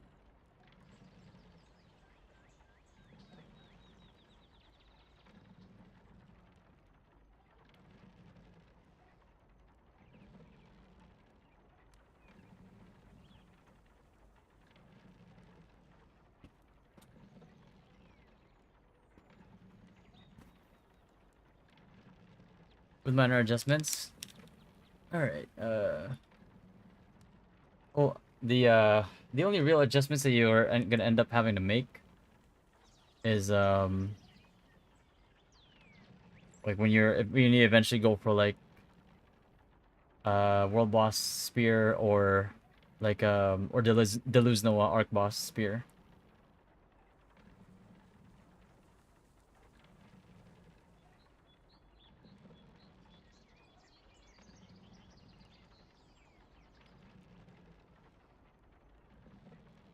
No, no, I'm looking at something right. I'm looking at builds right now.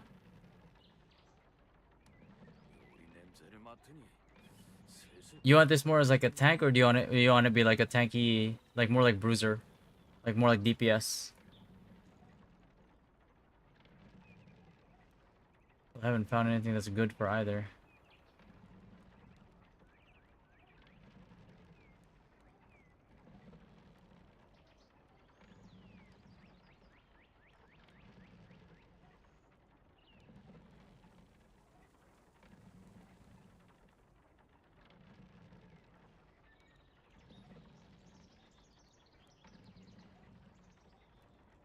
Best play for wars later on.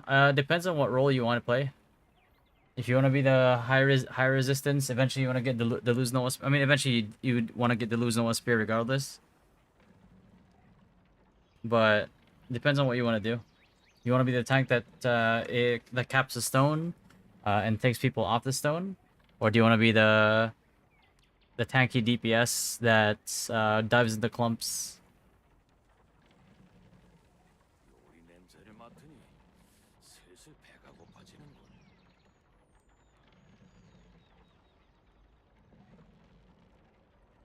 You want to be the okay, but you're more on the DPS side more than like the tank, more like than the tank. You can just know that like the capper, you could technically, you could technically dive with it still too. It just won't do as much damage. Because DPS on Steelheart, SNS Spear relies on bonus damage, kind of like a Cordy, kind of like a crossbow.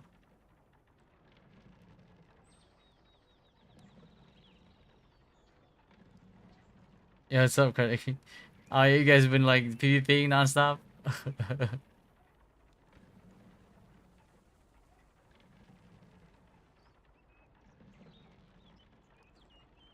So from what you're saying, I should play the tank? It's up to you. Like, those are your two options. It comes down to like what you want.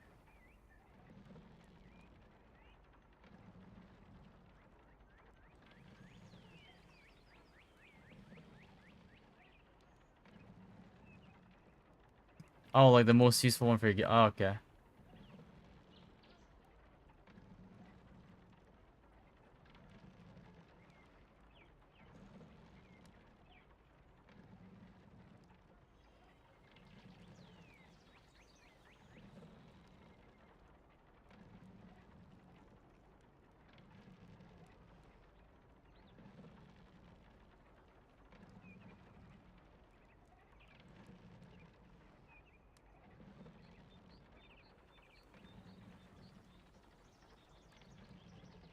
Hmm.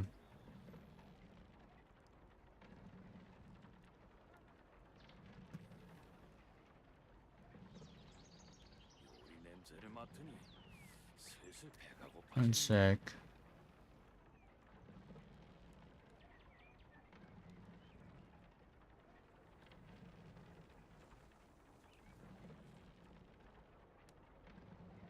Should be.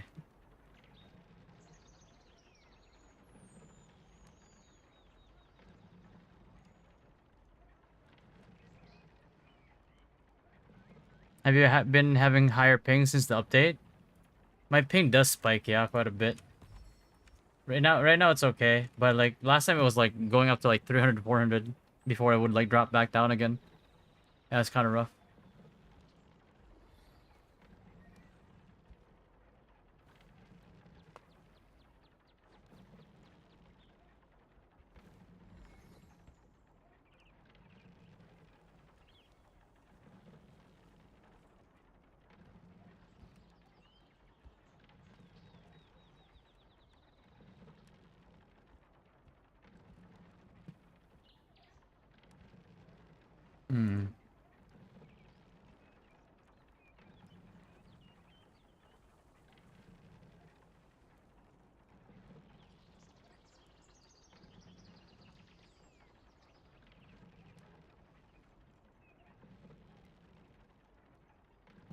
Let's see. See if you wanna try to go. 우리 대슈랭 요식 조합은 다양한 요리 문화를 전파하고 있다.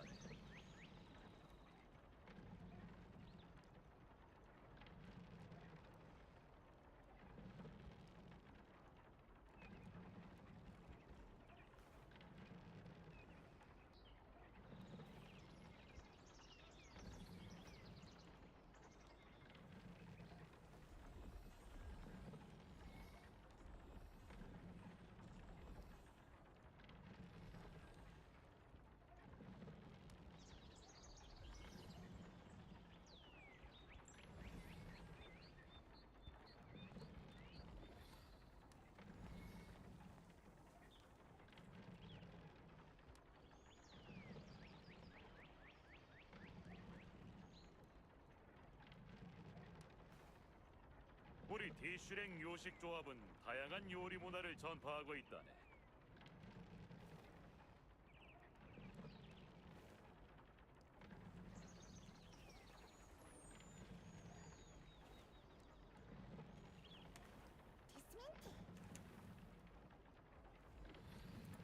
Would bounce with, yeah, it's bad. Yeah, I'll catch you later, bro. Supra, the bottom one, you might have to change the Luz Noah spear to like Pakilo spear, and then just readjust your readjust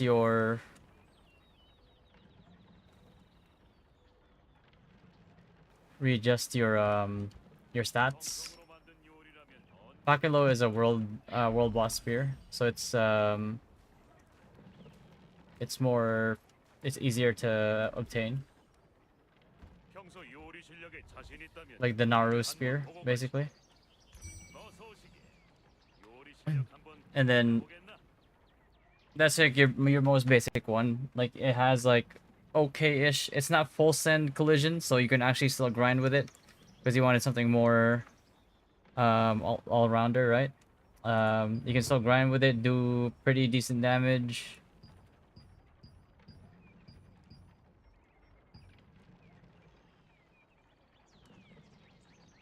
And you can yoink people off of the the stone as well. What earrings? Don't worry. Yeah, don't worry about the earrings right now. Yeah, don't worry. You know, with earrings, you don't really have much of a choice because you can only either get them from 4-star dungeons, and those are not really the ones that you need. The one that you need is from Nebula, and that's completely RNG. It's easier to get now because you get like 24 Nebula boxes a week, but you know, it's still RNG. If you can get them, the ones that give strength and fortitude, then you're in a good spot. Otherwise, it's rough. 슬슬 배가 고파지는군.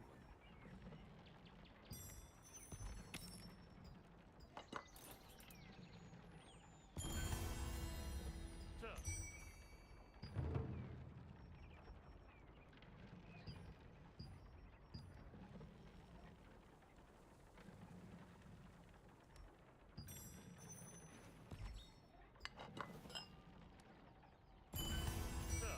Yeah, earrings are 자신 있으시. pure. Oh, 한번 골라보시죠. oh, nice! I got the red one. Nice. That's two recipes. Hell yeah. Okay, we're getting there. 어떤 요리에 자신 있으신가? I got it again. 한번 골라보시게. What the? Just. I'm gonna get it just to flex. Okay. Just kidding.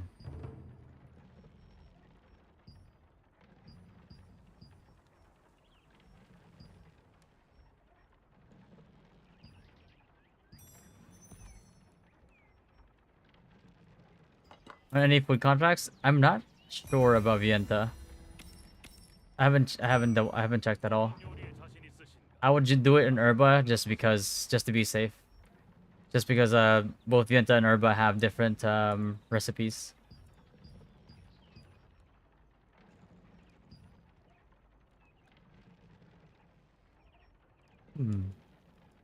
Not bad. Forest goulash.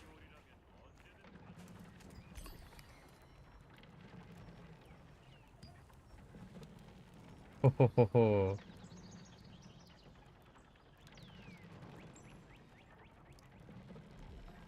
there, yeah. Did I get the recipe? Yeah. It took me 70 before I got my first one.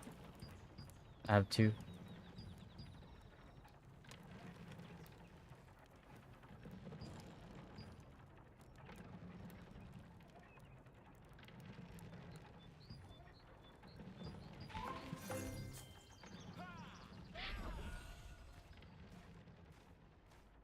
요리에 관심 있는 분들은 언제나 환영이.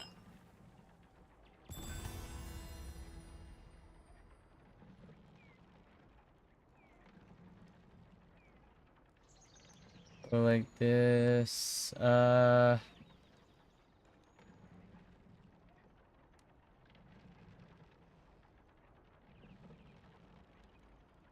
on, let me pull that up so it's easier.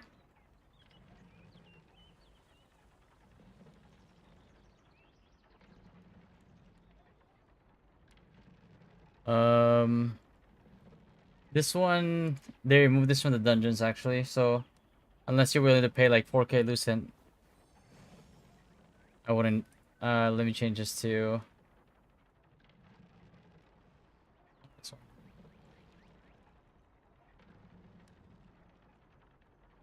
Okay.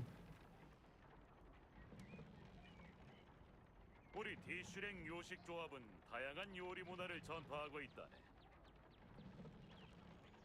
Your best bets.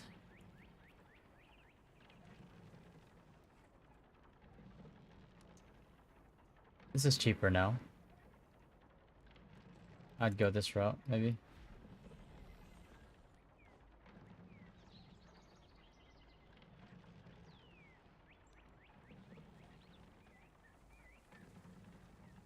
I'd do that.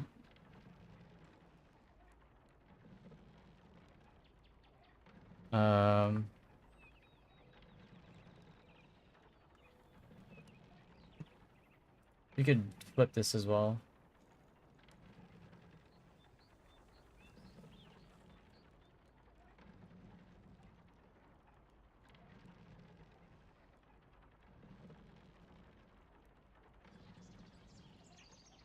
Something that's easier to get. It's good. It's really good. If you can get this. If you can't get it though, this one's good too. Rune Band of the Black Anvil.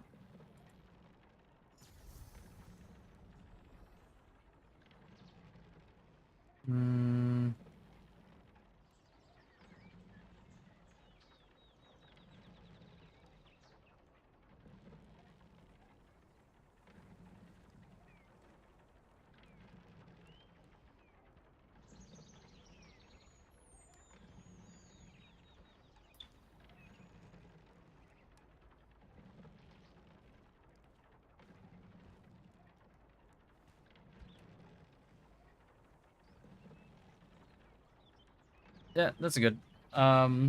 If you want to specialize more into stone taking, you want to increase your collision resistance eventually.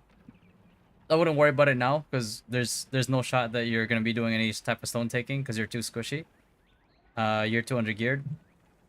But eventually you wanna adjust gear. You wanna not adjust gear, but add gear, and eventually get like 2K collision resist at least. It's like sometimes that's not even enough. So you need more than that. Yeah. They can do this for now. Collision chance. If you can get more, get more.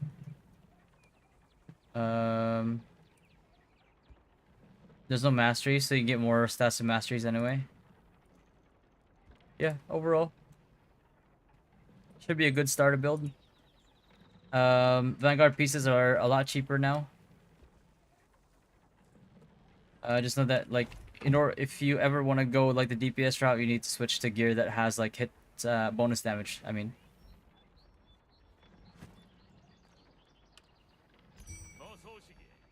요리 실력 한번 뽐내 보겠나?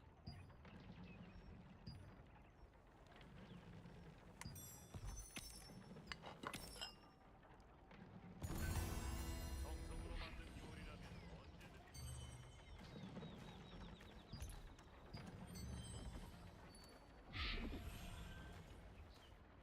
길드에 속해 Yeah. Decently tanky build. Decent damage because of the 50 base damage from Vanguard. You'll notice how easy it is to grind once you grind in the Abyss dungeons with it. Yo, Niglando, what's going on, brother? How you doing, man? 적으로서 가장 내 손에 들어왔네. 이럴 수가. 이게 운명이 아니면 뭐겠나? 웬일로 상품이 참. 다 골랐냐? 그럼 어서 출발하게나. 형제, 어서 오라 부. 뭘 만들 거냐 부?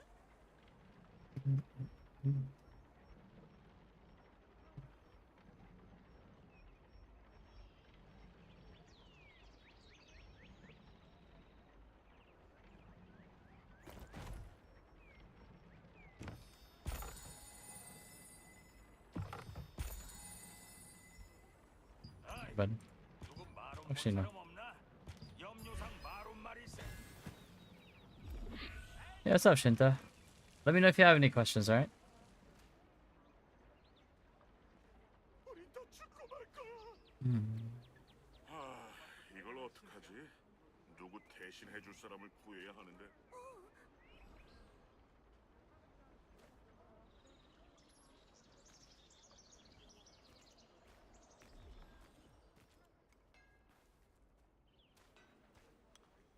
아이고, 큰일 났네. 최고의 장 일부러 여기까지 찾아오셨나요? 영광이군요.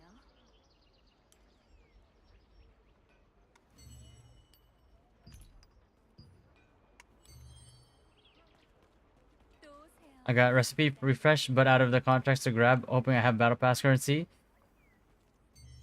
Fuck, you better, bro, or you better start looking like if there's anything else you can do, bro. Oh shit, don't lose that. You got it.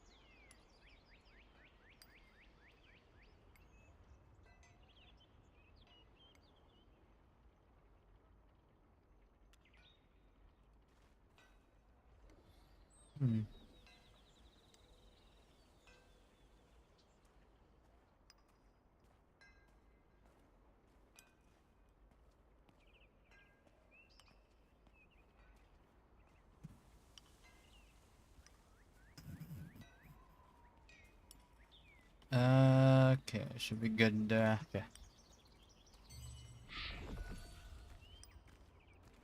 It was the one I bought for 3. God damn it.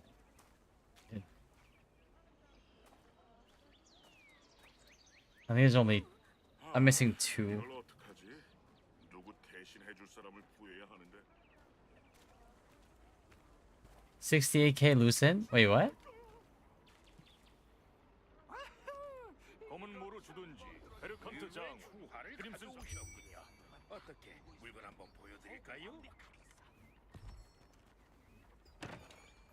Oh, Solent. Oh, I'm about to say. I was like, yo, you got 68k lucent? You rich. I got this, and I got this. I'm trying to get this and this. It takes rubies. Only when you have an excess. Only when you have an excess.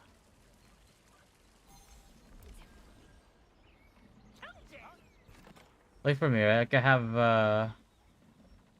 a lot of excess ones. Right, 9k. That's not including the one I have in my inventory. Yeah. I don't think that includes 648 chests I have, 722 selection chests I have. I sold my stash to get all my fortune stones.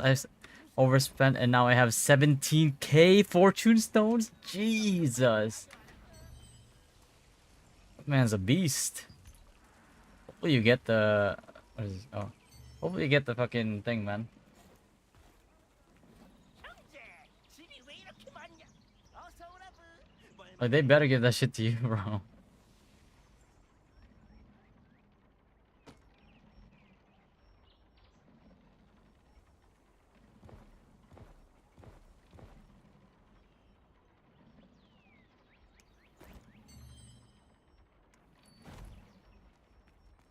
걱정 말고 다녀와라부. Wait.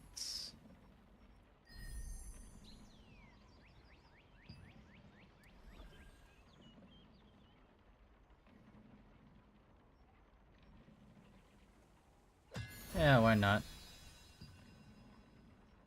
I have a lot of... Ah, there you go. Easy peasy. Skill damage resistance.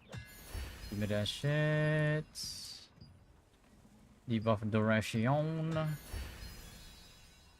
Easy.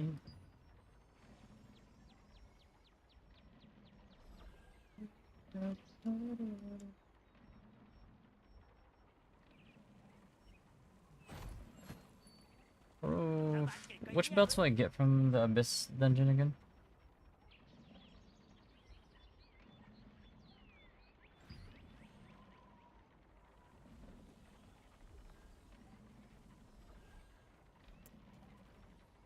인간들 Is it? 물건은 참 신기하다부. 도비는 이 일이 정말 좋다부.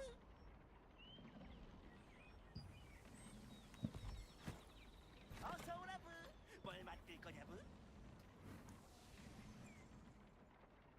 Yeah, if I got it, I'm pretty sure I'd take Deluxe Spear or Cordy GS. Yeah, both are good options, actually. A golden Cordy GS would be sick, though. Can you imagine that shit? I think those are the two most worth it ones to get. Just because of how, like, big they are in scale. Compared to the others. Like, it's the most visible one. 맞가만 줘라부. 무슨 일이 있어도 절대 안 잃어버린다부. Looking for the belts, man.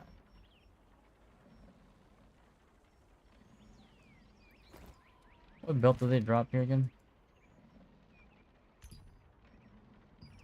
B3.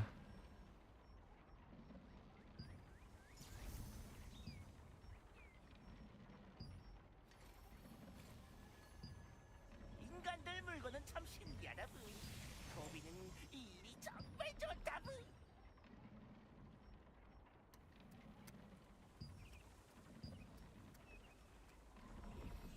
우리 영지에 무서운 마음을 많다부. 안전한 창고에 집 Necklace, necklace. Can't believe they didn't drop a... They should drop a belt, right?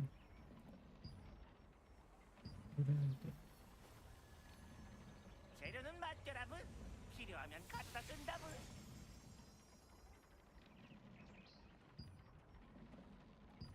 Fuck. The Steam stash. 영지에 무서운 마음을 많다부. 안전한 창고에 집 Damn. 맡겨라부.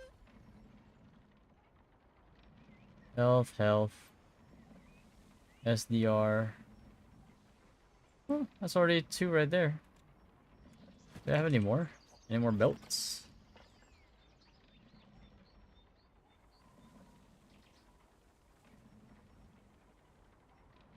Hmm.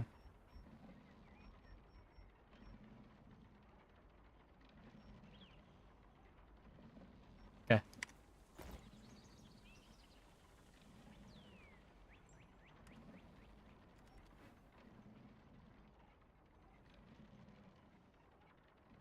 Hmm.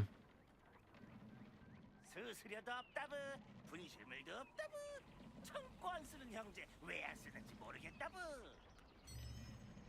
Does make it easier. Spend so long to defeat monsters.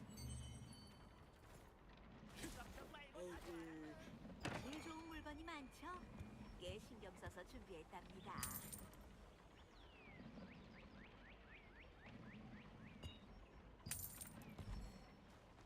또 필요한 용품이 있으십니까? 그렇다면 잘 오셨습니다.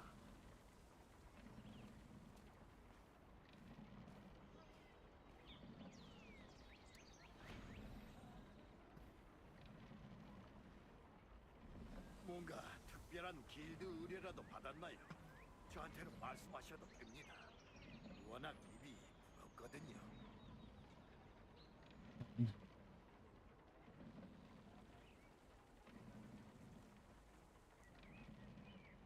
혹시 필요한 정보가 있으신가요? 제가 여기저기서 들은 게 좀 있는데. 아, 괜찮으시다고요? 뭔가 특별한 길드 의뢰라도 받았나요? 저한테는 말씀하셔도 됩니다. 워낙 입이 무겁거든요.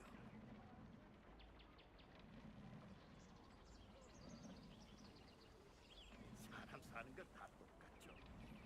제 삶도 몽가님만큼이나 풍랑과 역경이 가득했답니다.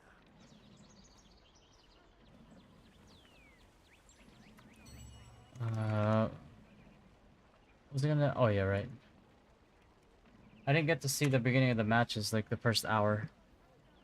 Main story? Yeah, just main story.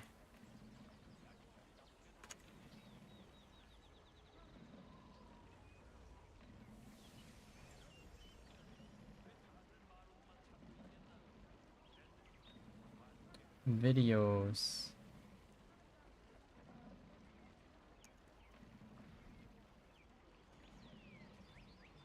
Should be here, right? Best in Guild. Ooh, okay. Hold on, I gotta watch this because I didn't get to watch the beginning part.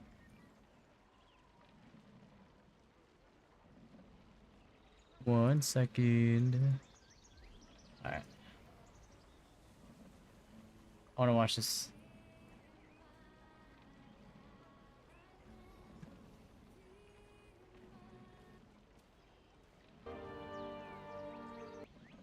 Camera this time, bro. All right.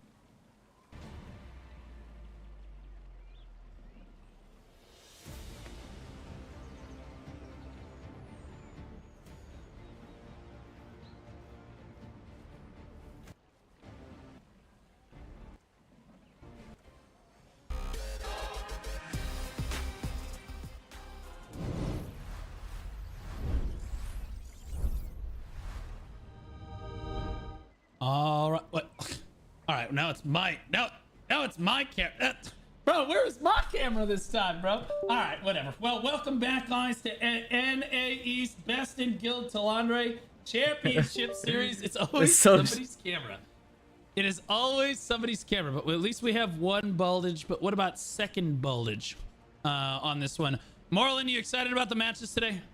I am. I mean, we got pretty much the strongest guilds in NA East facing each other at least a couple times tonight. You got to be excited.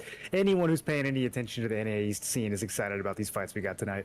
Yes, sir. We got some of the best matches that people have been waiting for all tournament long going on today, and I cannot wait to get them underway.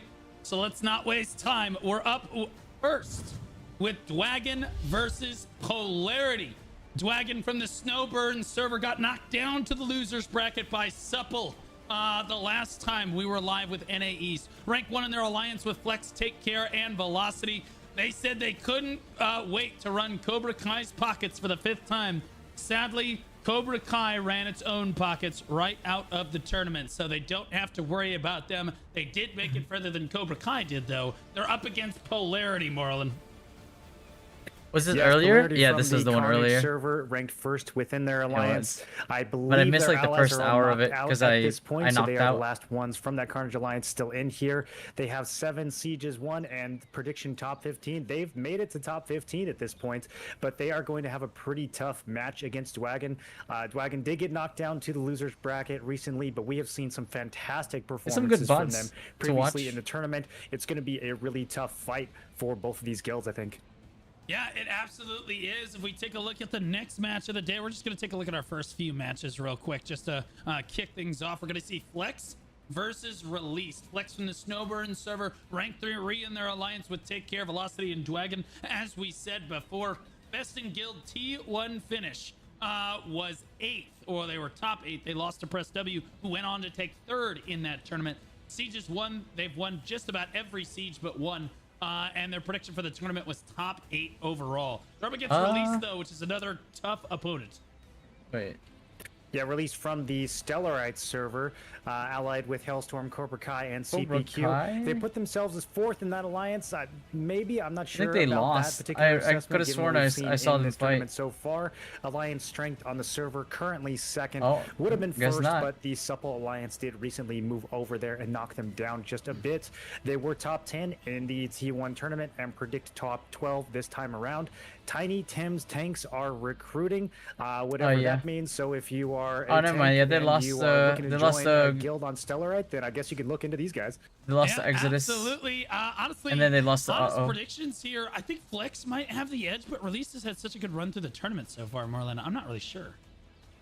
Yeah, Release. This is actually Cobra Kai almost won this, by the way. They gave themselves credit. And then for towards here, the end, but Flex, I would agree, just does lost. have the upper hand.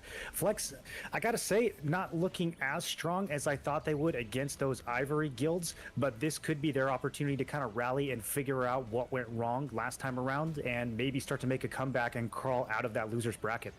Yeah, absolutely. The losers bracket is definitely heating up a lot of strong guilds down here. We're gonna skip ahead to our next. So I think the it was like 2 matches after this are going to be Take Care versus there's like 2 fights prior to this one, Polarity, and then versus or like the fight winner prior, of Flex versus Released, is what we're going to see there. So we're not really sure yet. I mean, again, a lot of people think that Dwagon might take that. So I mean, theoretically, we could see Take Care versus Dwagon, but we could also see Take Care versus Polarity. Who knows on that one? One match we do know is happening today, and this is the feature presentation as our 5th match of the day: Supple versus Tier. Even in the chat PvP on Supple's side, you see you can't dodge us in the tournament Tier. Well, here they are from the Ivory server, ranked 2 in their alliance with Hallowing, Exodus, and Corrupt. Rank 1 overall on their server. Best in guild T1 finish was 4th. They've got 5 siege wins to their name. They're here to knock out the defending champions, Merlin. Absolutely. The defending champions being Supple recently moved over to the Stellarite server, avoiding Tier in that most recent siege on Ivory. They've decided to secure the castle for the tournament, which they have now. Alliance strength on the server is, of course, going to be 1st, and this is the 1st place guild from the Tier 1 tournament. As you said, calling out Tier in their chat PvP there. And, you know, some of these guilds talk a lot of trash in their chat PvP, but don't necessarily get to actually go head-to-head in the tournament. They get knocked out by someone else. But in this case, you called them out, and there they are. This is the grudge match of the night. There is a lot of history between these guilds going about as far back as you can, Blue. Yeah, absolutely. I cannot wait to see this personally. I have a lot of friends in Tier, but I have a lot of respect for Supple. I love the leadership core has come a long way. If you know their history as a guild, they were down bad at the end of one of the sieges, came back and won the next one, despite being the public humiliation of the previous one. And they've been basically running with it ever since. Self-made men, as it were. It does. Okay, so I know that you're partial to Supple. What's the percentage chance you think that Tier actually takes that? I think it's close. I would probably give this at least like a 60-40. That's certainly not going to be any kind of blowout. Tier has some crazy players for sure. I mean, Supple's roster is pretty stacked. Some of the strength in the Ivory Alliance is a little bit more spread out, especially between guilds like Hallowing and Exodus, whereas in the Supple Alliance, it's a lot more concentrated in that single guild. So that single stack on Supple is just devastatingly strong right now. But Tier is absolutely not a weak guild by any means. Some of the best players in the entire game going back all the way to T1. So I'm not expecting any kind of blowout, and an upset is definitely possible. Yeah, I'm super excited. A lot of people are excited for this. And to be clear, guys, is that Tier? Oh my god, bro. Yeah, after this, that's based on the winners and the losers of what happens today, we're gonna have a ton of the top end guilds all fighting today each was other insane. Today. I'll say that. All drama, all cinema, basically all day long. Now we're looking over toward the versus screen as the lobby looks like it's just about ready to go for Polarity versus Dwagon. Polarity certainly fighting an uphill battle, in my opinion, in this particular matchup, but it looks like that Polarity won the coin toss. At least they chose to pick. Dwagon banned Talus, Morokai, Grand Alon, and Kawazan. And I don't understand why this is the most common map that NA East always picks. But Moreland, we're going back to Chernobog. Oh shit. Back to Chernobog. I'm glad. I missed Chernobog. I'm glad that the first match that we're going back to is Cherno. I was a little worried that as we got into the more serious matches, people wouldn't pick this goofy map, but we're still picking it, Blue. Let's go. Bro, stop. No. Not let's go. I don't want to see Cherno every single day. Let's talk about compositions real quick, because they are a little bit different on both sides. You see 11 spears on the side of Polarity versus 9 on the side of Dwagon over here. 19 healers, or 19 wands though for Dwagon, and only 17 for Polarity. 4 crossbows on both sides, 17 bows on both sides. Looks like only 2 staffs. Spellblade, a very common combination that we see in the metagame, but only 2 on the side of Dwagon, and then 4 on the side of Polarity. 17 great swords to 13 for Dwagon, in favor of Dwagon over here. S&S's 17 to 16, so really close there, but a lot more daggers on the side of Polarity as well here, so definitely specking a little bit more damage here, Moreland. I'm surprised with the staffs. I mean, we were talking last time about a match where only 3 staffs were present and commenting on how low that is, but now we're looking at a comp that's even lower. Only 2 staffs in the entire comp. I believe that is the lowest we've seen in any region here. And as you said, their opponents, Polarity, only running 4 staffs, so pretty low in terms of staffs on both teams. It looks like we are going to be relying a lot on the spear DPS, but also some extra crossbows. We're seeing 4 crossbows on both sides. It's common for a lot of these guilds to have the 2 Cordy crossbows, but they don't necessarily invest much further beyond that.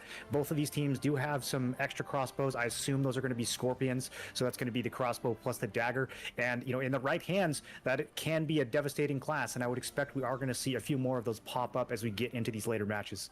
Yeah, I'll be honest with you, I'm surprised that I don't see more crossbow daggers, as that class has become kind of a menace in arenas right now, and has been a menace in EU at least. NA West starting to catch on to that a little bit as well. I'm just trying to catch up on like what I missed, because I think I missed like the first hour and a half or something nothing of the tournament earlier. As we're waiting, it looks like we told both I'm just trying sides to catch buff up. here. Chernobog, certainly an easier one to spectate, that's for sure, but there's one very close spawn to the Riftstone, and that's the one that everybody basically uses the entire time. The only time we see guilds back off that is when they're losing very badly and they need to just take a breather from getting farmed. They go and they spawn at the further regroup, Moreland. So this is basically just going to be static versus static, player versus player. Who is just the better guild? Yeah, absolutely. And with such a spear-heavy composition on both sides, you have a little bit of room to move around on this map, but most of it is just the fight right on top of the stone and then the little staircase leading up to it. So it is a good time to be a spear, and both of these teams are very spear-heavy comps. I'm expecting a bit of a bloodbath here, which means it's going to be a lot of respawns, and as long as one guild doesn't snowball too hard, we could see some fighting, not just up top, but all over that respawn portal as well. Yeah, Polarity expressed dominance in their match against Gwenchana, so I expect them, and they chose Chernobog on that one as well, so I expect them to be basically ready to go here with Chernobog, but it does look like that we are spawning in finally to Cherno. We'll see what guilds are able to come up with as we flip over to our live scene. Who is in the red? It is Dwagon. It is Polarity in the yellow. Both guilds have already started running up the ramp right now, and you see red gets in position first. That is Dwagon in position first on the Riftstone, and that feed is very red favored, Moreland. Why would you pick Cherno, man? It's very red indeed. I mean, we expected this one to kind of be a stop. In blue. I mean, Dwagon was just set up so much more quickly than Polarity, and I'm seeing Polarity come in as such a long, thin snake there. You could see just from the meta that was going to go in Dwagon's favor. If you're going to be pushing these stairs or the grapple, you got to have your whole guild. You can't make a 10-person push against a 40 stack that's sitting there waiting, and Dwagon was just sitting there waiting as soon as Polarity came in. Yeah, I'm just not sure why you would pick Cherno against a guild that is definitely clearly like, you know, pound for pound static wise stronger. in most cases. Most people would consider them stronger. So like you want to be able to exhibit like guild cohesion, shot, maybe make it about strategy, shot calling, etc. Any other map is going to have more strategy than this, but Chernobog really does take the overall strategy out of the equation, and it makes it about the players. I'm not sure that I would want to see that on the side of Polarity, but we are seeing a few yellow kills in the feed now. Buey, one of the Crody crossbows on the side of Polarity, picking up a couple kills right there, and certainly they're doing their best to kind of get up on the stone, but yeah, now the feed is back to being mostly red once again over here, as it looks like I'm gonna grab a Dragon snack, takes man. control. I think somebody told me this match was gonna be a Yeah, stop. I've got Butter's perspective grab on a the snack, spears something to from drink as Polarity, well. and it seems like he's I'll be doing right some back. work up But I'll here leave on it the on top for you guys. platform. I'm seeing some BRB. great swords hunt him down, but so far they haven't been able to put him in too much danger. Looks like he might be using an arc boss spear there, if I can see that on his back correctly, and of course he goes down as soon as I spectate him. That's just how it always has to go. But I mean, the kill feed is going a little bit more back and forth here now that Polarity has had a chance to spawn in and get something going. But as you said, it's very difficult to fight from behind on this map. It really is kind of about the individual player skill. There's not a ton of macro, tricky kind of like high level strategy that you can employ here. So Polarity is going to have to really stick with their statics. They're really going to have to really babysit their spear players and like Butter and make sure they can keep them alive so they can do some work up on that plateau. They had a pretty sound victory last time they were on this map, Blue, so maybe that felt good, and maybe they got a little overconfident thinking, oh yeah, we know how to play this map. But against a guild like Dwagon, which is so much stronger than their previous opponent, I don't think it's quite going how they expected. Yeah, exactly. I mean, they are managing to pick up some kills here with 1 minute and 52 seconds before the stone actually opens up here. We are seeing some yellow in the feed. Butter certainly picking up a lot of kills. If I can try to find him and where he's actually at. I've been looking all over the place for him. I can't seem to find him. But they are managing to pick up kills here and there. If we take a look at the leaderboard right now, it's certainly heavily Dwagon favored. Night Ghost and Butter at the top here for Polarity right there. You look at damage done, it looks like Nathias, Urin, Myth, Chisakayo, and all of them just a Dwagon.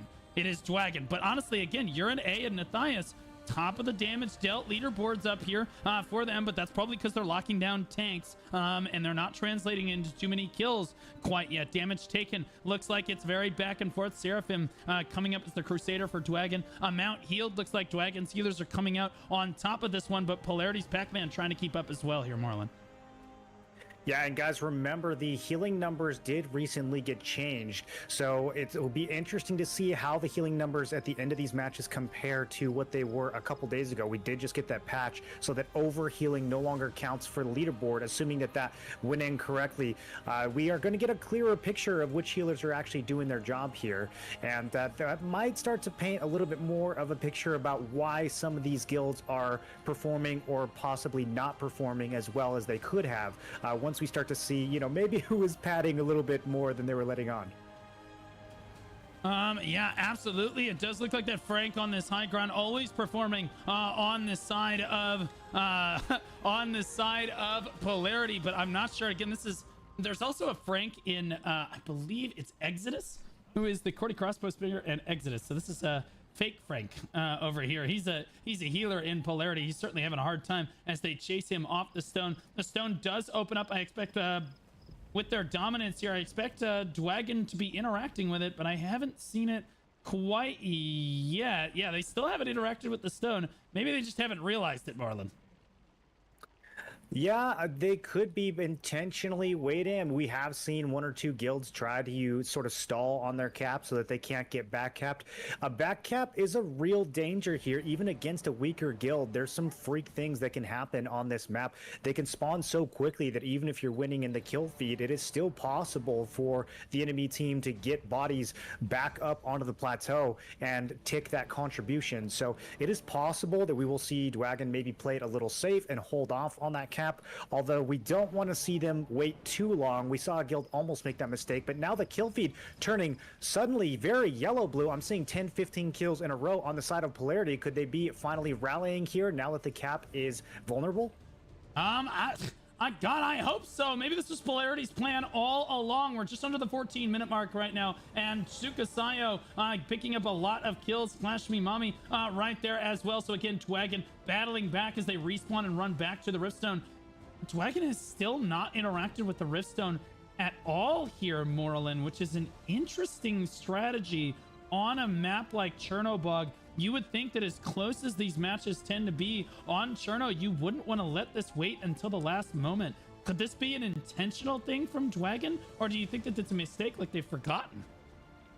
I doubt they forgot. That would be a pretty crazy thing to lose track of this late into the tournament. I think they'll probably wait until maybe the 8 or 10 minute mark, somewhere around there. Again, they don't want to wait too long. If they wait till like 6 minutes, then they risk just getting shoved off the cap and the match getting a little bit weird in those final minutes.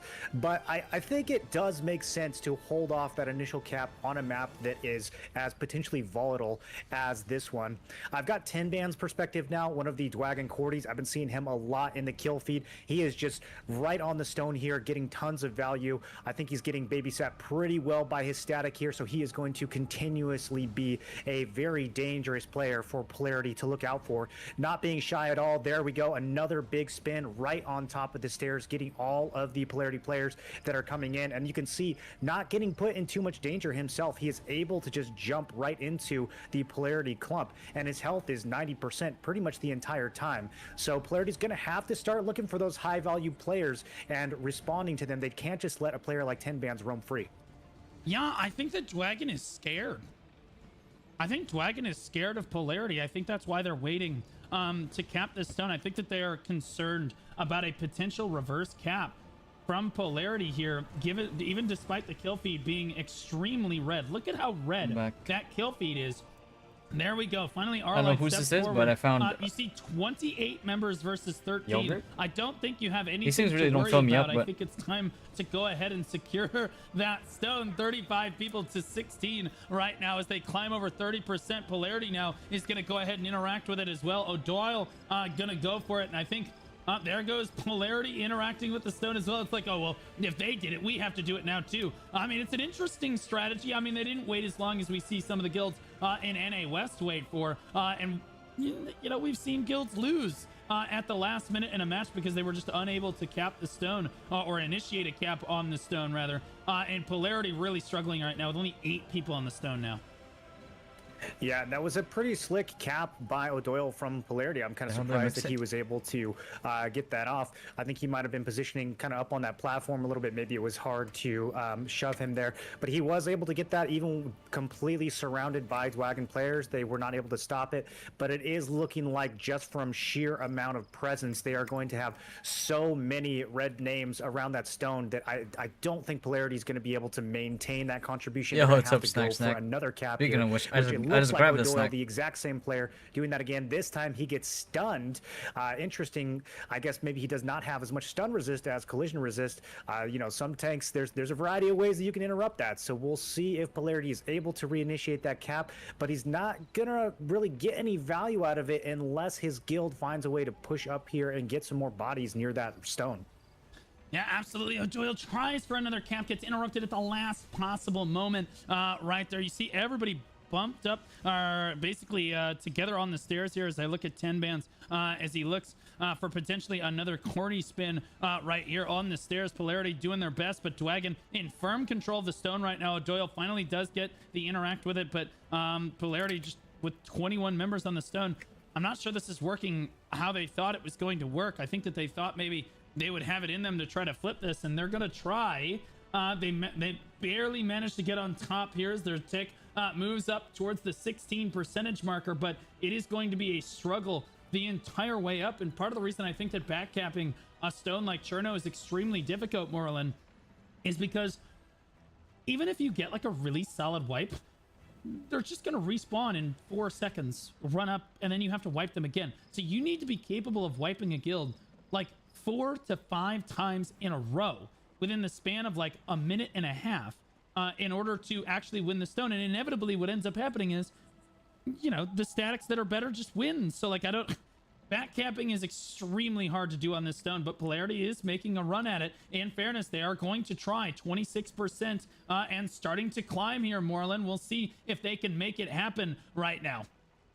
This is definitely their best push so far, Blue. I'm seeing a much more yellow in the kill feed. It seems like Polarity might be rallying a little bit here, but then a huge kill feed from 10 Bands and Flash Me Mommy. I mean, just when you see Flash Me Mommy get 8 kills in a row, I don't know any name that can strike more terror into the hearts of men. So Polarity is really going to have to figure out how to deal with these key Dragon players that are shutting them down here. I do think a back cap is possible though, Blue. I know it's difficult to do multiple back-to-back wipes like you said, but on this map you have at least the high ground advantage, even though your opponent can spawn right next to you. If they do manage to get a fairly clean wipe on Dwagon, they could potentially stuff those stair choke points and wipe them an extra time in order to get the cap. So it is possible, but like you said, it's gonna have to be more than one wipe. It's going to have to be consistent, and the high ground can help, but it's going to take more than just high ground to get that to happen.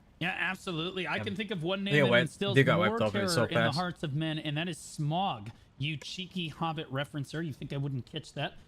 You goofball. On the stairs here, I laid low your warriors of old. That is a quote from The Hobbit. As if I wouldn't know. Butter on the stairs, one of the top killers on the side of Polarity.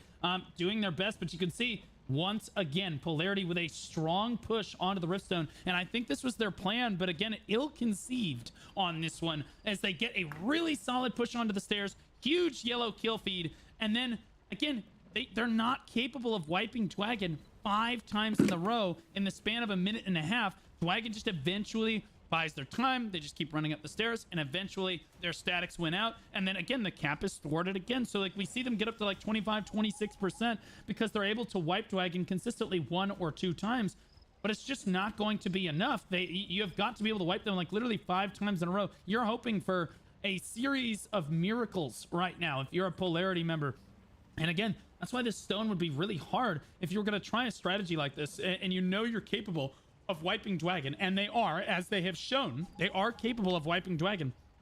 Why wouldn't you pick a stone where the spawns are much further away to force Dwagon to back up and regroup and give you more time to take the stone on that good push? Yeah, it's Churto. I mean, I know it's a pick that you are not a huge fan of. I really think it just comes down to how well they performed on this map against other guilds in the tournament. Probably gave them a bit of overconfidence about how they could perform against Dwagon here. But I don't know, Blue, if they can just figure out who to target a little bit better, I do think that they could make something happen here. It's not like they necessarily have to full wipe Dwagon. If they can just take out 10 Bands and Flash Me Mommy and maybe 2 or 3 other really high value Dwagon players, I'm seeing the same red names over and over again in the kill feed, and the yellow names, it's a little more spread out. So I mean, there's Froshi again getting 5-6 kills in a row. Like you keep seeing the same names from Dwagon. No. You don't necessarily got to kill everyone, but you do got to kill those guys. Yeah, absolutely. I think that the strategy here on behalf of Dwagon, on behalf of Polarity, should be to kill 10 Bands, Ops, Myth, Flash Me Mommy, Saki, Frosh, Bevix, Boons, Tukasayo, Buckle, Cheerios, Shadow Lily, Badminton, Pandox, Reach About Josh, Emperor, and Faded Moon. If you can kill all 20 of those people and 2 times or 3 times in a row, yeah, I completely agree with you. Yeah, just kill those people 3 times in a row, and you've got this. But as you can see, it's not going super hot for Polarity right now. And again, I admire them because they were able to wipe Dwagon. They're actually a super strong guild. They were able to come up here, and we don't see guilds able to fight Dwagon very often. They come up here, they wipe them, no problem. But they're just not able to do that as consistently with Dwagon spawning. Basically, you wipe them, and then they're back at the fight like 3 or 4 seconds later. Tukasayo on the point right now, basically defending right on top of the cap right now on that Liberator, just trying to get a slight high ground advantage. You see people trying to pull a D-Blaster, pushes somebody, Miff, or attempts to push Miff right off the edge there, and just not able to do so. Buey over here on this corny crossbow on the side of Polarity, gonna try to find and make something happen here, but you can see he's being focused down. Finally, his healer does catch a heal here, uses the pull. Doesn't look like he's going to be able to get, oh my goodness, gets pulled in himself and gets corny spun on. His block is almost certainly gone. He's waiting. He doesn't have any buffs, though, is part of the problem right now. And that's the thing about Cordy's, man. You got to have buffs. He's going to go for the pull. There's the Cordy spin right there. Not going to find anything out of it, though, Moreland. Yeah, that's really tough. I mean, in a scenario like this, you gotta be getting that value out of your Cordy spins. And now we're seeing again just another devastating red kill feed. I wonder, Blue, if it's time for Polarity to just do a full regroup. I mean, we saw them really struggle in the beginning when they did that sort of spread out push. Man. And this map will naturally stretch your team out because of the way you're respawning and trying to run back. You can kind of get baited into just having one long continuous do anything here is a Hail Mary. Fight. At some point, the shot caller on that has to just call everyone back for a full regroup. But it's so hard to make that call because you might have 20 people that are still up on the plateau, and it feels like you're taking a step back when you tell them to regroup. But at this point, I feel like that might be Polarity's only chance. If they're going to keep coming up with half of their guild over and over again, they just don't have enough time to keep throwing that at the wall and seeing if it sticks. Yeah, absolutely. Willow Harper standing on the stairs, afraid to step forward onto the point. Polarity does get an initiate on the point, but Dwagon in a commanding position with under 3 minutes left to go. If this cap gets thwarted for Polarity, it is lights out for their ability to move on in this tournament. But honestly, they've had such a good run to this point, being in the top 6, 8, and top 12.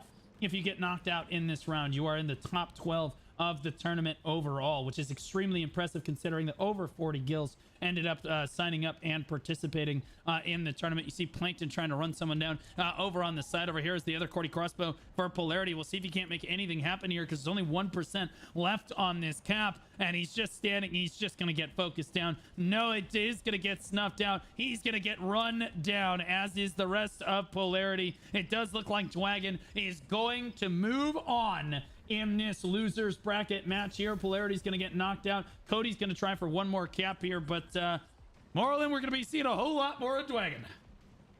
Yep, indeed. So I believe that this means Dwagon is up against TC in the next match. Is that how it's going to pan out from here on, Blue? I believe, yes. Dwagon will meet TC in the next match, which should be cinema.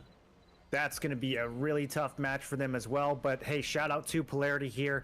GG's, guys. They had a really tough initial seed, and they really brawled in the loser bracket, getting it, as you said, getting pretty far into the tournament.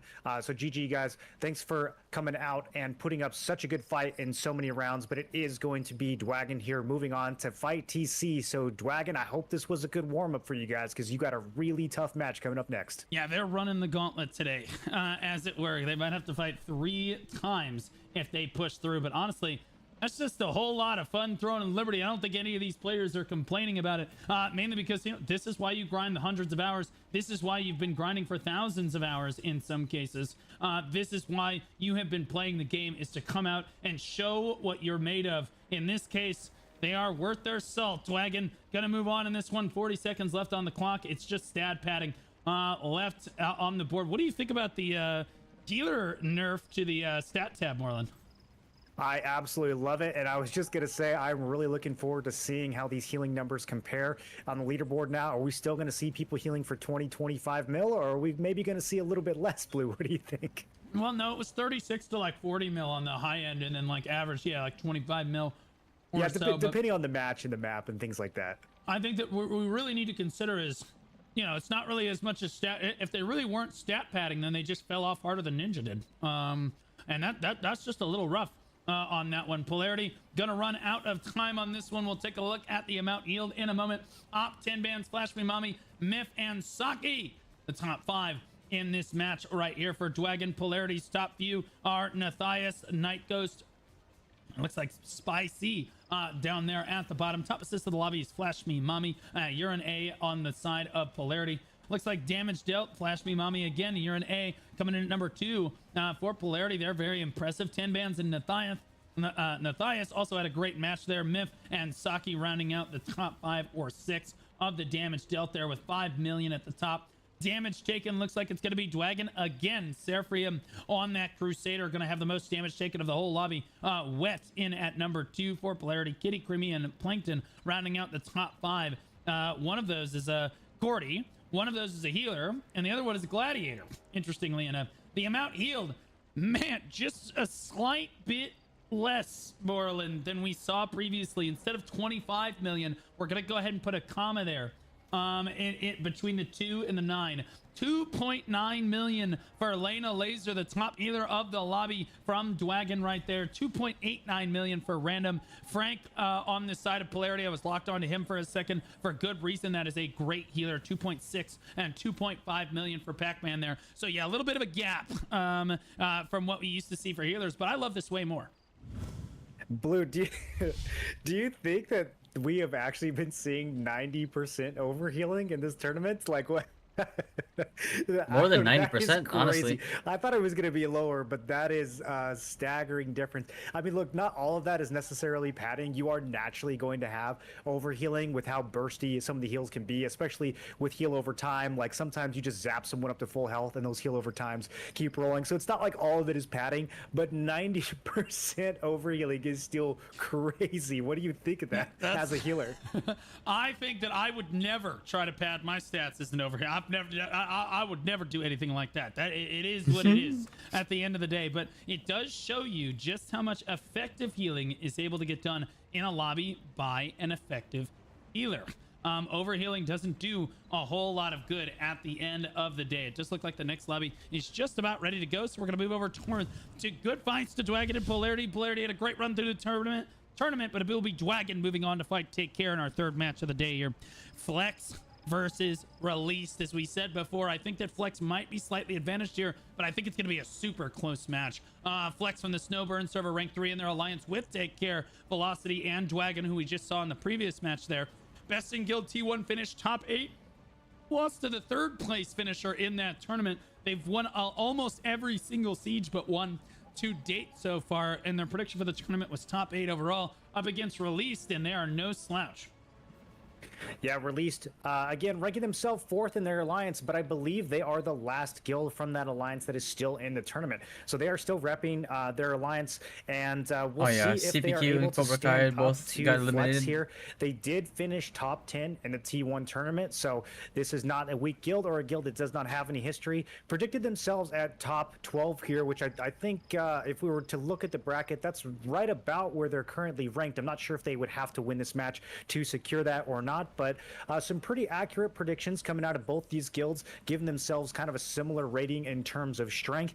This is the final match for whoever loses, so both guilds are going to be fighting for their survival in this tournament here and for the opportunity to continue. Yeah, absolutely. I think it's going to be a crazy, crazy good match that we see here. And again, they're both fighting for survival. This is a loser's bracket match overall. Have you fought either of these guilds before in war games? Yeah, I've definitely fought against Flex, and you know, I was surprised at how strong they felt in war games. I was expecting Flex, like I said, to put up a little bit more of a fight against some of these Ivory guilds. So it is possible that we will see that happen today. You know, if they really turn the jets on, we might see Flex suddenly surge and become a threat to those Ivory guilds once again, or we might see Released do it and just take Flex out here. So I'm interested either way. Right on. Yeah, very interesting here as we see the lobby is just about filled up. Do you want to go ahead and cover what these compositions look like here and what the implication is? Because I'm seeing 20 wands on almost both sides here. Yeah, so some key similarities here. We have 9 or 10 spears on both teams. We have 19 or 20 wands on both teams. Very similar counts.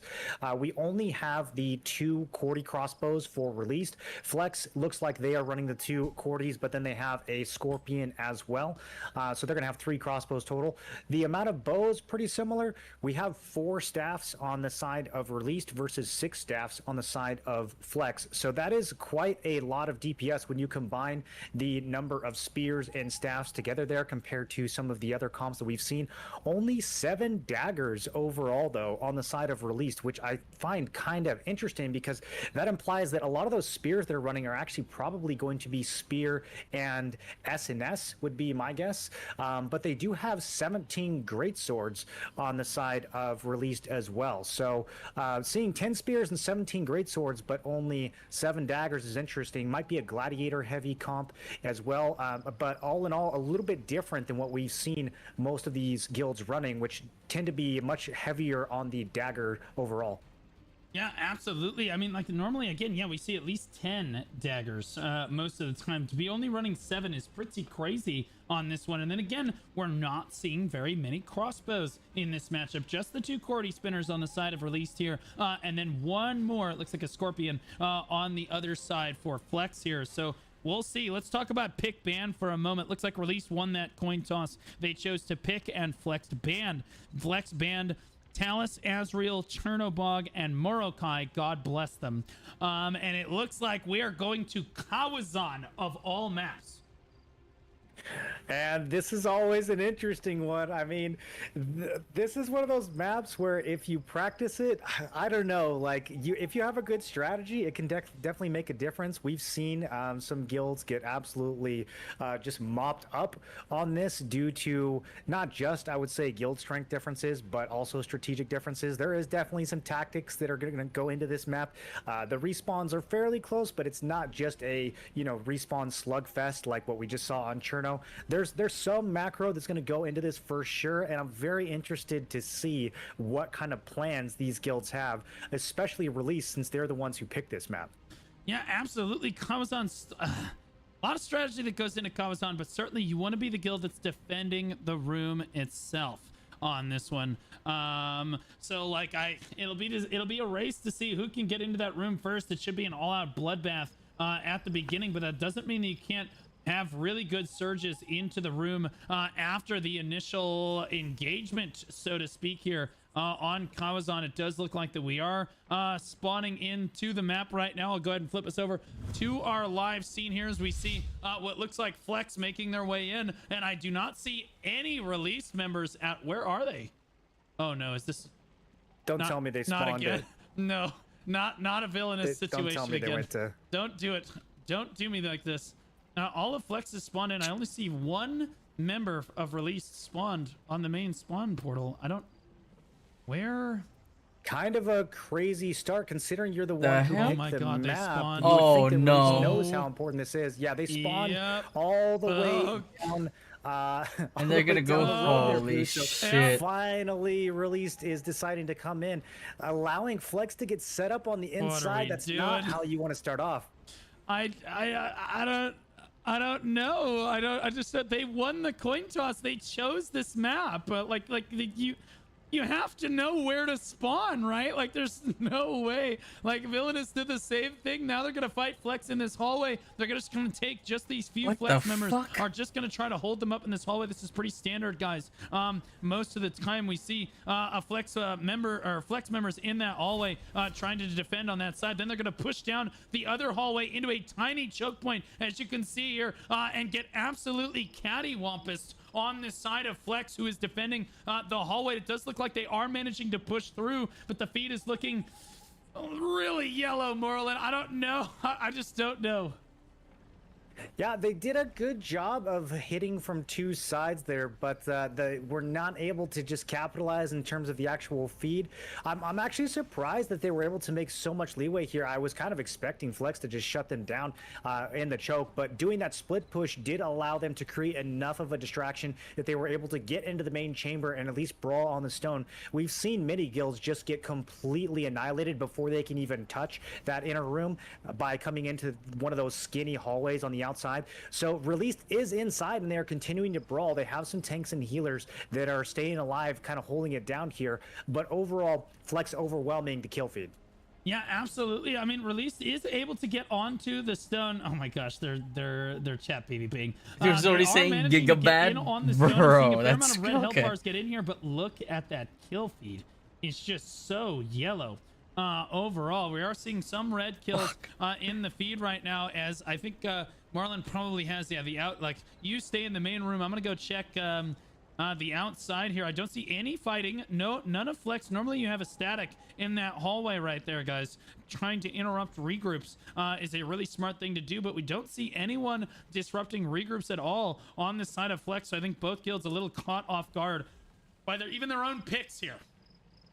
Yeah, I think so. Flex with, you know, some of the stronger, for lack of a better word, Flex players in the game. So you would expect for them to have kind of a kill squad static in that hallway, preventing regroups. That's what some of their players are really known for, kind of those small scale skirmishes. I see Glizzy maxing in there. I know that he is a small scale enjoyer. That guy's at every single guild PvP event that Throne has from morning till evening. But instead, we see Flex really doubling down on the inside here. You can tell that they feel at least a little bit uneasy about how many released players are here. Even though Flex is winning the kill feed overall, there's still a lot of red names here, and so that, you know, that cap is going to be vulnerable. Instead of committing resources to those outer regroups, they are mostly just having everyone solidify in the one room. Yeah, I'm actually curious why there are so many red health. Where are all the yellow health bars if they're not out interrupting? Oh, they are. Okay, now there's a static out here interrupting. Looks like NNN, Glizzy maxing, and Necro out here with their static now. And you see this, they're interrupting a ton of the regroups for the enemy guild right now. It looks like Release really struggling to get over to the stone. And then again, a lot of the Flex members able to run right on by this one and regroup as normal. But there's a fight in the hallway right here. And that's where a lot of the kills, ironically enough, are actually coming through right there. As Release starting to run through the other hallway now and regroup the other way. As again, I would probably try to designate another static on the other side to try to interrupt any of those people, because they're trickling in as well. You know, 6v1s, you just keep farming those people on repeat like that, and Flex does certainly seem What's the plan winning here? This one. We take a look at the leaderboards right now. It's Flex on top, Nell, but Gigahar right behind him. Marcel, Glizzy maxing, Dota very dominant right now. Damage dealt Nell, the top for Flex, interestingly enough, on that Cordy crossbow. Yanis on his Cordy crossbow. Damage taken. Looks like released at the top there. No surprise. And then a mount healed. Looks like Topaz Mini barely out in front of Delusions right now. But released actually having some great healers in this lobby so far. But Flex just... Flex's DPS is just dominant. There's the best. I think I already know how this is going to end. The first one interact with the cap right now. 32 people on the stone, over 20 for their opponents right now in this one. I don't know why they're rotating over to this side near the point. They're you going can through see portal 1. the healers If from majority of Flex is in Release here doing already really well. anyway. I mean, that's probably the reason why there are still so many red names in here, despite losing why the go through overall fight. A the lot of longer Release travel players time? are able to at least survive and take up some space here, keep the fight going. If they ever let Flex completely wipe them here, it's going to be a much tougher fight, because that will allow Flex to kind of just solidify those choke points and stack up and not let anyone through. As long as you have some people maintaining the fight and staying engaged in the main room, you kind of spread things out and you create those openings for your team to respawn and get back. And it looks like Released is able to reinforce, at least from one side, very consistently. But Glizzy and his static doing a fantastic job, as you pointed out, shutting down that main hallway. That hallway is going to be a little bit faster. It's usually the preferred method to get back. So the fact that the Flex kill squad is running that is definitely going to cause problems for Released in terms of tempo and momentum. I'm seeing some of them definitely still get caught up here, but many Release players choosing to respawn and go the other direction. I'm curious what kind of calls that they are receiving here as far as how to reinforce, or if these players are kind of just picking and choosing where to go on their own, because Released kind of split between both directions. Unclear if that's intentional or if people are kind of just trying to get in any way they can.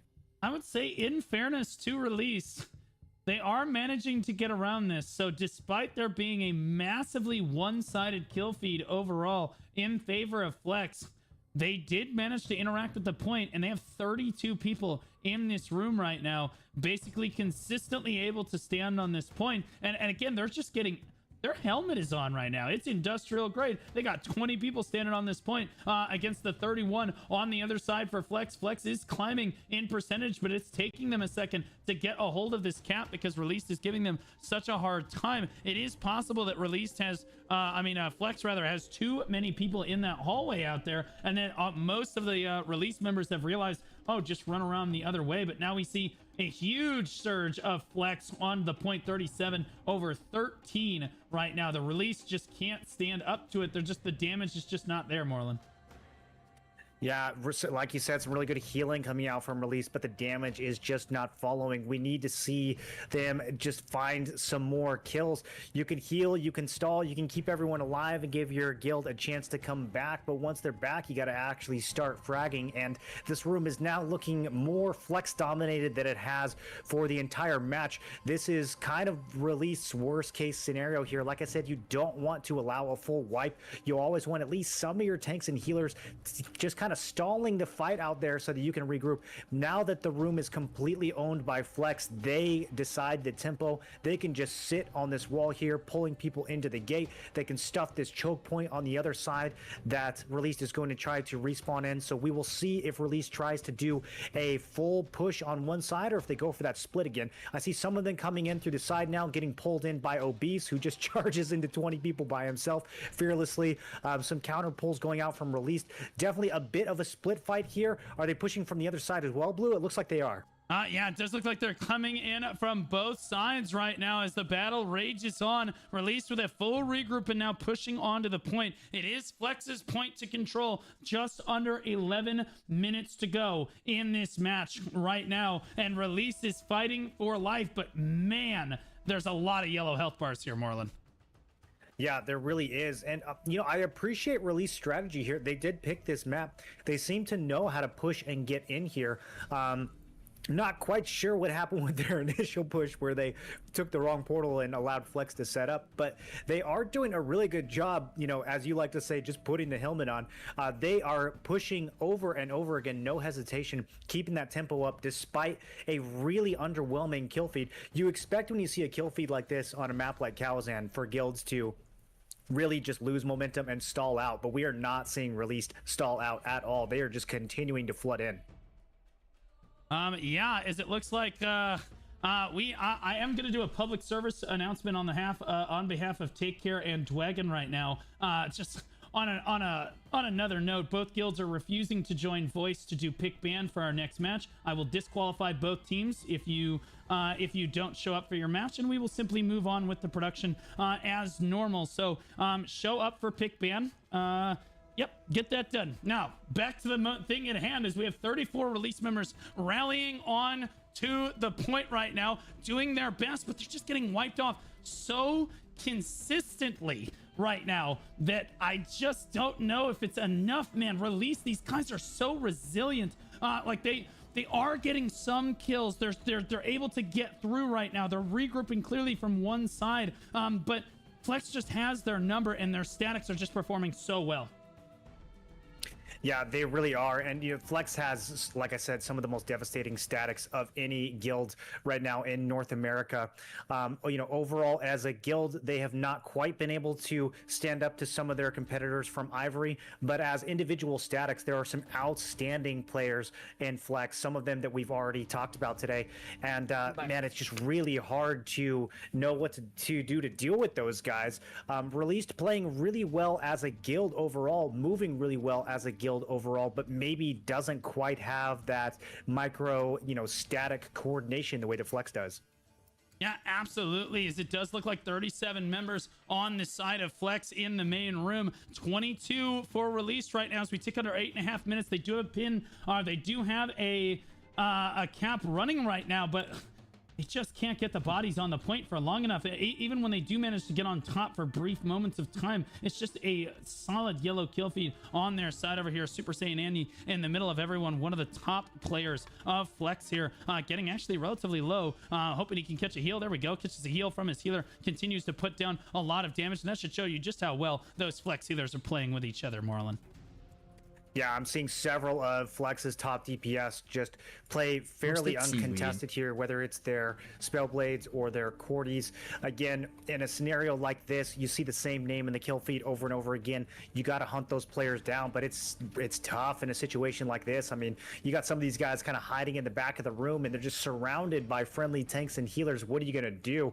You have to get some presence in this room, and if you don't have it, you can't really dive and find these guys in the back. So So the overall momentum, something is going to have to shift here. We're seeing Monster Dota, one of the Templars on the side of Flex, consistently getting multi-kills. I'm seeing this guy get double kills and triple kills pretty much every time he goes for that curse bomb.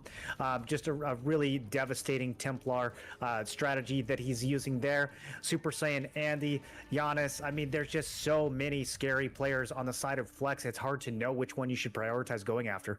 Yeah, absolutely. It does look like that we have 34 members on the point for Flex. There's just, like you said, there's so many threats. It's so difficult to see who you need to be approaching right now. Coffee Jelly, a great healer, heals himself right there on that Templar. And I don't know if you necessarily consider Templars healers, but I think a lot of people do at this point, because that can be what they are good at. He keeps him certainly keeping himself very healthy on this one. It looks like Nell is running around, one of the best DPS of the lobby on this Cordy crossbow for Flex. Another spin goes in right there. People mop up his kills for him. I'm sure he doesn't mind one bit people kill stealing, or what he would maybe consider kill stealing right there. As long as he gets a good corny spin down and his guild is performing, that's all he really cares about right now. And Flex is just absolutely putting on a clinic. I don't see almost any release members on the point. There's 6 minutes on the clock. Have they backed up to regroup again? They have backed up outside right now to regroup, Moreland. If you want to give us that inside the stone perspective, I'll try and track them out here. Yeah, it looks like the inside completely Flex covered at the moment. I'm going to watch this other entrance and see if we're going to get another split push from Released. I see some Released players kind of getting caught up in that front hallway, getting caught by Glizzy Static once again. Did Blue get summoned to lose Noah? Lack of coordination here. If they are going to push, they need to do it in synchronization. And then finally they're coming in and a pretty decent red feed in this initial push, Blue. How's it looking over there? Yeah, I mean, they got flanked by Glizzy's squad out there, but they did manage to clean it up pretty quickly. And now we're pushing from both sides here as they cleaned up Glizzy's static and then pushed straight through that room. Now they're pushing in from both sides. A beautiful push from Release right here to allow their main guild to get down the hallway, but I'm not sure it is ultimately going to matter at the end of the day. Holy moly, Flex was just ready for everything there. Wow, and Blue, I mean, in a scenario like that, you have to just hand it to the individual kind of player skill level that Flex has. That was a really nice push from Released. A little bit chunky in the beginning. They had a few people get caught out, but overall, a really good push from both directions. Tons of red names flowing into that main room, and you really expected for there to be just a full red kill feed there. It almost looked like Flex was caught off guard, but nope, they were able to just buff up, receive that push, and then flip it right back into a yellow kill feed once more. Yeah, absolutely. It does look like that Flex is on top of this stone right now. It looks like Release rather, doing their best to get onto the stone here, but really struggling. I mean, they have such brilliant pushes. It was really solid coordination. They wiped that static outside. They come in here, but like you said, there's just too many threats on the side of Flex. They did moment of brilliance there. They got 29 people on the stone just over the top of Flex, but then they all just get wiped off. Look at that Glizzy maxing Nell, Meteor in the kill feed right there. Miku now joining in as well. Like this, it's not the same people every time. It's a different person every single time, Marlon.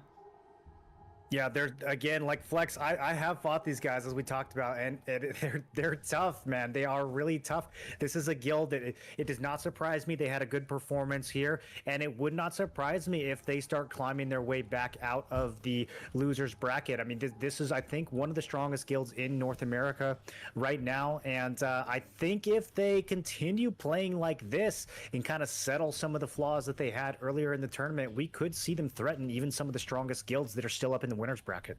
Yeah, absolutely. It does look like that. I think the Take Care GM has me blocked. Interestingly, and we have a lot of DMs in the past. I did try to tell him to show up for his match. It does look like Take Care is probably going to end up forfeiting their next match in favor of trying to get to an ARC boss, which is tragic. Hate to see that. We really just want their leadership to get into voice, but it is what it is. It does look like that Flex is going to take this one all the way home. As Release is hung up outside the Rift Room right now. They're really struggling to get by this static out here for Necro. Finally some of them manage to get through there, but again, there's just a whole lot of Flex waiting for them in the next room here, Marlon. Yeah, it has to be demoralizing to get through this kind of initial gauntlet where you've got Glizzy and Necro and all these guys just fragging so hard in the hallway. And then even if you do manage to dodge roll past them and get into the main room, now you've just got to deal with this main flex ball inside. Very, very tough scenario. I feel, you know, you got to have some sympathy for any released DPS players here. It's going to be a struggle to just get into position at all. You got to make the choice. Okay, am I going to waste time fighting this static that's preventing respawn? Am I going to try to, you know, zip past them and go for that main room? No matter which choice you make, you're putting yourself in so much danger here. Released tanks and healers doing a decent job of surviving, but their DPS just not really able to get any value here, and that kill feed staying yellow as a result. Yeah, absolutely. As it looks like Flex is doing their best right now to basically stay on top of this one. 36 release members, 37 now in the room. They are managing to get a lot of people onto the stone with their guardians and remedies popped, but sadly, again, look at the kill feed. They just cannot stay on top for very long. And again, it is climbing to 16%, but there's only a minute left on the clock. They just don't have enough time unless they somehow manage to wipe all of Flex here. You got to give Release credit where credit's due, though. They came in with a strategy. They clearly understood that they could get a lot of people on the stone and at least make this close, despite having overall, like, their players are just not able to deal as much damage as the Flex squad is. Pound for pound, player for player, Flex had their number, but they did come in with a solid strategy. They executed, but it just came up short here. Yeah, at the end of the day, I think this did just come down from the... There we go. And again, they had a Nell Monster Dota name 1.9 right there. So yeah, like I said, I do think there was just a little bit of a DPS difference there. You know, I don't know if some of their DPS just couldn't make it today, or if they just maybe need to work on some builds there, because some really solid healing on the side of Released, and we saw that in terms of their ability to stay alive in that clump. But at the end of the day, they just could not kill Flex. Yep. Absolutely tragic to see. We can see one of Release's more brilliant moments in that match right there. As we look over at our instant replay from that last match, you can see Release comes through both sides. Right now they come through the main hallway, but you can see them coming at it from the back as well here. And again, look at how well they're able to handle these multi-prong aggression here. But sadly, the kill feed on the right side of your screen remains yellow, despite having the monster flank, having the better coordination, and everything else. Flex just keeps coming out on top, more or less. Yeah, and I think, you know, I was predicting Flex was going to get a little bit further in those initial fights in that winners bracket. They did get knocked down to the losers bracket, I think, on Wednesday, but there is still a chance. Like I said, these are really strong players. There is still a chance that they fight all the way back and start to dethrone some of these Ivory guilds. We are seeing Ivory, for the most part, kind of dominate the winners bracket right now. That doesn't necessarily have to be the case. I think that Flex has enough strength and enough skilled players that they could present some serious threats to a few of these guilds that are still undefeated. So Flex continuing on in the losers bracket now, and whoever they have to go against next, definitely can't sleep on that guild. They're still super strong despite being down in the lower bracket. Yeah, they will be up against in their next match, interestingly enough, which should be really, really interesting to watch. Versus Flex. It should be cinema as these guilds get closer and closer in strength overall. Good fights to both guilds. Let's take a look at our next match of the day, which of course is supposed to be Take Care versus Dwagon. We did manage to locate the Take Care leadership core. They did finally respond, as it turns out. Got into voice. Good. Glad to hear it. From the Snowburn server, rank 1 in their alliance with Flex, Velocity, and Dwagon. Now, Dwagon certainly having a good day to start things off, but now they have to try to team kill. Both of these guilds, interestingly enough, think they're rank 1 in their alliance here. They think they're rank 1 on their server. Best in Guild T1 finish. They got second. Again, they only lost to Supple in the Best in Guild T1 tournament. Their prediction for this tournament was top 3, and they said we're a humble mobile game guild. Yes, which I believe is true. They are going against Dwagon, which, as you said, also considers themselves to be first within that alliance. However, I believe Take Care are the ones who hold the castle, so I don't know the politics of that, but that's at least a slight advantage in their direction. Their chat PvP is, we've read this like 3 times already, a massive paragraph about Cobra Kai and Jalen's needing a wife. So hopefully the TNL community is continuing to work on finding a wife for Jalen's. That should be one of our top priorities at the moment. Cobra Kai is no longer in the tournament, so that is, you know, kind of is what it is at this point. It was actually that took him out. Matches where we have guilds from the same alliance. Cross server siege not and you know that these guilds have fought each other in war games. So surely they must know, or maybe they don't. Maybe that's going to be decided here. Yeah, absolutely. I'm curious to see what exactly is going to go on between these two guilds. They are rushing to get in the lobby from doing, I believe they were trying to do Arc Boss, and I think that it, so 1 hour 20 minutes. Point, sadly for NAE, they have basically too many guilds have basically tried to delay the entire tournament so that they can try to go to an arc boss, and at this point we do need to keep things moving. And you have to be considerate to the other teams that need to play today, because if we wait too long to start each match, we end up having people that are playing at 2 in the morning, and that's just not fair to them. So it's selfish there, but fortunately both guilds now starting to fill up the lobby. Let's talk about predictions here. Who do you think is going to take this one home? Oh man, I mean, I think I have to lean in the direction of Take Care. Honestly, I was kind of surprised that Take Care got bumped down to the losers bracket as easily as they did. They did have a really tough opponent up in the winners bracket, but nonetheless, this is still a very, very strong group of players. They have strong players, as we said before, from multiple top guilds that have kind of ended up in Take Care, as Take Care is seen as sort of one of the best single guild stacks. It's not always a guild that focuses on the big Megazerg content, somewhat ironically since they're prioritizing the Arc Boss at the moment, but not a guild that always prioritizes Arc Boss and Siege, more of a guild that prioritizes War Games and Boonstones. So you expect them to really dominate here, and I think it was a bit of an upset that they got knocked down to the losers bracket this quickly to begin with. These guys did get second place in the T1 tournament, and they are going to want to try to get top 3 here. That is their prediction, which means they need to run through every one of these guilds in the losers bracket. They need to be the guillotine that is knocking everyone out so that they can get back up top and get a rematch against Helloing or against Supple or whoever it's going to be.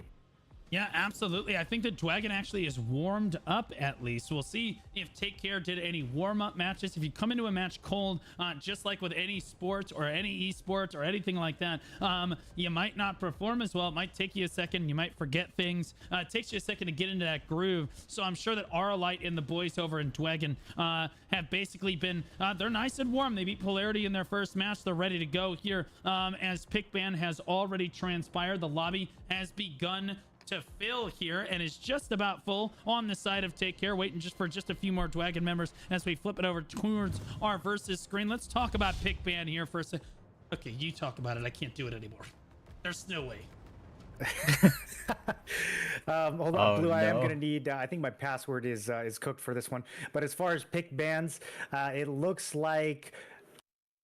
Nope. I need. Okay, I've got the old password and I've got the old pick bans. No, okay, I'll do it. It's okay. Bans. Okay, all right. Dwagon won the coin toss. They chose to pick. Take Care has banned. Take Care banned Manticus, Digon, Leviathan, and Pacolo. Do not want to play on those T2 maps at all. And the choice on the side of Dwagon, and I don't understand why we see this map so often on this region, we're going back to Chernobog again. Back to Cherno, Blue, and I think at this point these guilds are probably doing it just to mess with you. I can't think of any other reason why you would pick Chernobog in a scenario like this. This is Dwagon picking Cherno against Take Care. Personally, I would not want to fight is it just to spite me? I like Dwagon. I like those. I like Take Care too. Guys, I love both teams. Stop doing this to me. Why do we keep saying Cherno? I mean, it makes it really easy on me, I'll be honest with you. It's a really easy map to spectate, no question, because Really, there's only one spot where it's just an absolute Wala pa yung clown Cordy fiesta. You Cross. see the Benny Hill No. music, Medyo as it mahirap were. yan. Waiting on one more on the side of Take Care. It Pag looks like there was a mag-clump crash. kayo. Let's talk a little bit about Especially the sa, no, sa mga compositions, choke more or less. points. So dapat So the yung first thing goal that nyo is stands out ano, to me immediately kunin looking yung, at this yung comp, defensive I see similar position number as soon as of a lot of possible. weapons Yun lang yung except for pag-asa nyo. Spear. Kasi For hirap Spear, mag-push we're na eh. only going to see 4 Actually, mas spears madali on the mag-push ngayon. entire TC roster. Kasi wala nang mga Those flash could wave. be tanks, those could be DPS, Pero mahirap or pa could rin be a mix of both, but pag may 9 Cordy. spears over on the side of Dwagon. And as we talked about earlier, this is a pretty nice map for Spear. You're either fighting on those narrow stairs going up to the top, or even if you're on top, there's not a ton of space to move around. So it is a good map to be a Spear, and we're seeing Dwagon fielding over twice as many spears as Take Care. Both players have a decent number of crossbows as well. You've got those 2 Cordies on both sides, but then you've got 2 Scorpions on the side of Dwagon, and it looks like 3 Scorpions on the side of Take Care. So they are definitely going to be utilizing that here. Only 2 staffs on the side of Dwagon, which again, we pointed that out too, is about the lowest that we've seen. Kind of surprising. You would expect that to be higher. Spellblade consistently being one of the top fraggers, top damage in this 48v48 format. But other than that, a pretty similar number of daggers, SNSs, great swords, bows, and wands. So it really is just that spear and staff difference, and we'll see which one is going to come out on top. Yeah, absolutely. I have some members of chat trying to correct me. Interestingly enough, Blue Polarity lost to Exodus, not Dwagon. They run through Dwagon, LOL. Well, that's very interesting because our very first match of the day would seem to think otherwise. Polarity got their pockets absolutely Baja blasted by Dwagon in the very first match of the day. Welcome to the broadcast. Welcome to the broadcast. Is the map Oh of my choice, and, God. I don't know who necessarily has the better composition overall here. We're having them buff up before we go in. We're trying to give teams a ready check to try to be courteous so that everybody gets to remember to pop their food buffs. God bless Polarity for helping us reinforce that among all of the guilds across all the regions here. So looks like the weapons are good. Ready checks in the lobby are just about ready to go here. You're going with Take Care in this one, right? Oh, yeah, I'm going with Take Care. What about you? I'm gonna root for I'm always an underdog fan. I'm gonna root for Dwagon. I love these guys. But I'll be honest with you, Take Care has been nothing but kind to me. I love that guild as well. Those guys, I have nothing but respect for them. They run tons of war games and things like this. But I really want to see Dwagon come out and take this home. But we will see. Looks like we are just about ready to go here. I think it's going to come down ultimately. It's Cherno, right? There's almost no strategy that comes down to Cherno. This could be like a coin flip situation as we have one member of the lobby not showing their weapons, I guess trying to hide it from everyone else, but we'll fix it. There we go. All right, we got him going. Sweet. Good job, everybody. Looks like we are go into this match here. Cherno Bog, the weapon of choice for Take Care versus Dwagon. Our very, well, not very first banger of the day, but certainly what should be our closest match that we have seen so far. Where is video? In today's What do you mean? broadcast. Let's take a look at this. Now we're looking This over. video?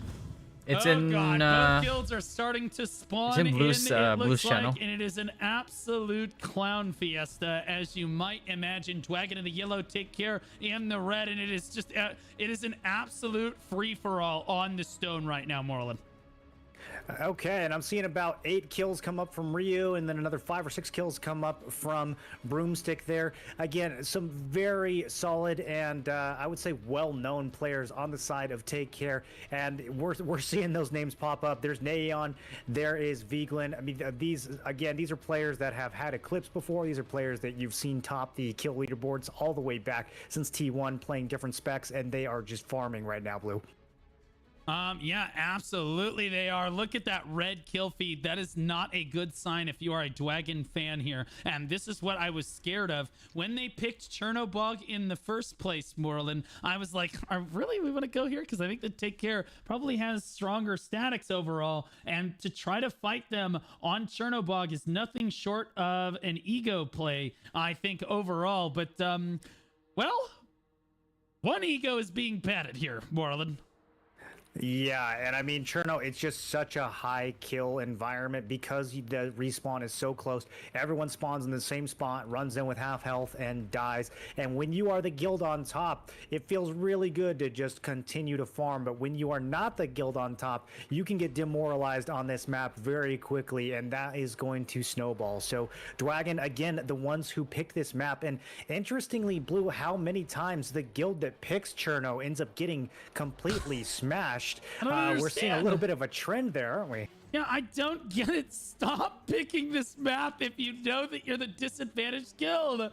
I don't understand, bro. It's so sad. To potentially see him go. I don't want to call it too early, but I'm gonna be honest. Unless you're colorblind, that kill feed is looking a little rocky on the side of Dwagon over here. If I look at the yeah, so it's very take care heavy. 10 bands doing what he can on that Cordy on the side of Dwagon over here. And again, we see the damage dealt looking only just slightly take care favored over here. Just almost the entire leaderboard for them. But Dwagon is winning in the damage taken, so there's that W. And then the amount healed, again, they're able to heal a lot more because they're taking a lot more damage too, so that's good, Borland.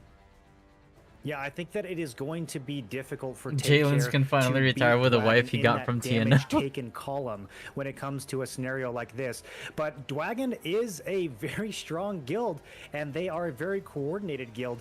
There is a chance that they can regroup here. Again, you got to remember this map always baits people. Whenever you're playing from behind, you trickle in, you get farmed on that respawn, but a full regroup is possible, and I would say probably pretty necessary at this point for Dwagon, even if just for the mental break of not getting farmed for 30 seconds, probably time for them to pull back and do a concentrated push. There are a lot of Dwagon up here on the top plateau managing to stay alive, but just like we saw, the fact that they can just force the shoutcasters to say Dwagon every single time. Those kills, and they're really struggling to take any of those take care players down. Yeah, I mean, I'm even having trouble locking onto them. There was a moment there where Dwagon was able to rally onto the stone with a lot of people PMD there. versus Most Hated. Wait, did they fight Most Hated? Did they? I don't think... Wait. I think it was a different fight, no? Wasn't it like what, wasn't it Who Asked that they fought? One sec. You didn't see that.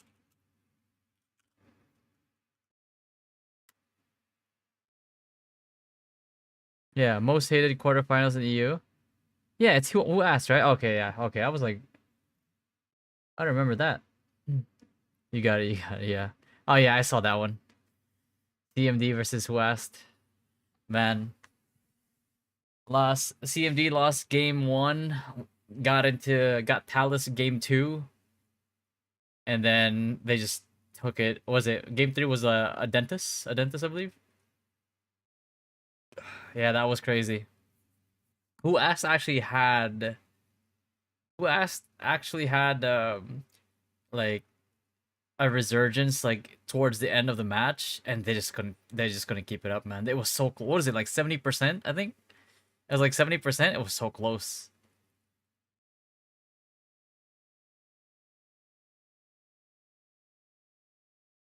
It was more stressful to play. Wait. Which side did you play in? I think it was stressful, or like whether what side you were playing on. Holy shit, that was something else. Congrats, man. You reversed them. I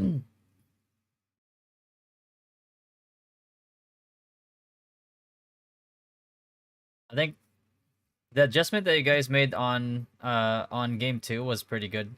You went from like 2 Cordy, 2 Ackman Raiders to like 2 Cordy, 5 Ackman Raiders or something like that.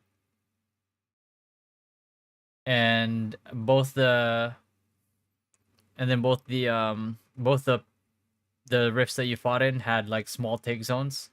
So I mean, like Who Asked just couldn't, you know, they could take it like for if they get a good wipe in, but as soon as you re-engage with your raiders, they were just screwed. From what I saw.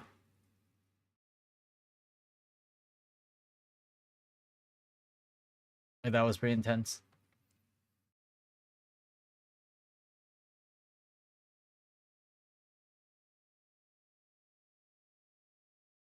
How much was it? Like 5, right? 5. Like you got like another 5 raiders, like Aquaman raiders, and two Cody raiders.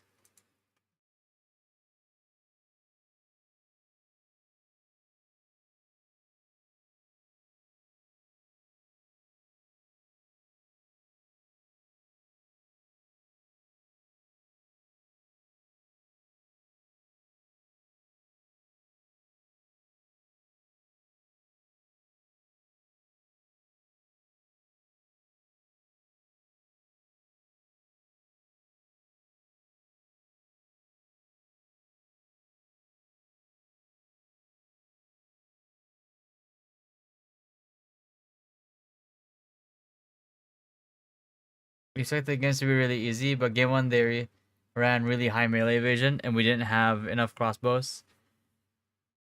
Crash after 5 minutes and couldn't get back in. Yeah, that was just a rough. That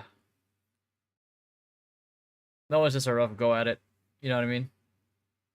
Not really anything under your control, but that was a good. That was a good run back on the last 2 matches. There's a chance I might shellcast for EU, by the way, because not confirmed, but there's a chance. Because I think Zachriel is I know Zachriel is in Aura, so he can't really shellcast, and then I can't shellcast for NA West because my guild is in the finals as well. So there's a chance I might shellcast for EU. But I've watched every single EU game, so I'm pretty familiar with everything. We saw the enemy Cordies were playing melee evasion, and none of our spellblades focused them. So they were free playing. Gorn had like 87 kills game 1. Yeah.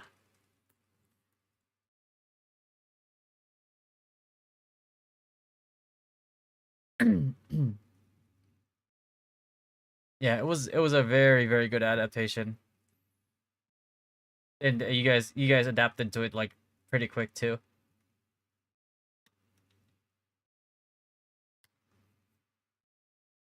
They then had 30 kills. Yeah, they tried as much as they could, but yeah. Because you guys had like how many total raiders did you guys have there? Like 7, right? Was it 7 or 6?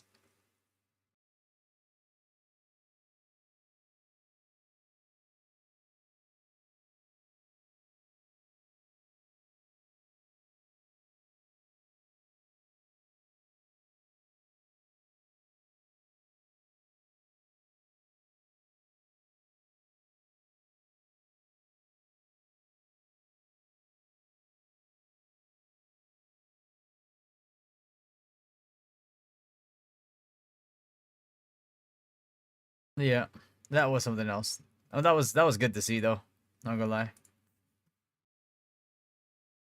Take Care, despite outnumbering them about 3-1, while the rest of Take Care was basically grouped up on the stairs, killing the rest of Dwagon down there, and then they came back over and killed the rest of them anyway. We are starting to see, look at some yellow in the kill feed now, as we see Dwagon get to the top of the stairs, starting to rally back a little bit. 9ball running forward with the rest of his guild here. Hey Bunny here as well, doing what he can. Sukasayo right now on this Liberator on the outside of the fight on behalf of Dwagon, certainly one of their best players, certainly one of their best DPS, trying to skirt the outside of this fight right now as he puts down a lot of damage, but again, just not able to come up with any kills as that kill feed remains red on this one. He's kiting around with his static. Yeah, as that game 1 was, yeah, basically runs into their deaths right now. 15 seconds before the stone opens up, and you do see about 8 Dwagon members that are able to be up on the stone. Just it was surprising for me because I know going to that who asked was the was supposed to be the underdog. His guild, so when they won the first match, I was like, what happened there?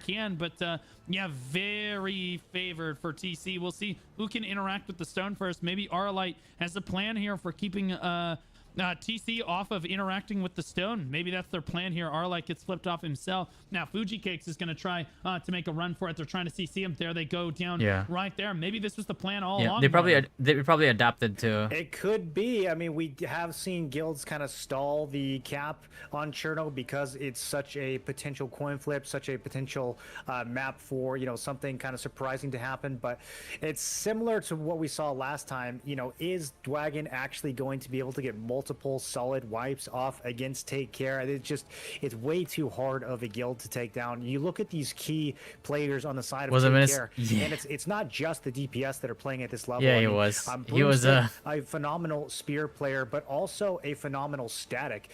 He was pigeoning like crazy in all the games. That group knows each other. They know how to play together. together. Is that the real Expecte, by the way? Because I know the DPS is the one that shows up in the kill feed. I know Expecte. Good tanks and good. I know Expecte actually plays the game. Because I confirmed that he subscribed to my YouTube. I was pretty surprised when I found out that was actually him.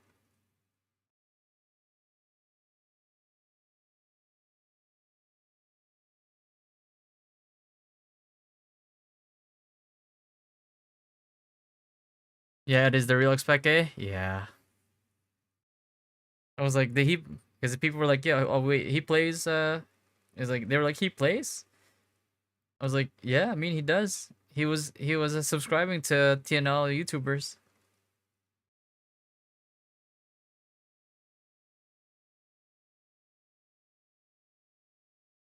Yeah.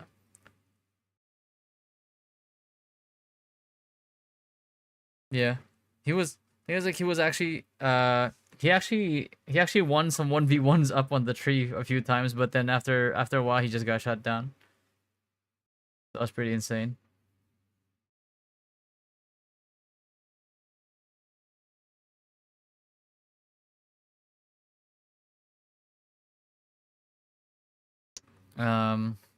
Yeah, game one was pretty surprising. Thing is, like, if the only way to play Liberator in this meta is basically do what he was doing. That was it. Like, you just have the pigeon. It's like you can achieve 30-meter range still. So healers are what allow DPS players like that to play to their maximum, and TC just has so many stacked statics where you have these key DPS players that have earned sort of the best tanks and healers to go alongside them. So even when you find Broomstick or Vigelin or someone like that, they're just so difficult to actually kill. Yeah, absolutely. It looks like Flash Me Mommy in the middle of everyone down there. Not normally where you would want to see a spell blade, but you know what? He's feeling confident enough to make this happen right now as he's on the low ground with Dwagon. Oh my goodness, goes into stealth, gonna go down. That's what I'm saying. I'm not sure that that's exactly where you want to be standing, as it looks like both guilds are finally on the board right now, but it is Take Care starting to pull away in that percentage.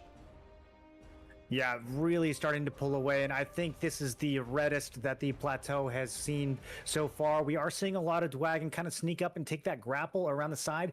That is often an area that I think guilds sort of underestimate. I usually expecting for that to get a little bit more camped. It's very easy to kill people that are grappling. You have sort of some free time to hit them as they are flying and landing. Again, we try to go downhill then. Fights like Pikilo. You also lost one of our spell blades at around 7 minutes, so versus the high melee evasion comp was pretty hard. Even with such there's just nothing you can do. Reinforcement from Dwagon coming up to that grapple. Like if they're high melee Eva, you just don't hit them at all. Go off, those Cordies go off, and they're right back down the hill again, trying to climb that infinite staircase.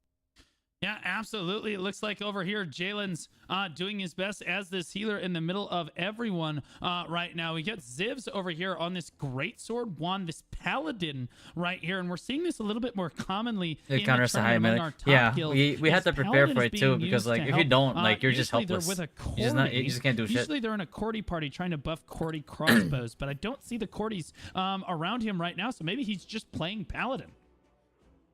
Yeah, I mean it's a solid build and honestly kind of a fun build. It's one of those builds that is just a little bit niche and people don't always know how to deal with it. You see a paladin and what is he a healer? Is he a DPS? Do I target him? Is he tanky? Is he like you just don't know how these guys are building or how they're going to play exactly. So I think it can catch people off guard. A genuine hybrid class, in fact. Yeah, it does look like the Dwagon is rallied onto the stone right now. They were on top there for a moment, actually keeping TC from capping this one, but TC has regained control as they climb back over that 90% marker. But a very solid push from Dwagon to try to take control. Semifinal of the matches stone will be fun if you cast TC them. Responded right there. It just looked like We'll TC see. is going to convincingly come up. I think it will be very. I'm looking forward to it. Honestly, I'm not. It's not under my. It's not up to me, but if I could choose, I'd love to cast the final matches because that was. It's gonna be some really good fights. But it's an ocean of red names down there, more. I need you guys to. I mean, bro, Zacho's my boy, but you know, people have Aura and Hand of Unity as like the favorites. Disaster, yeah. So if you guys upset them, that's gonna be hype. Marlon. Blue, it's so crazy the absolute like hierarchy of guilds that exists right now. You will see a guild like Dwagon that is able to just completely shut down some of the other guilds in the tournament and make it look so one-sided, and they look completely unstoppable. And then they go against a guild like TC, and it's completely flipped. Now TC looks completely I want to do the NAE East. What is it? NAE East one? But honestly, this is kind of how Helloing looked against TC. It was even more one-sided in that direction. So that's the one just with a me. crazy kind of you know, tiered hierarchy in terms of guild. You're seeing them take up more space now. We can see on the side Moshi and Daikon, some like I get it, you know, it is sympathetic, and at least they were, you know, they were polite in their request, but I do feel like there is something a little bit insincere about saying like, oh, you know, to be transparent, it's only gonna be 30. Well, like, are you guys bringing 30 next time? Are you bringing 30 for the rest of the tournament? Is that, are you just not able to bring a roster to this tournament anymore? Because if so, it seems like you should save us and yourself the time. Double check that weapons are good. Okay, we're just gonna go. Sarah. There's a lot of ways they can dodge or just stealth and kind of disappear into the tree. Release might be coming out on top, but it's a very back and forth engagement, Marlon. It's gonna be the one which before. Guilds did this, but we saw almost this exact same scenario last time, where a guild spawned just a single static in the enemy side, and it gave them all that time to group up and come from the other side, which is exactly what Infamy has done. So what happened with you have to wonder whether or not it's intentional. What happened with Spin? Spin? It does seem to be working. He can't cast or they something. Were able to catch released a little bit off guard there, away from the stone. Although now the fight does seem like it's really back and forth on the objective. That initial wipe. You know, the gap between the S+ guilds and the A tier is massive. So a lot of the games have been stomped, but the top four are fairly even. Yeah, I'll be honest. Oh yeah, that's what I've noticed too. In NA West, it's like it's not even, it wouldn't even be close. But like that's why, like, you know, I mean, like, I mean, it's the same in sports, right? Like most people buy like the more tickets the closer to the finals it gets, because it's like the, you know, it's a literal like best of the best. Was this the one you're... No, this is EU.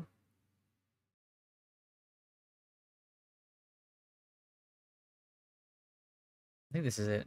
Healing, it's just that maybe the target selection's off. Maybe they're just not able to deal with the pressure that LOTD is able to put forward, right? LOTD is able to really push and engage quickly, put a lot of pressure on your members, and if your healers are stunned because they got dev smashed or they got tripped, then they can't really heal, right? All they can do is stack healing touches afterwards, but the time will elapse. LOTD will win. Side of CPQ over here. It does look like the lobby is full. Was it but we're CPQ? holding because we're trying to double check with both. It was guilds Cobra that they are Kai, ready. right? They have both because they have extra people in the lobby. We want to make sure that they Oh, have it was their CPQ. composition already Wait. set and ready to go here. A composition is only So we're better though. We stomped a Disaster critical Unleashed, for is only example, as but Hand of strong Unity as, stomped us.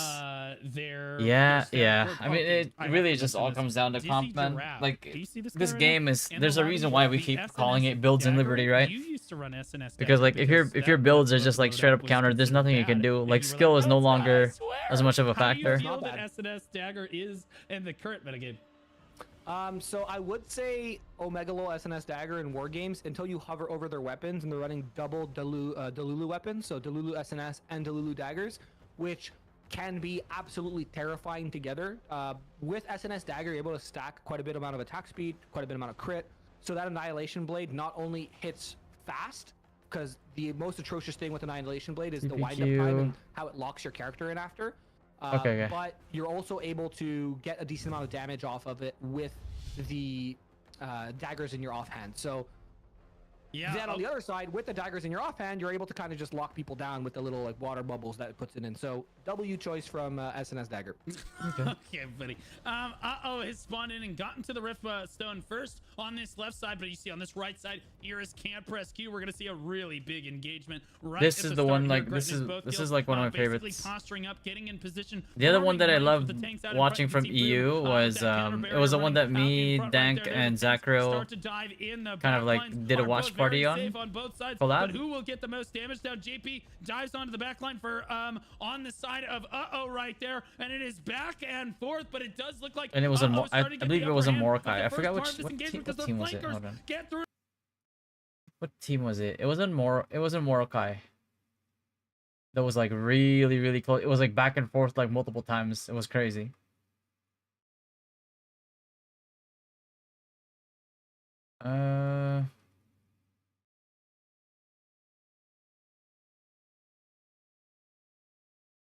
Was it you guys in Chaos Q or no? Nah.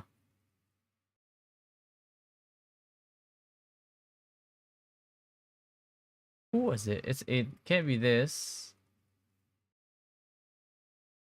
Huh.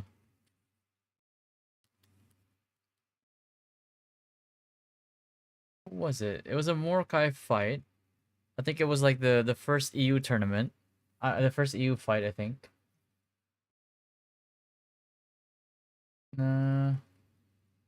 Yes, crap. No.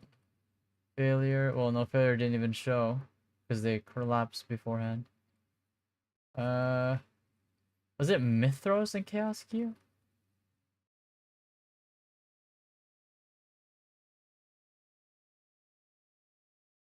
Bruce and Mena. Yeah, it was a Mordecai fight. Where it was like that shit was insane. To the back line, Grim with a big spin over there. Zing gonna get a kill feed as well. Camp Rescue in a lot of trouble on the first engagement, Gretton.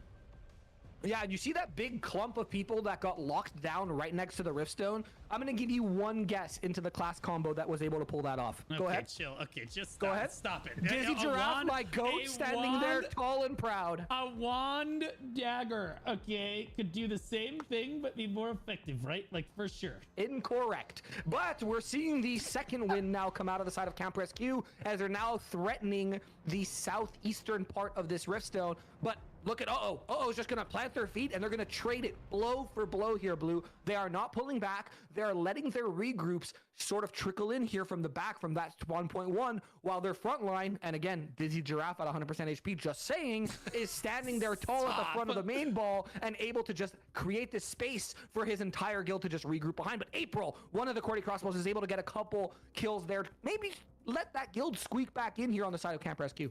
Yeah, Weeb Commander here with the Spear Dagger leading the way for the Ayaya Enjoyers on the side of right now.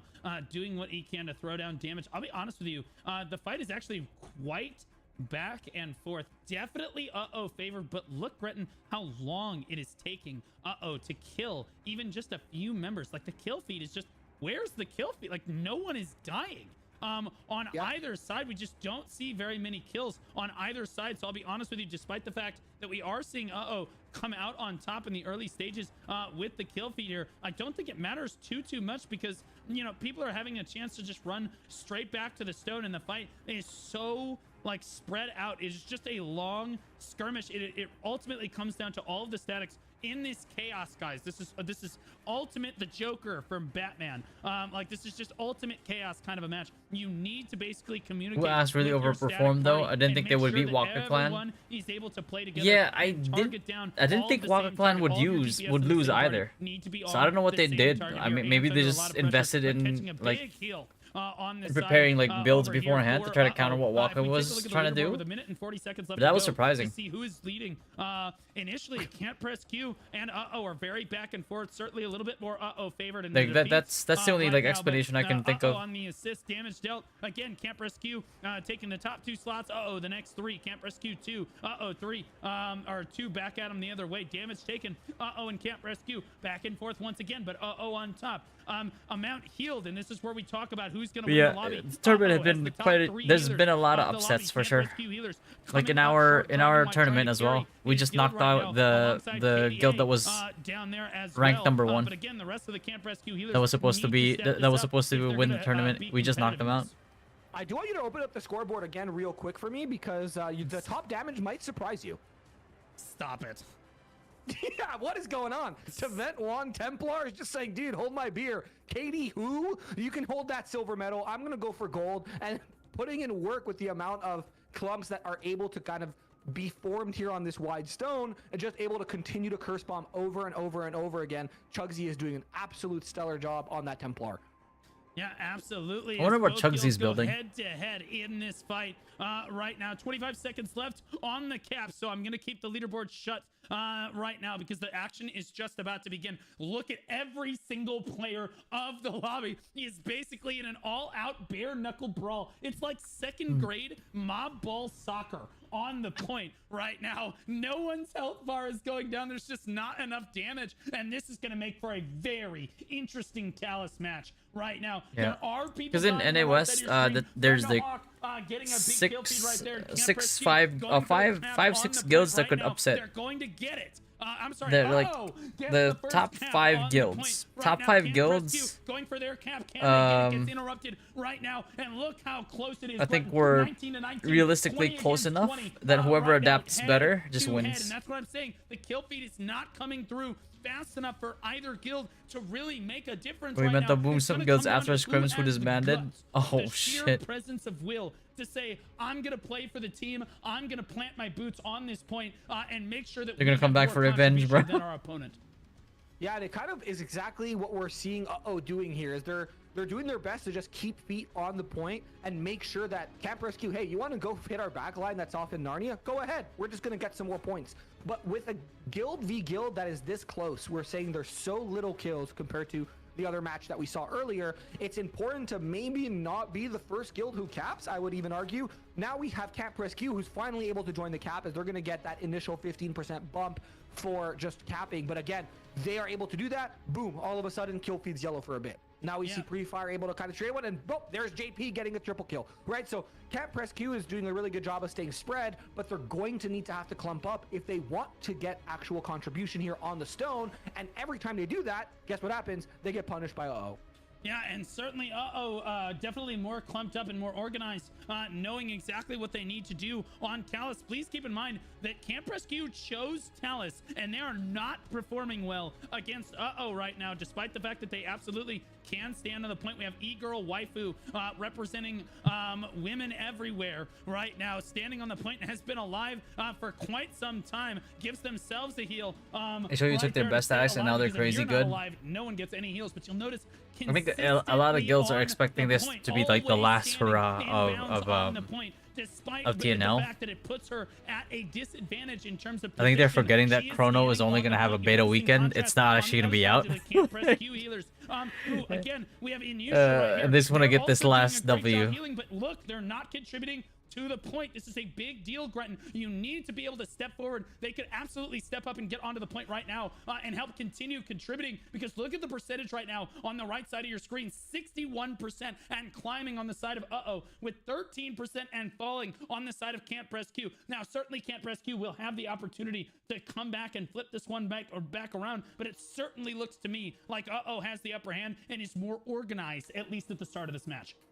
Yeah, what do you do here if you're do you just take the cap and say, hey, we're gonna, you know, stand tall for the next 12 minutes? Or do you kind of play the devil's game, right? Maybe the Queen's Gambit, if we want to bring chess into it, where you kind of let the red side on Camp Rescue, you let them kind of gain an advantage. You let them kind of drain your contribution a bit because you know you're beating them at a macro level. You know you're beating them when push comes to shove. So what is the strat here if you're do you just say, no, we want to lock in this cap, take it, and then go 1-for-1? Or do we want to kind of give them this false sense of hope and allow them to kind of get back into this and not completely drown them out? But unfortunately, Blue, looks like we are going to get our answer to that question as completely locks out Camp Rescue from the cap, and now Camp Rescue actually has to go and re-interact with the stone if they want to be able to get a cap. And now with that as well, is going to secure the cap, which is going to allow them to take a more forward advantage to actually contest this backline from Camp Rescue. Yeah, absolutely. And I think the strategy is absolutely to take it early here because matches are shortened in this case. They're 15 minutes plus the 5 to get ready set. That is 20 minutes total. But again, you can see there's only 11 minutes left on the clock, and Oh's front line can basically just prevent Camp Rescue from taking the stone, and that's what you see Call in position here to do. Abolisher in position as well, basically just trying to keep the fight off the stone, trying to keep the front line from Camp Rescue from focusing on the objective, and they're doing a great job of it so far. Batman is going to try to go for that cap right there. We'll see if Dizzy Giraffe can perform and try to interrupt him. He cannot interrupt him. Batman just steps right up and gets that point. A huge failing on the side of but we need now again, this is going to be super back and forth. 10.5 minutes on the clock is what Camp Rescue has right now. They just need to slowly get percentage, but that means that all of these backliners over here need to grow a pair and step up onto the point. He said look to how grow many a red pair. health bars are basically floating around on the outside of the fight. We see a tornado go down on the side of there. That's not very common that you see that, but a tornado went through as well. And again, Camp Rescue just not stepping onto the point enough. And you can see yo, what's up, Fuzzy? Makes the difference. 16 to 17. 15 What's up, ho-hos? on What's the going side on, of brother? They just look more coordinated. They look like they're more selfless, more team-oriented players versus the side of Camp Rescue, who are too scared to get get a low KDA because their guild. No, they don't want to look bad. Pretty good, man. Pretty good. Shuts the door. Just chilling. I'm waiting on I think it's 30 minutes. It's either I'm gonna watch the guild just won't commit. Yeah, and I want to just draw your attention. I'm probably gonna here watch to like somebody the number one from JP. damage by a long shot right now is this staff dagger player Goldfish on the side of I'm locked into him here on my Or the POV. inner server. And you can just see how, yeah, you can even see just how. There you go. Look how forward he's playing. Obviously, he's taking a lot of damage. He has a lot of trust in his healers, but this is what the backline of Camp Rescue needs to be doing. He's able to draw attention away from other squishies, able to stealth here, obviously, because he has daggers, but he's the top damage in the lobby. It was like that we had Head of Unity, Aura, CMD, Failure, Greed, Disaster, were at one point all pretty even, and guilds would beat different ones. But then Failure, Person, Greed disbanded, and Hand of Unity took their best players. Oh shit! Is that where Crix and them went? Using us to find the strats? GG Moon leaking. Crix quit completely. Jesus. Including Exca, their whole static? Yeah, it does look like that. Again, the leaderboard's very back and forth on this Damn. one, but certainly more organized. Again, Fuck, they man. always just have just enough people on the point to beat Camp Rescue, and Camp Rescue are just too tentative. Their backliners, their healers, their DPS are just like, we don't really, man, we want to stand up. Halloween versus Exodus was intense in the morning. Yeah, bro. Right now, That was a lot closer than the fights that they had with Supple. I'll tell you that, man. Holy shit. The 7 guild event reset each week, or you can do all the attempts each week. As long as you have the stone, you can keep attempting it. So if you had like leftover stones from the Bellendir event, you can do an extra attempt this week. Finally just said, all of you people need to get on the point right now. The meta changed day before they played Mental Boom the guild. Yeah, because I was talking to Crix, like as soon as the patch was over, because we're talking about like how to adapt to the new meta, and the whole time he was just so dejected, man. He was like, I don't know, bro. I don't even know what to, or if I even want to adapt or try to adapt, like spend the resources again. Which is an SNS wand.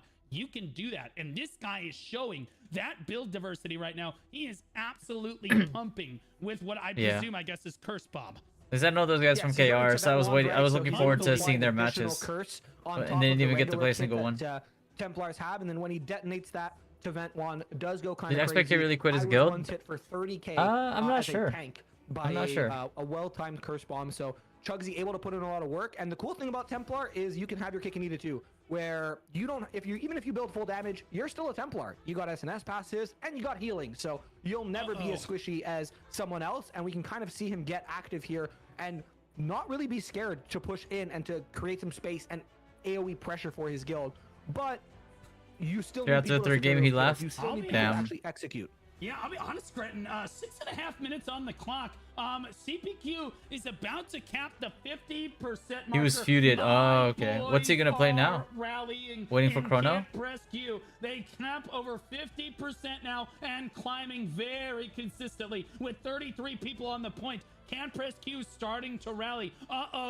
Is saying exactly that. But he quit. Who asked? CPQ, 36 people on the point. You can see as the match goes on, guys. Maybe he was just maybe he was marking. Cluster into this tiny space. It is a target-rich environment for the Cordy Spinners on both sides. Ultimately, again, Cordy Spinners are gonna have a great time. Grim does get one kill on the back of that Cordy Spinner right there. Battling tooth and nail, 33 to 34. It is one set of boots on the point more than your opponent is the difference right now. Both of these guilds fighting for life as we climb over 61% in 1 minute. They're getting about 10% a minute, Cretin.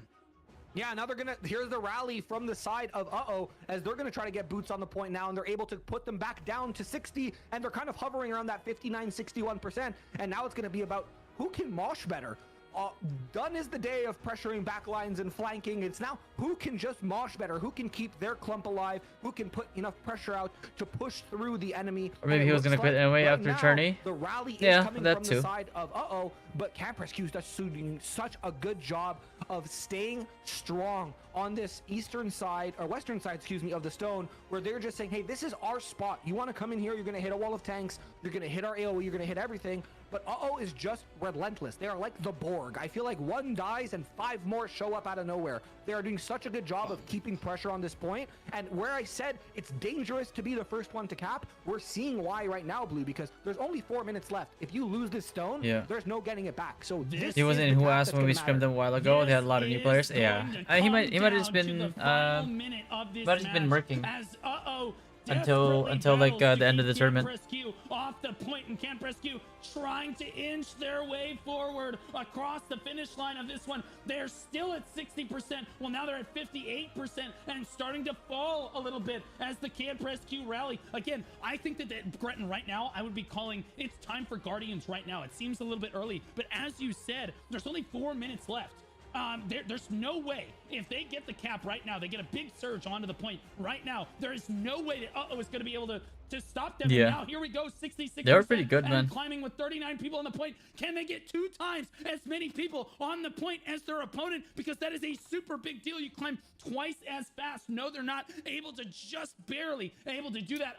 Finally able to get right back on top of it now as they just barely keep them under 70% with 3.5 minutes left to go. Suddenly, I don't think the Camp Rescue is going to have enough time at this rate. They've got to press Guardians and go. Oh, yeah, but then Orca fought. Right there, who did Orca fight again? Yeah, huge kill feed. I think you're right. You need to just send it all right now. There's 3 minutes left. You cap, you win. Or you HOU. can pretty much go AFK for a minute and a half, then put your HOU, right? Yeah. You'll still win. So you have to get this cap within the next 30 that's seconds GG, bro. or 40 seconds at the longest, or else it's just going to be too hard to get back. And they're pushing up, Blue. 37 to 25, 30 to 28. Oh my God. It is back and forth. They're able to break that 80%, and now all of a sudden, here come the reinforcements for just needs to play the waiting game now. They need to come back in waves. If they come back 1s and 2s, they're gonna get wiped. And now look, dominating position from Del getting 2 kills, Zing getting 2 kills. Look holy at the wall that is shit, creating. man, And it's boom, out of nowhere, 80%. Scorpion says, hold on, I'm gonna spin, give me 5, boss. And then he gets 5 kills, and he's able to kind of swing that back into his momentum. But Neth and Hood Monster are back. Is not relenting. They're continuing to push, and look at the respawns. Now Camp Rescue is actually respawning from the side of because they're able to get onto the point, onto the back who went line in of acquires and it? Yeah. create some pressure. But there's only 2.5 minutes left. They're below 80% now on this Orca side wasn't bad, of man, the but cap, HOU and was it's just now or never. fucking. There's only 2 minutes left. Yeah, 80%. What can you do? Now Camp Rescue gets a huge wipe. No, that's not good on the side of Camp Rescue. They're all running back, but stacks onto the point. Their percentage Holy is shit. super fast right now, Gretton, because they have less than half the. Did you watch the Aura fight? Yeah, I did. Camp Rescue trying to rally into these final minutes, but a massive slip up right there on the side of CPQ, down at 68%, under 2 minutes to go. I think that they have waited way too long to pull the trigger right now, as I'm starting to see Guardians. I've watched all the EU fights so far. Some fights I've watched multiple times just because I wanted to kind of like see what the EU and NAE skills were doing. See if I could adapt anything to our tournament. Yeah, bald and blue. You had to do the same thing too for our fights in NA West. You guys watch the fights in NA West? He had to do it every single time I had to go shot call. I think that one night, the last one that happened, he had to do it twice. Because I had to go. I had 3 matches that day. The first match I knew that we would win regardless. The next 2 matches were matches that we could lose. This top right corner, this northeastern corner of the map, and I know you. So I had to be there. But Dizzy Giraffe has just been an immovable wall there on that push where they were able to get a huge swing. Dizzy Giraffe and his static were able to just create a wall off the point, and it's look at this huge difference now in the side of and Camp Rescue on the point. A respawn wave is going to come through, but all the tanks from just step up to meet them. They don't care about dying now. The tanks do not care if they die. Zing and Grim back and back. Fuck, man.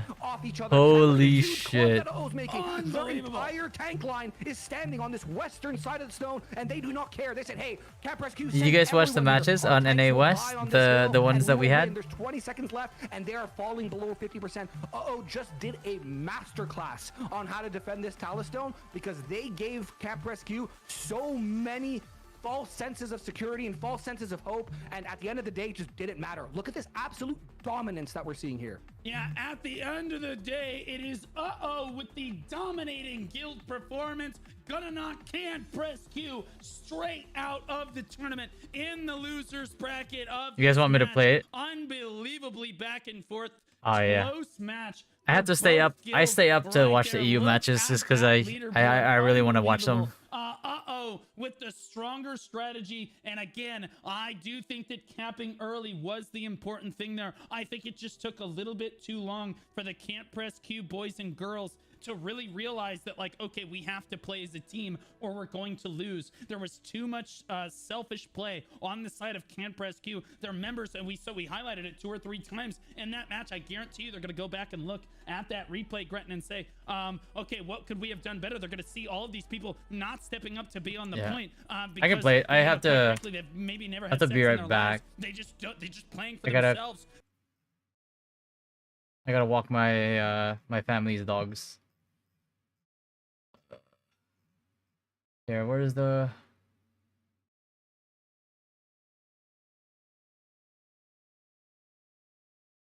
Where's the one? This is EU. NA East, NA East. This is NA West. There you go.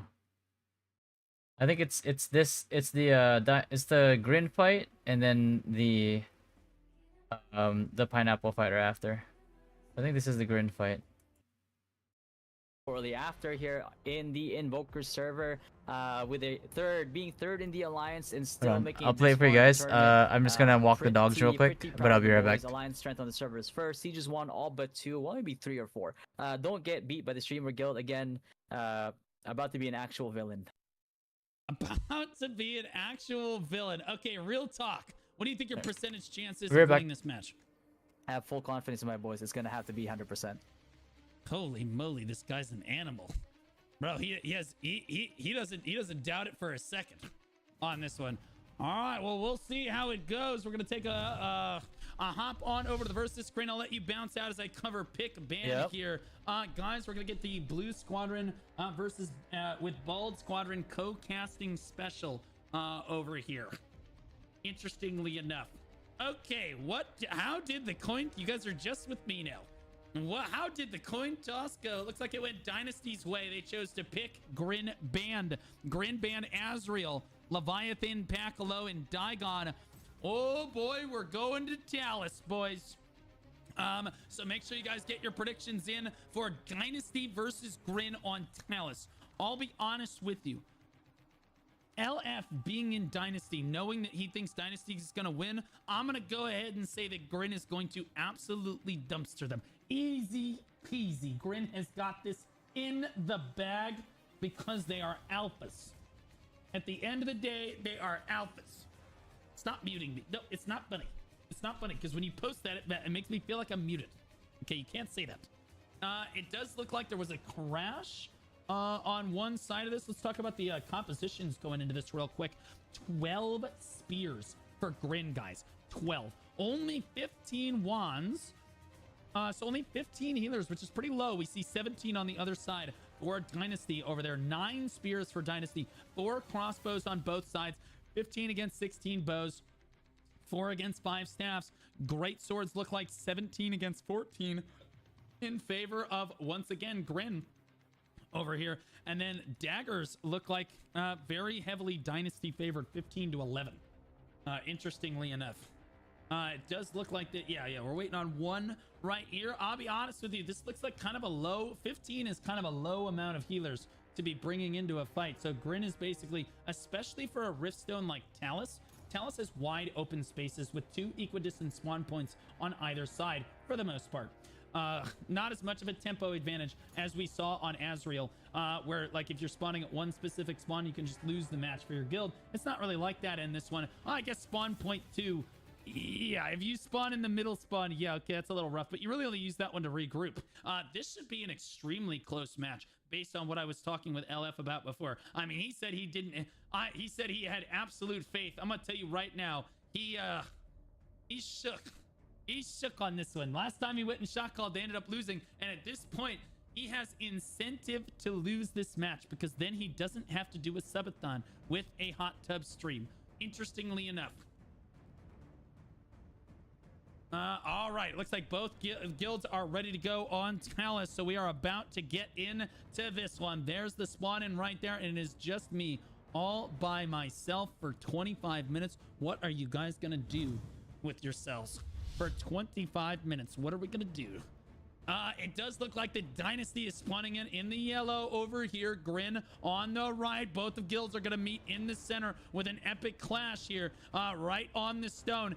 LF, again, he is not in the match. He's shot calling this from Discord with Discord streams as he puts them up. Oh my goodness, that's not good for Grin. They're all stacked up as it looks like Dynasty gets the better of them initially on the engaged core with a big kill feed right at the start of the fight, but Sean battles back right there as Grin takes a chunk out of Dynasty right there. Super back and forth kill feed, but it does look like the Dynasty coming out on top ever so slightly. I do think that they were ready set just a few seconds before Grin got caught really clumped up in that fight. Facebook from BDO picking up a kill right there in the middle of the match. Bald, how do you think this match is going so far? Well, Blue, happy to be here. I wish I was your choice for Caster more often, but I actually think that Dynasty has the upper hand here as they have Grin kind of pushed into this choke point right now as Ninefall picks up kills. They have a much bigger concave on the left side of the fight here, Blue, and I think that that favors them greatly. I'll be honest with you, I think that's a pretty good assessment there, Bald. I think that right now, Dynasty has them right where they want them. But I'll be honest, Grin, I think, could turn this around if they just have a few people spawn at the other spawn. It's exactly what they're doing. Look at them coming up. Maybe it's Maybelline or maybe it's Melee coming, and they're static, coming up behind the fight right now, doing a reach around, if you will, on the rest of the Dynasty squad here, Bald. Yeah, Melee, certainly one of the best, healers in the fight. But we're going to see as they were padding their stats in the previous matches of this tournament, all of the healers are now completely caught in 4K exposed as stat padding losers, basically across the board as our gouted developers basically made that change through the game. Chemo jumped around doing literally nothing and ended up dying on the backline right here for Melee static. So sad to see that, but it looks like the fight is raging on both sides right now, Bald, and it looks like Grin might be starting to get the upper hand the moment I say that. Big kill feed for Dynasty. Oh, yeah, Blue. I think that this is a big problem on the side of Grin right now. They just can't seem to lock down those Cordy crossbows and those big DPS players on this side of Dynasty here as they push forward to the point right now. Pixie on the outside of the fight on this Templar right here. We'll see what is this loadout if they're running Tevins. Yeah, this is a DPS. This is a DPS Templar right now. Curse Bomb Templar. Relatively squishy overall when you compare it to its tank counterpart, but honestly, definitely has some beefy stats in there. Not to be underestimated, but honestly, the DPS that class can actually put down is literally insane. Blue, absolutely insane. And with 1 minute and 40 seconds left on the clock, I'm not sure that Dynasty is going to be able to hold on to convincing control of this point right now. Yeah, I couldn't agree more. I think the Dynasty's starting to get pushed back toward the point as it looks like the Grin starting to get the better of them. Look at these flankers on the outside of the fight. That's where you want your attention to be focused here. Oh, Sweat looking like he's got this healing going down here. Oakley on the side as well, looking for anyone to heal so that they can put their... at least make their stats. Bro, right next to you. There we go. Heals Vonnie right next to him. There we go. And I honestly think that healers are unironically getting better on this patch ball because they're being forced to actually heal people that need healing instead of constantly just healing the same person over and over and padding their stats in order to prove that they're an actual good healers. It's actually forcing them to branch out. We're seeing better healing as a direct result of that minor development change. So WNA Westbald, yeah, I mean, honestly, clearly the best region. Well, maybe we saw that, but we also saw a canyon level drop off for some of the healers on NA West here as P-Boy earlier today went from 120 million all the way down to 1.7 million. Blue. Unbelievable fall off like Ninja in Fortnite. Unbelievable drop off on that one. We see Ninefall on the backside of the fight, the most improved player in NA West. Right. Oh, ooh, you hate to see that, Blue. We'll just call it a caster curse. No, that's pretty typical for Ninefall overall. He's basically a bot walking around trying to contribute to the fight. Honestly, Face Moochie on the outside of the fight right now, throwing down as many heals as they possibly can, doing a great job of basically rotating through the fight. I don't know how people do this, I'll be honest with you, Bald. Jumping through the middle of everyone, how are they not being focused down? Finally gets locked down right there by Kiaru, but doesn't actually pick up the kill. It looks like the cap has opened up now, and it does look like the Dynasty has initiated that first cap, but look how many people both guilds have on the point. It does look like Grin is going to step forward. They're going to try to take the cap for themselves right now. Let's take a quick look at the leaderboards. Let's cheat this out here, both. Waffle, Pastor, Core at the very top of the leaderboards, but very back and forth between Grin and Dynasty. Keep in mind, Cat Cafe is Dynasty in this matchup. Damage dealt, Grin, Cat Cafe, Grin, Cat Cafe, Dynasty, Grin over here. Damage taken, very back and forth as well. The top healer of the lobby is Ash, followed by Sue, followed by Betsy Ross. Holy moly, Betsy Ross up in here. That's crazy, bro. That's insane right there. It does look like that again. Bald, Bloodline, Grin rather, struggling to interact with the point right now. Yeah, Blue, I'll be honest with you, this is not a good sign for them as we continuously see Dynasty starting to creep up in the percentage right now. We are seeing these moments of brilliance coming out for the Grin squad though, as they are managing to pile enough people onto the point right now. You see Flo right here doing what they can on that secret, and ZZR on the outside of the fight as well. There's Rich Daddy in the middle of everyone. Great sword dagger user. Let's see if he can lock down a priority target. Dogs pulled right off the edge, and Zuna said, really like it when you chase them around. Get out of here. I'm tired. Nobody needs a sugar daddy is what he said. Rich Daddy steps back up. We'll see if he can lock down a priority target. Dashes back and forth looking for anyone. It looks like he's going to sweep the leg. Ninefall. Here we go. Ninefall's time to shine. Dynasty climbing over 73% on the clock. He is stunned right now. Literally unable to quite do anything. And now is being locked down, but that's okay because Beanie next to him is taking a lot more damage than he is. Ninefall now backing up. Finally starting to get some damage down on that side. But it looks like the kill feed looking very Grin favored very recently there. We'll see if Dynasty can hold on to this cap. 88% and climbing. Ninefall again contributing 3 spells to the fight. Going into stealth. He's very low on health. Please somebody get a heal down for this absolute goat. There we go.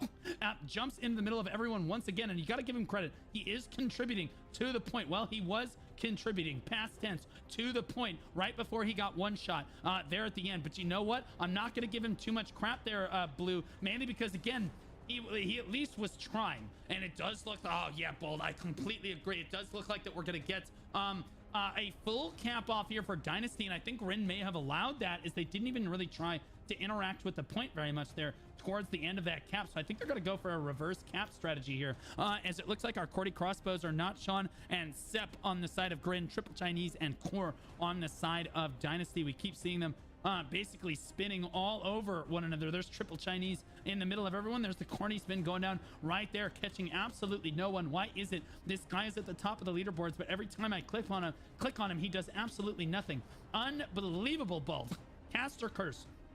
Yeah, Caster Curse indeed over here. Ooh, please time, narrowly missing that pull in right there, as we see Betsy Ross, everybody's favorite healer, on the backside of the fight, one of the top healers of the lobby overall, on the side of Grin here right now. And it what's does up, look Nugget? like that Ooh, gets pulled. Is it your in. Dynasty? Yeah, Gets yeah. Gets pulled in This is again. us. Still doing okay. Yeah, Trying to run for their lives, backing up right now. But on the side of Dynasty, it Blue just was looks like solo Dynasty casting here. has such a commanding position over the Rift at all points. Because I had to in go time. shot call. And I have to say that they might be able to execute this without a shot caller, Blue. But whoa, now let's not get ahead of ourselves. Like these are sheep right now. They would be wandering into the distance if they didn't have a shot caller. Here, okay, they'd have spawned in onto Leviathan. Okay, they don't even know what the hell is going on. They wouldn't even have known. What do you mean, Waka Clan? But fortunately, with LF's leadership, they're able to stay on top of this one. And I'll be honest with you, I still have not seen Grin interact with the point.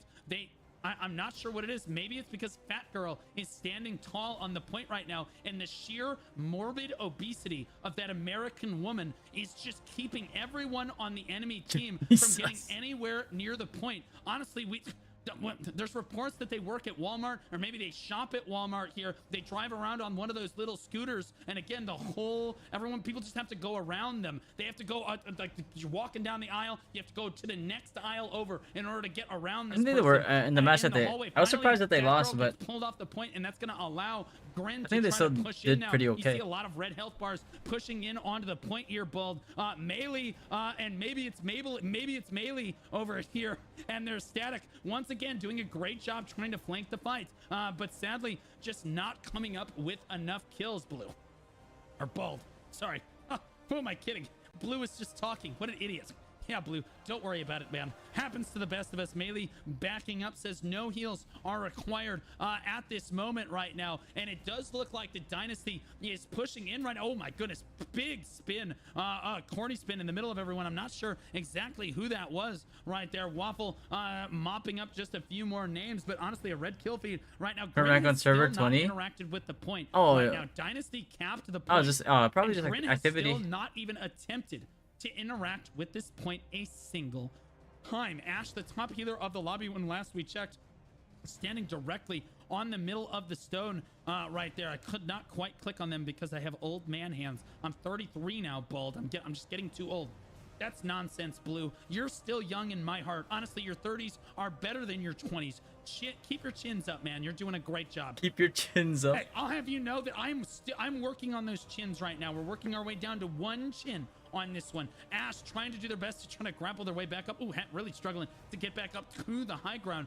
Yo, Raider, thanks for the follow, brother. Into this fight, constantly pulling Ash down to the high ground. That's the top healer. That's actually a very impactful pull. And again, we still have I mean, a lot of guilds are going to be losing activity points because there's going to be a lot of people quitting after the tournament, or some people already quit if they are not in the tournament anymore. Again, and this is only a strategy I see on NA West, where you wait to take the point until like 8 minutes, and then you go for the cap on the point, and then you try to flip it in like the final 8 minutes of the match. It is an extremely risky strategy. I do not like it. Personally, I think that you should initiate a cap and at least try to like leverage people on the stone. If you don't want to take it right away, that's fine. You can kind of put people on and take people off the stone as you need to kind of control that percentage. But in a match this close, Blue, I think that I would honestly favor just taking the stone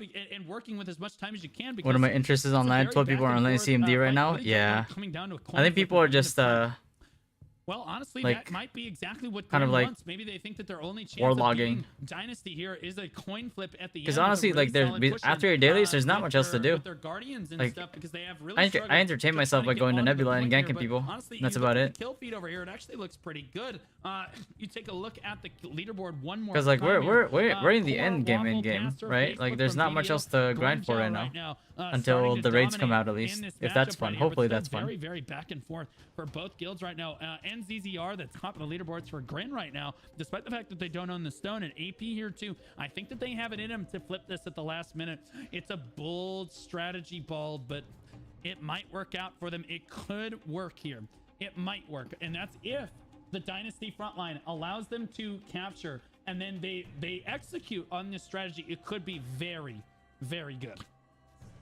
Yeah, absolutely. It could be good as well. As I look at the unban requests over me? here, it says Blue doesn't know what he's talking about. And then in the tournament, clearly you do. Okay, sure. Thank you for admitting that you're wrong. You can be unbanned. Welcome back to the stream, buddy. I love being right. You love being wrong. It's okay. Oh, the guild. I think we're ranked 4 and you are wrong. or 5 or 6. 4, 5 or 6. It's okay to just last be I checked. Wrong sometimes. It's all good, homie. It's all good.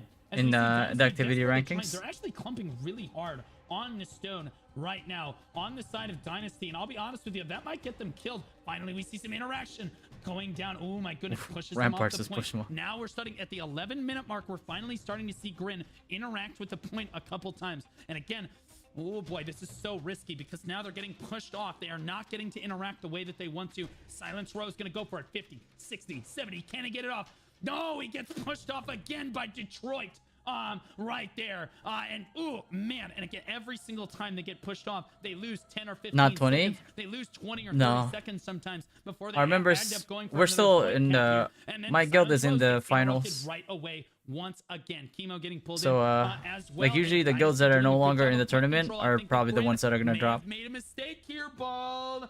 Yep, that's what I was trying to say, Blue. You know that I'm right most of the time. That is true. You are right most of the time, Bald. Yeah, absolutely. I think that, again, it's just a little bit too risky, especially in a match this close, to try to go for the cap this late in the game, but they could get it off. It's up to Dynasty to try to prevent it, and they do. Yeah. Right now. They do try to prevent it. Again, it's on Dynasty every minute that they can buy themselves. Yeah, most PvP guilds don't really care about activity, to be honest. Like we have no wrecks.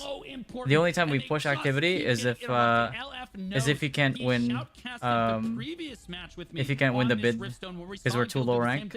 That's the only time we push. Match. It was going to work no matter what they did.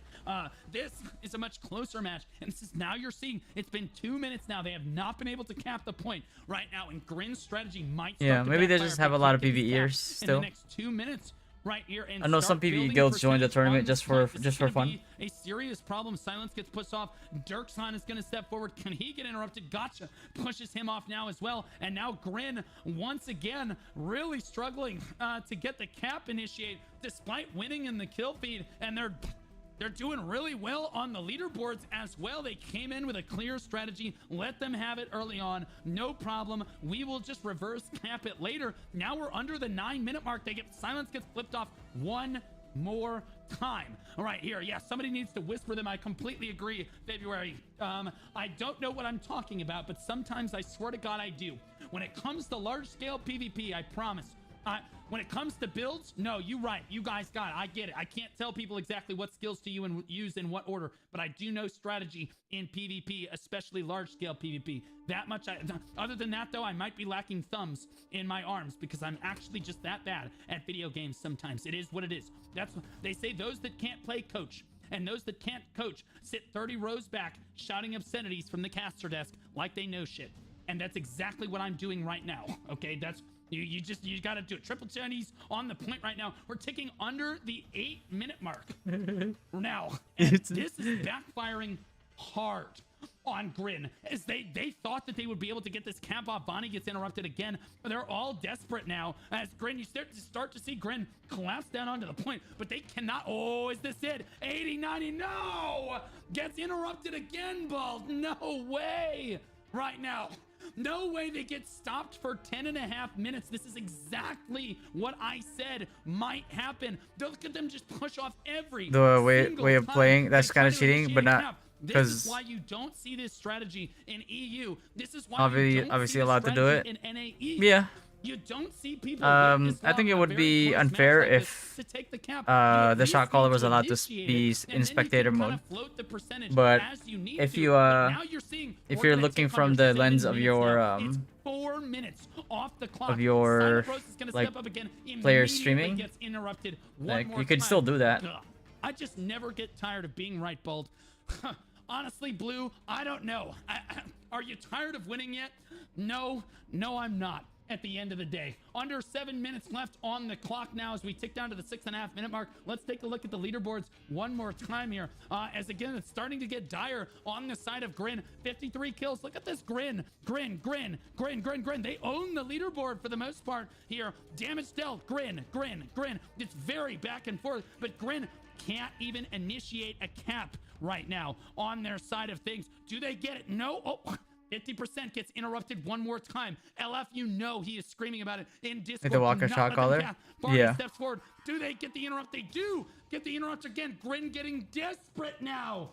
As we're getting down to the 6 minute mark, Grin needs to flip this switch. They just need to initiate a cap on the point. That is all they need to do. And right now, it helps on the side of Dynasty that they have a fat girl on their team. And again, who is it? Fat. Where is she right now? Oh I shit! just saw her. The fat girl healer was running around on the point, just sitting on that point consistently for their team. Absolutely gouted.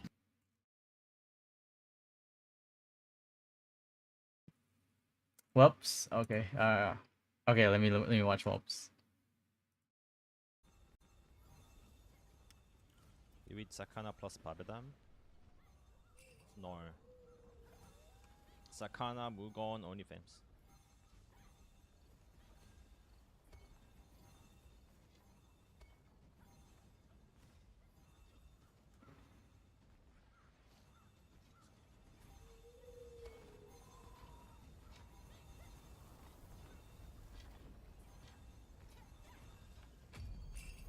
Please don't make Glad the new class Strider.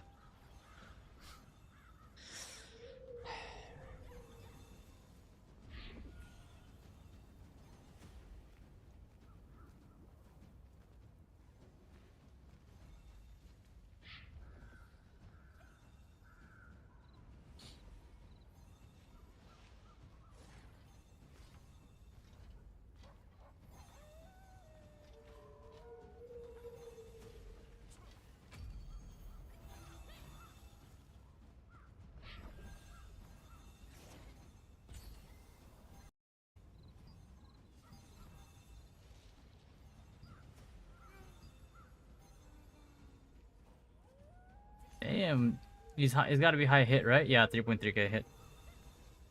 He got the Cordy.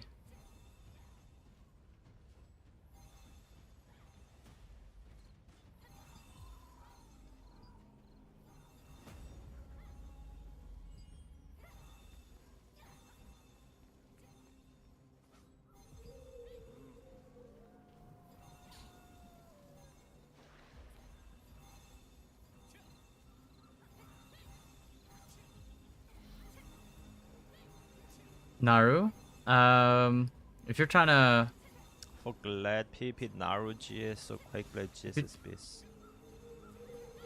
if you're trying to build a certain way, like the resistances are really nice as well. If you want to be more slightly on the tanky side. Well, Naru has good raw stats regardless.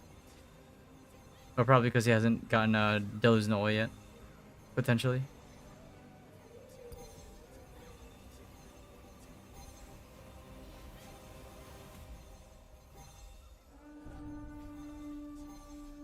Oh, there you go. So it's 30 minutes. Okay.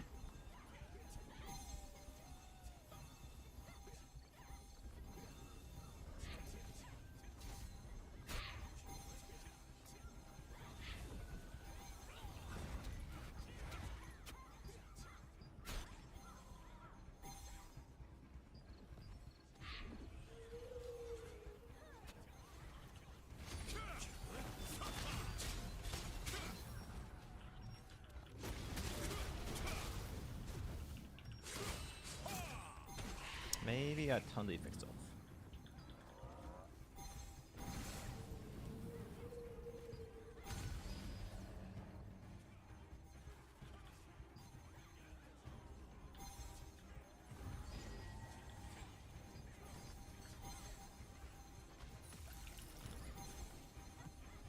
Okay, so there's a defending guild that jumped off from the wall.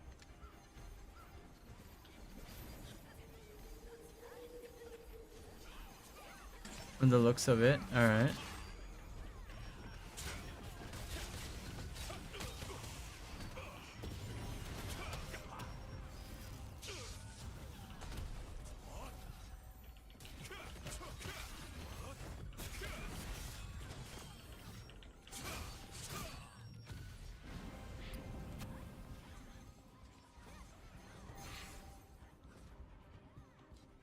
Damn, they got in right away.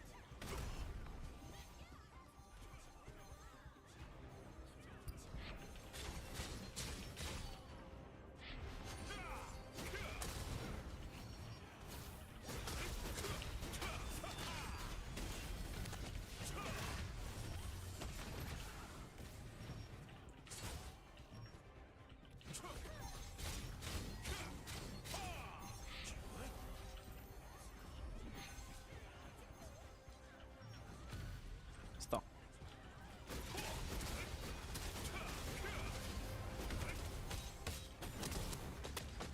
Bro, they're just pushing in like that? What happened to the golems? They're not gonna break down the door? The inner castle door? We already got the inner res. Oh, they got the inner res? Oh, Yeah. what the fuck? GG. GG, I guess.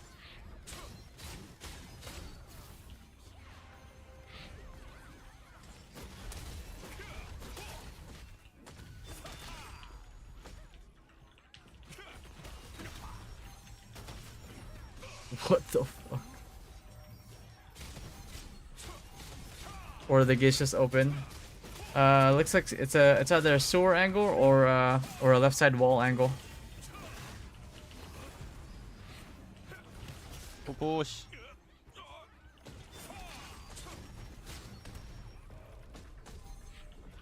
There's ways to fly in from not from courtyard, but from like from the town.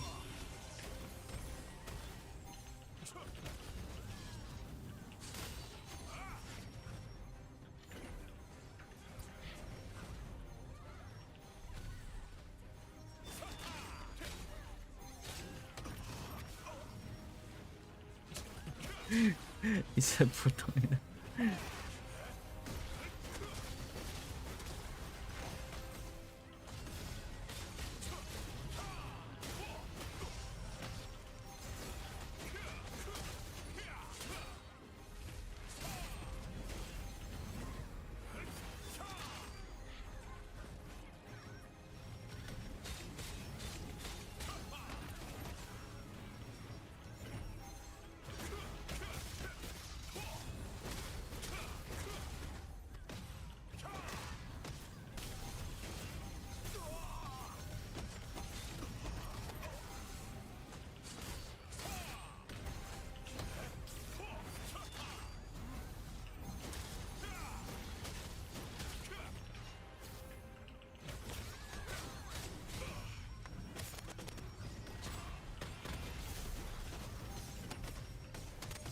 So their Inner Siege starts with like only 30 minutes. Not on the hour plus minus 15.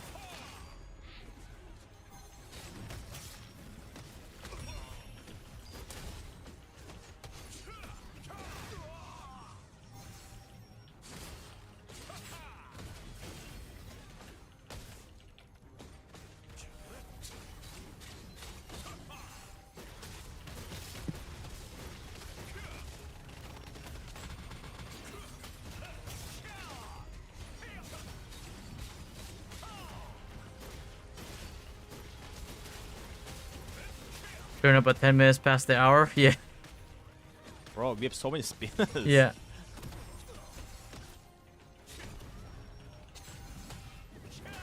Holy shit, the other guild, the other alliance is just gonna push straight to the fucking spawn, bro. What the fuck?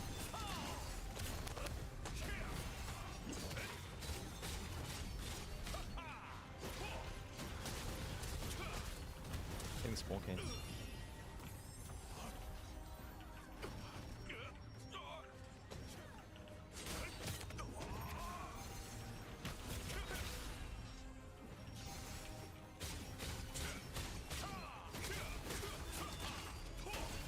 Twitch.tv/little bro. What the fuck? Who was that? Is it over? So once your cab is done, and then you switch side. Ah no wait, you got 10 minutes. They all got TP'd out. What the fuck? Or is it 10 minutes? Bro, I guess I got the realest homie right there, bro. Holy shit.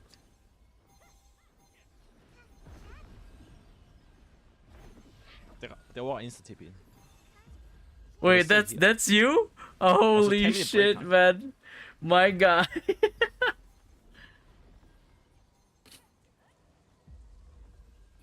There's no scoreboard. Oh, what a fucking legend. What a fucking legend, bro. There's a 10-minute break between rounds? I guess, yeah, yeah.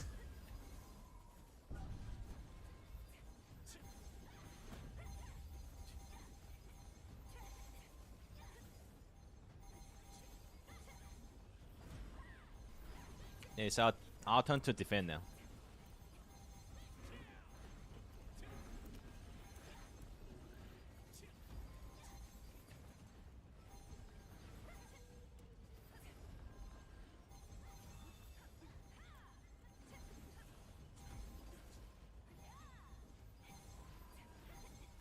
Gates, wait, gates are open?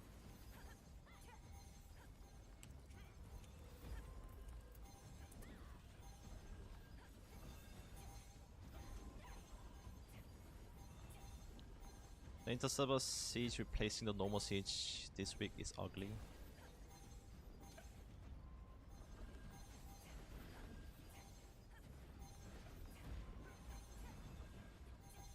Or the gates just open. Nah, we just took the carrier. We all came through the carrier. And someone ninja capped in the res, the dungeon res. I don't know how.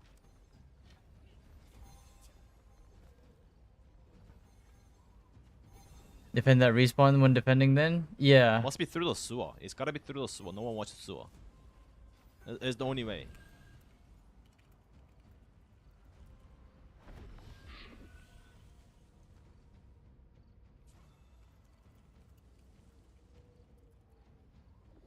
What the fuck?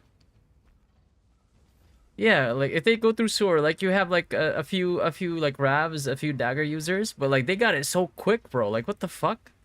So it's either like it was open or like nobody was just guarding it, which is crazy.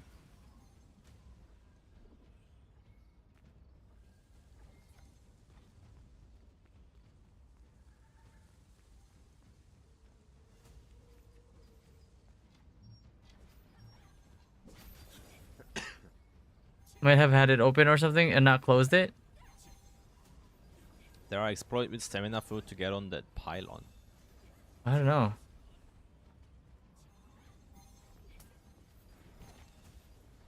Yeah, but this is inter-server siege. Like this is an instance. You can't.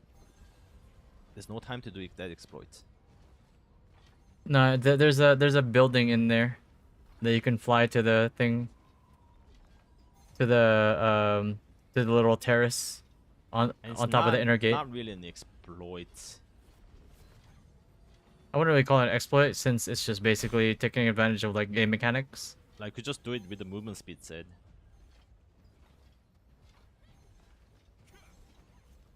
Only thing is like there's only two HP. Is there an inner gate? Because there was no gate health. Yeah, true, there was no gate health. But I mean, it's Stone God Castle, nothing's different.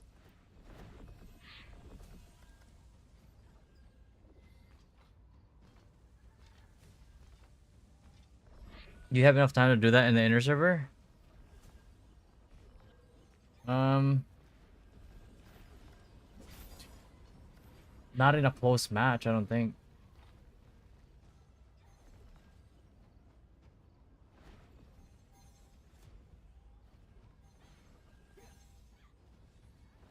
Not gonna lie, this is pretty smart.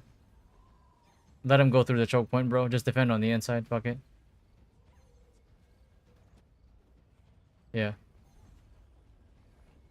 Yes, this is alliance versus alliance. Yeah, that was way too fast, bro.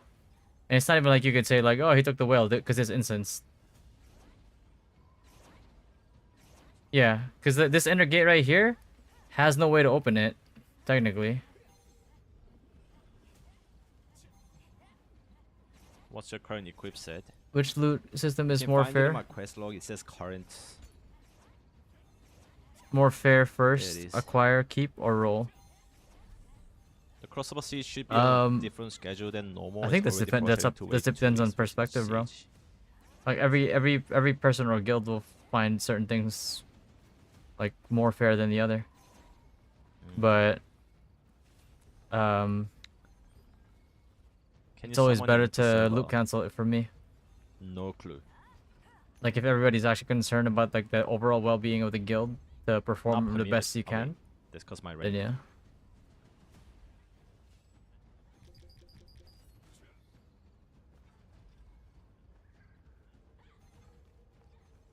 If we go by the generic throne coding, in an instance, you cannot use stones. We are currently in an instance, so high chance that you can't use any stones. Guilds in EU, yeah. For us, we've never really had like major issues, because the way that I distribute things is based off of like performance, and when you post VODs and your builds, and how much it would affect your builds. So if somebody got chosen above you and you felt like you should have gotten chosen, I would show you a VOD and a comparison of how somebody performed better than you. Why not top 10 guild versus top 10 guild each server? Because that doesn't make sense. The rank doesn't mean they are PvPers. Obviously, you're gonna have to fight those castle owners. That's yeah, that is the worst idea. EU guilds have had some funny drama with it. Oh god. You must have keep tons of yeah. I require my members to. I told them, if you want Arc Boss drop Inter-server siege should be right after that are normal contested, siege, like especially, Burn. post Yeah, your I think they VODs. should have done that. Like it's simple, right? Like I tell them one simple thing. I tell them, I'm not gonna give loot to shitters. That's it. You want loot? Well, Prove to me mean- that you deserve it. That's it. I think what they were trying to do is, you know how this is a premium league? I think there might be a minor league for the non-castle owners, but they just didn't have the time to implement at the same time. Yeah, minor league would be nice for like the smaller guilds, no? I don't know. Just guess. Yeah. Because it says minor. premium league. There's gonna be other leagues, right? They'll probably keep trying to like expand on this content.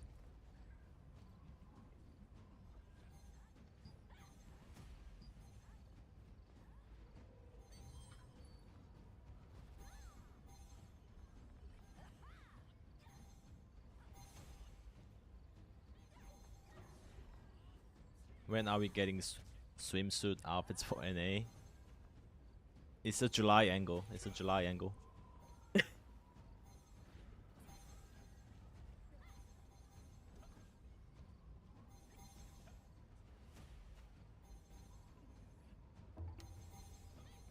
We're at 3 guild alliance, so the siege is more fun with the server we're on, but we've got a 4th so more people can play in our server. Yeah, it is dumb to keep so many players out. When in T1, I had actually proposed something to like all the big guilds. And this is coming from this is like with my alliance and my guild being the top alliance, right?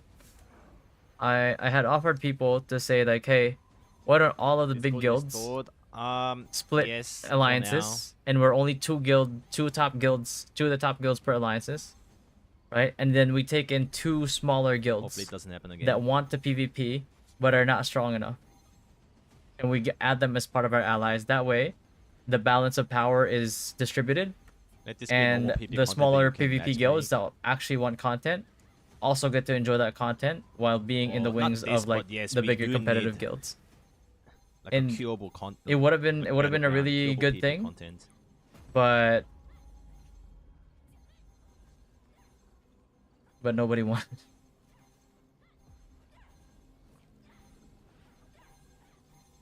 But that was like that was what I wanted to do.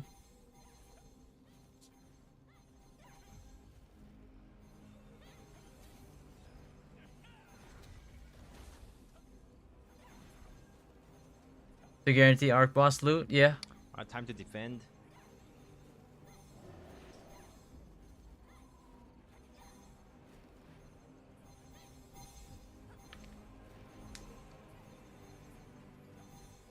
Unless your CMD was 60% of the loot, but has never had a sphere drop.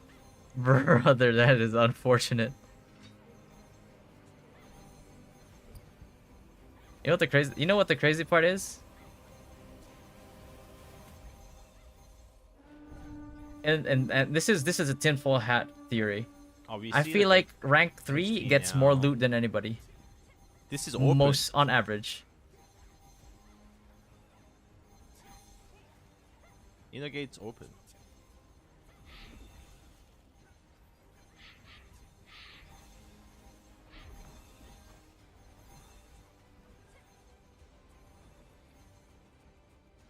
There's no level for this, right?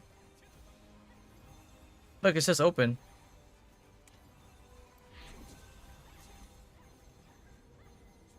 I think it's on purpose then.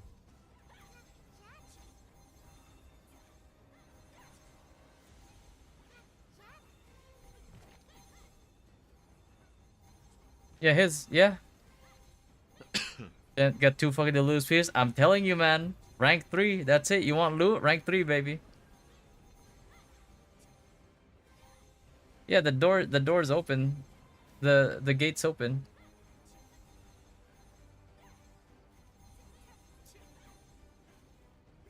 I think they left it open so that, you know, the siege doesn't. What do you call it? Like, you gotta wait like 50 minutes for the golem, and then you gotta break it for 10 minutes. That's just too much time.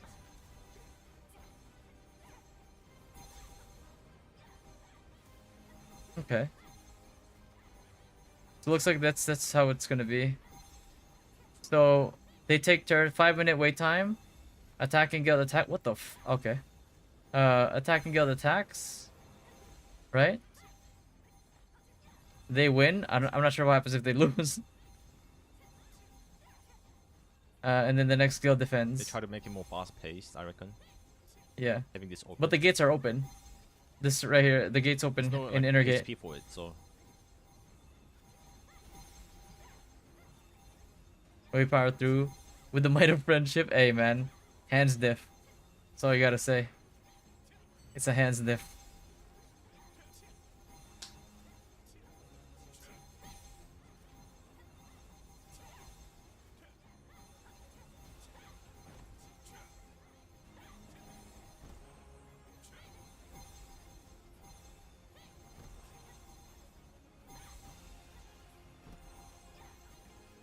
Bro, if the gate is actually just open, that's fucked, man. Because the other guild probably didn't know about that. And they just fucking... They defended up front, bro. They need to send a dagger to keep tracking that golem, by the way, so it doesn't, Can they even summon? Let's see if they summon. I don't know if he's trying to summon. Maybe he was just trying to get the gate. Or the respawn. I don't think he can, though.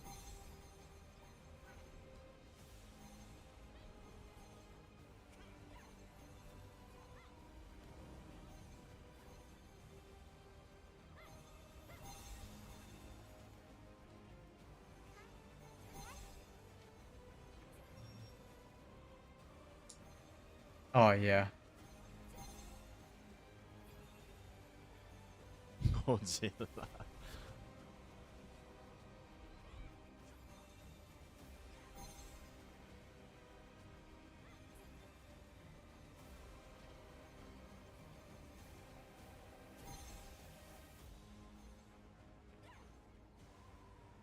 Jesus. Gojira on top.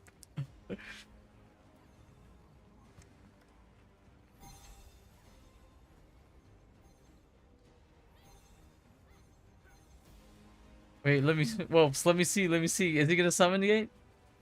Can he summon Gate? Wait.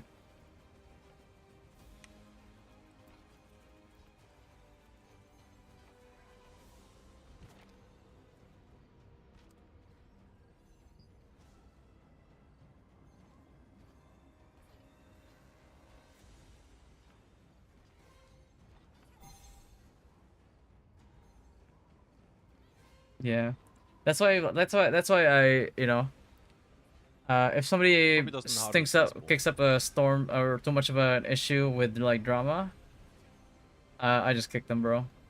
Because here's my thing: if you're gonna join my guild, you're part of the guild. If you're not Aren't they invested even in inside? in the overall success of the guild, then you're only in there for yourself, and I don't need you. Where's the That's it. carrot? What, somebody wants to cry about it? Cry about it. Cry about it outside the guild. I'll just kick them.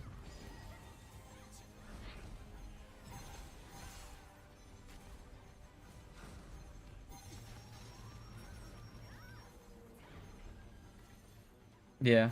Yeah, it's tough because that's a precedent. That's a precedence that you have to set like beforehand. You know what I mean? You can't just like change it midway. So yeah.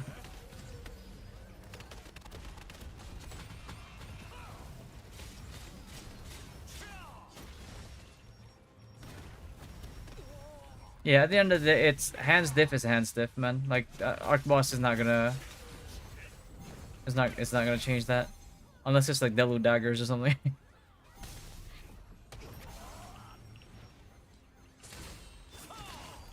Yeah, but I mean, it also depends, right? Like, it also depends. Like, what the skill gap is looking like. Yo, Mr. Cap Gomez, thank you for the raid, brother. Shout out to the one and only, bro. How you doing, Cap?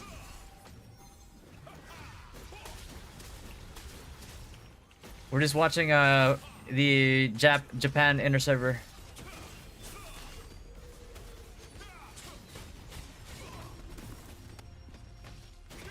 Top 5, you mean Kappa? Oh man, yeah, wait, Scrummies, are you in Aura? With my boy Zacriel? Yo, the chat PvP is already starting, bro. You're in HOU? Oh. We have siege ruin. Yeah, you guys are scary, bro. I'll say that. You guys are scary as fuck.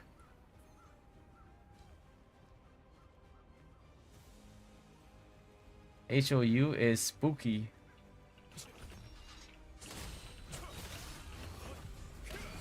That's an Orca CMD. I feel like some of these sounds sometimes it could be like a build diff too. Or if somebody's testing shit in scrims. We do that sometimes. Like we've gotten shit on before because we wanted to try something different and it just didn't work out.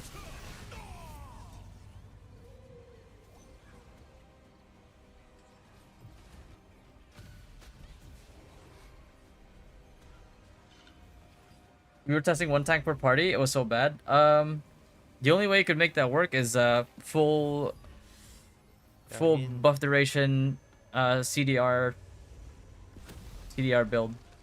That's the only way that works. But then it's a lot of pressure in your tank too because he has to be perfect as well. Kill me.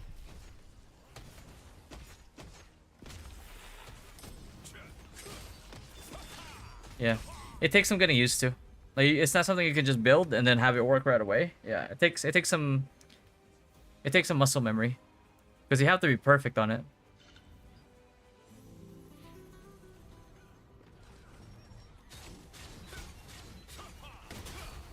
So you gotta play around with it a little bit. I think they can, oh wait, they have someone. They have someone.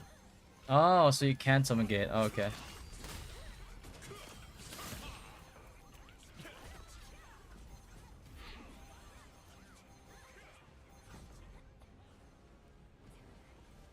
Okay, so you can summon gate. They just summon gate just now. But this gate's just open, man. So you really just have to defend on the inside here for the most part. You can't ignore the inside. That's probably why they lost so fast earlier. Because people just ran through the gate. What the fuck? That's so fucked, man. Hopefully they let you know that in advance. As like the first defender, bro. Because if the game doesn't let you know, and you're just wondering like, how the fuck did they get through? And they just walked in. Oh, that's unfortunate.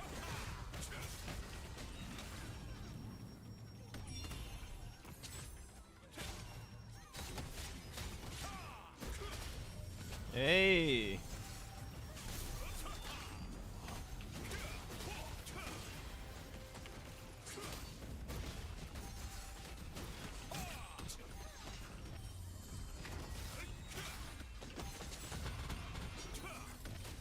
Oh shit.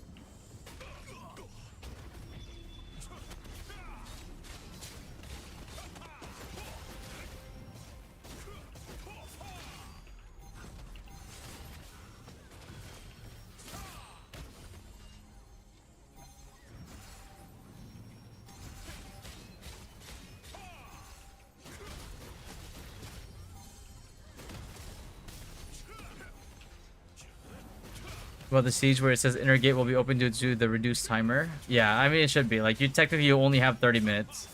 Like you can't. It takes like 20 minutes to break down the doors and shit.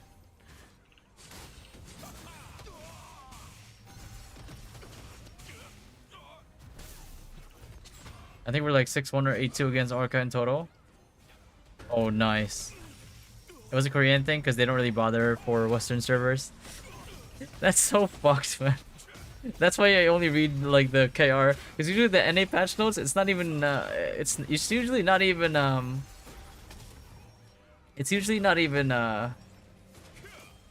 like accurate, you know what I mean? The KR patch, I always go to KR patch notes because it's always like, it's always specific.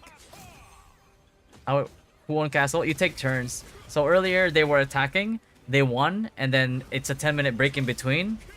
And then after the 10-minute break, the other side gets to defend. And that's why they're defending now.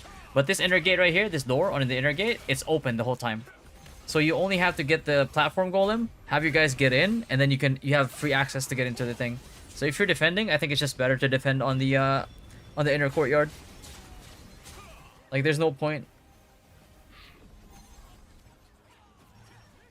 It's like when somebody could like not even sewer, bro. They could just walk in. They could just waltz in through the door. It's so fucked, man. They took the castle in the first 5 minutes, bro. That shit was. Even Wump was like, "Wait, we have portal. We have respawn 3." I was like, "Wow, that was fast. Like that's faster than when you had than when you have a jumper golem." I was like, it's like, you know what I mean? It's like if they went through the sword, like, was nobody guarding it? Like, the only way you take it that fast is the door was fucking open or something. And the door was indeed open.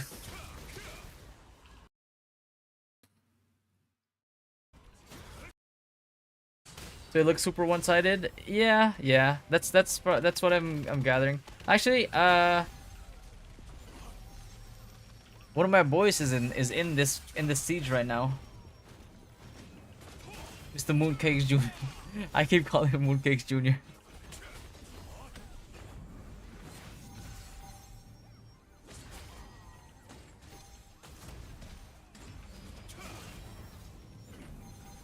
Give me the deets, brother. Give me the deets. Actually, no. It can wait. It can wait. It can wait. Tell me towards the end. That'd be a good video to make too.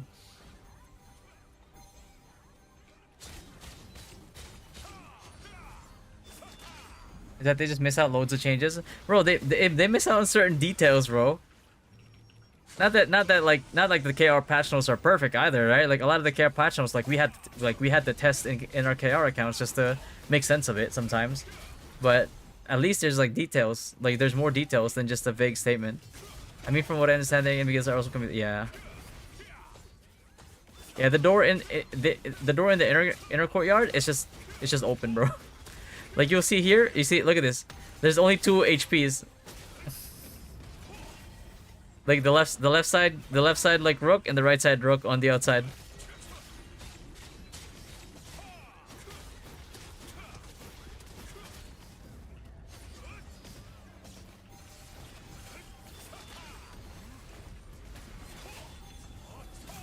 Wait till you see the PS5 inner servers. Oh god, please no, don't bully those guys.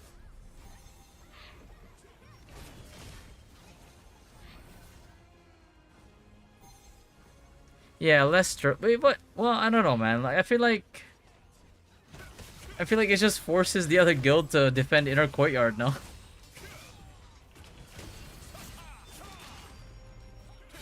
Although it does speed up the process. I'll tell you that. You probably save like 20 minutes just not having to break the inner gate. Because okay, so here's the thing, right?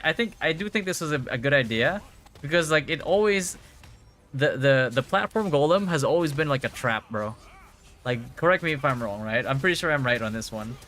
But the platform golem in regular Siege has always been a trap. Because I've seen so many guilds take that thing, get inside, and I'm like, alright, okay, so what are you gonna do inside there? You're gonna take central res? Okay. How are we gonna get in? Through the sewer? Alright. Well, we have people guarding there too.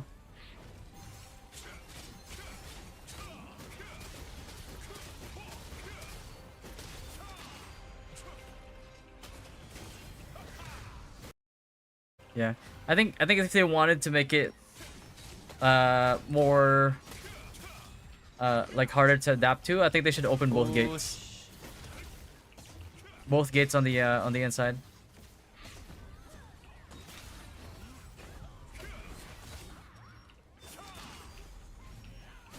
A merciful death. A swift death, if you will.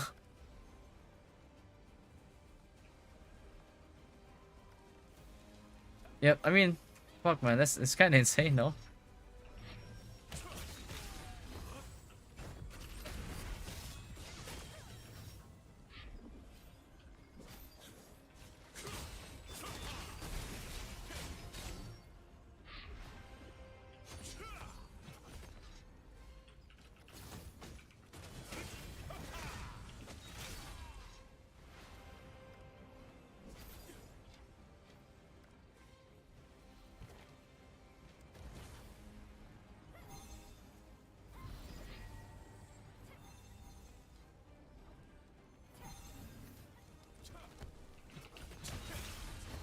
Are there even gonna be anybody playing for the PS5 servers? You'd be surprised. In NA West, bro, Akidu, they got some pretty active guilds. Cause my brother-in-law, I found this out like later, but he actually plays in the PlayStation server.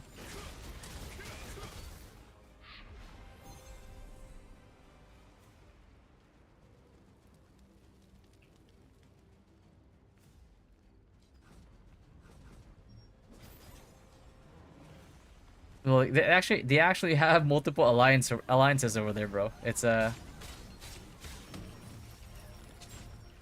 pretty good.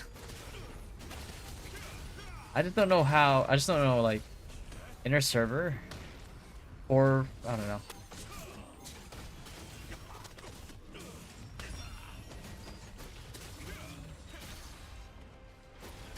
Yeah, it just depends on like how. The mobile server. Bro, if you lose the PS5 server, bro, just uninstall, man. Wait for Chrono. Hang it up, you know what I mean? Take the jersey off, hang it up.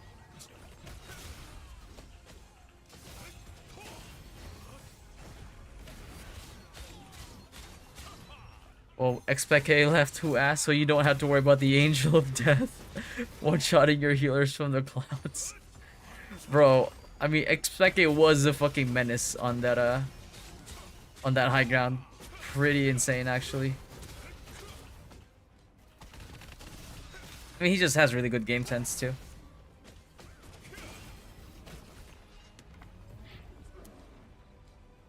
Why even play Chrono at that point? Just retire gaming and watch Netflix for the rest of your life. Just watch just watch pro play. Kill me. It's like somebody who's a frustrated musician, bro. You're a frustrated gamer.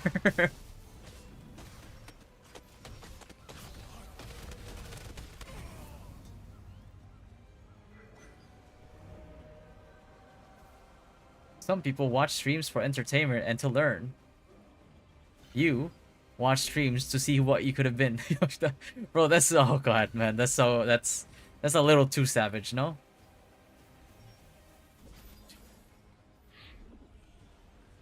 I lost my mind in water review. I watched one party to go to kill him on map 2. He obviously just flew off when he saw them coming. They wasted like 3 minutes. Bro, there were some people who went to gank him up there and he beat them in a 1v1. Like, that's fucking insane.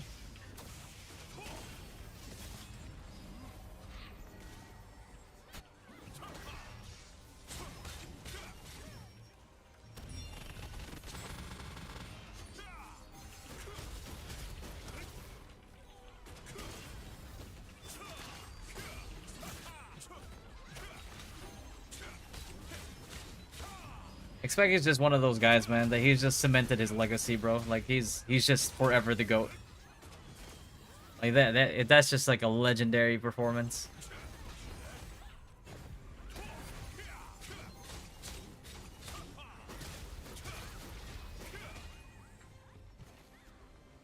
You're spawn killing them for 10 minutes, then Nexus explodes out of nowhere. Alright, you get back.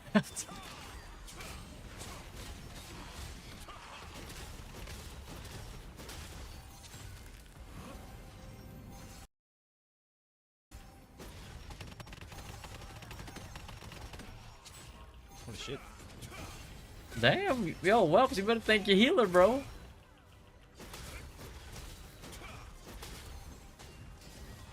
Motherfucker is goated. Who's that? Lovin' W. Lovin' W. And was that? I don't know which one it was, but Lizardi G. Lovin' W and Lizardi G, bro.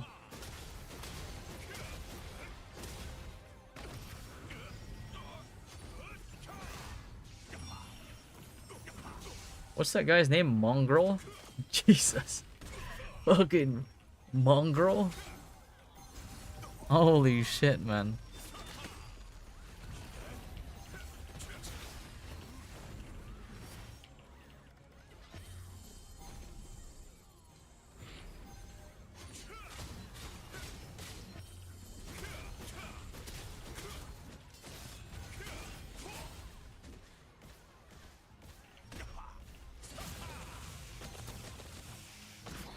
Oh.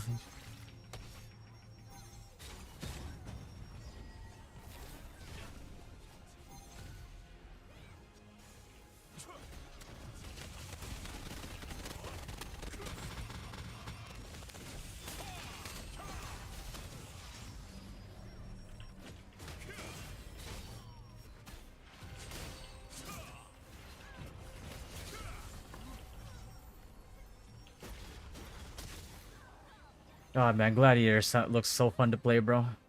Nice.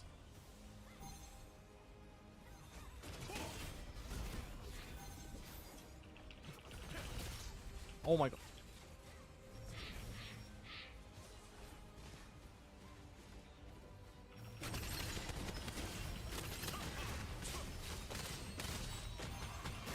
Yo, oh, bro, these healers are goated, bro. Who's that, Lizardi G? Let's fucking go. Oh, damn.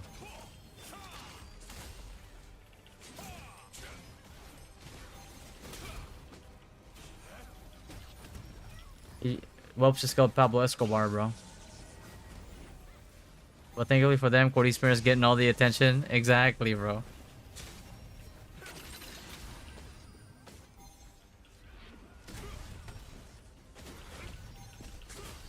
Only thing with Glad is like the gear that you need, bro. It's just kind of expensive, though.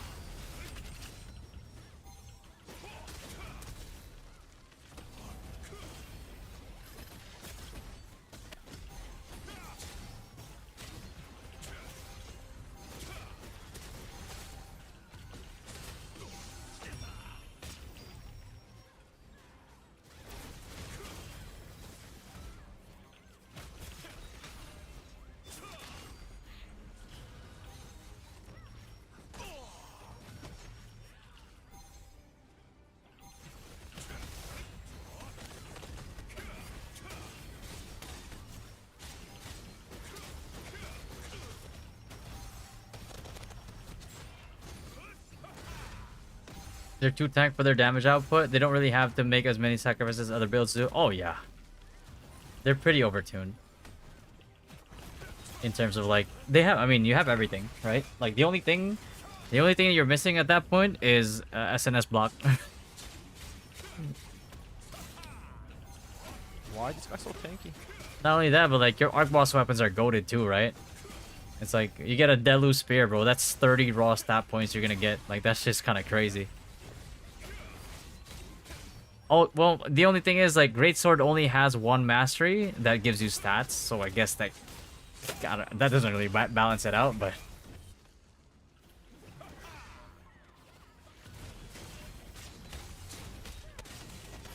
Like, you know what I mean? It's a 2 stat point difference technically. Yeah, Devil passive is just yeah.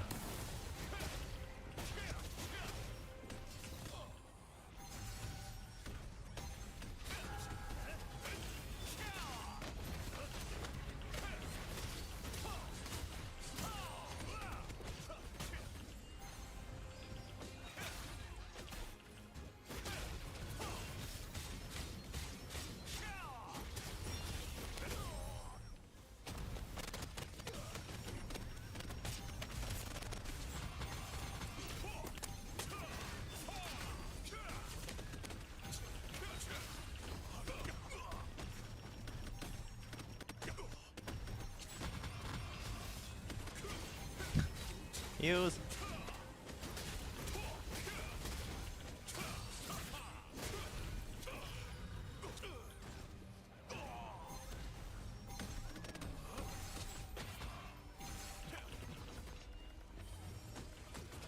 How draws is that in their server? I think it probably works the same way that it works in Nebula. That's Cody. Gladiators just seem to be the worst shadow dancers. I don't know, man. I think it's just because like not everybody can build glads at the moment. Whereas shadow dancer is like it's easier to build. It's easier to start with and be effective with like almost immediately compared to glad. Glad's so expensive.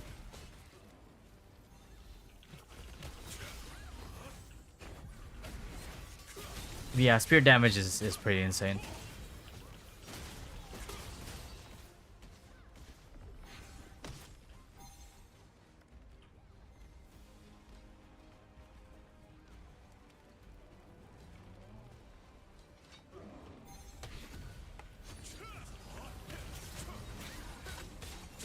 Oh, this is... I wonder how everything gets tallied at the end.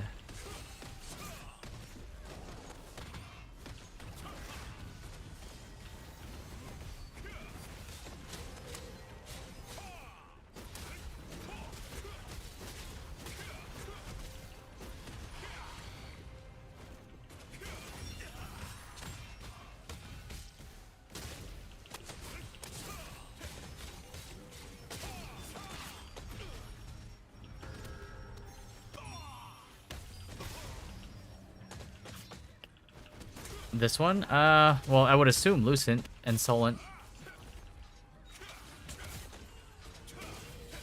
Well, they actually broke the door.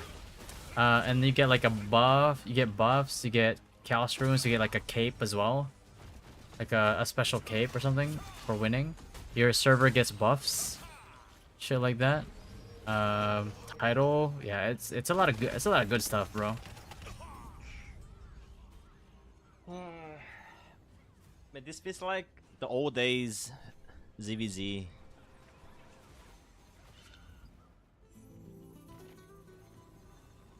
Yeah. You gotta keep her. I mean, yeah. I mean, it's a carrot on a stick, right? Like, you have to keep chasing it.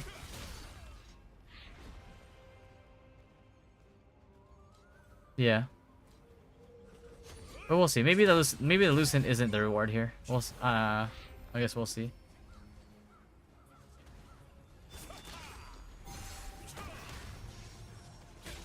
Yeah. Well, the shitty part about like the first Legion title is that it's only to like the guild that holds the castle, not the alliance. I was like, brother, there's no shot one guild gets this by themselves.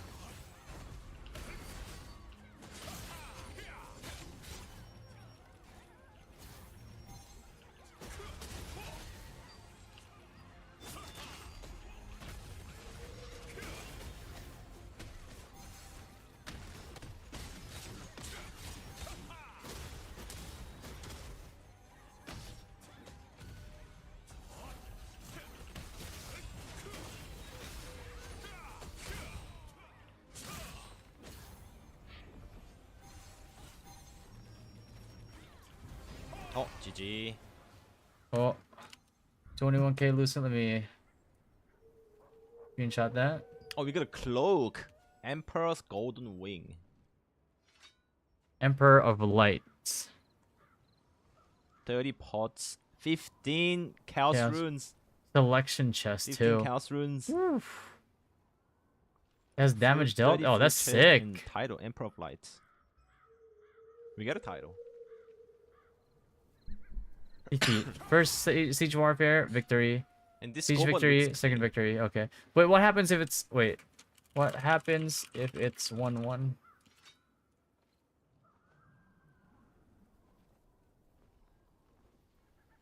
Yeah, end recap looks clean.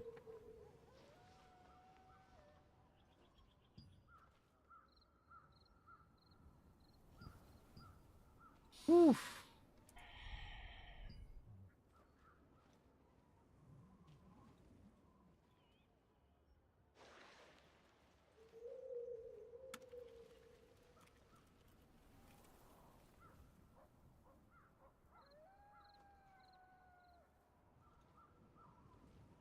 $21K listens. Imagine it's 21k per person. Nah, just kidding. JK, JK.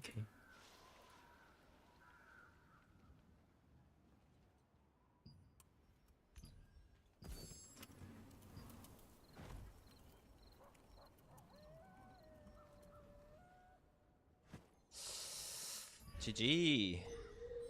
One party, one Cordy crossbow. Wow, fuck, eh?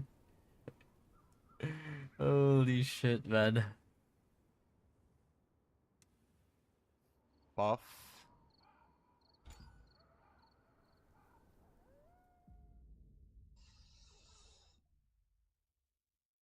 CQ runes suck. Oh shit. Or what's this loading?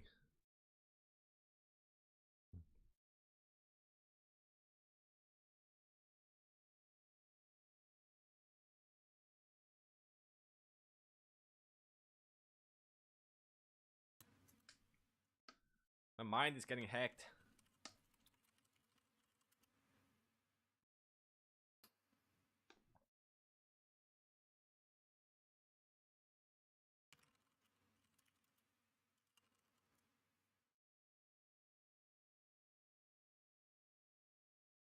Yeah, this new recap screen looks clean as fuck, Oh. bro.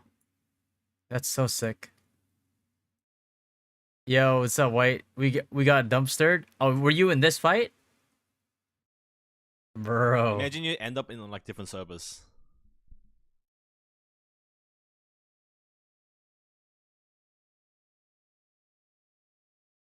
Our old global drama enjoyer. I remember. I can't move. Oh, man.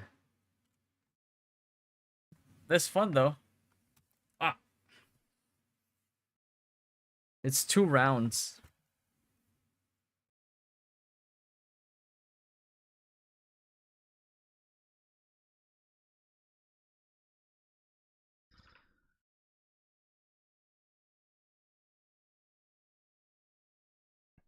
I can't at full. Oh, he's stuck. Oh, he got stuck. He has to end task. Bro.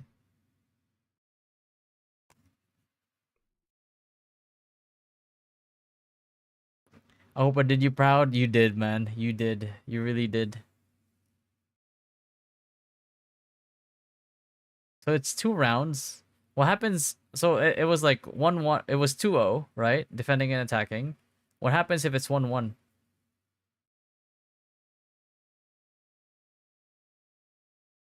Huh.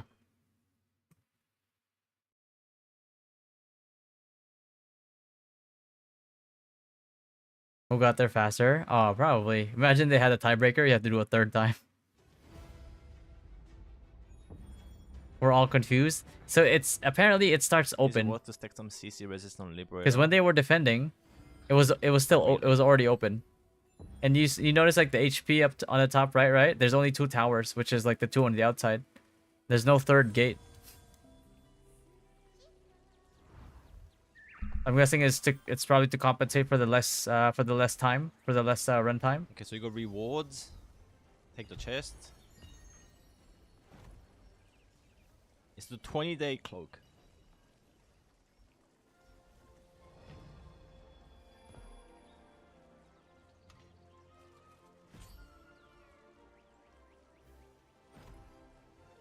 Wait, what? Wait, does he have cloaks off?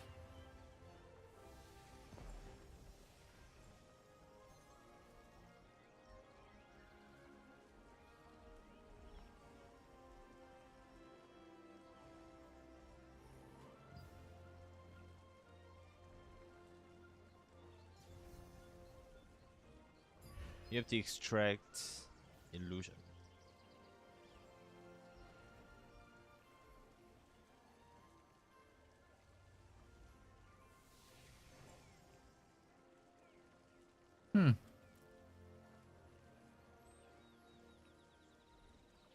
Was on going about jump tier once it's done. Me? Oh no. I was just Why? I Just was just extract. watching. Just to get intel. I got if both teams win on attack, it's who was faster. But what if both win at defense? Yeah.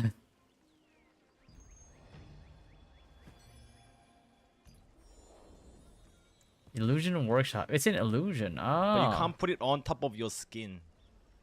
That's bad. Wait, you can't put the cape on top of your skin? See, oh, okay. That is funky looking. Jesus. Eesh. Bro, what's this cloak?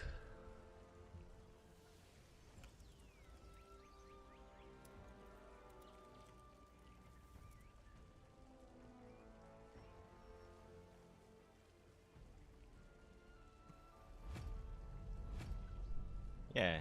They had to make a skin slot for the cloak so you can equip it over our skin. This is a trap for us to transmog our gear. It's a trap.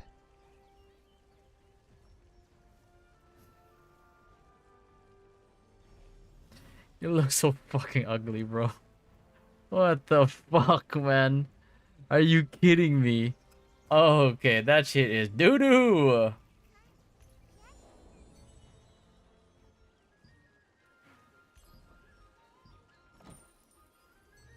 A new title. Emperor of Lights. Oh, and the buff. 11 days. Wait, no, 1 day. Abyss consumption efficiency increased by 10%. Species damage boost 50%. 50. Wait, that's pretty good.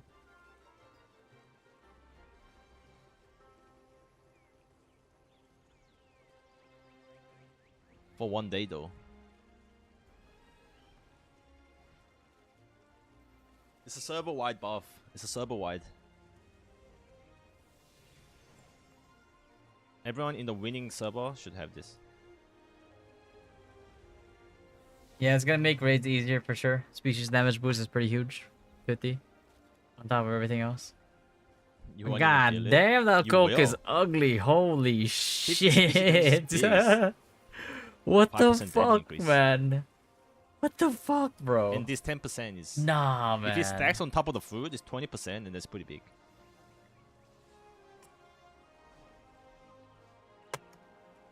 Eesh.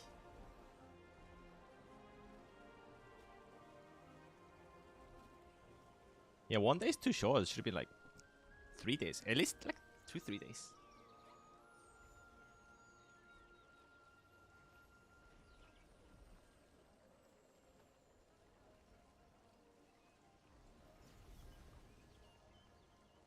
I'm okay with it being temp now. Yeah. This is where you want to do your raid to min-max.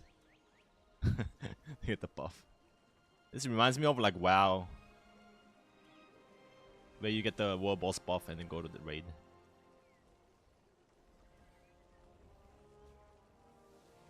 Wait, so does this mean like, yeah, you have to every 20 No, days? it doesn't cost scroll, illusion No? scroll for the cloak. It was free. It's free, okay.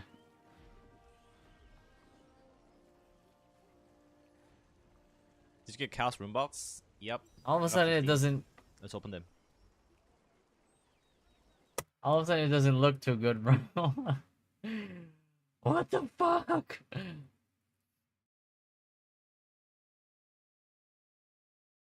Brother. Yeah, I don't know, bro. Shit.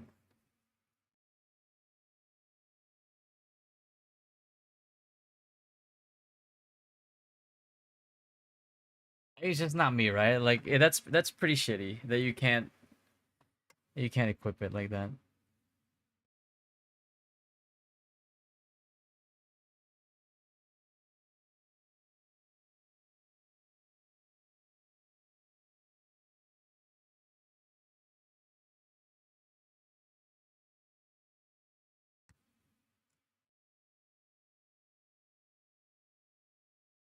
Let me. Who was it that wanted to watch the pineapple fight versus us again? Sorry, I completely forgot. I just really wanted to. I just really wanted to watch that Inner Server Siege.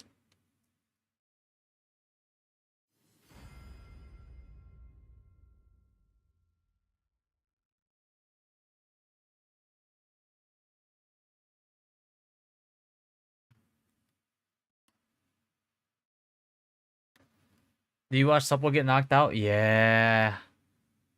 Bro. That was rough to watch. Be honest with you. That was a rough watch. Man, that was a rough watch.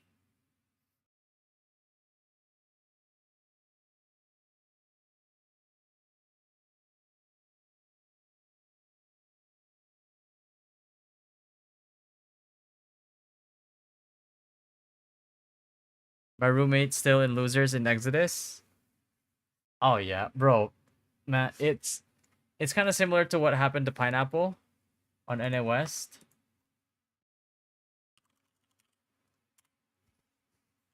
Because you know how like in NA East, right? You know, like in NA East, Supple was like, I think, yeah, they were first seed technically, right? And then they lost here. Same thing happened. Pineapple, first seed, that got knocked down here, right? Fought a game versus like a weaker guild, won it. Fought us over here, and then lost, and they got knocked out of the tournament.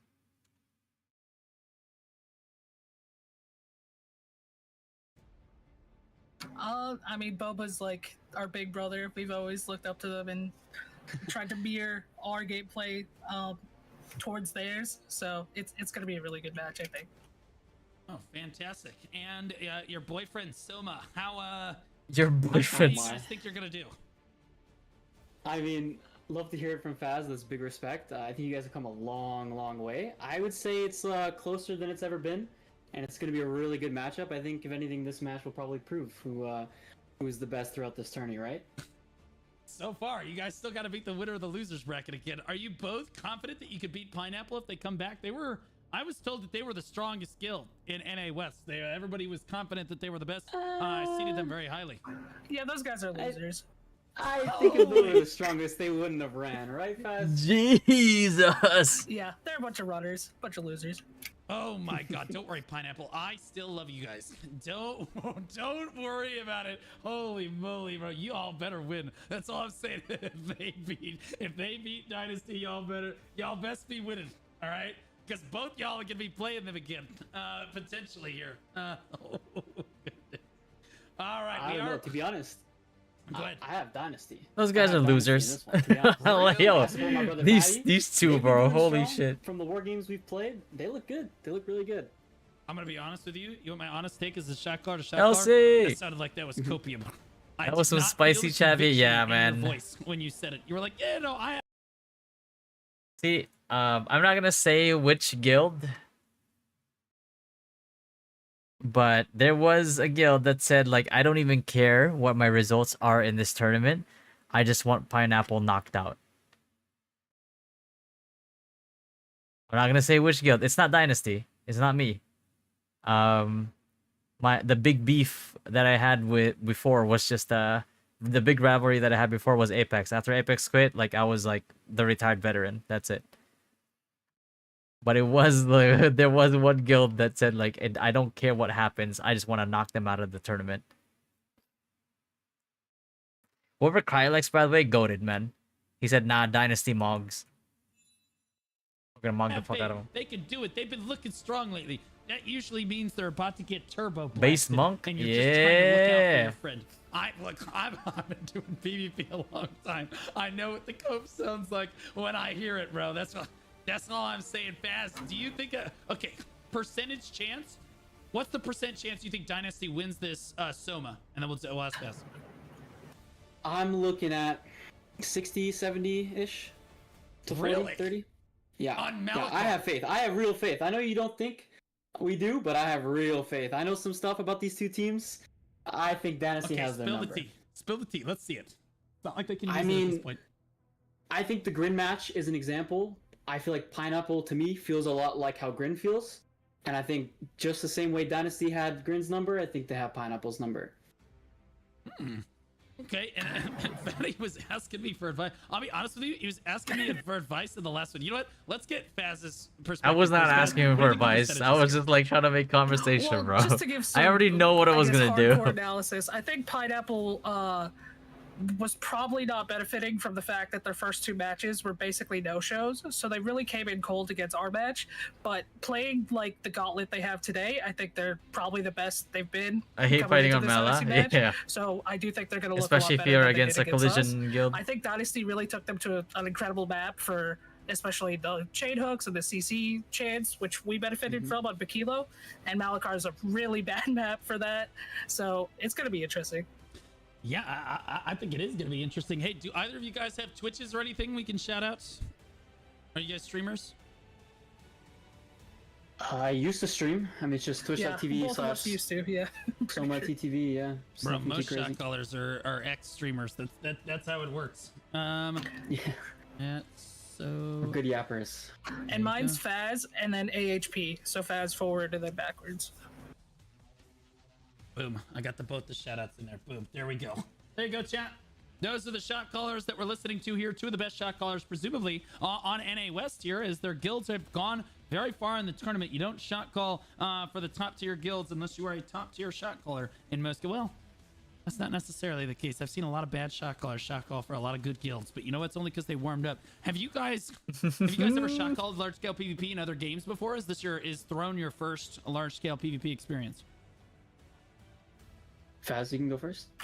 Yeah, I haven't really played a MMO or large scale game. I come from professional Overwatch and a little MOBA game called Pokemon Unite and other MOBAs like Smite and stuff. So this is my first like MMO large scale, but yeah, not really. Well, I watch a lot of Overwatch. It's just not the competitive scene, if you catch my drift. And Soma, what's your background? I'd say most of my experience comes from shot calling some smaller Race to World firsts in WoW, and then outside of that, maybe a little bit of like very babyish Valorant play. Did you say crazy. Worlds first? Classic WoW, nothing too crazy. Like not retail. Well, I played a decent amount of classic WoW. I played the hardcore classic WoW with OnlyFans when they started up not too long ago. So my first experience with WoW, made it to level 42. I don't mean to brag. Made it to 42 without dying a single time, and then basically gave up because they said that was the halfway point, and I just didn't have the time in the day to get it done. But honestly, one of the best MMOs I've played, though. Yeah, as long as you can use the mana potion, you're fine. Yeah, it's pretty fun, but hardcore WoW it's too much for me. Even I couldn't play that, to be honest. I played Wrath and Cataclysm. It's an ass clenching experience. I'll be honest with you. It's kind of a workout all the time because your cheeks are just always clenched. Okay, let's talk about a little bit about the meta here. Do you guys want to get in the match itself? We could let you guys spectate. The best. Sure. like see stuff. Oh, sure, yeah. DM Lucy and tell him to give you the match like numbers so that you guys can jump in and spectate. And join the We lobby. want to know about gout. There we go. We want to know about gout. I don't know. Do you guys know the origin story of gout? Can you guys tell me? Because Fatty couldn't tell me. What I told him what it was. I believe it might have come from a player in my guild by the name of Who's Magic. Something apparently he's been memeing about for years. I didn't know that, but I don't know. He just started spamming in Twitch chat, and it kind of caught on. I think my guild started to spread it a little bit, though. I legitimately have no clue. What is the origin I about didn't know gout? it was a thing until like this tourney, to be honest, like a week or two ago. Gout, it's just gout is just it's pretty common, I guess. I'm not sure about like other Southeast Asian countries. But gout is just kind of like a Filipino thing. It's a Filipino like joke, basically. No, this is the origin. This is the origin of the meme. It's basically just a Filipino thing, because like in general, the joke is that the Filipino diet leads to gout, and so a lot of like Filipinos kept saying, you know, gout this, gout that.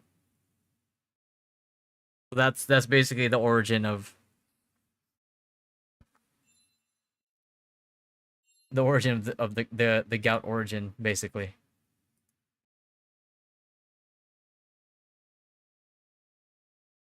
I still participate on inner server last minute. I forgot to last minute. That I'm not sure. I'm not sure if there's a lockout, Toaster.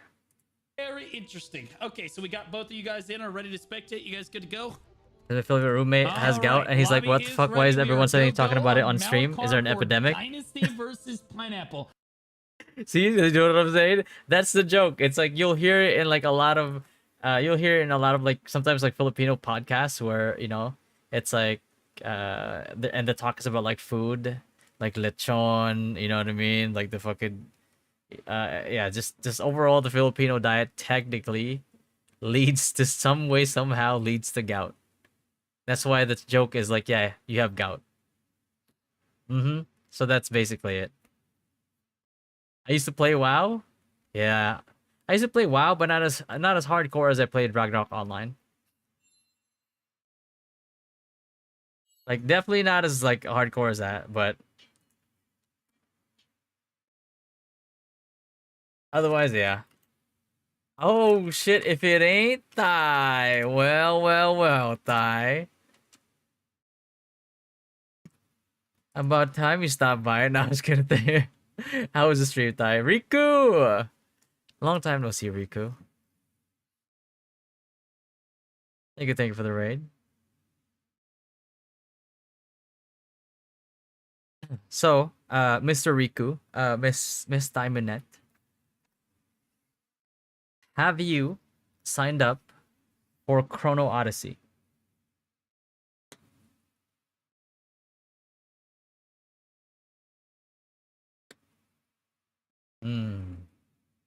You better. It's a game that's gonna have a weekend beta on the 20th. Good PvE, Souls like combat. Imagine like New World, but with Eastern aesthetics, as in like the characters and the armor and stuff look gorgeous. Wait, Thai, you have a Lurkit account, right? Please tell me you do. Please tell me you do. If you don't, I'm about to hook you up. No, I was kidding. When you started playing WoW, I don't know, early 2000s or something, I think. A Lurkit? Oh, okay, hold on. I got you. I should have given this to you sooner. But I thought you already had one.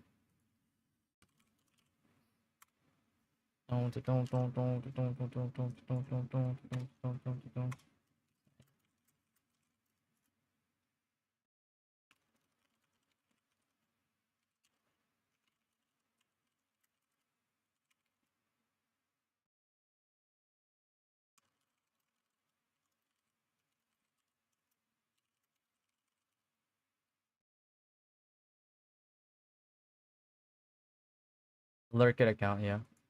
I mean, generally, it's just it's an account that like they connect streamers and content creators to like game companies. So let's say like Dune, for example, like Dune Awakening, right? Dune Awakening, that the reason why I have like communications with them is because of Lurkit. Lurkit basically is that so that's how I got access to the weekend beta. That's how I got the game basically for free. And that's how I got paid for for playing it. I still have to do another one on Sunday or Monday. Either one of those days or both. And I got paid for doing that as well. So and for Chrono, there is one in there where you can sign up for, you can request for a key for the beta weekend. It's also on Steam, so make sure you sign up on Steam. I don't know if you like it. Give it a shot. We'll play the weekend with with everybody. Tell Elfie as well, if you can. I'm sure he'll enjoy it as well. But yeah, looks pretty good. Looks pretty good.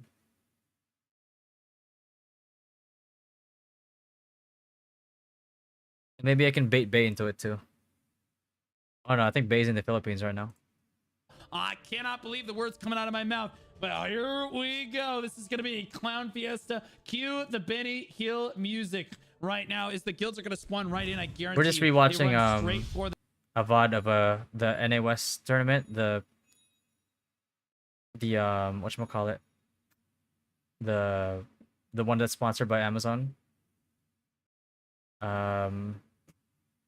When this is Dynasty versus Pineapple, which is the first seed of the tournament.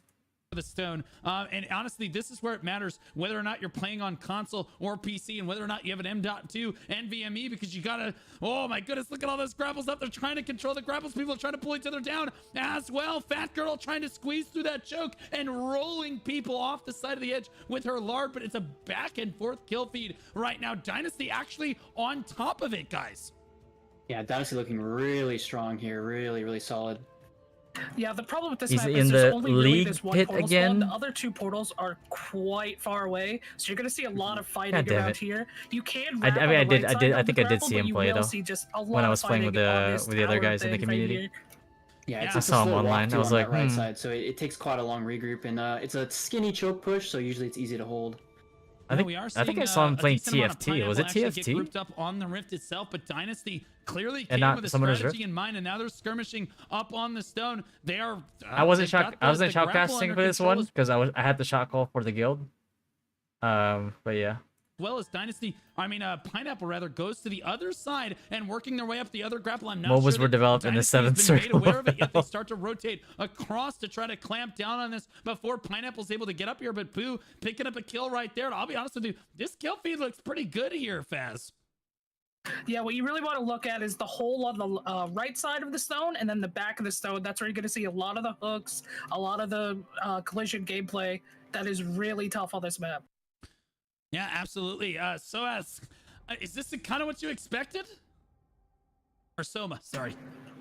Yeah, I say it is. I mean, if you look at these Dynasty tanks, I'd say just from playing them compared to Pineapple, they build bring hell on earth and turn humans. Yeah. Cancerous builds. You know, a lot of collision chance, a lot of time bomb damage. If you pushing chokes, small little pillar angles, especially on maps like Grand Alon or Malakar, they punish you. They know how to make that stuff work. And big shout to CZZR, another streamer, by the way.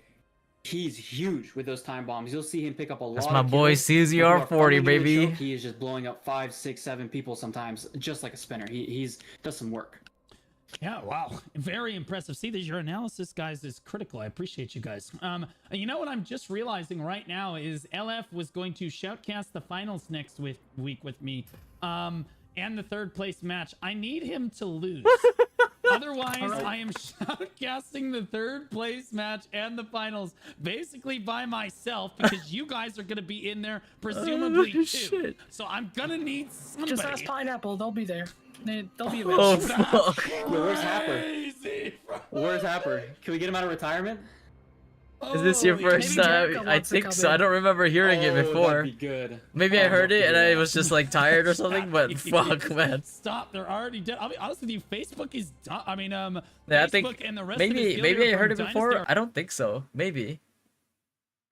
But I was just so stressed about the whole drama, because here's the thing, right? It's like this whole thing. I was just like vibing out. It was a good time. I was shoutcasting, right? I was enjoying having a fun time, and then at shot call, we had a fun time. We dominated despite like before the DCs even happened on their side.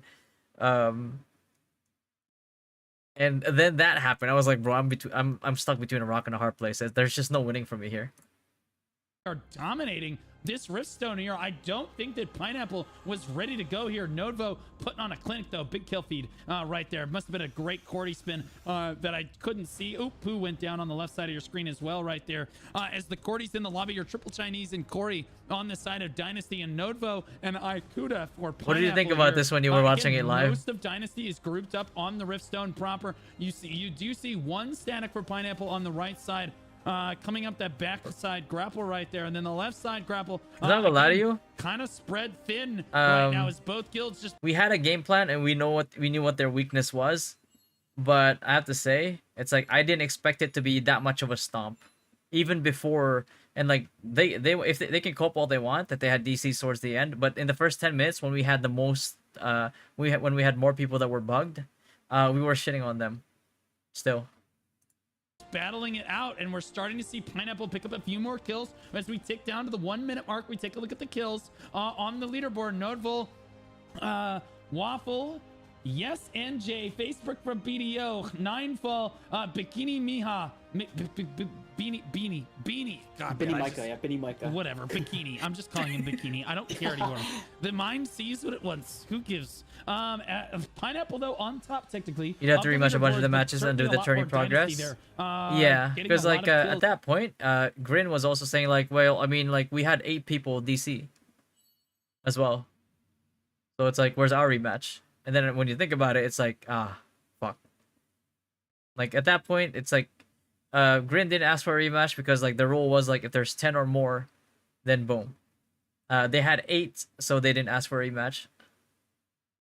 Yeah. Yeah. So that's why Grin didn't ask for a rematch, because they had 8 and the rule was 10. Pineapple had like 6. In there. Damage dealt looks like 1.5 million already for Nodeville and Yes NJ for Pineapple, and then there's a big gap. Stole Your Wife. Grin had that DC in their Boba match. Pug. They said. Oh my god, what a name that guy is sporting right now. Fight's actually looking really even on point. Outside of the collisions on the backside, the fight's really close. It looks like there should be a way to we'll to re-enter. Point unlocks here in 15 seconds, but super close. Also, the players to watch real quick, I just wanted to mention, are Triple Chinese Name and Not Devo, who is singular. Both of them are probably 2 of the best spinners in NA West. Oh yeah, okay. Yeah, I'd say those 2 really cemented the Raider meta in NA West for the first few weeks of it being out. And shout out to my boy in my guild as well, T, did a really great job. Didn't have a Cordy for a long time and was keeping up with them. But yeah, these 2, I mean, they take like half a guild on their own just to deal with. To be honest, you got to cement a lot of people to deal with those 2. Yeah, absolutely. I could have sworn. Seem to have really hurt him. Yeah. So the and I was like, wait a minute, and I can talk about it now because the match is already over, right? So before this fight even happened, I had already said that it's like, it just seems to me that Pineapple is still trying to force the Devo meta, but it's just not working anymore. Like they're, because I was like, it looks like they just haven't adapted to the meta yet. They still think that they can bum rush other guilds because with quote unquote proper buff rotation, but the crux of the proper buff rotation was Devo.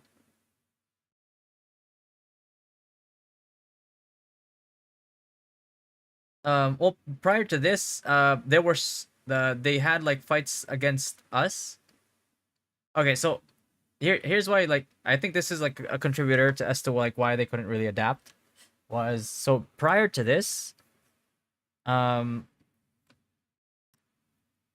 did something very, very like weird. So you know like Triple Chinese, right? Like, so what they do is they try to go to every like war game that they can, even like the ones that are not in the guild.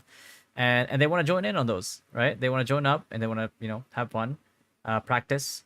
And one time they signed up for one, which was with Kaunashi, where they were like, yeah, you guys need like a Cordy sub just to have like the 2 Cordys for the tournament. And Kaunashi was like, yeah, sure. Like, we need a sub anyway because otherwise we won't have one. And they gave them an ultimatum.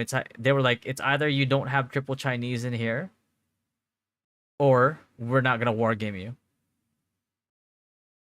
And I think that left a very bad taste in the alliance's like mouth. And from that point forward, we were just like, okay. We were just like, all right, if they want to be like that, man, then we're just not gonna war game them anymore. Just ghost them. So starting from that point on, we just never war gamed them again, and we just like war gamed each other and grin.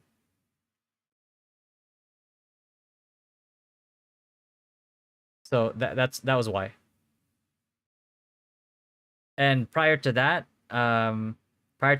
we were also trying out different stuff, and we were like solidifying our roster as well. So they would actually like dumpster us. Well, not really dumpster us, but like they would win. And then the last fight that they had with us was they declared on our rift, but we didn't have numbers at that point. Like we barely had people, and that resulted in us getting like stomped for the most part. So they had that like impression going into the tournament. So they probably thought at some point they were just gonna be like, yeah, we're just gonna stomp them like we did in the other games. But in the meantime, like us, we had in those times that we had tested things against them, we figured out what works and what doesn't work, right? Like we had metrics, we had VODs, you know, we could cross reference like info from the that we extrapolated from the VODs. And then we kind of just looked at that like performance, right? And we figured out what we were doing wrong. We figured out what we had to adapt to, what we had to change, you know, who we had to replace, unfortunately, for some people. And we moved on with that information, basically. That was it. So we gained a lot from those, even before we stopped scrimming against them. We had already learned a lot from like our testing, and so we were able to adapt things going forward. Did you kick them out of the guild like Spid? Oh, the members that had to be replaced in the tournament roster? No, they're still in the guild.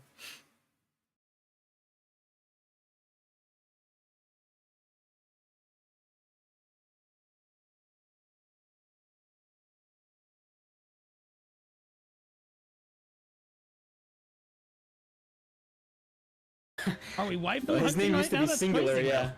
That's I mean, it's only insane. I thought he was it's only dating, 48 and then Fat some Girl, subs. or whatever in the guild there. Triple Chinese gets flipped off the edge. You hate to see that right there, but that's exactly what you want to do.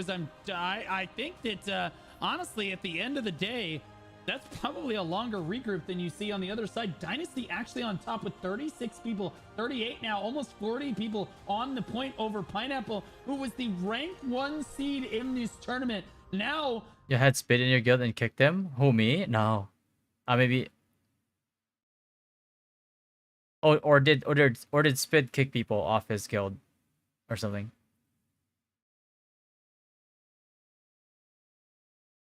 looking like they could get knocked out in the losers bracket before we even get to the 3rd place match.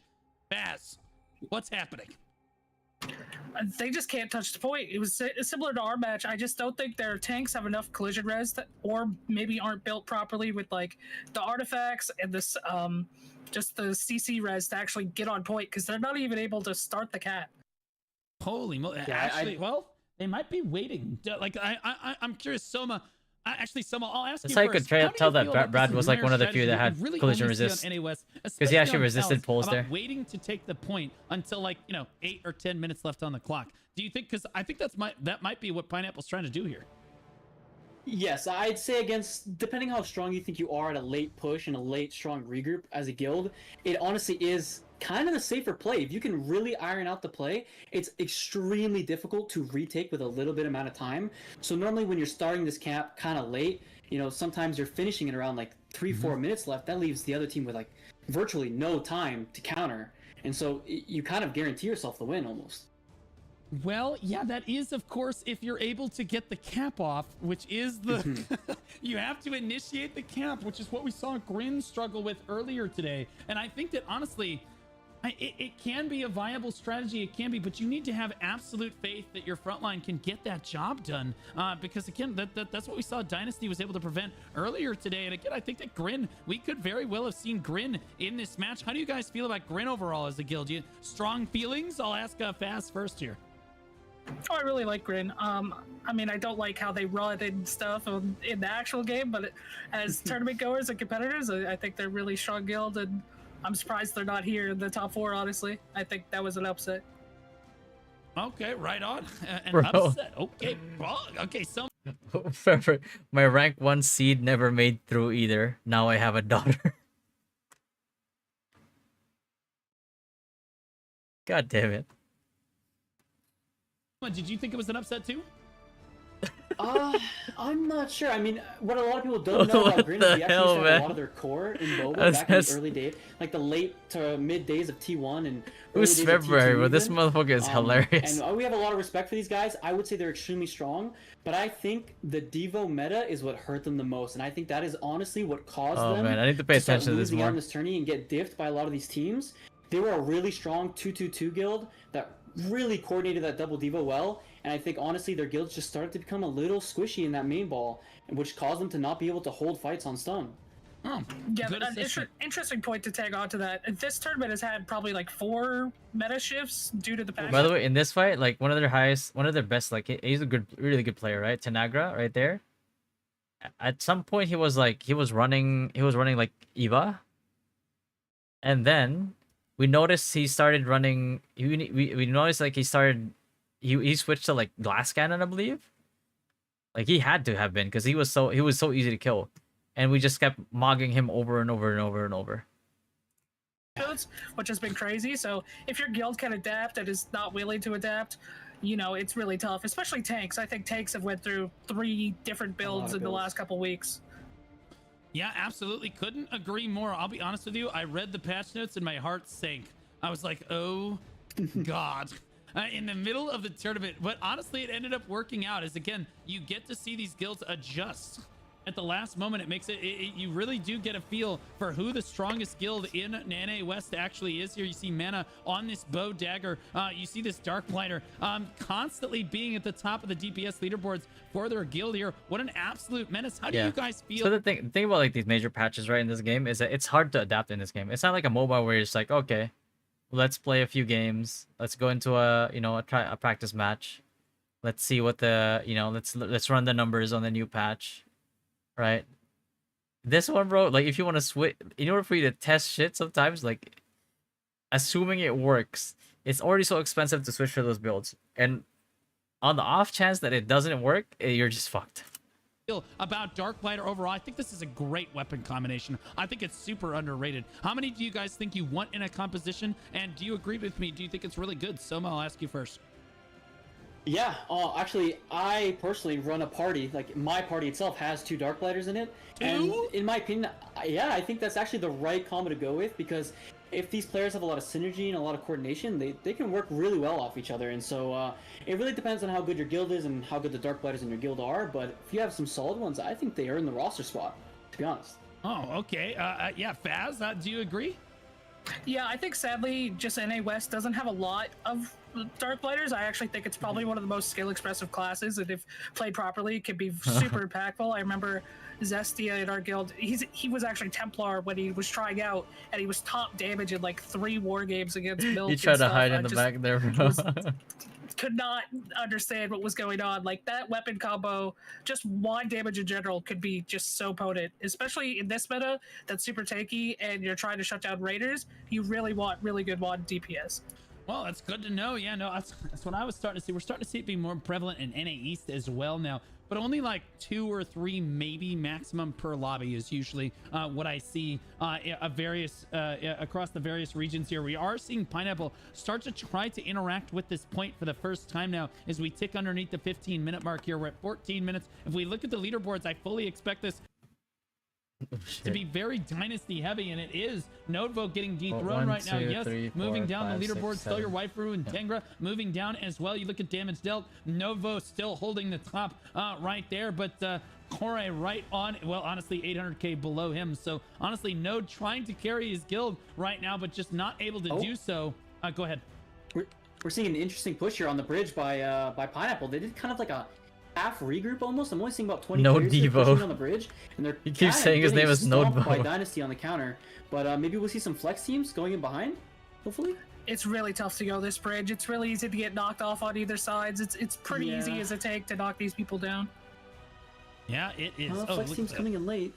Now, look at that. You guys made a group call for me, and I didn't even see it. I literally made this one. It's okay. It's all good. You guys were on top That's of it, something I though. noticed about Pineapple. I don't know if it's just their microcroms are really good, but they're really good at fighting for multiple sides. So that is probably a good thing on this map, but you're just not seeing their main ball coordinate on all three sides and hit right on point at the same time. So you're not really seeing Reminds a me lot of of LeBron kills taking going L's playing his the art way out. of, Yeah, the red man. team.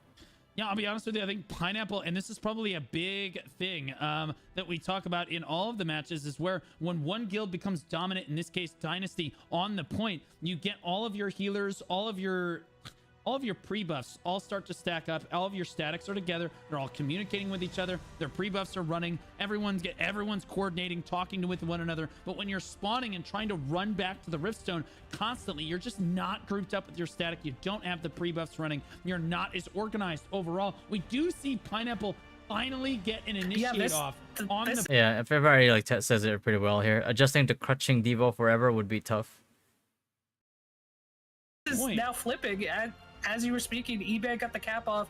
Also, I just wanted to shout out eBay. From what I know, they're notoriously a really good Spellblade player. And I noticed in our match and this match, they are now Is it in playing a 2-2-2 meta anymore? Stonecat Yeah. Tank and Yeah, one of I'd the say it's main pretty good. Stone grabbers. Yep, they're the ones that grabbed finally changed. grabbed it. Yeah, but now he switched back. Wait, he's Oh, now he on does it to cap and Spellblade. switch backs. Wait, yeah, this guy's amazing. This guy's crazy. He some just tech, capped two the builds. stone as Crusader, then swapped to Spellblade. He's out knocking them down. No, he's just always been staff dag. I told Blue about like this tech before in a previous game where I told him like, yeah, it's the highest potential you have for evasion overall, and you have smoke screen. Bro's so good, he's playing two builds. Yeah. Builds. People not dying is gonna be They don't have insane. other tanks, man. Yeah, dude, he's gotta swap presets every time he does that, right? Like you can't just run the same build every single time. I don't know how he does it. That is incredible. Yeah, it can take a while to get out of combat monster. too if you don't get like a grapple or something. But the time is draining, so this cat might be for naught if Yellow just keeps 34 versus 17 is crazy. Yeah, that is actually it's just looking wild. here like Dynasty just aren't dying. Like I'm looking at these leaderboards too. It kind of looks like Pineapple is lacking some damage outside of their spin. Yeah, I'm telling you, that Cordy crossbow on the side of what's this guy? Not P. This guy, Nodevo. Nodevo is absolutely carrying that damage dealt for his team right now on Pineapple, and Pineapple's struggling to get onto the point. They did initiate a point cap right there, but we know, man, this front line squad, Ned Slander, and the rest of the front line on behalf of Dynasty are so good at preventing you from even initiating a cap right now. Here's Ebag. Once again, Ebag is actually trying to cap on that. Yeah, I was gonna say he's now. trying to cap his Spellblade now, so maybe I'm very confused. Is there like something I don't know about like the passives on Spellblade where you could be able to do this? This is Nah, it's just victorious energy. He's just running tank Spellblade. That's all there is to it. Ain't nothing to see here. He is legitimately trying to cap on a Spellblade. That is not something that we have seen in the tournament worldwide yet, but honestly he keeps getting pushed off right now. 60, 70, 80, 90. Can he get it off? He does manage to get it off. You know, I mean, that evasion that evasion might actually be the difference. Maybe he it favors might just be smoke screen and over the just high collision. evasion. Yeah, over the collision resist, the evasion actually just might be the difference. You end up getting CC'd just a little bit less, and maybe he understands that dagger is just a little bit better about consistently getting that cap off against Dynasty's frontline, who has all of this CC here, Soma. Yeah, I mean, honestly, dealing with Dynasty, they give us a little bit of a run for our money sometimes. The CC on some of these tanks is really high, and it's kind of similar when I said before that Grin and Pineapple feel similar. As you noticed in our match versus Grin and Dynasty's match versus Grin, they just couldn't cap. They spent a long time trying to, and they just never could. And I find that, honestly, Pineapple feels the same. Like, from our previous war games, they kind of struggle to cap sometimes. Ebag just capped again. I mean, that's how you see Ebag. Most of the ignore. You switch it out in between. You need to have like different presets for whatever you want to do. You want a more tankier perspective. You put in tanky skills. If you're grinding, you can put in tanky skills, and you can just put in your main damage skills, which is probably like four or five skills. Yeah, you're gonna need to level up everything. It's pretty easy now too, anyway. Build. He has to swap off Spellblade to get caps off for them. I guess that's a good point. Ebag is one of their best DPS, and if he's having to sacrifice his damage and swap off like a glass cannon type build to play this evasion build to cap, like, could you not have built a tank to either go evasion tank or, you know, just build that collision res to be the capper and be, because obviously you could set up 3 to 4 cappers in your lobby, so it's kind of weird that they're making Ebag do it, who's probably one of their top 3 or 4 DPS in their guild. Yeah, absolutely. Still your waifu on the point right now. Basically just making sure that it is constantly locked down, making sure Dynasty is not... Could a Scorp also pull this off? Yeah, I mean, you really just need enough evasion. That's it. That's all it really comes down to. Okay, it's nothing like super high tech.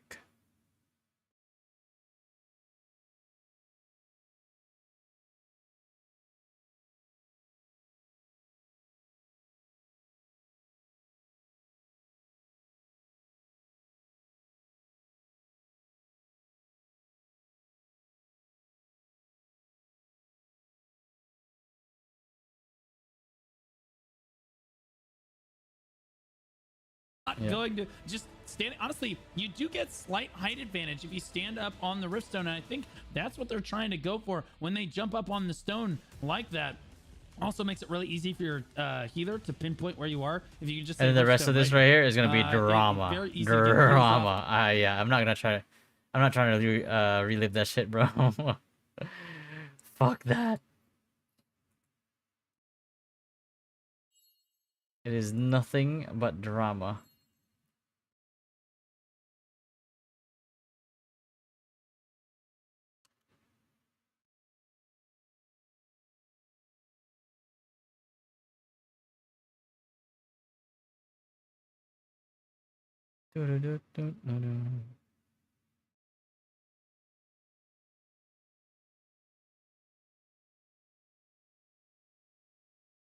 You look stressed?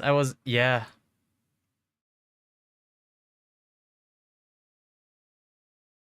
Your main skills for Spear? Ah, shit. I'm not even logged into the game anymore. One sec. Let me log in.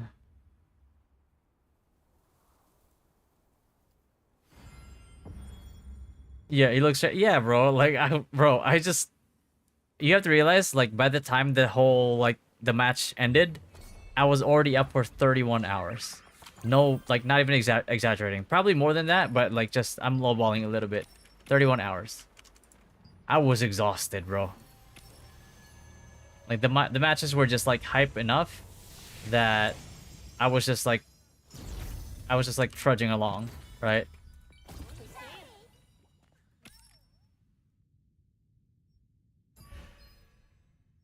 When you ended stream? Yeah, I was going to, and then Blue started streaming. And then Blue started streaming Chrono Odyssey. His footage of him playing it, and I watched all. It was like 6 hours long. And I watched all of it. And by the time that was done, there was only like about 3 hours before the tournament started. And I knew that if I slept, I was not waking up, bro. There's no shot I wake up from that. There was no shot there was gonna be a nap. I can kid myself on all the other days, but like in days like where I have a responsibility, I just can't, man. I was like, yeah, there's no shot. I can't wake up. Yeah. I was like, oh, let me just nap. A bad idea. All right. So spear. I'll show you the, because I use it for my mastery grind. So spear basically, this is it. So generally, what you want to do is you want to Gale Rush. You can use this twice. So you can Gale Rush, tab Gale Rush, right? And get this one for the attack for extension and Gale, another usage, because this gives you attack speed, right? And then you can after you do this, you can either, depending on the situation, you can either do this, Phoenix Barrage, or you could just do Explosive Fury. Make sure you get this, right?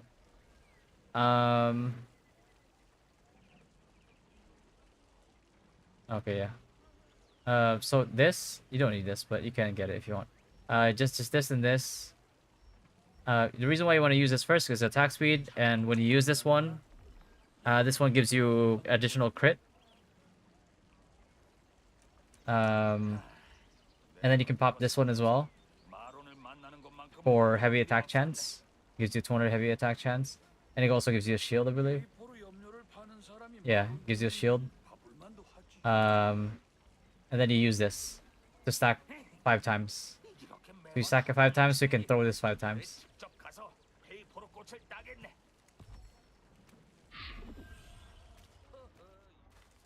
So basically, what you're doing is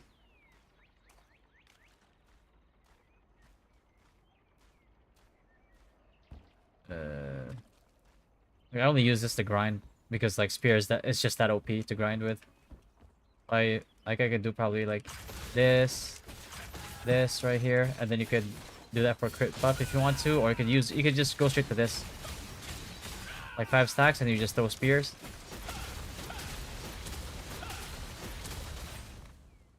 All right, you could pop this as well for shield, so you could just.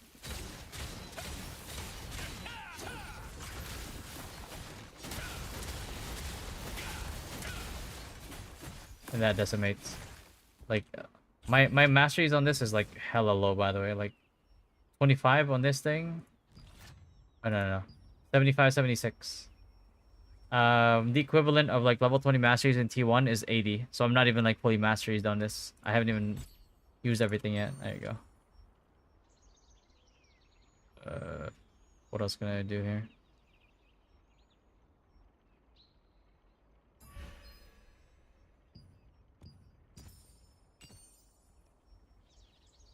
Do that. Heavy attack, bonus damage. There you go. So just like quick example.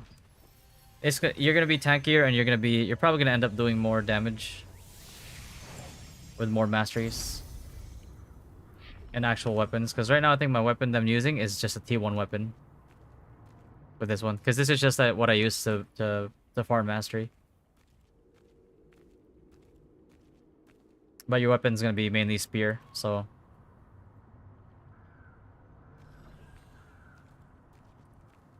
So essentially this is what you do.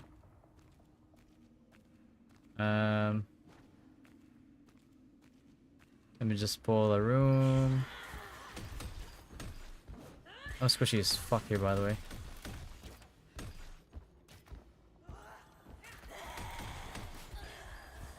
Oh, shit.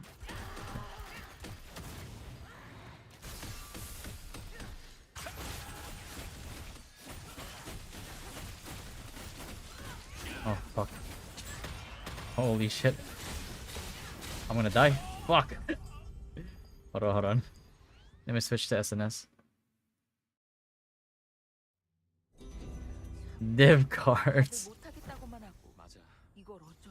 Let me switch to SNS. So I'm tanky.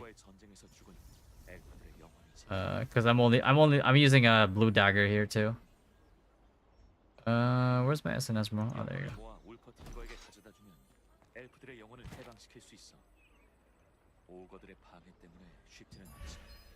Yo, Hezi, what's up, bro?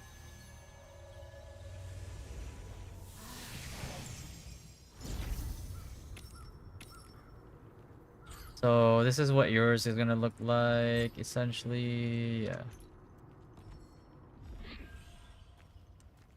So you're gonna have these skills. So say I remove these. Put your defensives on there. Whatever you have to, right? I don't think I need anything else.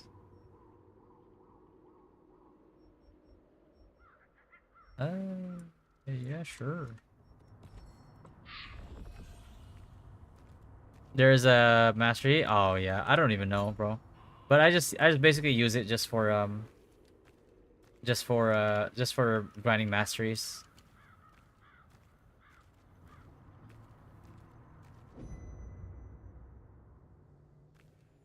Just because I was using it to get the 780.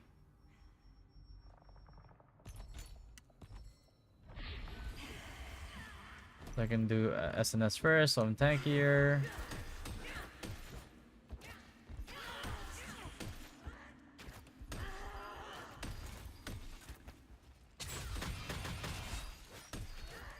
Okay. Okay. So you did that. We'll do this after. Oh. Oh wait, I don't have the passive one. One sec. Okay.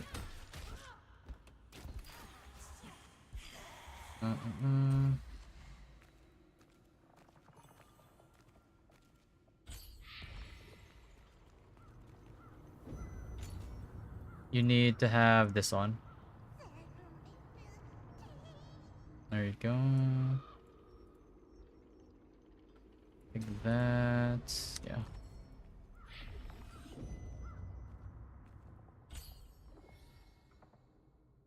I do that. I think that's it, right? I don't need anything else. No. Yeah, bro, this thing is OP.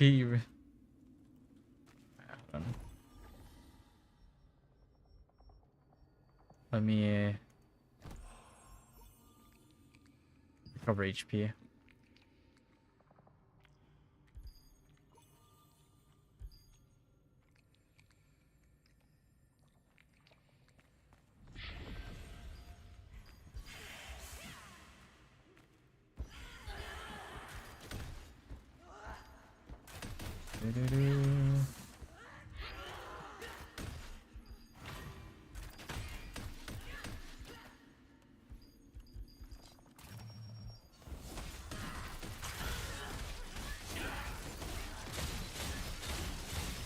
Did that. And I just go in the middle here. Hot defensives.